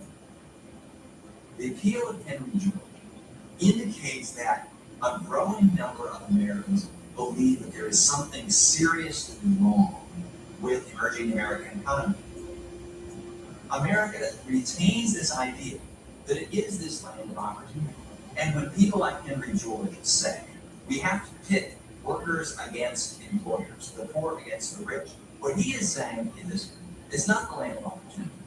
The opportunity is closed off.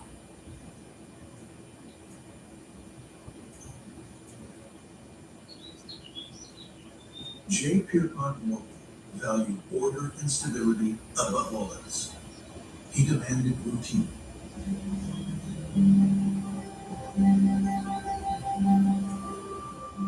The 51-year-old banker breakfasted each morning at his home at Madison Avenue and 36th Street, enjoying his first cigar of the day while reading the financial news from Europe, which came in over his personal telegraph machine. By mid-morning, he hopped in a hired carriage for the ride to his office building at the southern tip of Manhattan.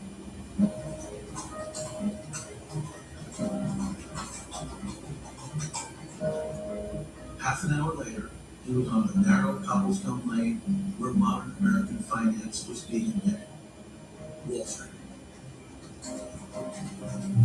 When he closed the door to his glass office, J.P. Morgan rarely looked up from his paperwork.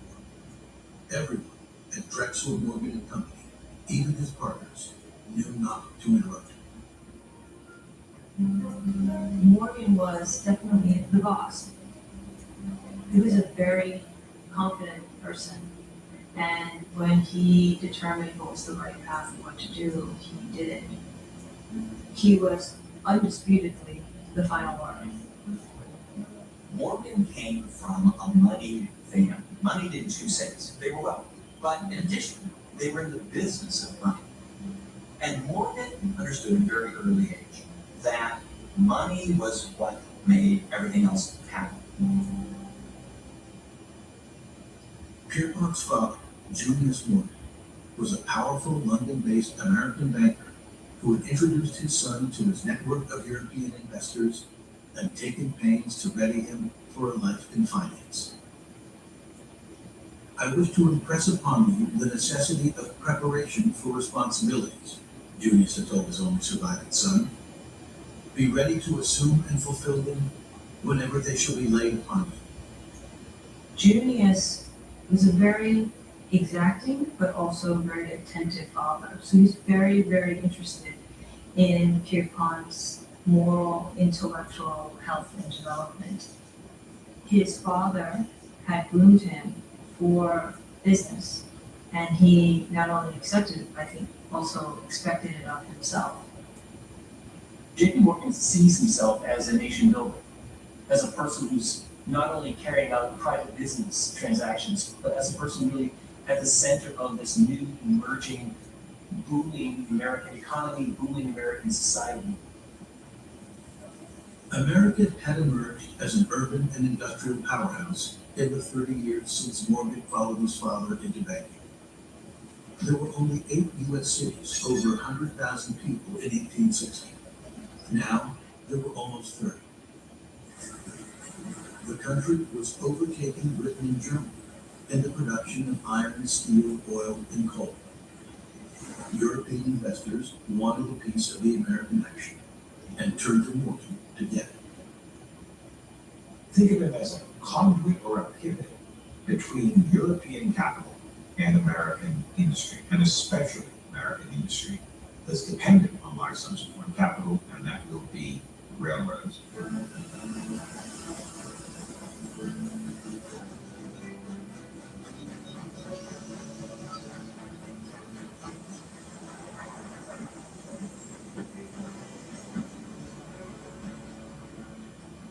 The railroads pushing into the American West became the hot ticket investment in the 1870s and 1880s.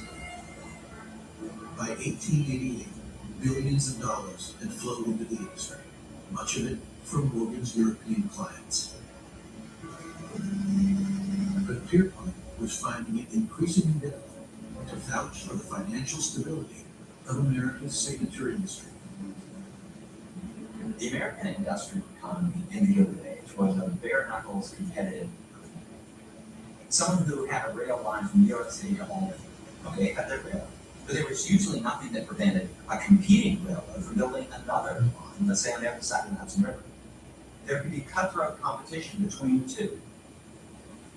J.P. Morgan understands that the railroad business, unless it stops these wasteful, parallel roads that lead to the same place, is not going to be able to pay off its debts and make money. He understands that competition has to be eliminated, that the railroads that are competing with one another have to begin to cooperate.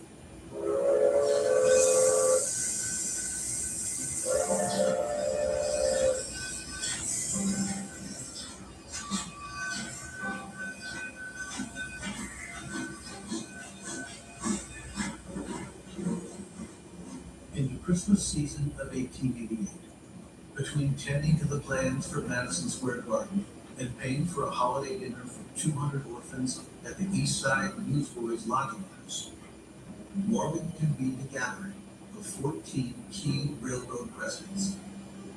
This is a guy who can beckon these corporate titans to his home, and they show up. Morgan had already established a reputation for his commanding presence, his own internal discipline. He was a man of a kind of iron will.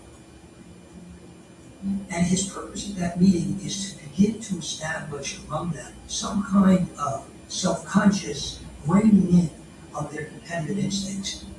Morgan hosted a series of meetings over the next 3 weeks, with harsh words cutting through the halo of soft electric light in his Madison Avenue mansion. Amid his growing trove of treasures, paintings, tapestries, medieval armor, ivories, and ancient bronzes, Morgan bullied and cajoled. Your railroads belong to my clients, he gruffly reminded the bosses. He's a very large man, and people always talk about his piercing eyes, intimidating, hawk-like eyes. So when he sweeps into a room, people describe it as sort of the wind rushing through a room. He has a condition with his nose that has disfigured his nose. It's enlarged, it's red. He knows that it's a bit unnerving, and that actually played to his advantage in these close negotiations. By the second week of January, Morgan had herded the railroad men into an agreement to set uniform rates, to assign to each road its due share of the competitive traffic, and to stick to the arrangement or risk financial penalty. The commercial treaty lasted only a matter of weeks. Morgan comes to a conclusion that he's never going to be able to pull this off, that these railroads are inherently antagonistic toward each other. So the only solution is consolidation, to merge these railroads so that there's less and less competition. Morgan would never say the word aloud, but his plan was to engineer something nearing a monopoly in the railroad industry, and to maintain control. Morgan had almost an aesthetic sense of what an economy should look like. And it should be well organized. He thought that people like him, with his background, with his understanding, with his intelligence, were the ones who really ought to direct the American economy.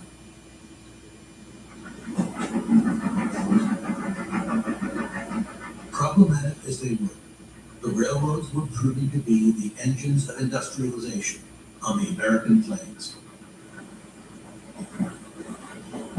By 1890, there were more than 70,000 miles of track in operation west of the Mississippi, where the population had nearly quadrupled in just 30 years. American farmers were shipping wheat, corn, oats, and rye across the world, feeding the growing cities on the eastern seaboard and the capitals of Europe.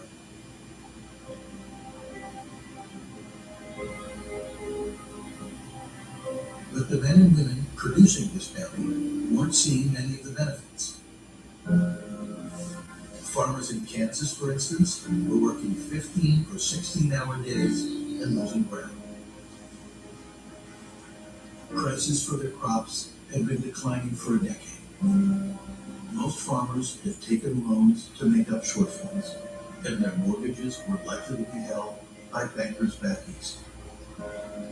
And there were few laws to stop the most predatory lenders from charging 20, 30, or even 50% interest per year.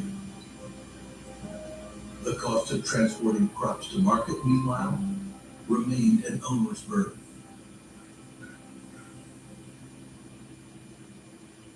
The only way to get their goods to market is on the railroads, and they've kept rates high. These are not the small family yeoman farmers that Thomas Jefferson envisioned as the heart of America. These are farmers who are in debt to the banks and who now have to pay a huge chunk of their income to the railroads. There are memories that people still have of what it was like before industrial capitalism. That, of course, is rooted in the agrarian past, the small proprietor past. It is also redolent of a more egalitarian vision of society than the one that's emerging. There was a feeling that control had shifted from Kansas to the East Coast. They looked at their own lives and they say, 50 years ago, when my grandfather was young, he controlled his own life. This idea that people ought to be in control of their destiny is something that's very powerful.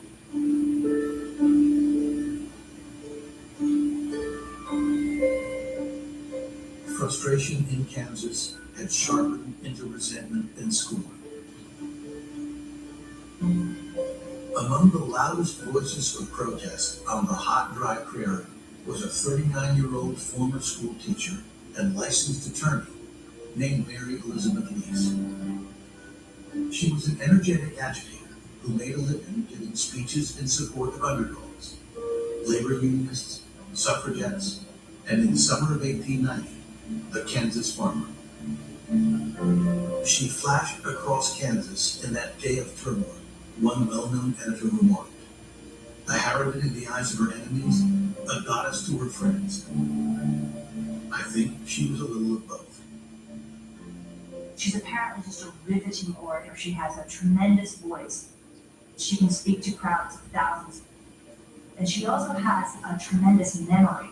She can speak for a couple of hours without reviewing any notes. And clearly she strikes a chord. Mary Lease could empathize with the thousands of Kansans whose daily lives balanced on a razor's edge between plenty and want. She was one of them. Lease was the sixth child of immigrants who had fled the Great Famine in Ireland. Her father and one brother died fighting for the Union in the Civil War. Another brother was killed when a train crushed him while working as a laborer for a railroad corporation. In the early 1870s, when Lisa was still in her 20s, a nationwide economic depression swept away her husband's pharmacy business and all of their savings. They lose everything. She's very embittered by poverty and frustrated and comes to feel that, that the social order just isn't fair. Women could not run for state office in Kansas in 1890, but Lise helped to spur the founding of a new local political organization, the People's Party, widely known as the Populists. The populists believe that they're being ripped off, that industrial capitalism discriminates against them, and they're right. The populists organize politically to do something about that.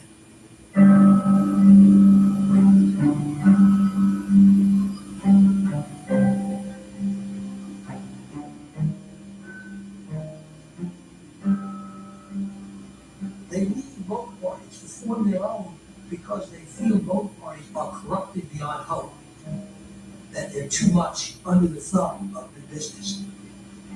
They buy senators, they buy congressmen, their lobbyists infest the Capitol.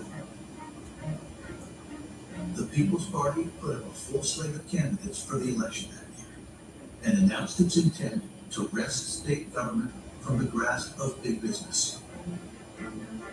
Mary Lease says this kind of system is fatal and destroying the lives of millions of people, and that if we don't do something drastic about this, we not only will lose our way of life, but American democracy will go down with that way of life.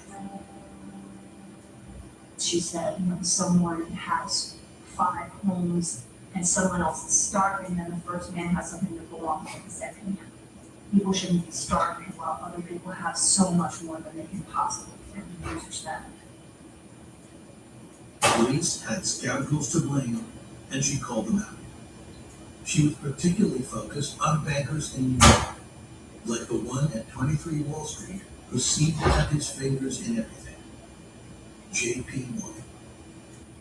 It is no longer a government of the people, by the people, and for the people, Lise told her crowds, but a government of Wall Street, by Wall Street, and for Wall Street.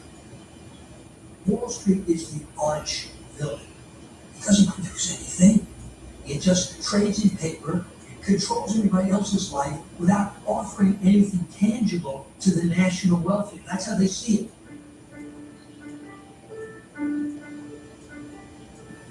Republican officials, whose party had dominated state politics for nearly 30 years, weren't much concerned with Lise and her followers in the early weeks of the campaign.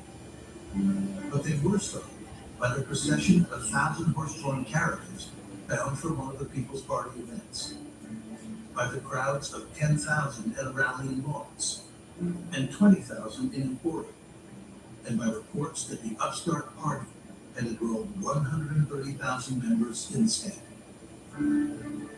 Election day news out of Kansas shocked the country. The Democrats won only 8 seats in the state legislature. The Republicans, long in the majority, won 26. The People's Party won 91 seats and control of the Kansas state legislature. This triumph, declared one populist newspaper, is but the beginning.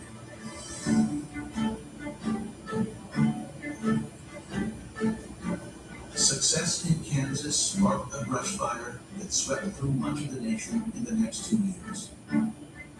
Newly encouraged farmers joined acolytes of Henry George, labor unionists, and miners from the West.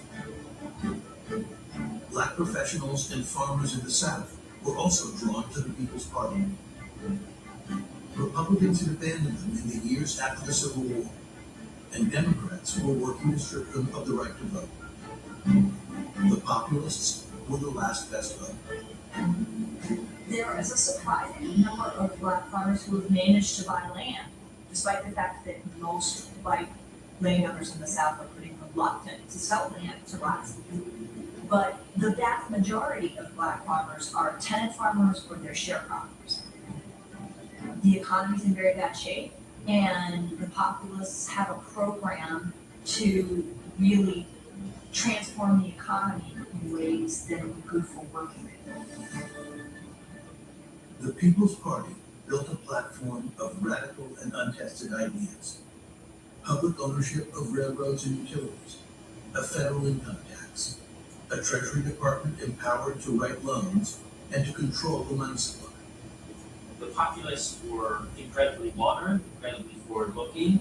They are thinking in very constructive, practical ways about how American political institutions and the role of government could be organized. What's important to remember about this period is the sense of hope. Change was possible. Change was imminent. Democracy would triumph.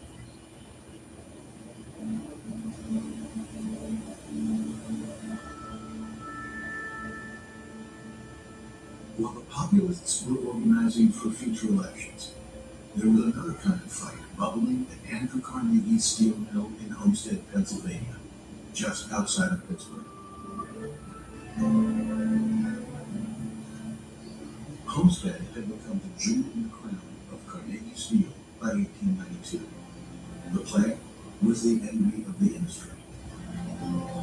The town that grew up around the mill accommodated the families of 4,000 steel workers, many of whom enjoyed the protection of the two labor unions that represented them. People are doing pretty well under Carnegie.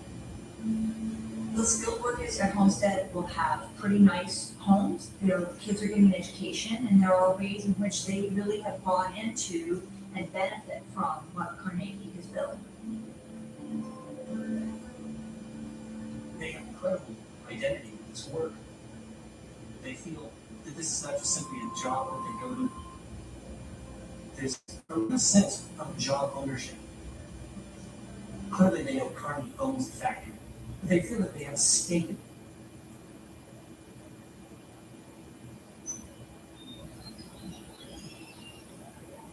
Andrew Carnegie was enjoying an extended vacation in the British Isles with his wife in the summer of 1892, but he was keeping an eye on business. Union demands for wage increases at Homestead had riled him. His calculation was simple: rising wages meant falling profits. Like business owners all over the country, Carnegie did not care to be dictated to by his hired hands. Carnegie may be a friend of labor, but he's most importantly an independent capitalist.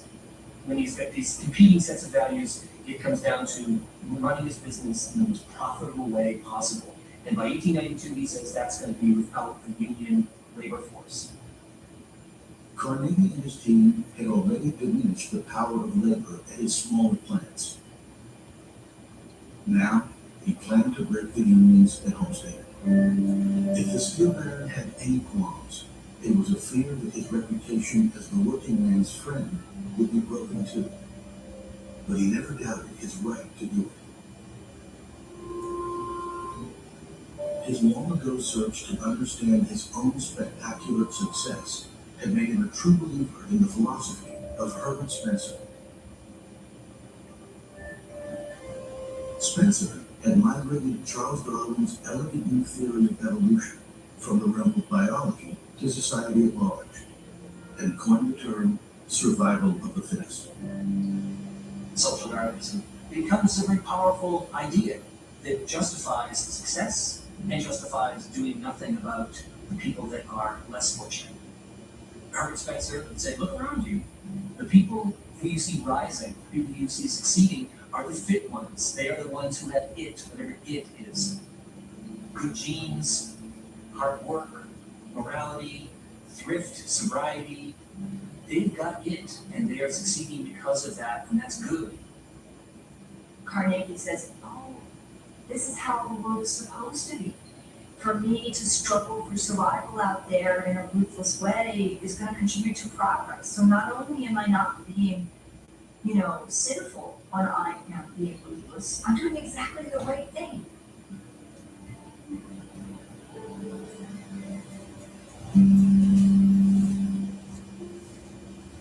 Carnegie had given his right-hand man, Henry Clay Frick, clear instructions. Demand a sizable wage cut at Homestead and refuse to negotiate. We all agree of anything you do, Carnegie wrote from 3,000 miles away. We are with you to the end.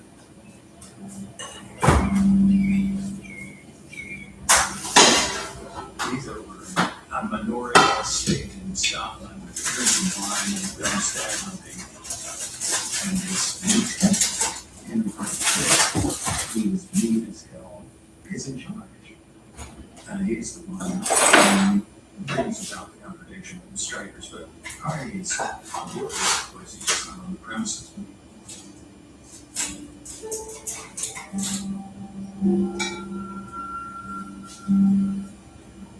Frick circled the 600-acre factory grounds with a fence, water cannons, and sniper towers that gave Homestead the look and feel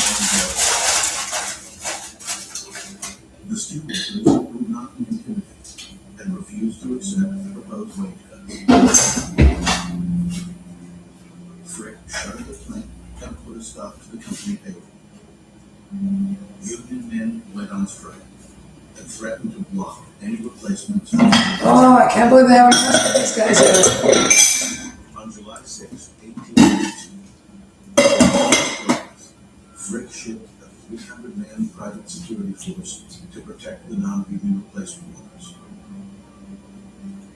When the barge carrying the armed guards arrived, Homestead's union employees were there waiting for them, guns in hand.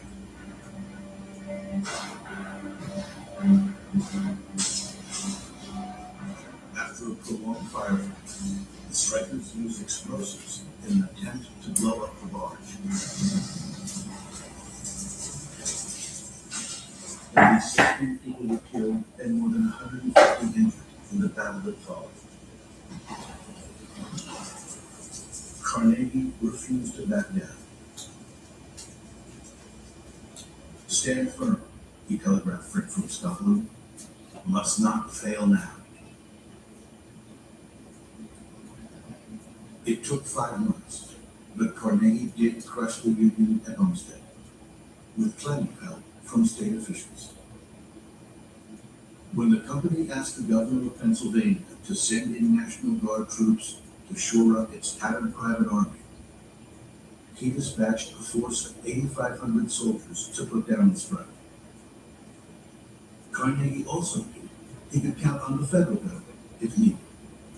The president sent in troops to put down a similar strike at silver mines in Idaho that same week. One of the big questions is whose business is it? Is it Carnegie's business, and does he get to make all the decisions, or do workers have a place in that business too? And that's kind of an open question, and government ends up really coming out on the side of the guy who owns the property rather than the people who do the work. Carnegie was not happy that his public image had been tarnished by 5 months of bad press. But he made no apologies for exercising the full power and authority of ownership. Through the war at last, Carnegie wrote to Frick from his new vacation spot in Italy. What a relief. Now for long years of peace and prosperity.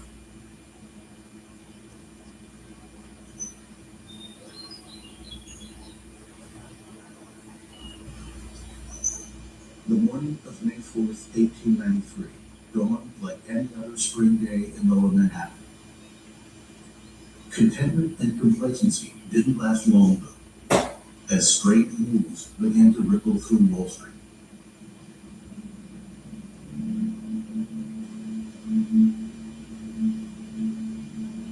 One of the most powerful trusts in the country, a company that had a virtual monopoly on the manufacture of rope and twine, was on the verge of failure. If this powerful near monopoly could collapse, many wondered what was safe. Cautious investors began to shed stock across industries. The Dow Jones Company recorded a precipitous drop. A run on banks picked up speed. By the end of that day, the nation's wealth was already draining away. The United States had weathered panics and downturns before, in fairly regular cycles. But the last big hit was a generation early, and the American economy had been transformed in those 20 years. When the Panic of 1893 hit, it was sharper, faster, and more severe than before. And this reflecting the fact that the United States had industrialized further. There were more people in America who were dependent on their employment. There were more people who were connected to the growing financial system. There were more people who Creepy story and stuff. TV stories. Big creepy stories and stuff. The US has industrialized that much more, has urbanized that much more, is that much more dependent on manufacturing jobs.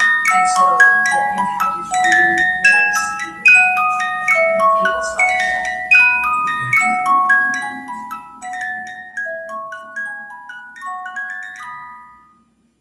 As many as a million people were thrown out of work. 1 in 5 Americans no longer had an income. Last cent long, wrote one young widow. Children went to work without their breakfast. This awful struggle is wearing me out. What doesn't exist in 1893 is really any capacity of government at any level, national, state, local, or anything like that, to step in to help American citizens through hard times. After the Gilded Age, police all over the country had traditionally allowed people to sleep in the police station. They would have a little pot-bellied stove, and you could sleep on the floor as long as you're not disruptive. That's kind of the last ditch place of refuge. And the police station stopped serving that function because they just can't handle the numbers that drove people out. They just start turning people away.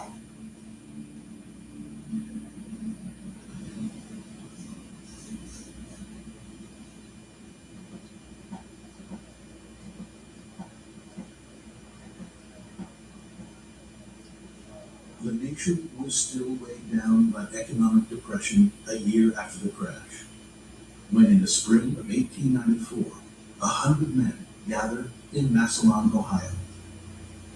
They showed up to support Jacob Coxey, a trim, bookish 39-year-old with an electrifying idea: a march on the nation's capital. What I am after, Coxey declared, is to try to put this country in a condition so that no man who wants work shall be obliged to remain idle. His basic idea is, look, we have two problems. We have bad roads and we have massive unemployment. There are thousands and thousands of men who want work. And he said, why can't the government hire people to fix the roads?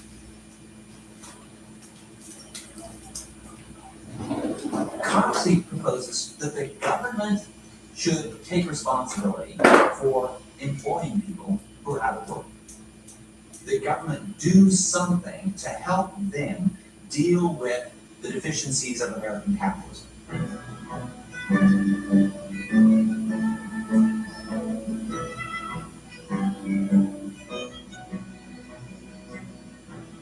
Coxey and his men had a 700-mile walk to Washington, D.C. in front of them. They hoped to make about 15 miles a day, camping along the way and stopping in towns and cities in Ohio and Pennsylvania to drum up support for their cause.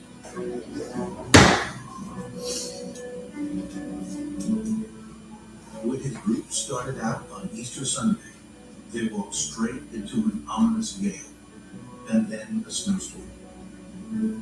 The first week was all misery. Wagon wheels got mired in ice and mud.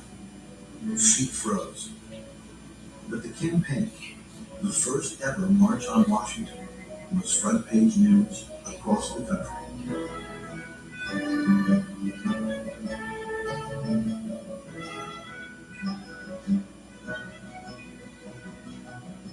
This march is the big story of that season. because nothing like this has ever happened before. And in some ways, it looked like a pilgrimage of the Middle Ages, where people would gather together and go to a shrine. But this is the shrine of democracy. They're going to the Capitol in Washington, and they are petitioning the government.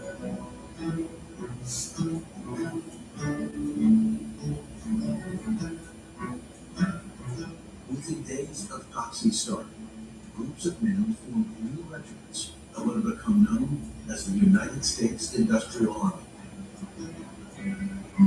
They began their own marches to join Coxey in Washington. The news of Coxey's army spreads. These are a lot of unemployed people.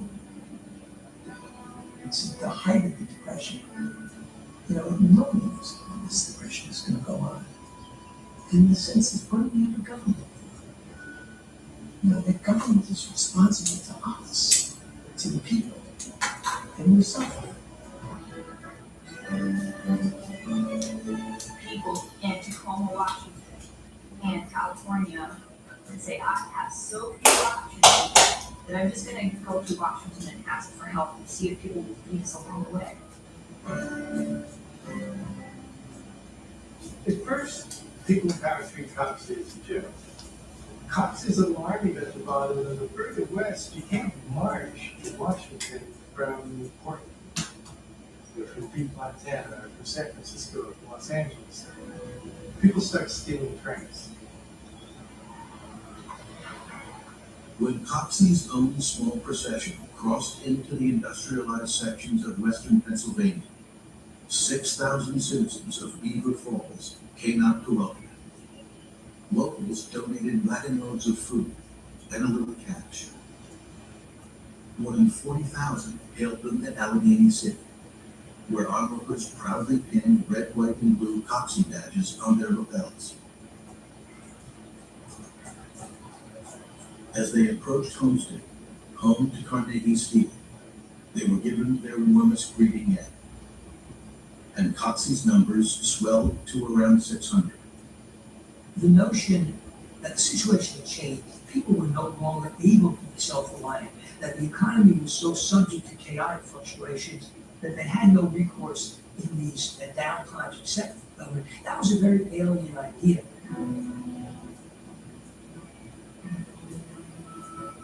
The lessons of paternalism ought to be unlearned, President Grover Cleveland had declared in his inaugural address the year before.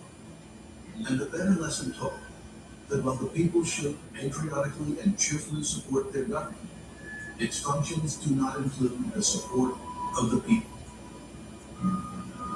Business owners and editorial boards agreed and imputed the worst of motives to the marchers. They were shirkers, or grasping, or criminals. There's a kind of universal hostility among the respectable classes. These are the rabble. They have no permanent abode. Their mobility across the landscape is somehow threatening. It shows the divisions of society with a kind of stunning clarity. Coxey planned to read a speech and present a petition asking Congress to fund a program that would pay unemployed workers $1.50 a day to build roads and schools and courthouses. He never got the chance. Coxey gets up to address the crowd, and the police No, he got drag him scared. off and beat him up, drag him off for walking on the grass. I love Barbie. I love Barbie. Coxey's followers in Washington dispersed, and the other marches stalled. Only a handful of United States industrial regiments made it anywhere near the capital. Coxey was convicted of the crime of displaying a partisan banner on the Capitol grounds, as well as walking on the government's grass. He was fined $5 and sentenced to 20 days in jail. The results are pretty bitterly disappointing to people who were hoping that they could bring attention and action on the issue of unemployment. people can't feed their families and they're hoping maybe there'll be a solution. I know. And there isn't. Some of Proxy supporters get arrested and put on the chain gang in Maryland, and the whole movement just kind of collapses. It's a confirmation that the political establishment is not in the hands of the people, it's in the hands of corporate interests. Well, he does that, Parties right? that don't want to hear from the people. No, we don't. Is that true? No, we don't.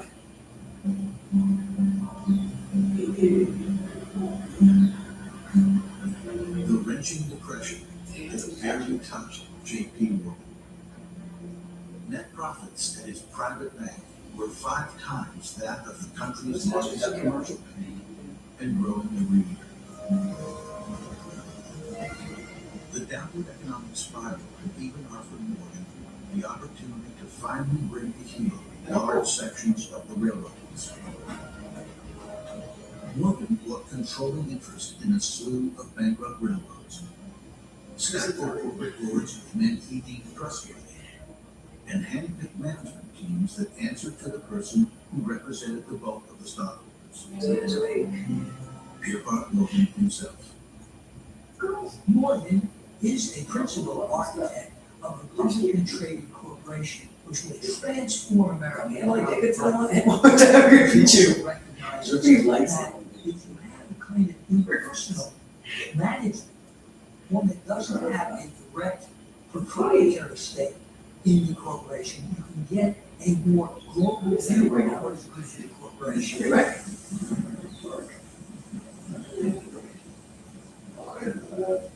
Just at the moment he gained control, a storm was gathering, and Pierpont could see it develop up close. Okay. Across the street from the House of Morgan, at the New York Sub-Treasury, wagons were parked up with little bars for the short trip to the New York docks, and then for the longer passage to Europe. Gold was money, and in a depression, people want their money back. And so literally ships full of gold were leaving New York and other US ports and going to Europe as people asked to have their money back. In 1895, everything you can go wrong with gold standard had Europeans, because of the depression, foreign investments out of the United States. And also the cotton croppers field, which brings in a lot of European gold coming in exchange for American cotton. So it's a perfect story. There was the cycle that fed on itself. As people got more nervous about the paper dollars, they more and more demanded gold. And as they demanded gold, the gold drained from the treasury's vault, and people got more nervous still. What people rescues the contract. 1895, With the nation's gold reserve down by more than 50%. President Grover Cleveland asked Congress to appropriate funds to borrow more gold. What is, it's not never a good idea. Federal legislators took a pass. Many saw the crisis as an opportunity to get the United States off the gold standard. Scores of congressmen had already advocated the introduction of silver into the U.S. currency system. The fight over money, does money consist of gold or silver or something else, is a fight that pits the capitalists who want to stick with gold. They're property owners, and gold means Trevor from PB Green, Drew the Drew Hunter goes. it pits them against farmers and workers. So this would be fun. We did UI. Talk of silver, Yeah. Morgan believed, was spooking European investors and causing them to flee the U.S. market. At the beginning of February, with the nation's gold supply still dwindling and Congress sitting on its hands, Morgan calculated that the United States government would default on its debt in a matter of weeks, if not days. J.P. Morgan believed in stability, and he bet on America. And in 1895, he come to the realization that he Very Princess League. correct action in order to preserve financial stability. Could be, which is awesome. He doesn't want the U.S. federal government to go bankrupt because it would have horrible implications for the standing of the United States in the world, for the American economy. He knew this would be a disaster. But also, Morgan was a wealthy man, and all of his holdings were in US dollars. And if the Maybe dollar he becomes didn't worth really less, need- he loses. So he pitches Possible his research. special private development company to a South country, and he goes to Washington. Everywhere, the hostages looking for his speech. We shall make strongest possible fight My for clients. sound currency. Morgan wired to a partner in his business. If failed, it is impossible to overestimate what shall be result. Take the Mario Brothers with you. And not hopeful. No, that candle, rising. When Morgan arrived in Washington, the president refused to see him.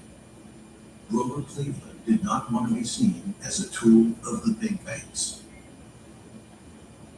Morgan checked into the Arlington Hotel across Lafayette Square from the executive mansion and waited. Sure, the president would come to his Each in there and you should the Mario. So you get your wife back. Has an enormous toolkit at his disposal. You see, the whole idea that President Cleveland could solve the problem by himself is based on this bizarre assumption that presidents can solve economic problems. That's a 20th century assumption. It's not a 19th century assumption. So when President Cleveland turns to Morgan, he quite rightly is turning to the one individual who has the power, at least potentially, to solve the problem. Cleveland doesn't. Morgan was having breakfast when an invitation came to the White House. Mr. Morgan, President, will see you. JP Morgan has connections throughout the financial industry. And so he knows who's going to be demanding gold now and in the near future in a way that Cleveland doesn't. And what Morgan tells Cleveland is that you don't realize this, Mr. President, but the government of the United States is going to collapse financially today unless you do something dramatic.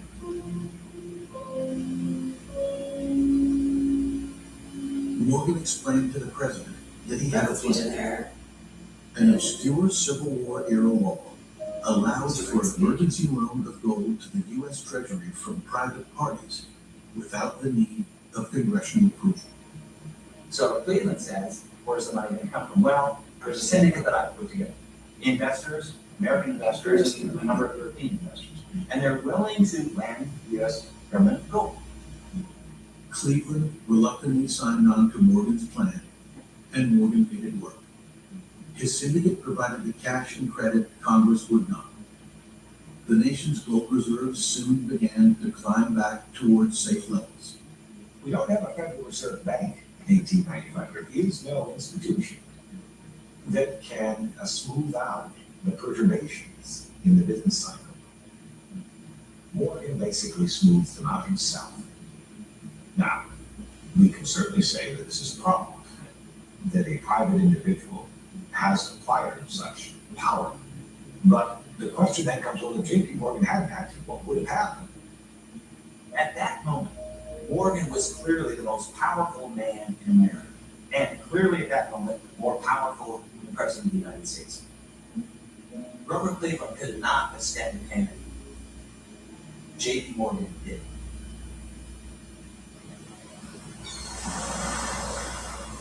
Pierpont Morgan appeared to have the wind at his back as he entertained fellow industrialists on his yacht in June of 1895.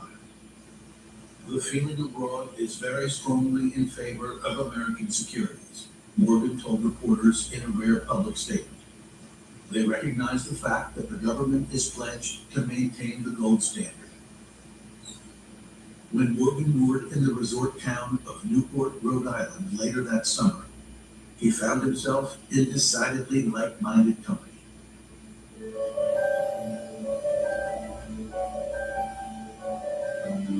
I suppose there is no place like it in the world, a young British diplomat reported, where people have put themselves to so much trouble and expense to get the means of happiness. No one worked. It was more pleasant than spending your summers in New York. You would have taken your staff to your house. They spend an enormous amount of time trying to figure out how to entertain themselves and each other. What you did was to plan parties and suppers and picnics.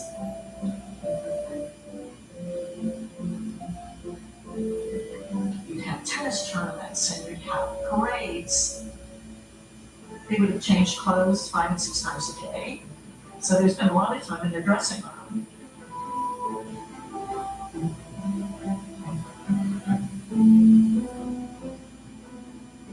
There was, at least, a whiff of social intrigue in the summer of 1895. Alva Vanderbilt, who had been firmly established as a leader of elite society, had broken a cardinal rule of her crown. And she had done it, as was her custom, in a very public way. When Alva Vanderbilt sues her husband for divorce, it is a capital S scandal. It wasn't unheard of. It was extremely rare in the United States for people to get divorced. It was also considered not the thing to do if you were a member of the elite. The underlying assumption was that men of this social class were having affairs with women, and there was absolutely nothing their wives could do about it. It simply wasn't discussed, and the wives put up with it. Willie Kay's problem is that he went to Paris, took up with a woman, and flaunted it. And Alva's problem was she didn't put up with anything. The well-publicized divorce had been completed long before the summer season. The regular folk keeping track in the newspapers had to think Alva won the day. She got to keep her palace on Fifth Avenue, her summer cottage in Newport, and custody of the couple's 3 children. She did not retain custody of her cherished social standing. She'd go to a dinner party, and the women would completely ignore her, people she considered to be her friends. She was warned that she would be cut out of society, and I think she thought, given her ego, that she was just too important for anyone to treat like that, and she was wrong. Alva had an ace up her sleeve, a way to not simply regain her standing, but to improve it. The scheme depended largely on her daughter, Consuelo, who had just reached marrying age. While traveling in Europe, Alva had arranged for Consuelo to meet the Duke of Marlborough, one of the most eligible bachelors among the British aristocracy. The Vanderbilt family has massive amounts of money, and the Duke of Marlborough has a title, has an estate, has all that heritage, but lacks money. So it's a perfect marriage. We've got the money, you've got the heritage, let's make a deal. Alva kept the Duke as her private prize when he arrived in Newport at the end of August. Keep in mind that she's been banished by society. So what's really interesting is that when she announces that she's going to have the Duke of Marlborough visit, all of a sudden, she's perfectly acceptable company. Everyone wants to meet the Duke of Marlborough.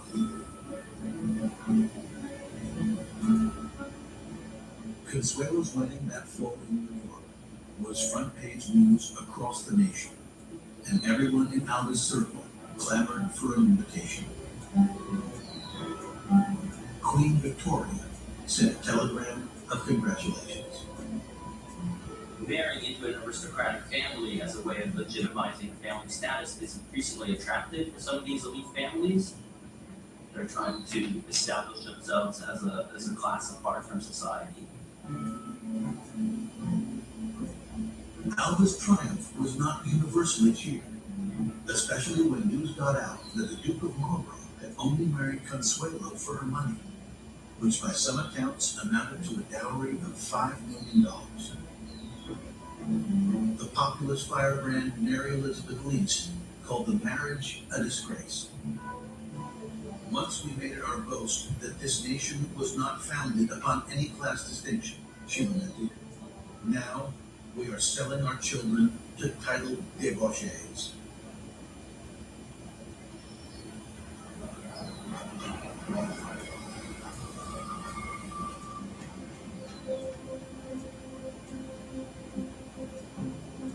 Democrats convened in Chicago in the summer of 1896 to pick their nominee for the upcoming presidential election. There were 6 serious contenders and no clear frontrunner. Neither was there a definite consensus on an issue that had become increasingly contentious: the future of the nation's currency. Some Democrats supported the gold standard, which aligned them with big business. Others were determined to introduce silver, which they believed would help out struggling farmers and working people. The silver wing of the party has this continuing complaint against Cleveland and the gold Democrats, complaining that Cleveland sold the United States to J.P. Morgan. And those people who criticize Roy said, this is one more example of what this nation has come to, where one individual can hold the entire nation hostage to his willingness to cut this deal. This is untenable. Something has to change. Making the case for silver fell to a little-known former congressman from Nebraska, 36-year-old William Jennings Bryan. He has practiced relentlessly to make sure his voice can be heard as far as possible. He can project his voice so well and modulate so well that it's quite possible that he was the only speaker in that debate everyone in the hall could hear.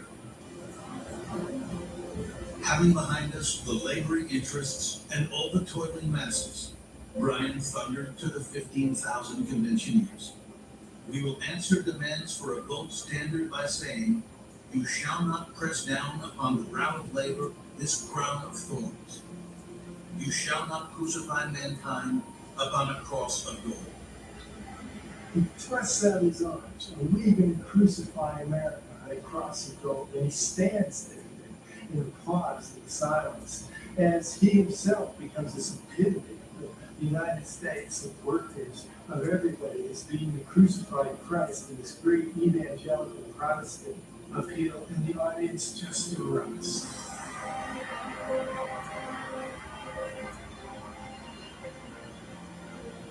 It's so powerful because it does sum up what people have been feeling for now probably 2 generations, certainly all through the Gilded Age. That the country seemed to many to have lost its soul. That all that mattered was enrichment, the gathering in of as much money and wealth as possible, and that this was the election. This was going to be a turning point. Bryan's speech won the hall and secured him the Democratic nomination. He advocated something entirely new for a major national party. Bryan Democrats supported silver, a federal income tax on the highest earners, and the breakup of powerful industrial monopolies. For the 19th century, the Democrats have been really the party of smaller government and more local authority. And all of a sudden they're saying, you know what? In this era of corporate capitalism, we need government to do more to play a role in protecting and advancing the interests of ordinary people who are facing forces that are much bigger and more powerful than they have in the past. The People's Party fell in line at their own convention in St. Louis. Their delegates chose not to nominate their own candidate for president, but pledged support to William Jennings Bryan. Mary Elizabeth Lease, like many populists, was weary. She suspected Bryan was more political opportunist than true believer. But she saw the Democrat as the best hope to put power back in the hands of the people, and the best hope to harness political blocks that had not yet found common ground. If the campaign had a wish list, it's that Bryan's message of economic fairness, of greater opportunity for all, that would play really well in the heartland and gather the rural vote, and would also play well in urban America.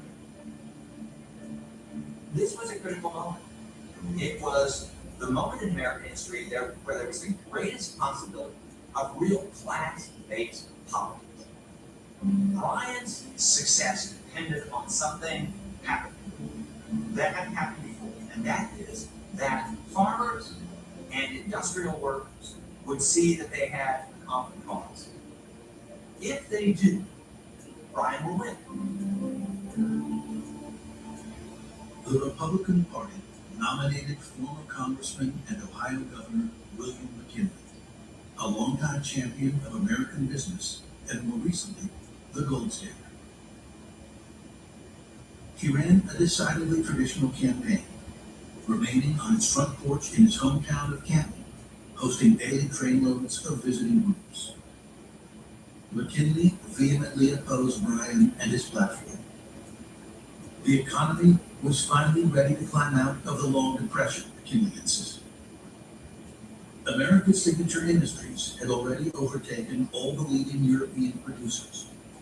Jobs were coming back. McKinley promised to protect the gains and extend them. The Republican message was pretty straightforward. We're the party of business, the party of prosperity. They say you are going to kill the goose that lays the golden egg. Right now, we've got the goose, this industrial economy, and it's doing fine and it's laying golden eggs at a rate we've never seen before. And if you start meddling with this and start imposing regulations and start imposing artificial constraints on it, you will kill the goose that lays the golden egg.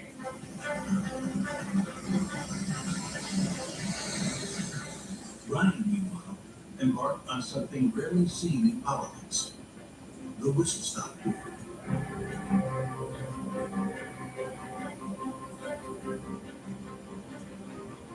He traveled more than 18,000 miles with reporters in tow and brought his message directly to the voters.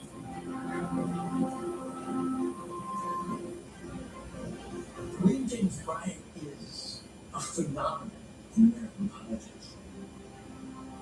He could speak from the stump for hours, and everywhere he went, he drew huge crowds.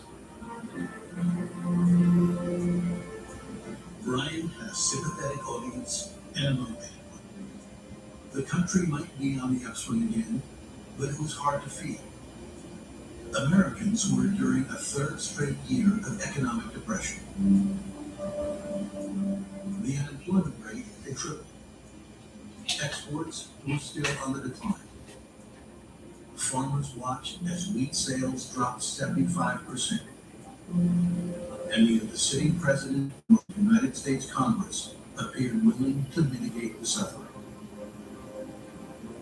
There are those who believe that if you will only legislate to make the well-to-do prosperous, their prosperity will leak through on those below, Bryan proclaimed. The Democratic idea, however, has been that if you legislate to make the masses prosperous, their prosperity will find its way up through every class which rests upon them. Bryan says there are two theories of government. One theory of government is that government should do things to benefit the wealthy. And there's another theory of government, which is that the government should do things to maximize the prosperity of the greatest number of people. And that will make us a healthy, vibrant democracy.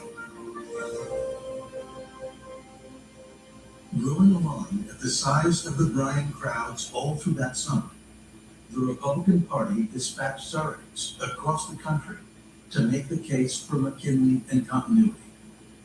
The business interests begin to coalesce in a bigger way than ever before behind the Republican Party because they fear the Henry Georges in the East and the populists in the Midwest and stirrings of populism in the South. McKinley's manager goes around Wall Street saying, okay, your profits this year are so much, we think you ought to contribute this much to the campaign. Because if you don't, we're all going to lose. There was no barrier law in the law at the time. Individuals who ran corporations writing checks to a political candidate. John D. Rockefeller was accused of written a check for $250,000. Here you go, hope he wins.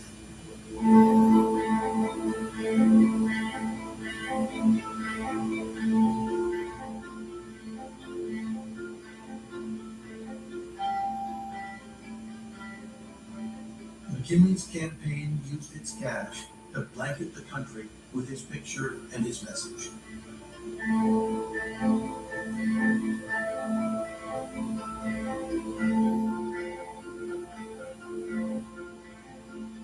Andrew Carnegie contributed to the effort by writing a pamphlet of his own.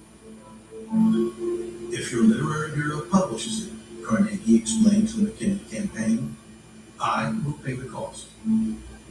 Andrew Carnegie wanted nothing to do with politics for a long time. But like other businessmen, he had no choice. He had to protect his interests. Carnegie and the Carnegie Steel people argued over and over again to their working people. Look, you're being paid good wages. And those wages, because they're backed by gold, can buy much more. They also say, you prosper because we prosper.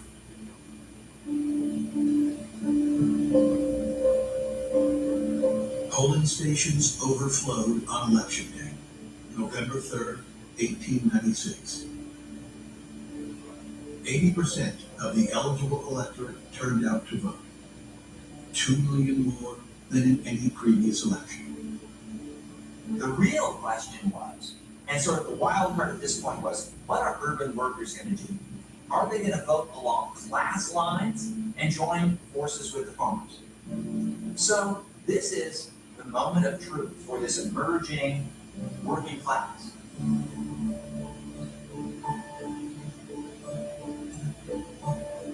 Bryan carried the South, the Great Plains, and much of the West. It wasn't enough. Factory workers went big for McKinley. He carried the heavily populated and heavily industrialized region from the Great Lakes to the Northeast, winning more than 60% of the electoral votes. Republicans made a clean sweep that day, solidifying their majorities in the Senate and the House. The election of 1896 constitutes a conclusion for this period of class war. It doesn't end it by any means, but it does bring a sigh of relief to the property classes of America.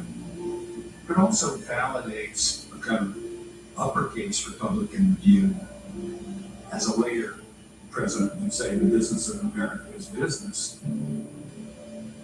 A society which had prided itself on being a nation of small producers, skilled workers, farmers, all roughly equal in their social position, was no longer that. It was overwhelmingly a nation of very powerful, concentrated wealth on the one hand, and wage labor on the other, suffering a very serious dilemma about how they would survive.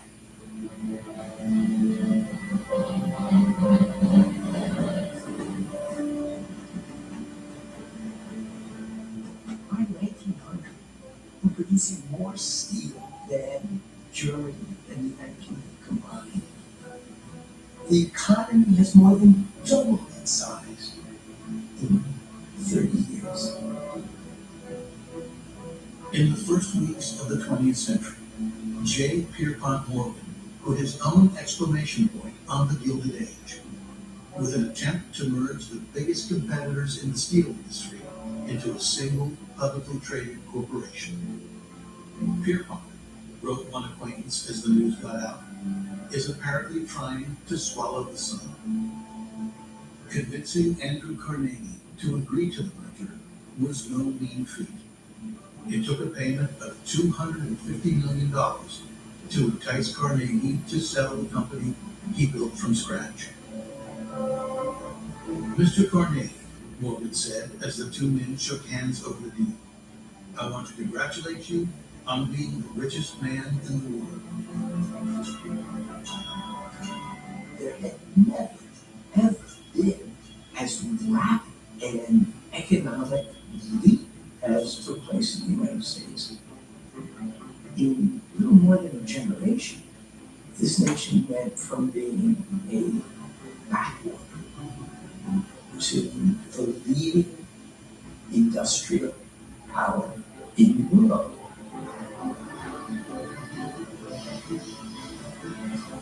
As the country industrializes during the Gilded Age, it provides the infrastructure that makes the country the global power it is.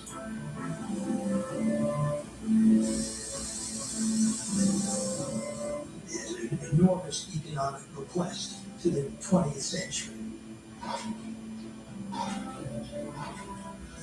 But the country has to wrestle with how to solve the dilemmas that will make it a nation have and have nots.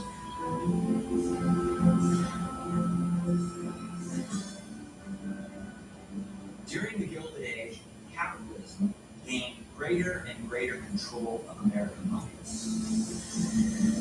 The essence of democracy is equality. Everybody gets one vote. The essence of capitalism is inequality. Rich people are much more powerful than poor people. The question of wealth versus people ballooned in the Gilded Age. Do our governments represent wealth or do they represent people? That is a fundamental issue which is with us today.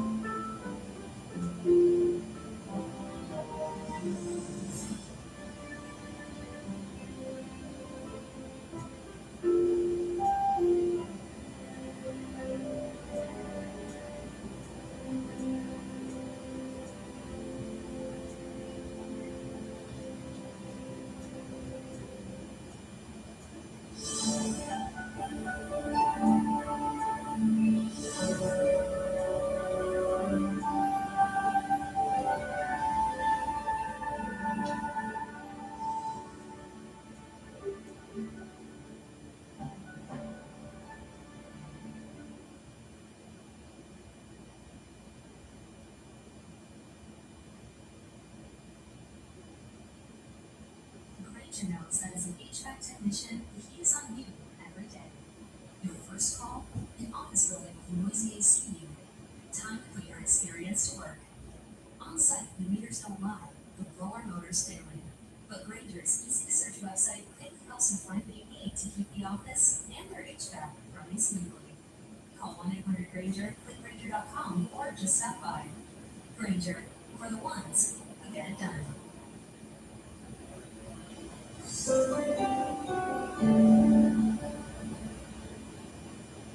The following program contains the use of racial epithets in historical context and to recount personal experiences. Viewer discretion is advised.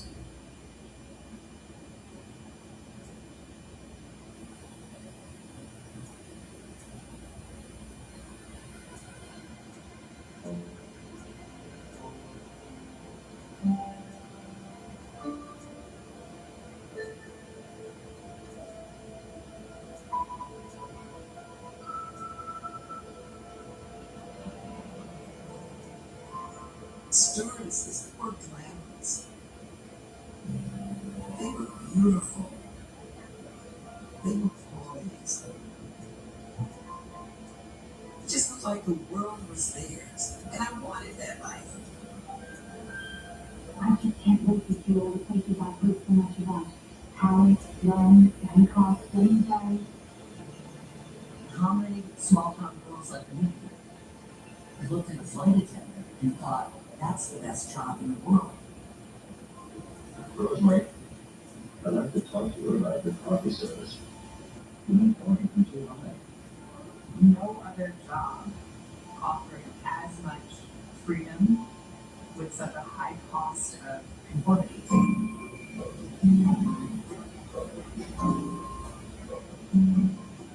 We were not expected to have opinions.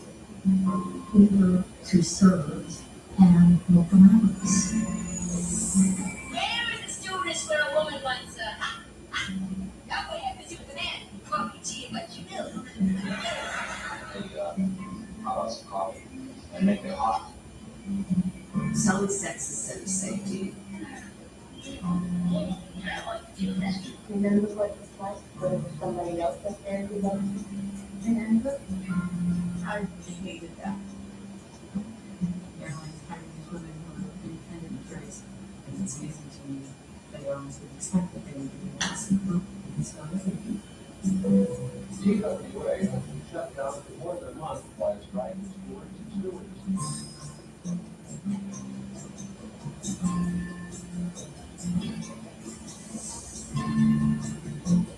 I didn't think we realized what a revolutionary thing we were doing. Stewardesses played a major role in launching the this movement. They took up economic issues, but they also focused on issues having to do with appearance, grooming, and control over women's bodies. How did these women go from conforming to gender stereotypes to fighting for gender equality in the workforce? I was a TWA flight attendant, but I was an activist in the change. I was there.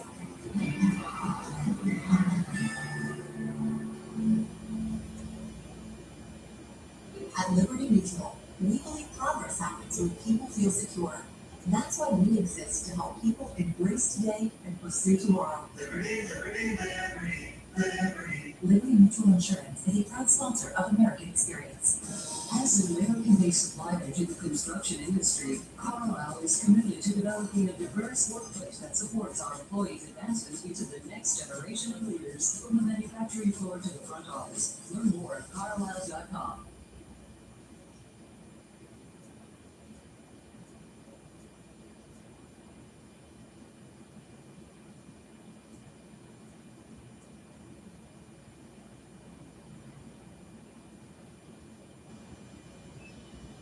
One of my best friends, she had a brother who bought this Corvette. We would be out on the road, and she'd say, well, where do you want to go? And I would say, let's go to the airport. When I was in high school, I convinced my friend Nancy that we should go on a trip on our junior year end. And that June off event, I shopped for a week for the outfit I was going to wear on this flight. My first flight, I was about 8 or 9. We were all dressed up, socks with the little lace all around the edges of it. I thought this is just like Easter. I've been on boats before, and I thought, well, this is going to be similar to boat.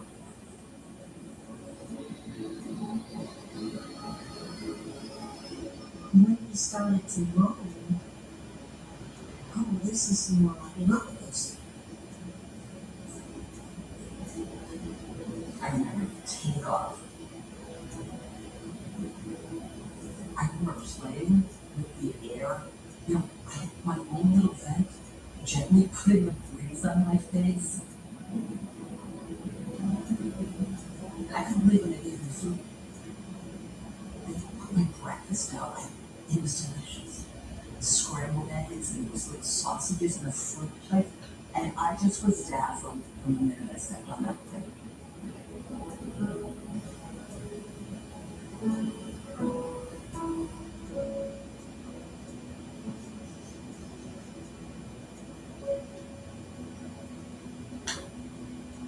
I thought, oh, this has to be what heaven feels like. I've got to be close to heaven. It was the most beautiful thing I had experienced. Just being in the air.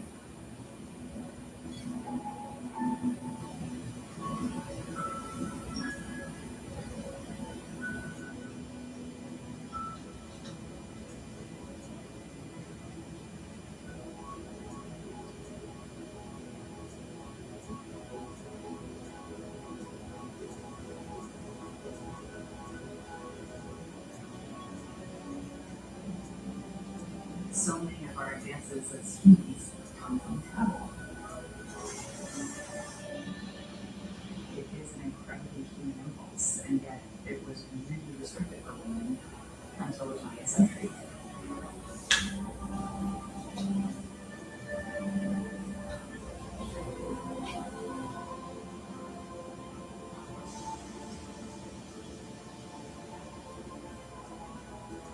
These new technologies came around, enabling humans to move around, but women really wanted to be part of it.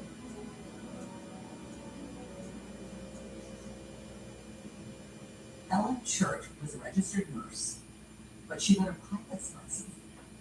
She knew that aviation was the future. But because airlines refused to countenance that a woman could be piloted, Ellen's idea was, all right, if they're not going to be a pilot, at least maybe they let me be a flight. In the late 1920s, you see an experimental era where some airlines are trying out different models of cabin service. The most obvious model would be Pullman porters. But there's a long-standing association between technological know-how and white supremacy. And they do not think that Black people have the kind of authority to kind of help people through the challenges of flying. So the airlines thought, we probably want white men because this might be a position where you would get promoted into management.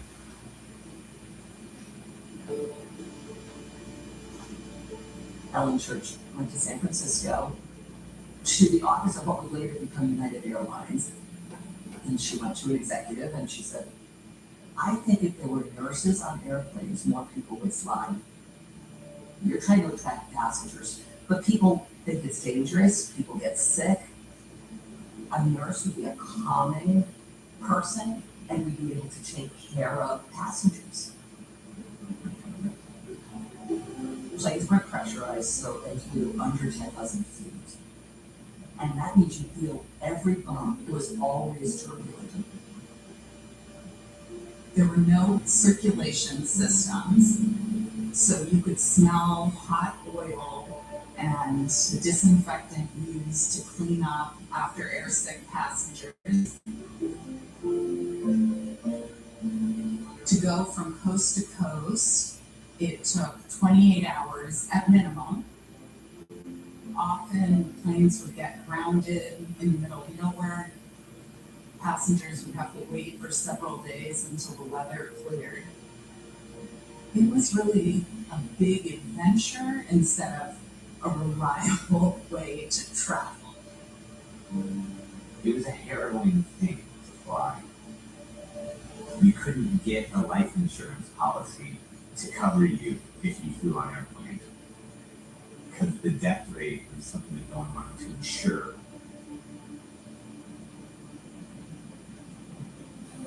The idea is that if you're encouraging people to fly, especially men, at a moment when flying can seem very scary, if you put young women on an airplane and they're going to think, well, if these young women are fun to fly, I should be fun to fly too. Ellen Church was convinced that women would want to do this. And she was absolutely accurate. They showed up in huge numbers. The focus on only hiring women had a lot of advantages that airline executives thought. The airlines started to realize that passengers were more attracted to having a woman do the job for the charm that she brought, the attractiveness that she brought to an otherwise exceptionally unpleasant experience.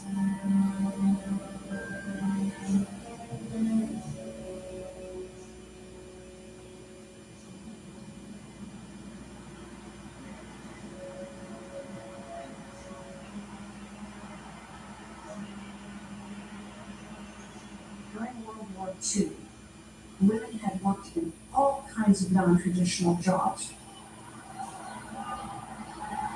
When soldiers and sailors came home, there was a concerted effort to push women out of the workplace. You are to the truth, matters of manpower. Women who were poor or women of color ended up going back to lower paying jobs. For middle class women were expected to go home.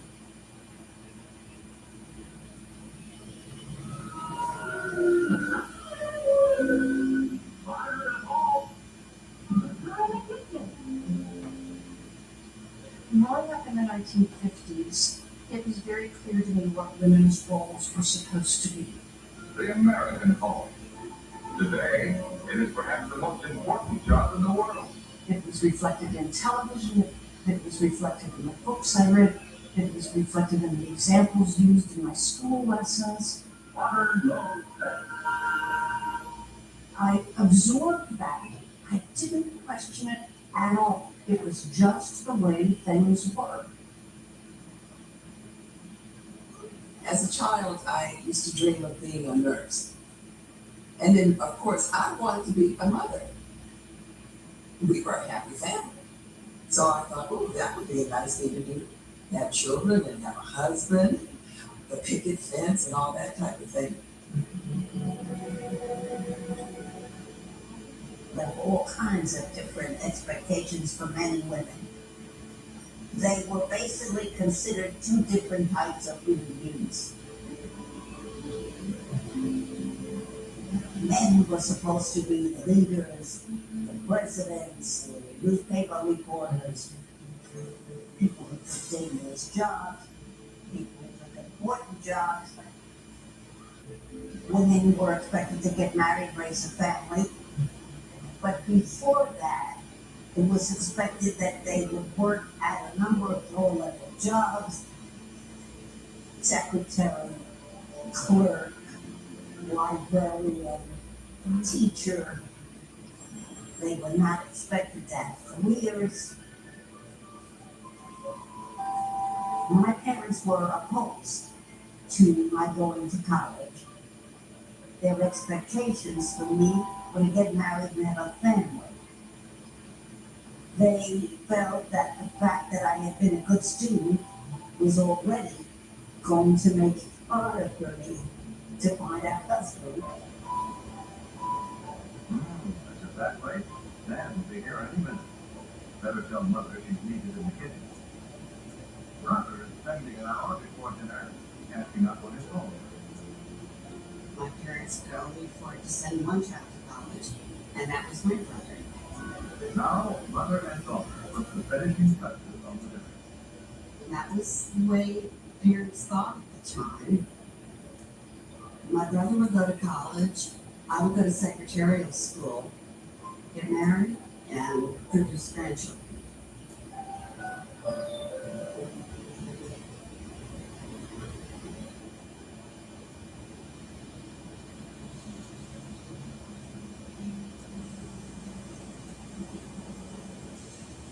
After World War II, the airline industry introduced the DC-6 with a pressurized cabin, so airplanes can now fly higher, smoother, faster, and also carry more passengers.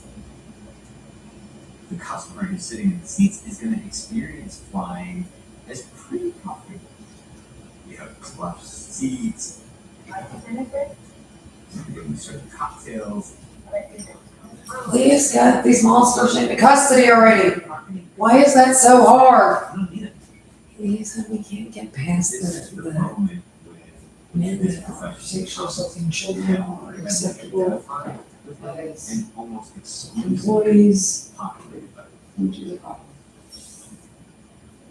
I remember in 7th grade, That doesn't make any sense. You need to get the men sexually assaulting children out of uniform. the first line was, "You want a boyfriend I never seen." I was like, yes, I would. But I also was like, I want to go to everyone.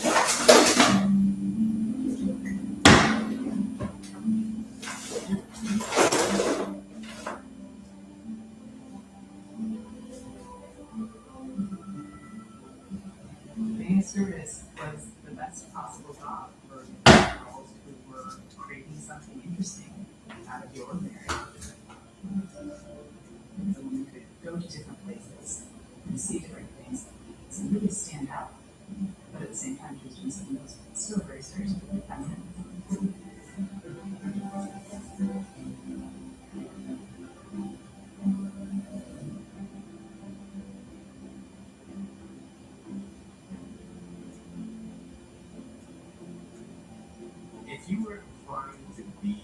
stewardess, you are going to be scrutinized first and foremost for your looks. To qualify at North Carolina, you must be healthy and of normal weight. You've got this chart, and you wouldn't even get an interview if your height and weight was more than listed on that chart. If you make it physically, then what they're looking for is someone who's going to take orders well. They need clients, employees. The educational requirements for stewardesses really vary very much by airline. On Pan Am, I've gone to college, and I just speak to languages fluently.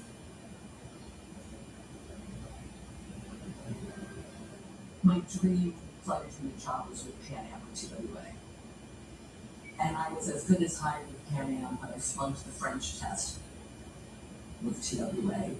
I made it through that grueling interview process, and when I got the acceptance letter, it was beyond exciting.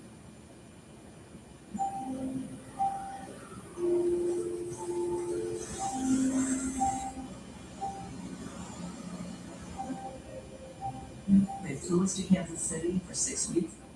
I arrived in January, freezing cold, snow up to here, the happiest girl in the world. The training was held in Miami, and the 6 weeks involved learning the procedures for services. How do you make coffee on an airplane? How do you work the ovens? How did you mix drinks? Where did you mix them? How did you pass them out? There were segments on understanding the physics of flight.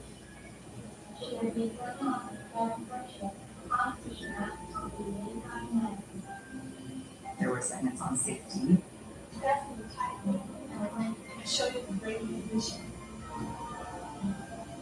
Part of our safety training was on mock-up planes. They had recordings of people screaming. They could put smoke coming through. It could really make you feel like you were in a plane crash. You have to be able to evacuate any aircraft within 90 seconds.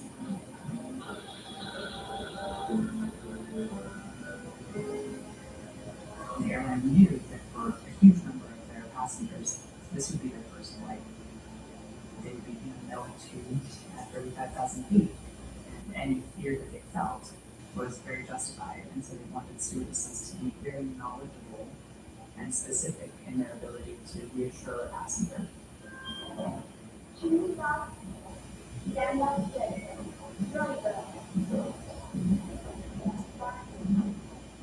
When women were first hired on airplanes, the sales pitch around them was that having a near girl willing to fly would help sell tickets.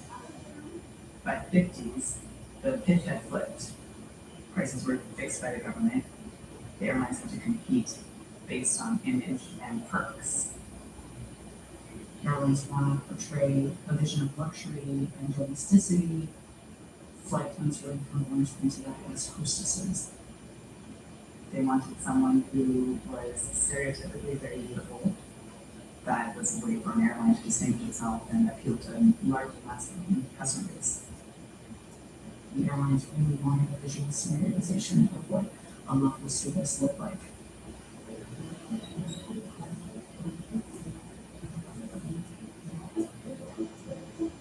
We all got our hair cut just the length of our chin bone. We were all supposed to look the same, both on hair but also on makeup. Red lipstick, mandatory. There was an idea, I think, to make us into little machine parts and not think of ourselves as individuals. In our graduation photo, we looked like 20 mannequins sitting in 2 rows. When I looked at it, I couldn't find myself. That was my first thing was, where am I in this photograph?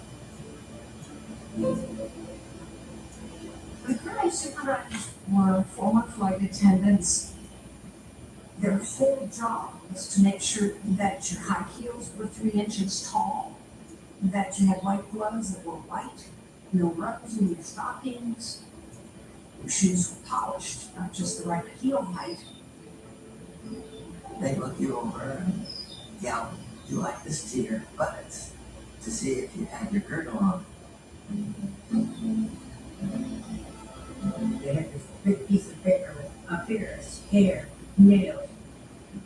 You couldn't be too flashy.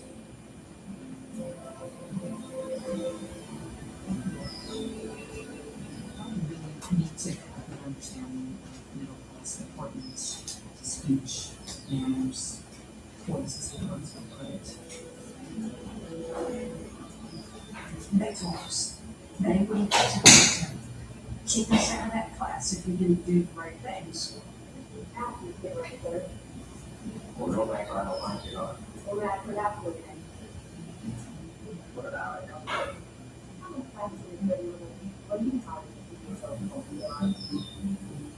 And the right things included always being friendly to everyone. You can handle just about anything, really, if you just smile and really mean it inside. It's expected, it's part of the job to act like your smile is genuine and everything you're doing is because you love me, which you're supposed to.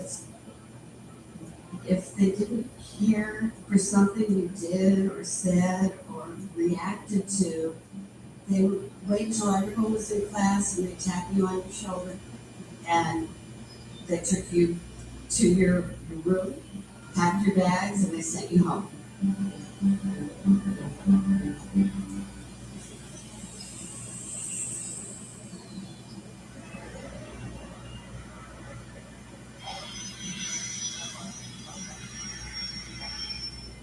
The astonishing jet at last comes into its own in 1959.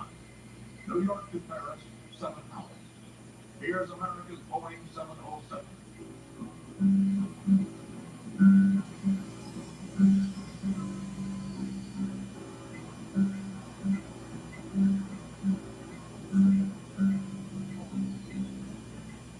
All of a sudden, you could be in Paris.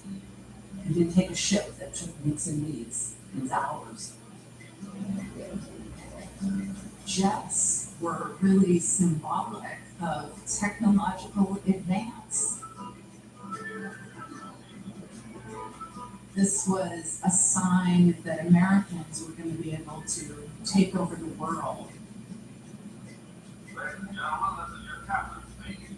We're now at cruising altitude, 35,000 feet. Now you've got a jet that can travel 2 times faster than propeller and can accommodate more people.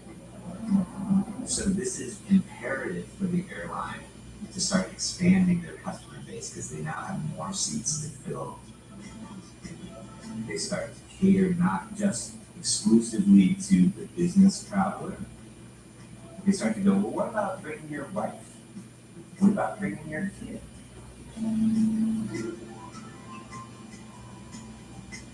This is the moment where flying is becoming mass transportation. That's the vision.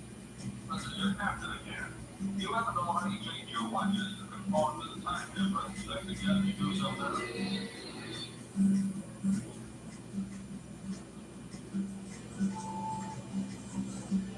The jet age is technological, but it's also aspirational.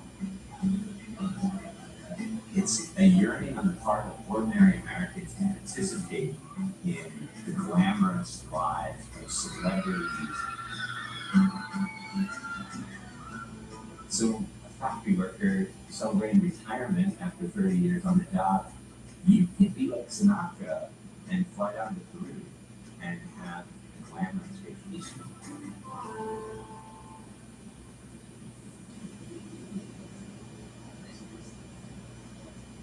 Stewardesses are at the center of Jet Age ad campaigns. This is a new type of woman. She's sophisticated, she's very fashionable. Airlines rolled out new uniforms. They call it the Jet Age look. you see a crew walking in their powder blue uniforms, with their pillbox hats and their high heels. And it was quite a sight to see. I mean, it was the definition of glamour. Or your stewardess, you were just on the same level as a celebrity movie star. It opened the doors to everything. Clubs, parties. You could crash a wedding and say you were a stewardess.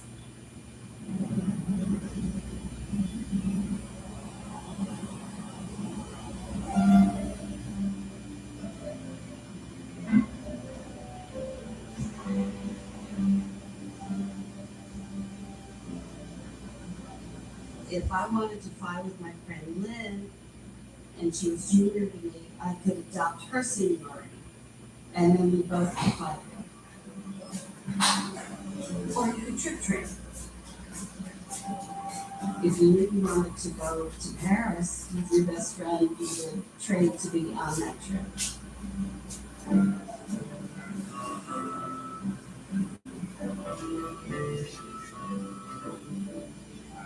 I went to Paris, I went to Rome, I went to Athens.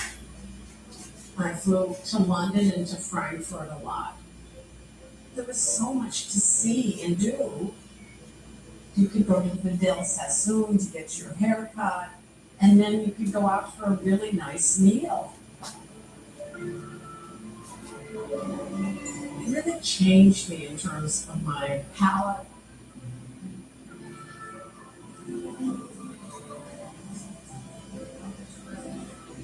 I used to go to a favorite restaurant in London so that I could eat the tandoori chicken.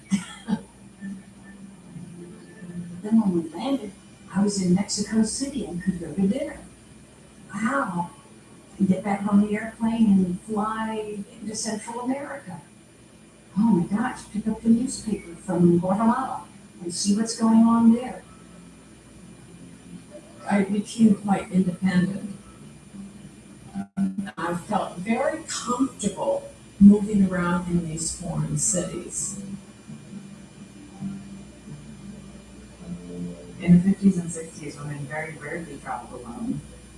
And working on a plane, especially internationally, gave you an excuse to travel completely freely. We were going to these foreign countries and checking into a hotel with your other fellow stewardesses, and then no one knew what you did until you had to show up at the airplane next.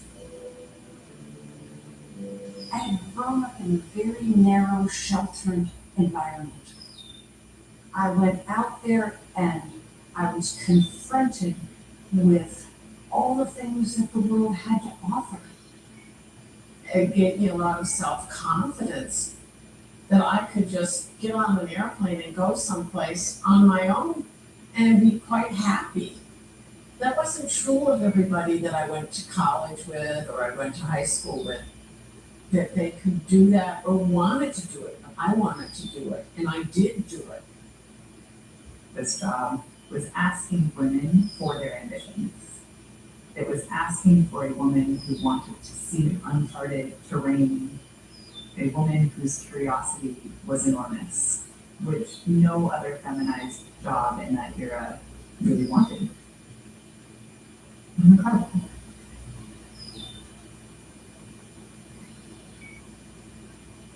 I was kind of looking for something a little different in my life. I was looking at a fashion magazine. And the magazine had an advertisement for the Grace Downs Figure School in Manhattan. I applied and I was accepted in 1956. Never been on an airplane. So this is part of, I've never been on an airplane. This is great. This is great. Women could pay the school and learn how to become an airline stewardess. The expectation, if you did well at the school, you would ultimately get hired and get a job as a stewardess. Now, this is the main cabin door where the passengers for first class will be interviewed. I was only a student going to school. There were no black teachers, no black students. I remember being in a makeup class, and someone made up my face. I I was white. And when I looked in the mirror, I would say, oh my God, how am I gonna get home like this? They had no makeup, of course, for people of color.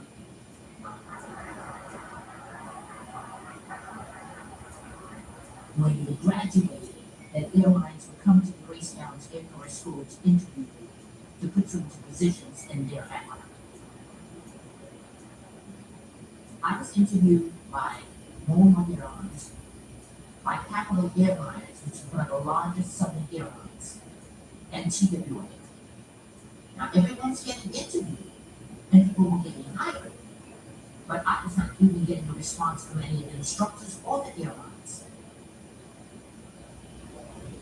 Shortly after the interview, one of the chief stewardesses saw me outside.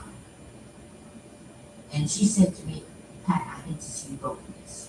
She said, but the airlines do not like girls.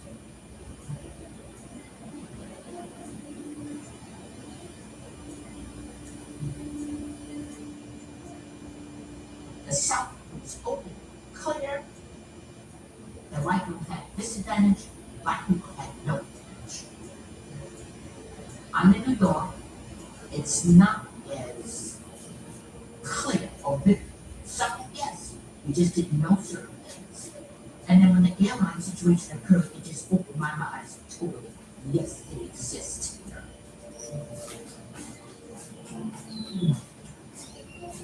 Problem with air is very expensive and not easily accessible to Americans in general, for low areas.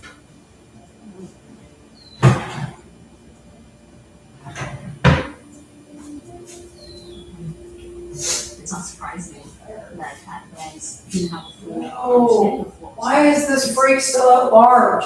Are there any families calling? Are there any families in Arkansas calling? Those two that are being, Airlines sometimes use a special code.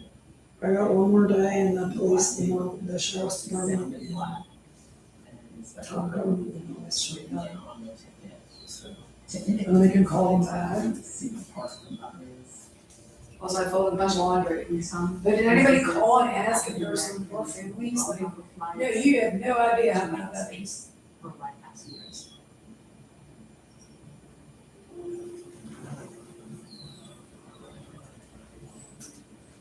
I went home and we had a meeting. And I called him as soon as I got home and I said, "Wow, they're telling me that they don't hire Negroes." He said, "We'll take care of this." He introduced me to Adam Clayton Powell. Adam Clayton Powell referred me and introduced me to the New York State Commission Against Discrimination. There were no federal laws in place to protect against discrimination in the workplace. So it was very important for Pat to file her case in New York because New York was the first state in the United States to pass an anti-discrimination law. I filed a case against Mohawk, Capital, and TWA.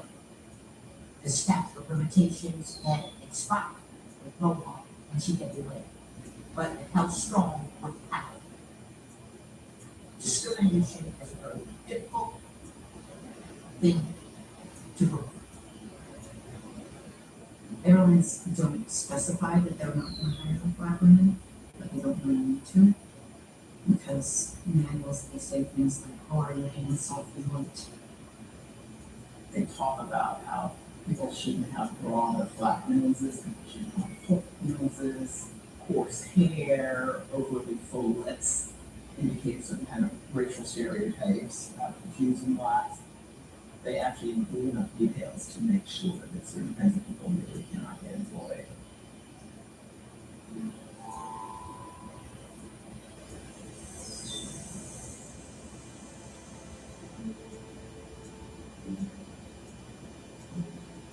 When I was hired, you couldn't be married, period. We had a couple of gals that did it on the side, but you couldn't be married, couldn't have children. From the very beginning, most airlines have an explicit ban on hiring women. So Starting in 1953, American Airlines imposed a new rule that stewardesses couldn't leave the job when they turned 32.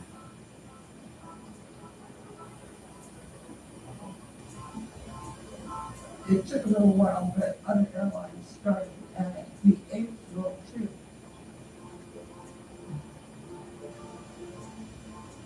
They wanted us to be hired, do our job for a couple of years and leave. Airlines wanted women who projected a degree of wholesomeness, but also a little bit of sexual availability. They wanted her to be young so that she would appear to be single without having to say so. United had flights out of New York to Chicago called executive flights. Only men could buy a ticket on those planes. When I went for my interview with TWA, I signed a paper which they presented to me. And on it, it said that I would be retired at the age of 35. 35 is a long ways away. I thought I would be married with children. That was the expectation. You would meet Mr. Wonderful in first class, and you'd be swept off your feet, etc. And that would be happiness ever after.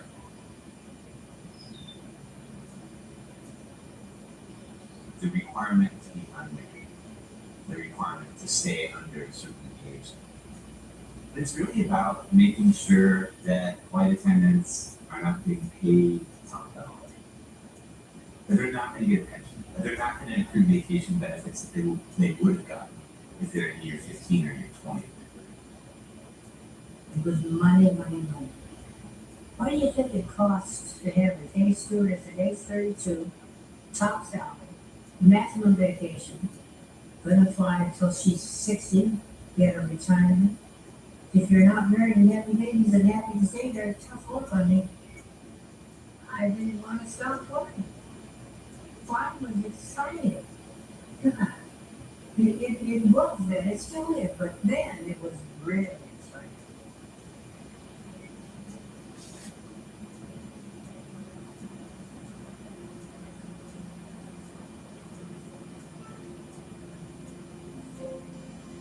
Flight attendants started to organize in the late 1940s. They're unhappy with the wages, but they're also unhappy with being patronized by the airlines. Pretty quickly, they began to realize that they would have greater bargaining leverage if they joined with some of the other workers. The pilots set up a division for stewards and stewardesses, and some of the flight attendants went into the transport division. Unions just weren't something I thought of. When I was in training, I failed the section on the contract. I didn't understand it.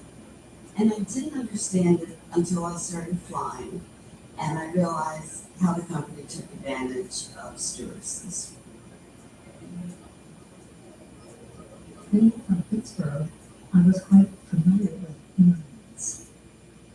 And so there would be a union meeting and I would go to it.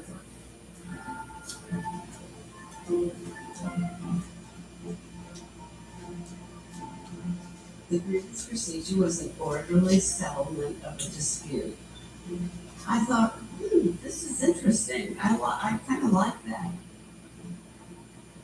Flight attendants, pilots, and baggage handlers wanted to be paid fairly. They wanted more control over their hours, their flight time. But flight attendants also had problems that the men didn't face.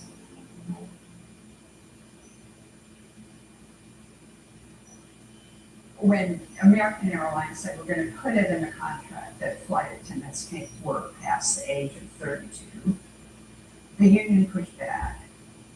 The rule still went in, but what they did win was a compromise, what they called a grandmother clause, so that any flight attendant who had been hired before 1953 could continue on. It saved a lot of jobs. Jessica wasn't required to retire and she had nothing to lose. She said, I want to fight this. This is wrong. And that was her motivation to join the union. My family was very Republican.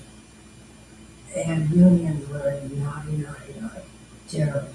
Nobody in my family had ever belonged to a union. That was just, oh my goodness. We're college people, we don't join unions. Oh. She became vice chair and with proud grievances on behalf of other stewardesses. Jessica exuded a sense of confidence. She always spoke to anybody who would speak to her, and many men always did, because she was so attractive. They wanted to know who is this woman.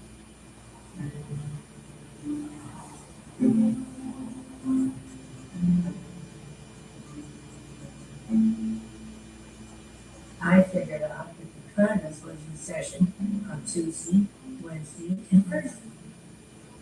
And they were going home on Friday. So I did the Washington trip on Monday. And I always had a bunch of congressmen on board. And they got to know me.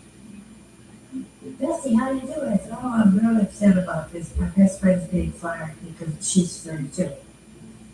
They said, what? And fire you? I'm sure these guys are 60. Dusty, as she's flying, she's working her connections.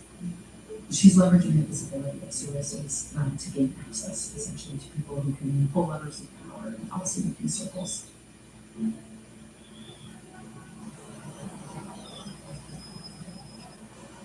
In 1963, Dusty decided to put on a press conference. So say the word stewardess, they don't say it was glamour. Oh boy, oh boy. She got 4 stewardesses that were under 32 and 4 stewardesses that were over 32. And I said, now they're firing us at age 32. Can you tell me which ones are 32? And of course they said, yeah, no. And I did look pretty good.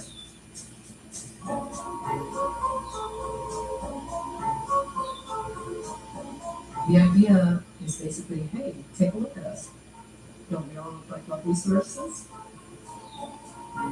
It's a kind of dare to airlines policy. Can you really tell who's past the age limit? We hit every newspaper in the country.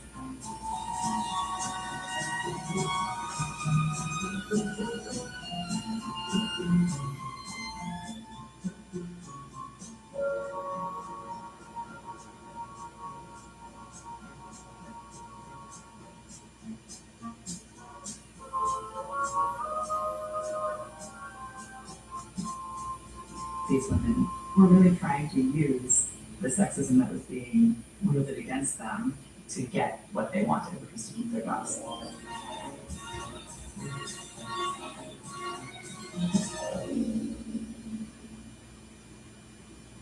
When the stewardesses went into negotiation with the union and management, American Airlines came into the room with a stack of newspapers from all over the country and just plopped it down on the desk saying, that was an interesting stuff that you girls pulled. We're not going to negotiate the age rule now. It's terrible to be fired because of age. But I had hopes because I knew how smart Dusty was. I believe in fair play. Every club I ever was in, I became president. I was president of the Women's Athletic Council, I was president of my sorority. I knew all the rules and I went by them. If I didn't like the rule, we changed it. Dusty wasn't just fighting airline management and Israel. She was fighting national gender discrimination.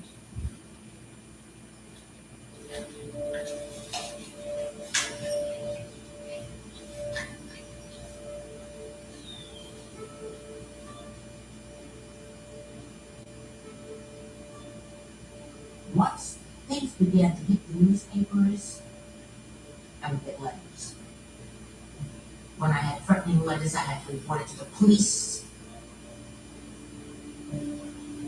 You kind of expect these things. You knew you were going to get photos. You knew that you're going to get letters of negativity. I mean, this is something, oh, here it comes.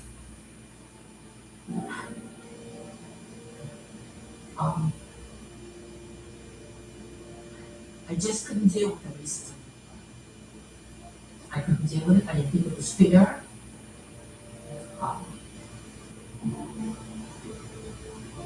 I'm just as equal to you as you are to me. We're one. We're humans. You're not going to treat us this way. Pat's plans were put on hold while her lawyers researched her case. They had to look at the supervisor notes and see who met what criteria, how did Pat compare to the other applicants.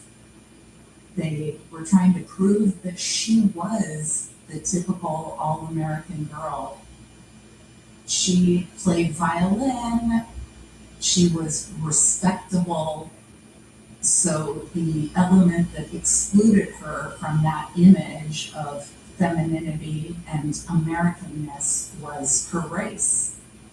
I was determined that somebody after American Notice was going to get this job.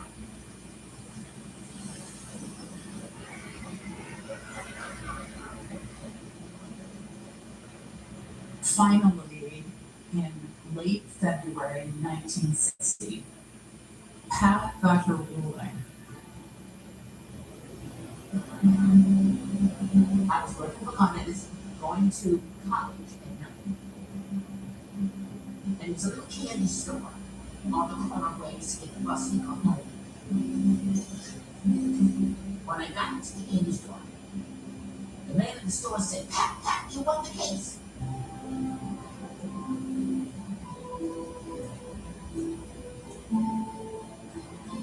I couldn't wait to get home.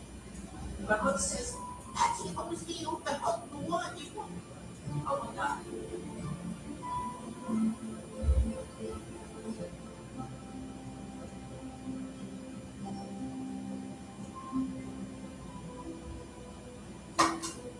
The court ordered Capital Airlines to hire me, or it would go to the Supreme Court.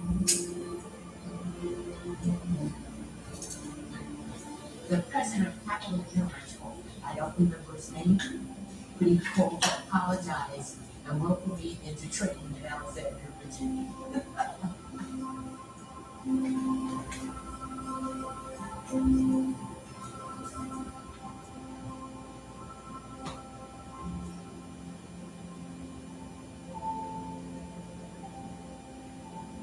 You know, it's like we did it. You can't get away with this anymore.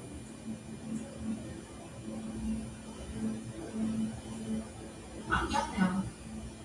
I like to hang out with friends and do things, but I have to do this perfect. And the only way I could do that was to do my job, go home, come back.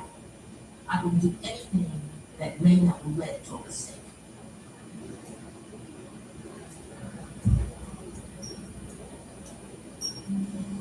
I remember we were on a DC-3. The DC-3 is a kind of bump.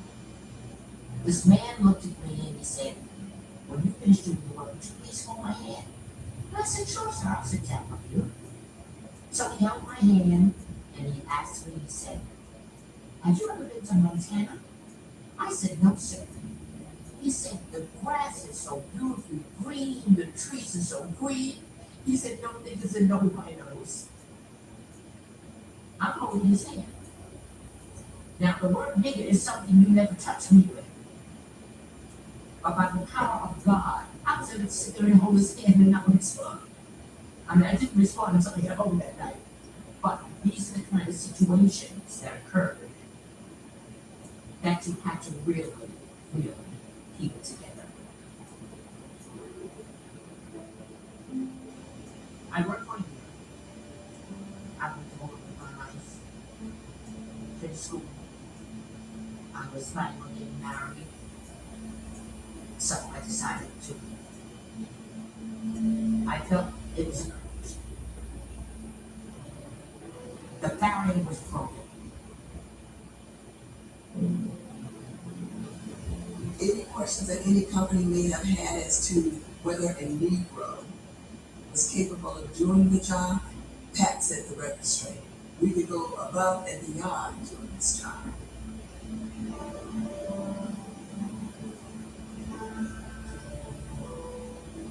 The floodgates do not open. It really at that time is about saving face. It's about letting a few in to avoid more lawsuits.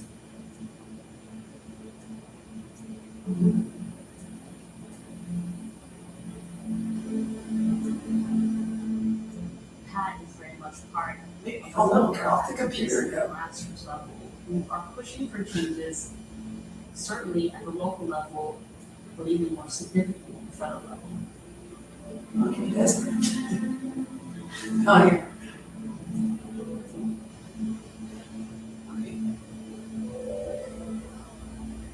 Everybody's confused. Pat's victory with airlines is just as the civil rights movement is really heating up. Take back all of their changes in the air. WNDs. Application Thursday.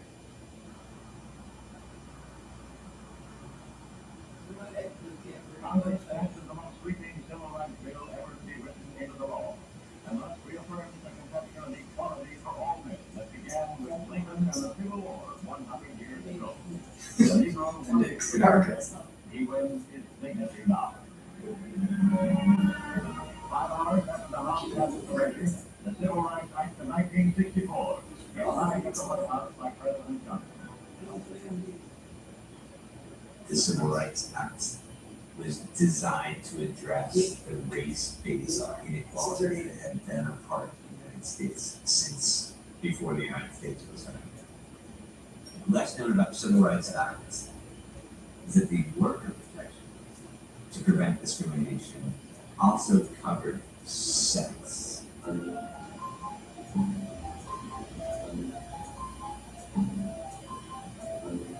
Just before it was passed, Howard Smith, the congressman from Virginia, introduced an amendment to include prohibition on gender discrimination. It was then called sex discrimination.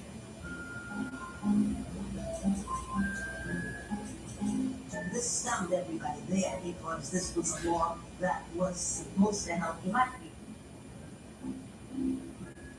What is your opinion, Mr. Chairman, of the Civil Rights Bill? Now we have trouble with the so-called civil rights and goodness, yeah. His motivations were not clear. One interpretation is that he did want to have this laughable idea of sex discrimination that would help tank the bill. The other interpretation is that he wanted to ensure that if this bill was going to provide all these protections for Black Americans, that white women should get protection as well. If that's the ugliness of the sausage making, I mean, the sausage isn't that bad, right? Because for the first time in the United States, we now have employment protections that are designed really to promote women entering professions that would otherwise be reserved for men. Our eyes feel like, that is gentle. It's gentle. Women have rights now.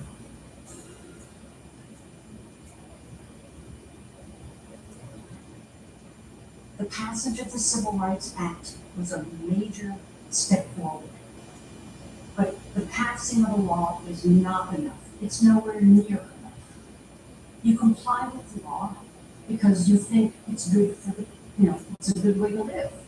You stop at red lights and people don't crash into each other. Good. But if you pass a law that people don't want to obey, they won't.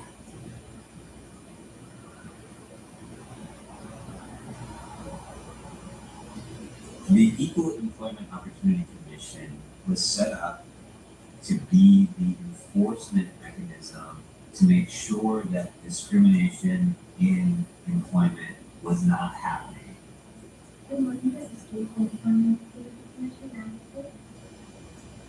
The expectation at the EEOC when they opened their doors was that they were going to hear from a bunch of African Americans who had documented cases where their rights as a worker had been ignored.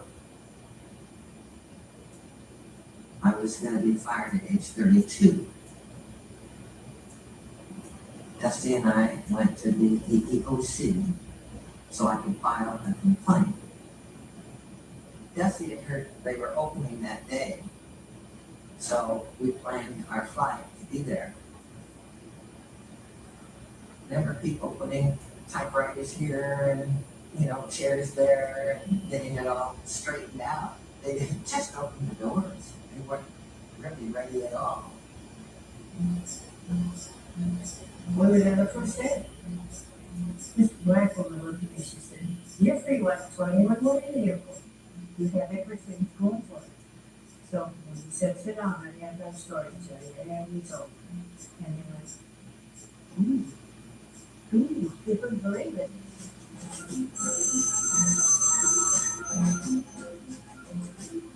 I joined the Equal Employment Opportunity Commission October 4th, 1965, 3 months after the agency opened. I was the first woman attorney in the Office of the General Counsel, which dealt with answering the big legal questions that came up in administering the law. We had tons of complaints filed by the students. They had no idea what was coming, this volcanic kind of expression of a yearning for justice for women, keeping it bottled up for so long. They challenged restrictions on age, the ability to get married, that you couldn't be pregnant and be a flight attendant. They filed complaint after complaint after complaint. Within a year, flight attendants had more than 100 cases on file. These were not women who were setting out to break barriers for women. They just wanted to keep their jobs. But the EEOC was not taking these complaints based on gender very seriously. There were commissioners who were favorable to women's rights, but the executive director was opposed to women's rights, vice chair was opposed, and on the staff level, I was the only woman speaking out. From an early age, I was sensitized to the second-class treatment of blacks in this country. But I was blind to the second-class treatment of women in this country. I had never done anything or given any thought to women's rights, but I read the statute. The law said you have to handle cases of sex discrimination. You don't have a choice when the law says something has to be investigated to say, I don't feel like doing that part of the law.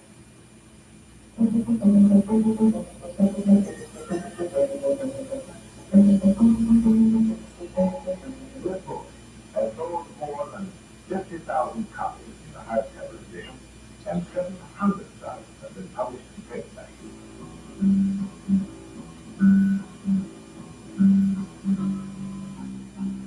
Betty Friedan, a trained psychologist turned housewife, mother, and author. The feminine piece of the name that I have given is distinguished women that we have been living by in America and in fact in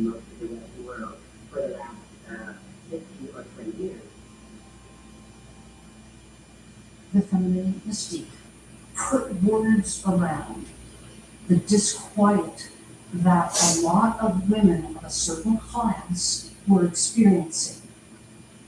It called to people's attention the reality that women who were smart and educated and could do so much were confined to one role once they were married and had children, and that was mom and wife.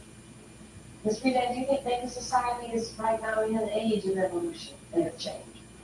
And I think the only thing they can do anything, I think women must begin to say yes to themselves and become who they could be, and ask for society the real solution that women still need. Betty Friedan came to the EOC because she thought she was going to write a follow-up book to the feminine mystique about all the progress she thought women had made. And she saw me there, a woman, so she came over to me and she said, "What's really going on here? What's happening?" I was feeling pretty down. I had a discussion with the executive director who was opposed to women's rights. I asked her to come into my office and I leveled with her. I said, what this country needs is an organization to fight for women, like the NAACP fights for its members. Halloween weekend, 1966, 19 women and 2 men met in the basement of the Washington Post to form NOW, the National Organization for Women, which had been conceived in the summer. All of us wanted women to be accepted in educational institutions on an equal basis. And we wanted women to be treated equally on the job. Sonia started feeding information to 2 of the other NOW founders about what the EEOC was not doing about women's equality.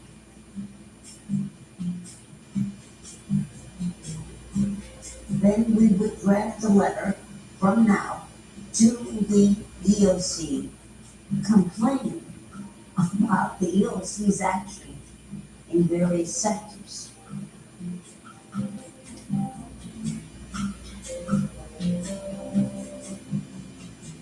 I knew that wasn't proper procedure, but I was so emotionally involved that I did it.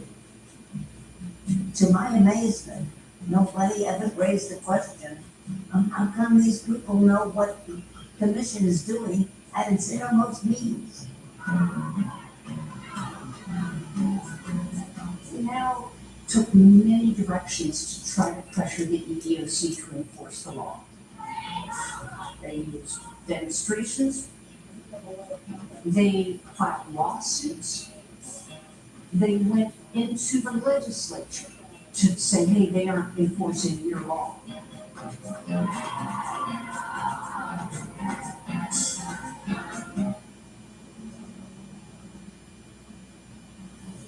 I talked to the waitress in Florida. She was refused a job at the defense plant because she had a preschool-aged child. The company felt the child, not yet in school, would keep Mrs. Phillips home from work too often.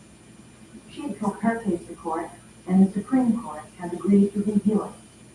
The Supreme Court is involved because of the 1964 Civil Rights Law. One of the things that the EEOC did was to signal how the courts were going to think about things. A particular concern for the airlines was whether they were going to have to change rules about marriage and age. In Title VII of the Civil Rights Act, there is mention of a bona fide occupational qualification.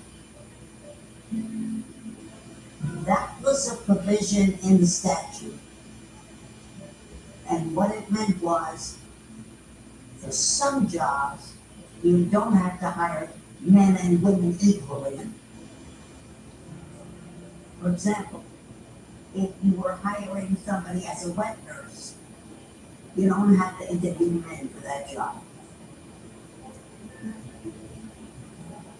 The airlines thought it was absolutely necessary for their business that they have only women.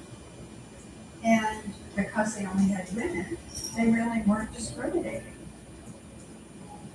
Airlines were very happy that the public liked having stewardesses on planes. They actually did surveys that showed that 80% of the flying public preferred stewardesses over stewards.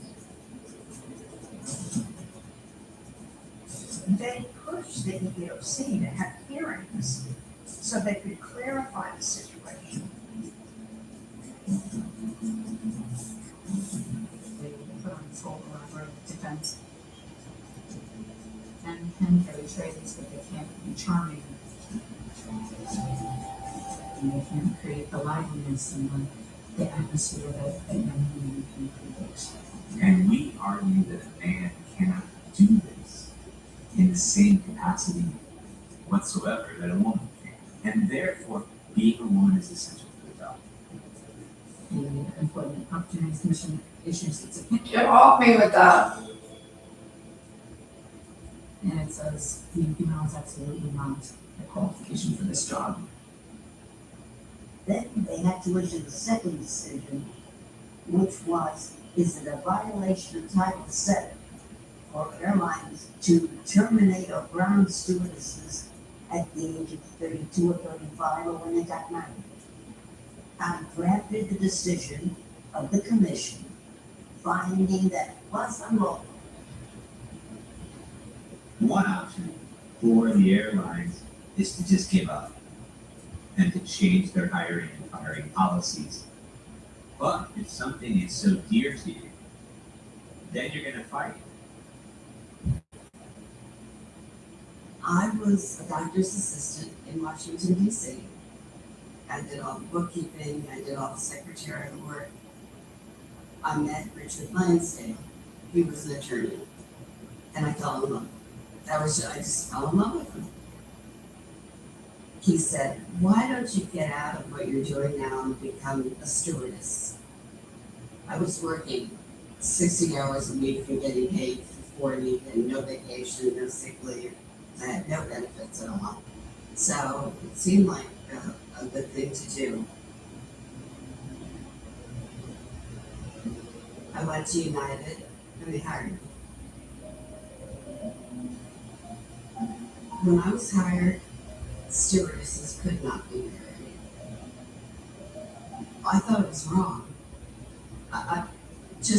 Why can't you be married? Pilots can be married.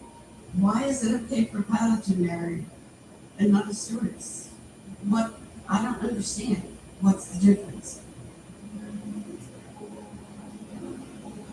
I was secretly married for 40 years. We had observation reports called check rides, and we were evaluated on everything.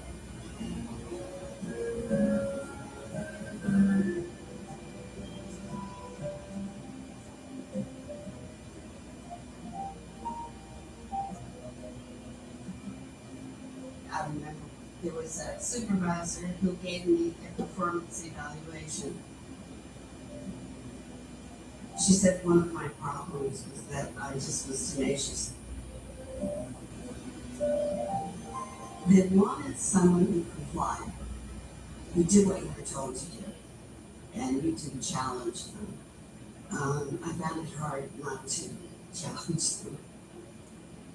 When they started giving me extra check rides, I thought, they have to know I'm married and they're trying to get rid of me.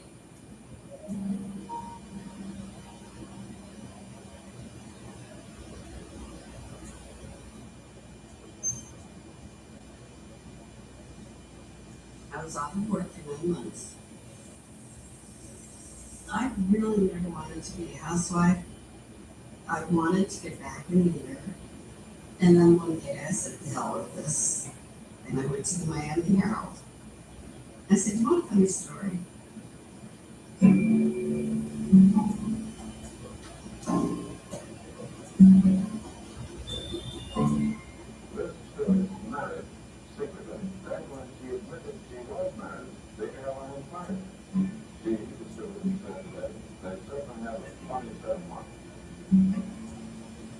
When it hit the news, there's a group of stewardesses in Miami, and they all wore wedding bands to work. They kind of ganged up on the company.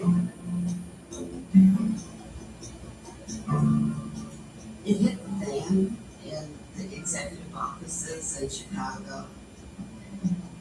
Fortunately, I had free legal services from my husband, and I filed a lawsuit.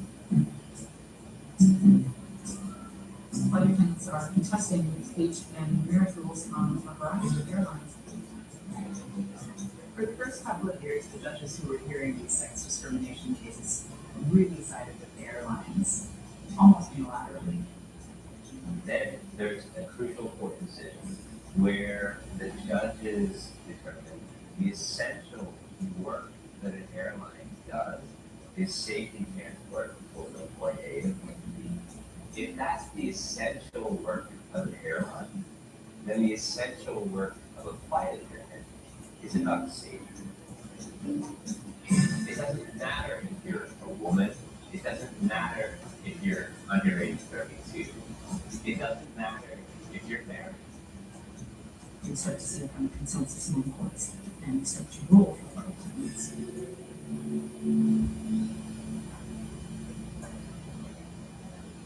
As it turned out, they had to give me all of my back pay, and they had to pay my lawyer's fees.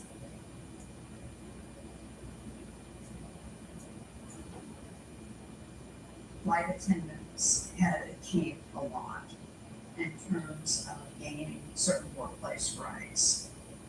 But there was a lot more to be done. In the earlier days, aircraft were smaller, so therefore it was very important to have a weight limit. You have to filter in fuel, baggage, the weight of the passengers, and you also have to add in the stewardess's weight. Get on with me with that thing. Now. The assortment is greater than most people think.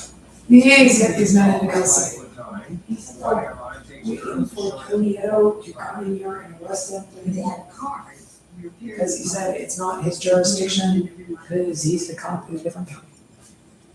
So now we still haven't had an arrest The yet. supervisor is waiting for you with a clipboard. There's a scale at the bottom of the stairs. And if you were even one count over your hiring rate, you have enough promotion. And you have 3 chances to lose that rate. I took water pills, I took diet pills, I starved. Those were some of the tricks that all of us did. All of us did. We just passed the tricks around and said, here, take this laxative, you'll lose 3 pounds. No, here, take this Dexedrine Span Salt. You won't be hungry all day. Just for 1 pound, you could be taken off a payroll. No one else at the airline except women were being held to the standard. If you're thinking of it in terms of a system of bodily control, this is pretty extreme. Airline executives had approached flight attendants for so long in such a patronizing manner. Even though so much had changed around them, airline executives don't seem to want to evolve with the times.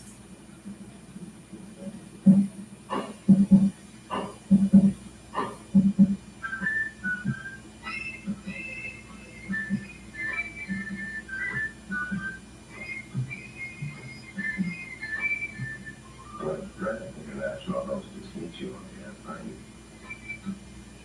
You dress like this.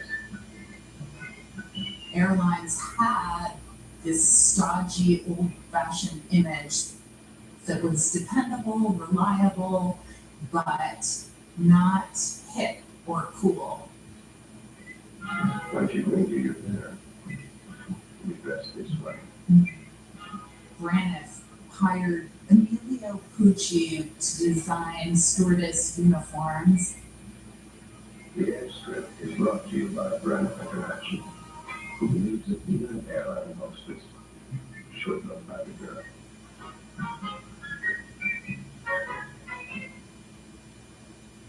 This ad was not just appealing to male business travelers. It's appealing to women who want to be young and fashionable. This was really the beginning of an entirely new version of the stewardess.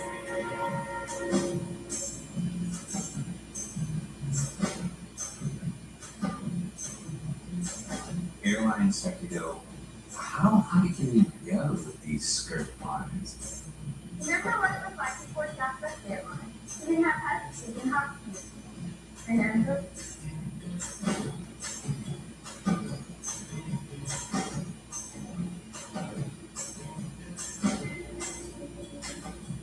Prices were so fixed. So airlines wanted to get market share in any way that they could. There was one uniform that was a problem because if you bent over, cleavage would show. We're going around keeping our hand on our chest.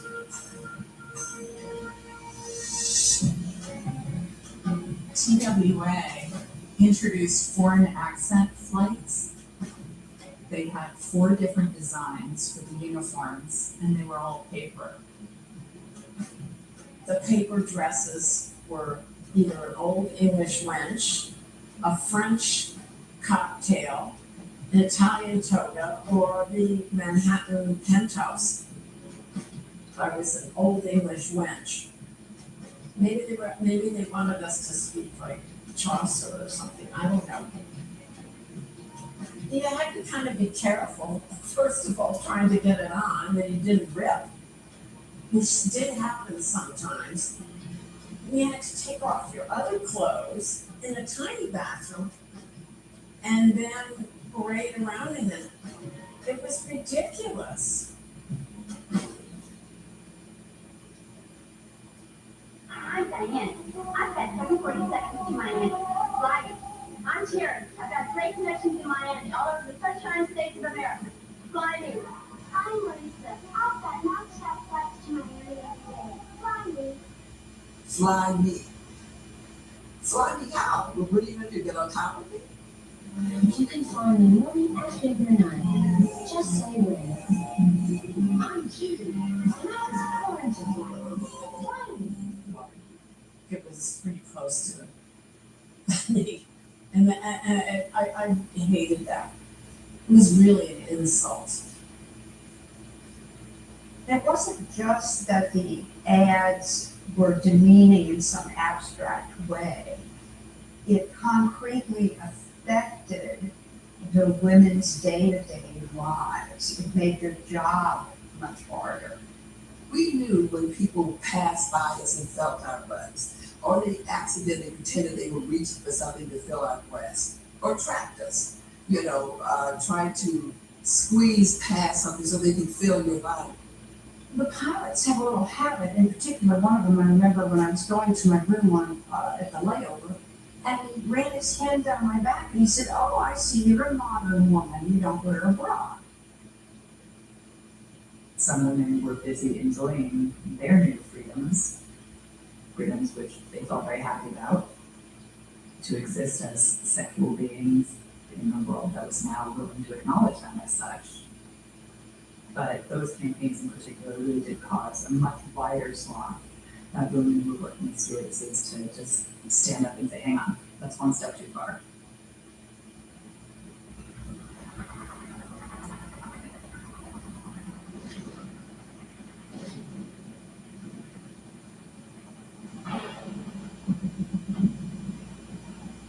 Just as stewardesses are becoming more sexualized, the world is becoming more complicated.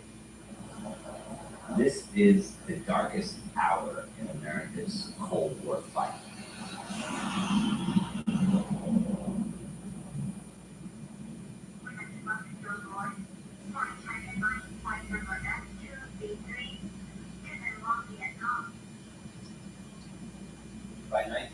say there are 500,000 troops on the ground in Vietnam at any given moment.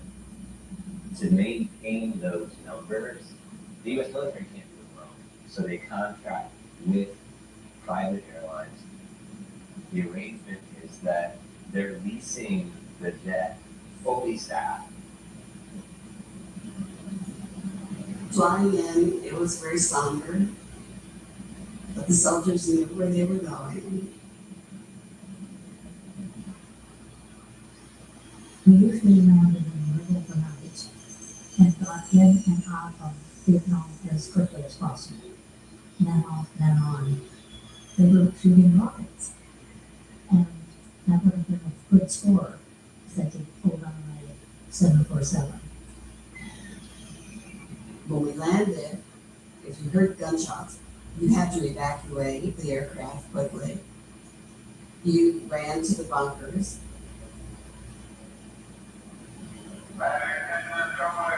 So every time we left, going home, an absolute huge roar.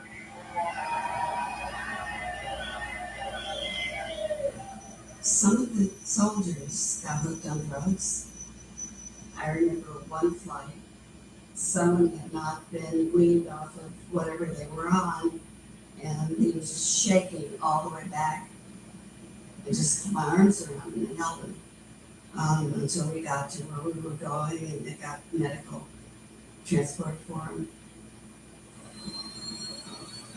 The flight attendant profession has always struggled with the differences between the intensity and seriousness of the work that must be done, especially as safety professionals.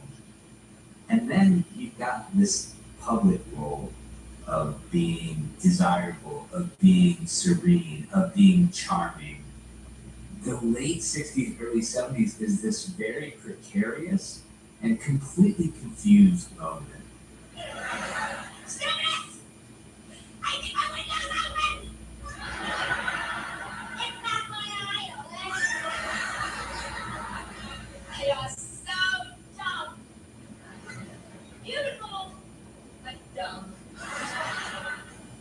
You're being marketed basically as a Barbie doll, and yet doing more and more complex work, there's a fundamental incompatibility between these two things. The scene wasn't all too familiar when it was LaGuardia Airport today, as an early afternoon bomb threat forced the evacuation of the airport. In the late 60s, there were a lot of bomb threats. And once you get a bomb threat from an airplane, you evacuate it. And you don't get that on until they've cleared it. So we had a bomb threat, and we evacuated the airplane. The pilot comes out of the cockpit and says to me, "While I'm here, would you mind cooking me a steak and make it medium rare?" Without even thinking, I reached the galley, I turned on the oven, and then all of a sudden it struck me. There I was in the galley of an aircraft that might explode at any minute, cooking this guy a steak. I had one of those clicks where, wait a minute, why would I be doing this? I walked off the airplane and I said, "You can cook your steak yourself. I'm not staying there." That moment was a turning point for me. The men don't have to wear hats with their uniform, why do we? The men don't have to wear girdles, why do we? The men got single rooms, the women did not. Once you open your eyes, you can never fully close them again.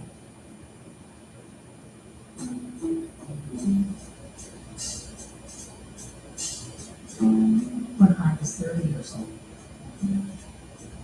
I was the Master Executive Chairman with the union, which entitled me to sign a non-discriminatory contract with Northwest Airlines. It included a provision for stewardesses to become pursers. The purser handled all of the paperwork on international flights. They did not have wage check. They were able to wear eyeglasses, and they always had 7 rooms. There was no reason why a female could not be a person. If you were a woman that wanted to make a career out of flying, your natural inclination would be to move to the purser position because of the better pay. But certain airlines, like Northwest, refuse to hire women for the purser position. In 1967, Northwest hired 5 men off the street to be purser. I called the director of labor relations and I said the contract requires you to post these purser job positions to everyone, which he did. The men made the stewardess feel that they were not entitled to the job and they could not handle the job of purser. I realized as master executive chairman that someone had to do it. So I applied for the job.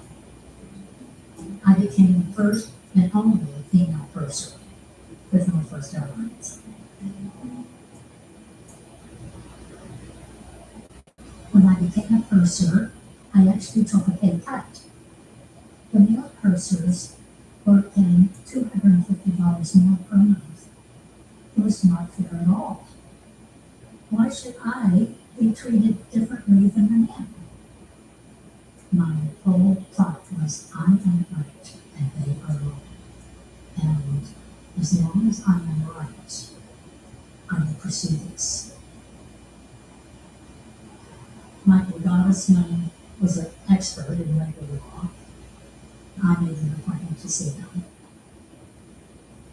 Our expertise was labor law and employment law. We were lacking people to call. I laid out the whole picture of the discrimination and how we have no recourse. In the course of describing her efforts to get the person job, she just said offhandedly, you know, it's particularly ridiculous because it's really assuming. If a man holds up the call a person, if a woman holds up the call a suit, it would have been a good case, even if it was just the way they treated Mary Pat. But it was a much bigger case. Because they were paying 100 men on higher amount for doing the same work, then every female flight attendant would be entitled to hire. We filed a class action lawsuit on July 15th, 1970. We originally had 40 people to file the suit. That guaranteed us a class action. We have convinced the judge that this would be an appropriate class action, that all of the people have the same grievance. And Mary Pat led the record. She was fantastic in her grievance. We had to educate people that we were on the right side of the law. And we're only trying to force the government to obey the law.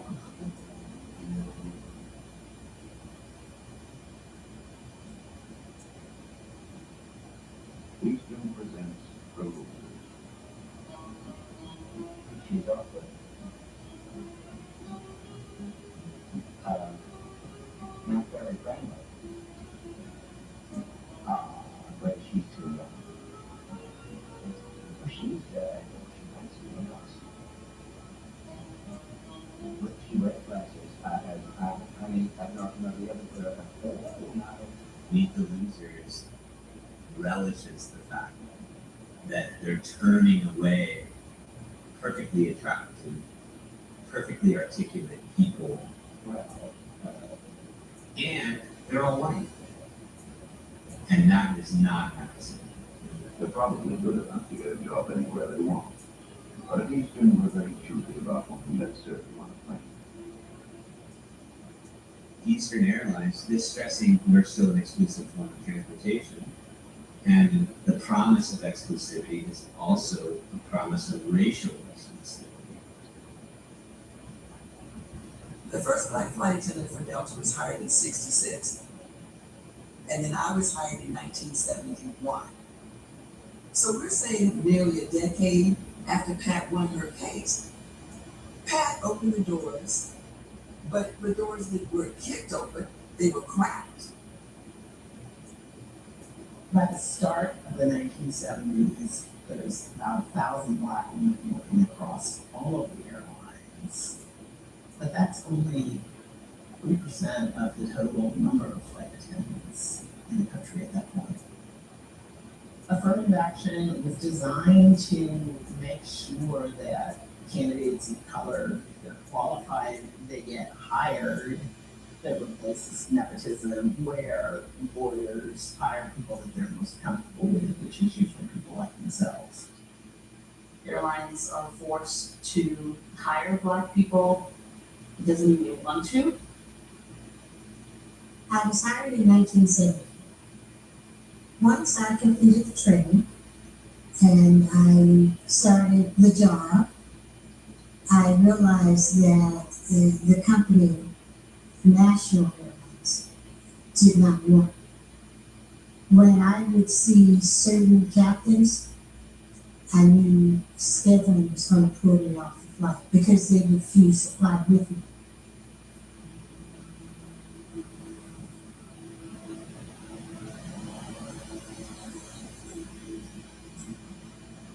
When we traveled, we had to share the room. We would pull up to the hotel,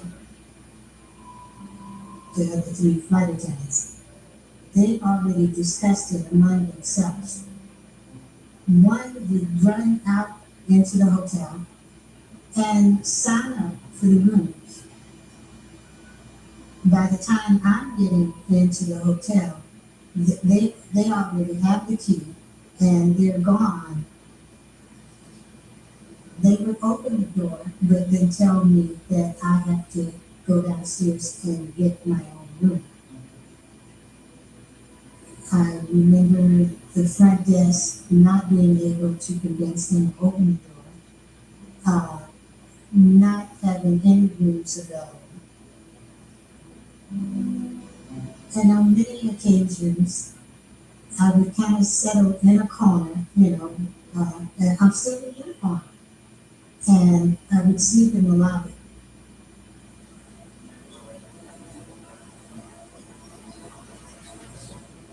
There was absolutely no one. Get these men into custody now. That's why Anetto has to go to prison for the rest of his child raping life. Did not want me as well. If I had a problem with my own supervisor, who was I going to go to? I ended up calling the Southern Property Law Center. And I told them, I explained to them. Get off me with that thing, you gang rapist, lowest class, shiller, rat, animal, pig, you dirty rapist, gang rapist, pedophiles and monsters, you lowest criminal beast in the skin of animals, you dirtiest white trash ever born. Stop bringing incredibly disenfranchised, lowest class white trash sewer rats of the lowest criminal animals and pigs and trash and the lowest infrastructure that could ever exist. The filthiest, dirtiest animals ever to be brought into communities. The lowest rapists, pedophiles, gang rapists. Tootie gang rape and the lowest animal ever born. John William Beef, sewer ant Ted Gacy, Ted Bundy, the school ant teacher from Beloved, the lowest pedophile gang rape home invasion nation that could possibly exist. No, because you brought such hideous, white trash, lowest class, no proper qualification, pedophilic predators into communities.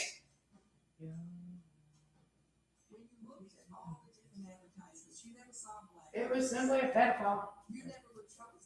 Or in a pedophile group. The reason you can't back down about it is because it was the facts. The facts. It's just there. There's no arguing with it. Is there any argument these men are not pedophiles? Is there any argument they are not white trash? And I don't care if the dump truck driver is okay. It's a sexually abusive corrections worker. Will you, lady? A couple times a year we used to go to the training. And the other person isn't doing anything. And said, you're doing something. Huge billboard. The other person is like, here it says on the state or the fair sign, here's the fair sign.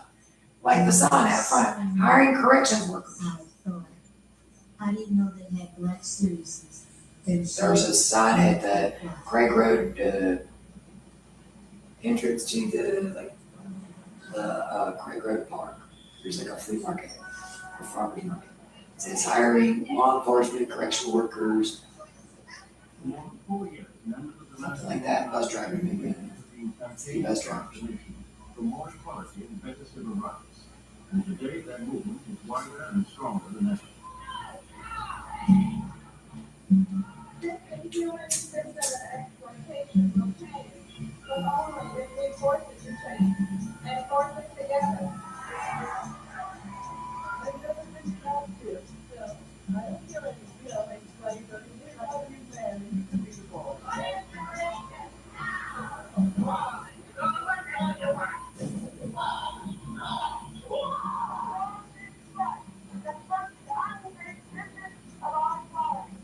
I'm a very happy housewife and a very happy mother.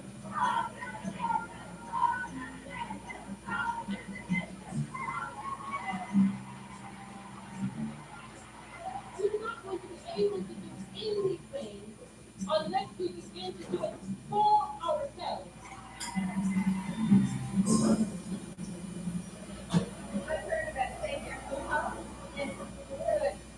Women's liberation is really pretty ahead in the friendly sky.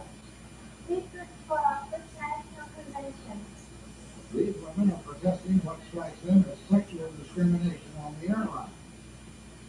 The question is whether or not a stewardess is a flying waitress, a sex object, or a safety expert. They seem to be a little bit of all three, but some of them are so annoyed by that sex object business that they formed an organization to try and change their image. I would like to know that I am trained to open the door in case of emergency, to take care of an epileptic attack, take care of a heart attack. If you should have one, I am there to help you with these things.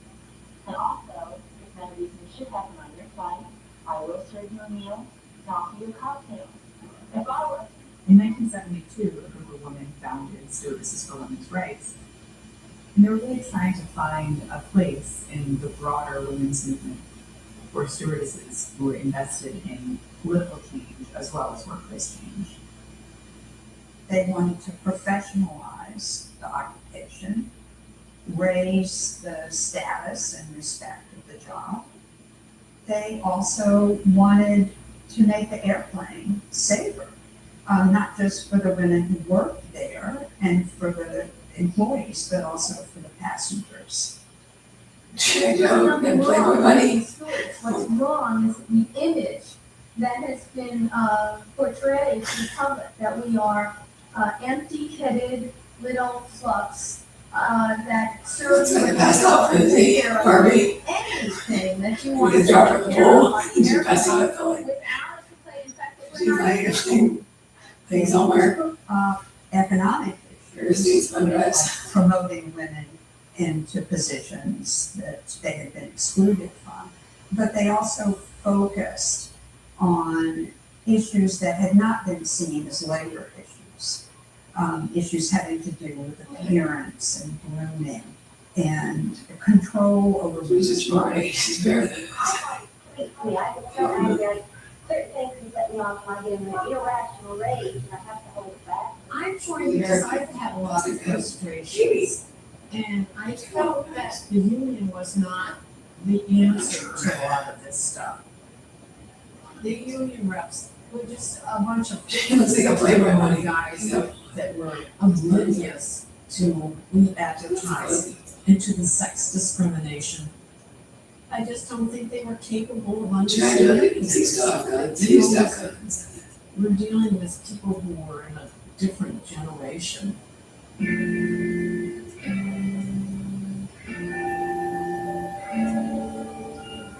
I don't think that a lot of feminists thought that these sources, who on the surface looked so complacent, could be so effective. I think the experience of standing up and speaking out for one's rights and one's rights is a contagious one, and it's one that's just, it really does make one change lives. Of course, going to supplemental harm, but ways of reaction continues to prevent. Gloria Steinem championed stewardess' rights from the beginning. Gloria was so supportive. She used to come to the offices. She felt that flight attendants would make a good case for changes that women were going through. We could represent a new era. She just had a lot of positive energy, like, we can do this. We can just, fight them.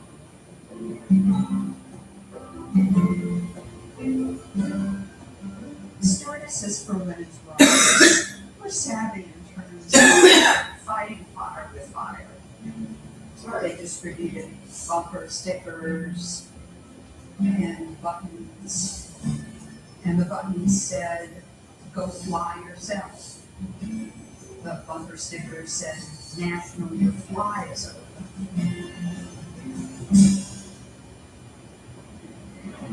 And one of the things they did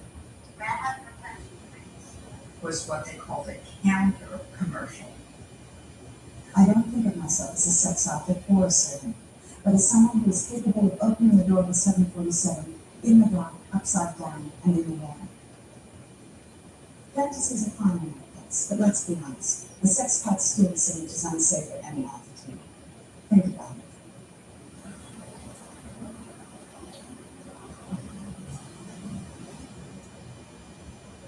We went to trial on December 78% of Maslow members, stewardesses were complicit. It was a 6-week trial. Executives of Northwest Airlines had to testify. We were the plaintiffs, so we had to put our case on first.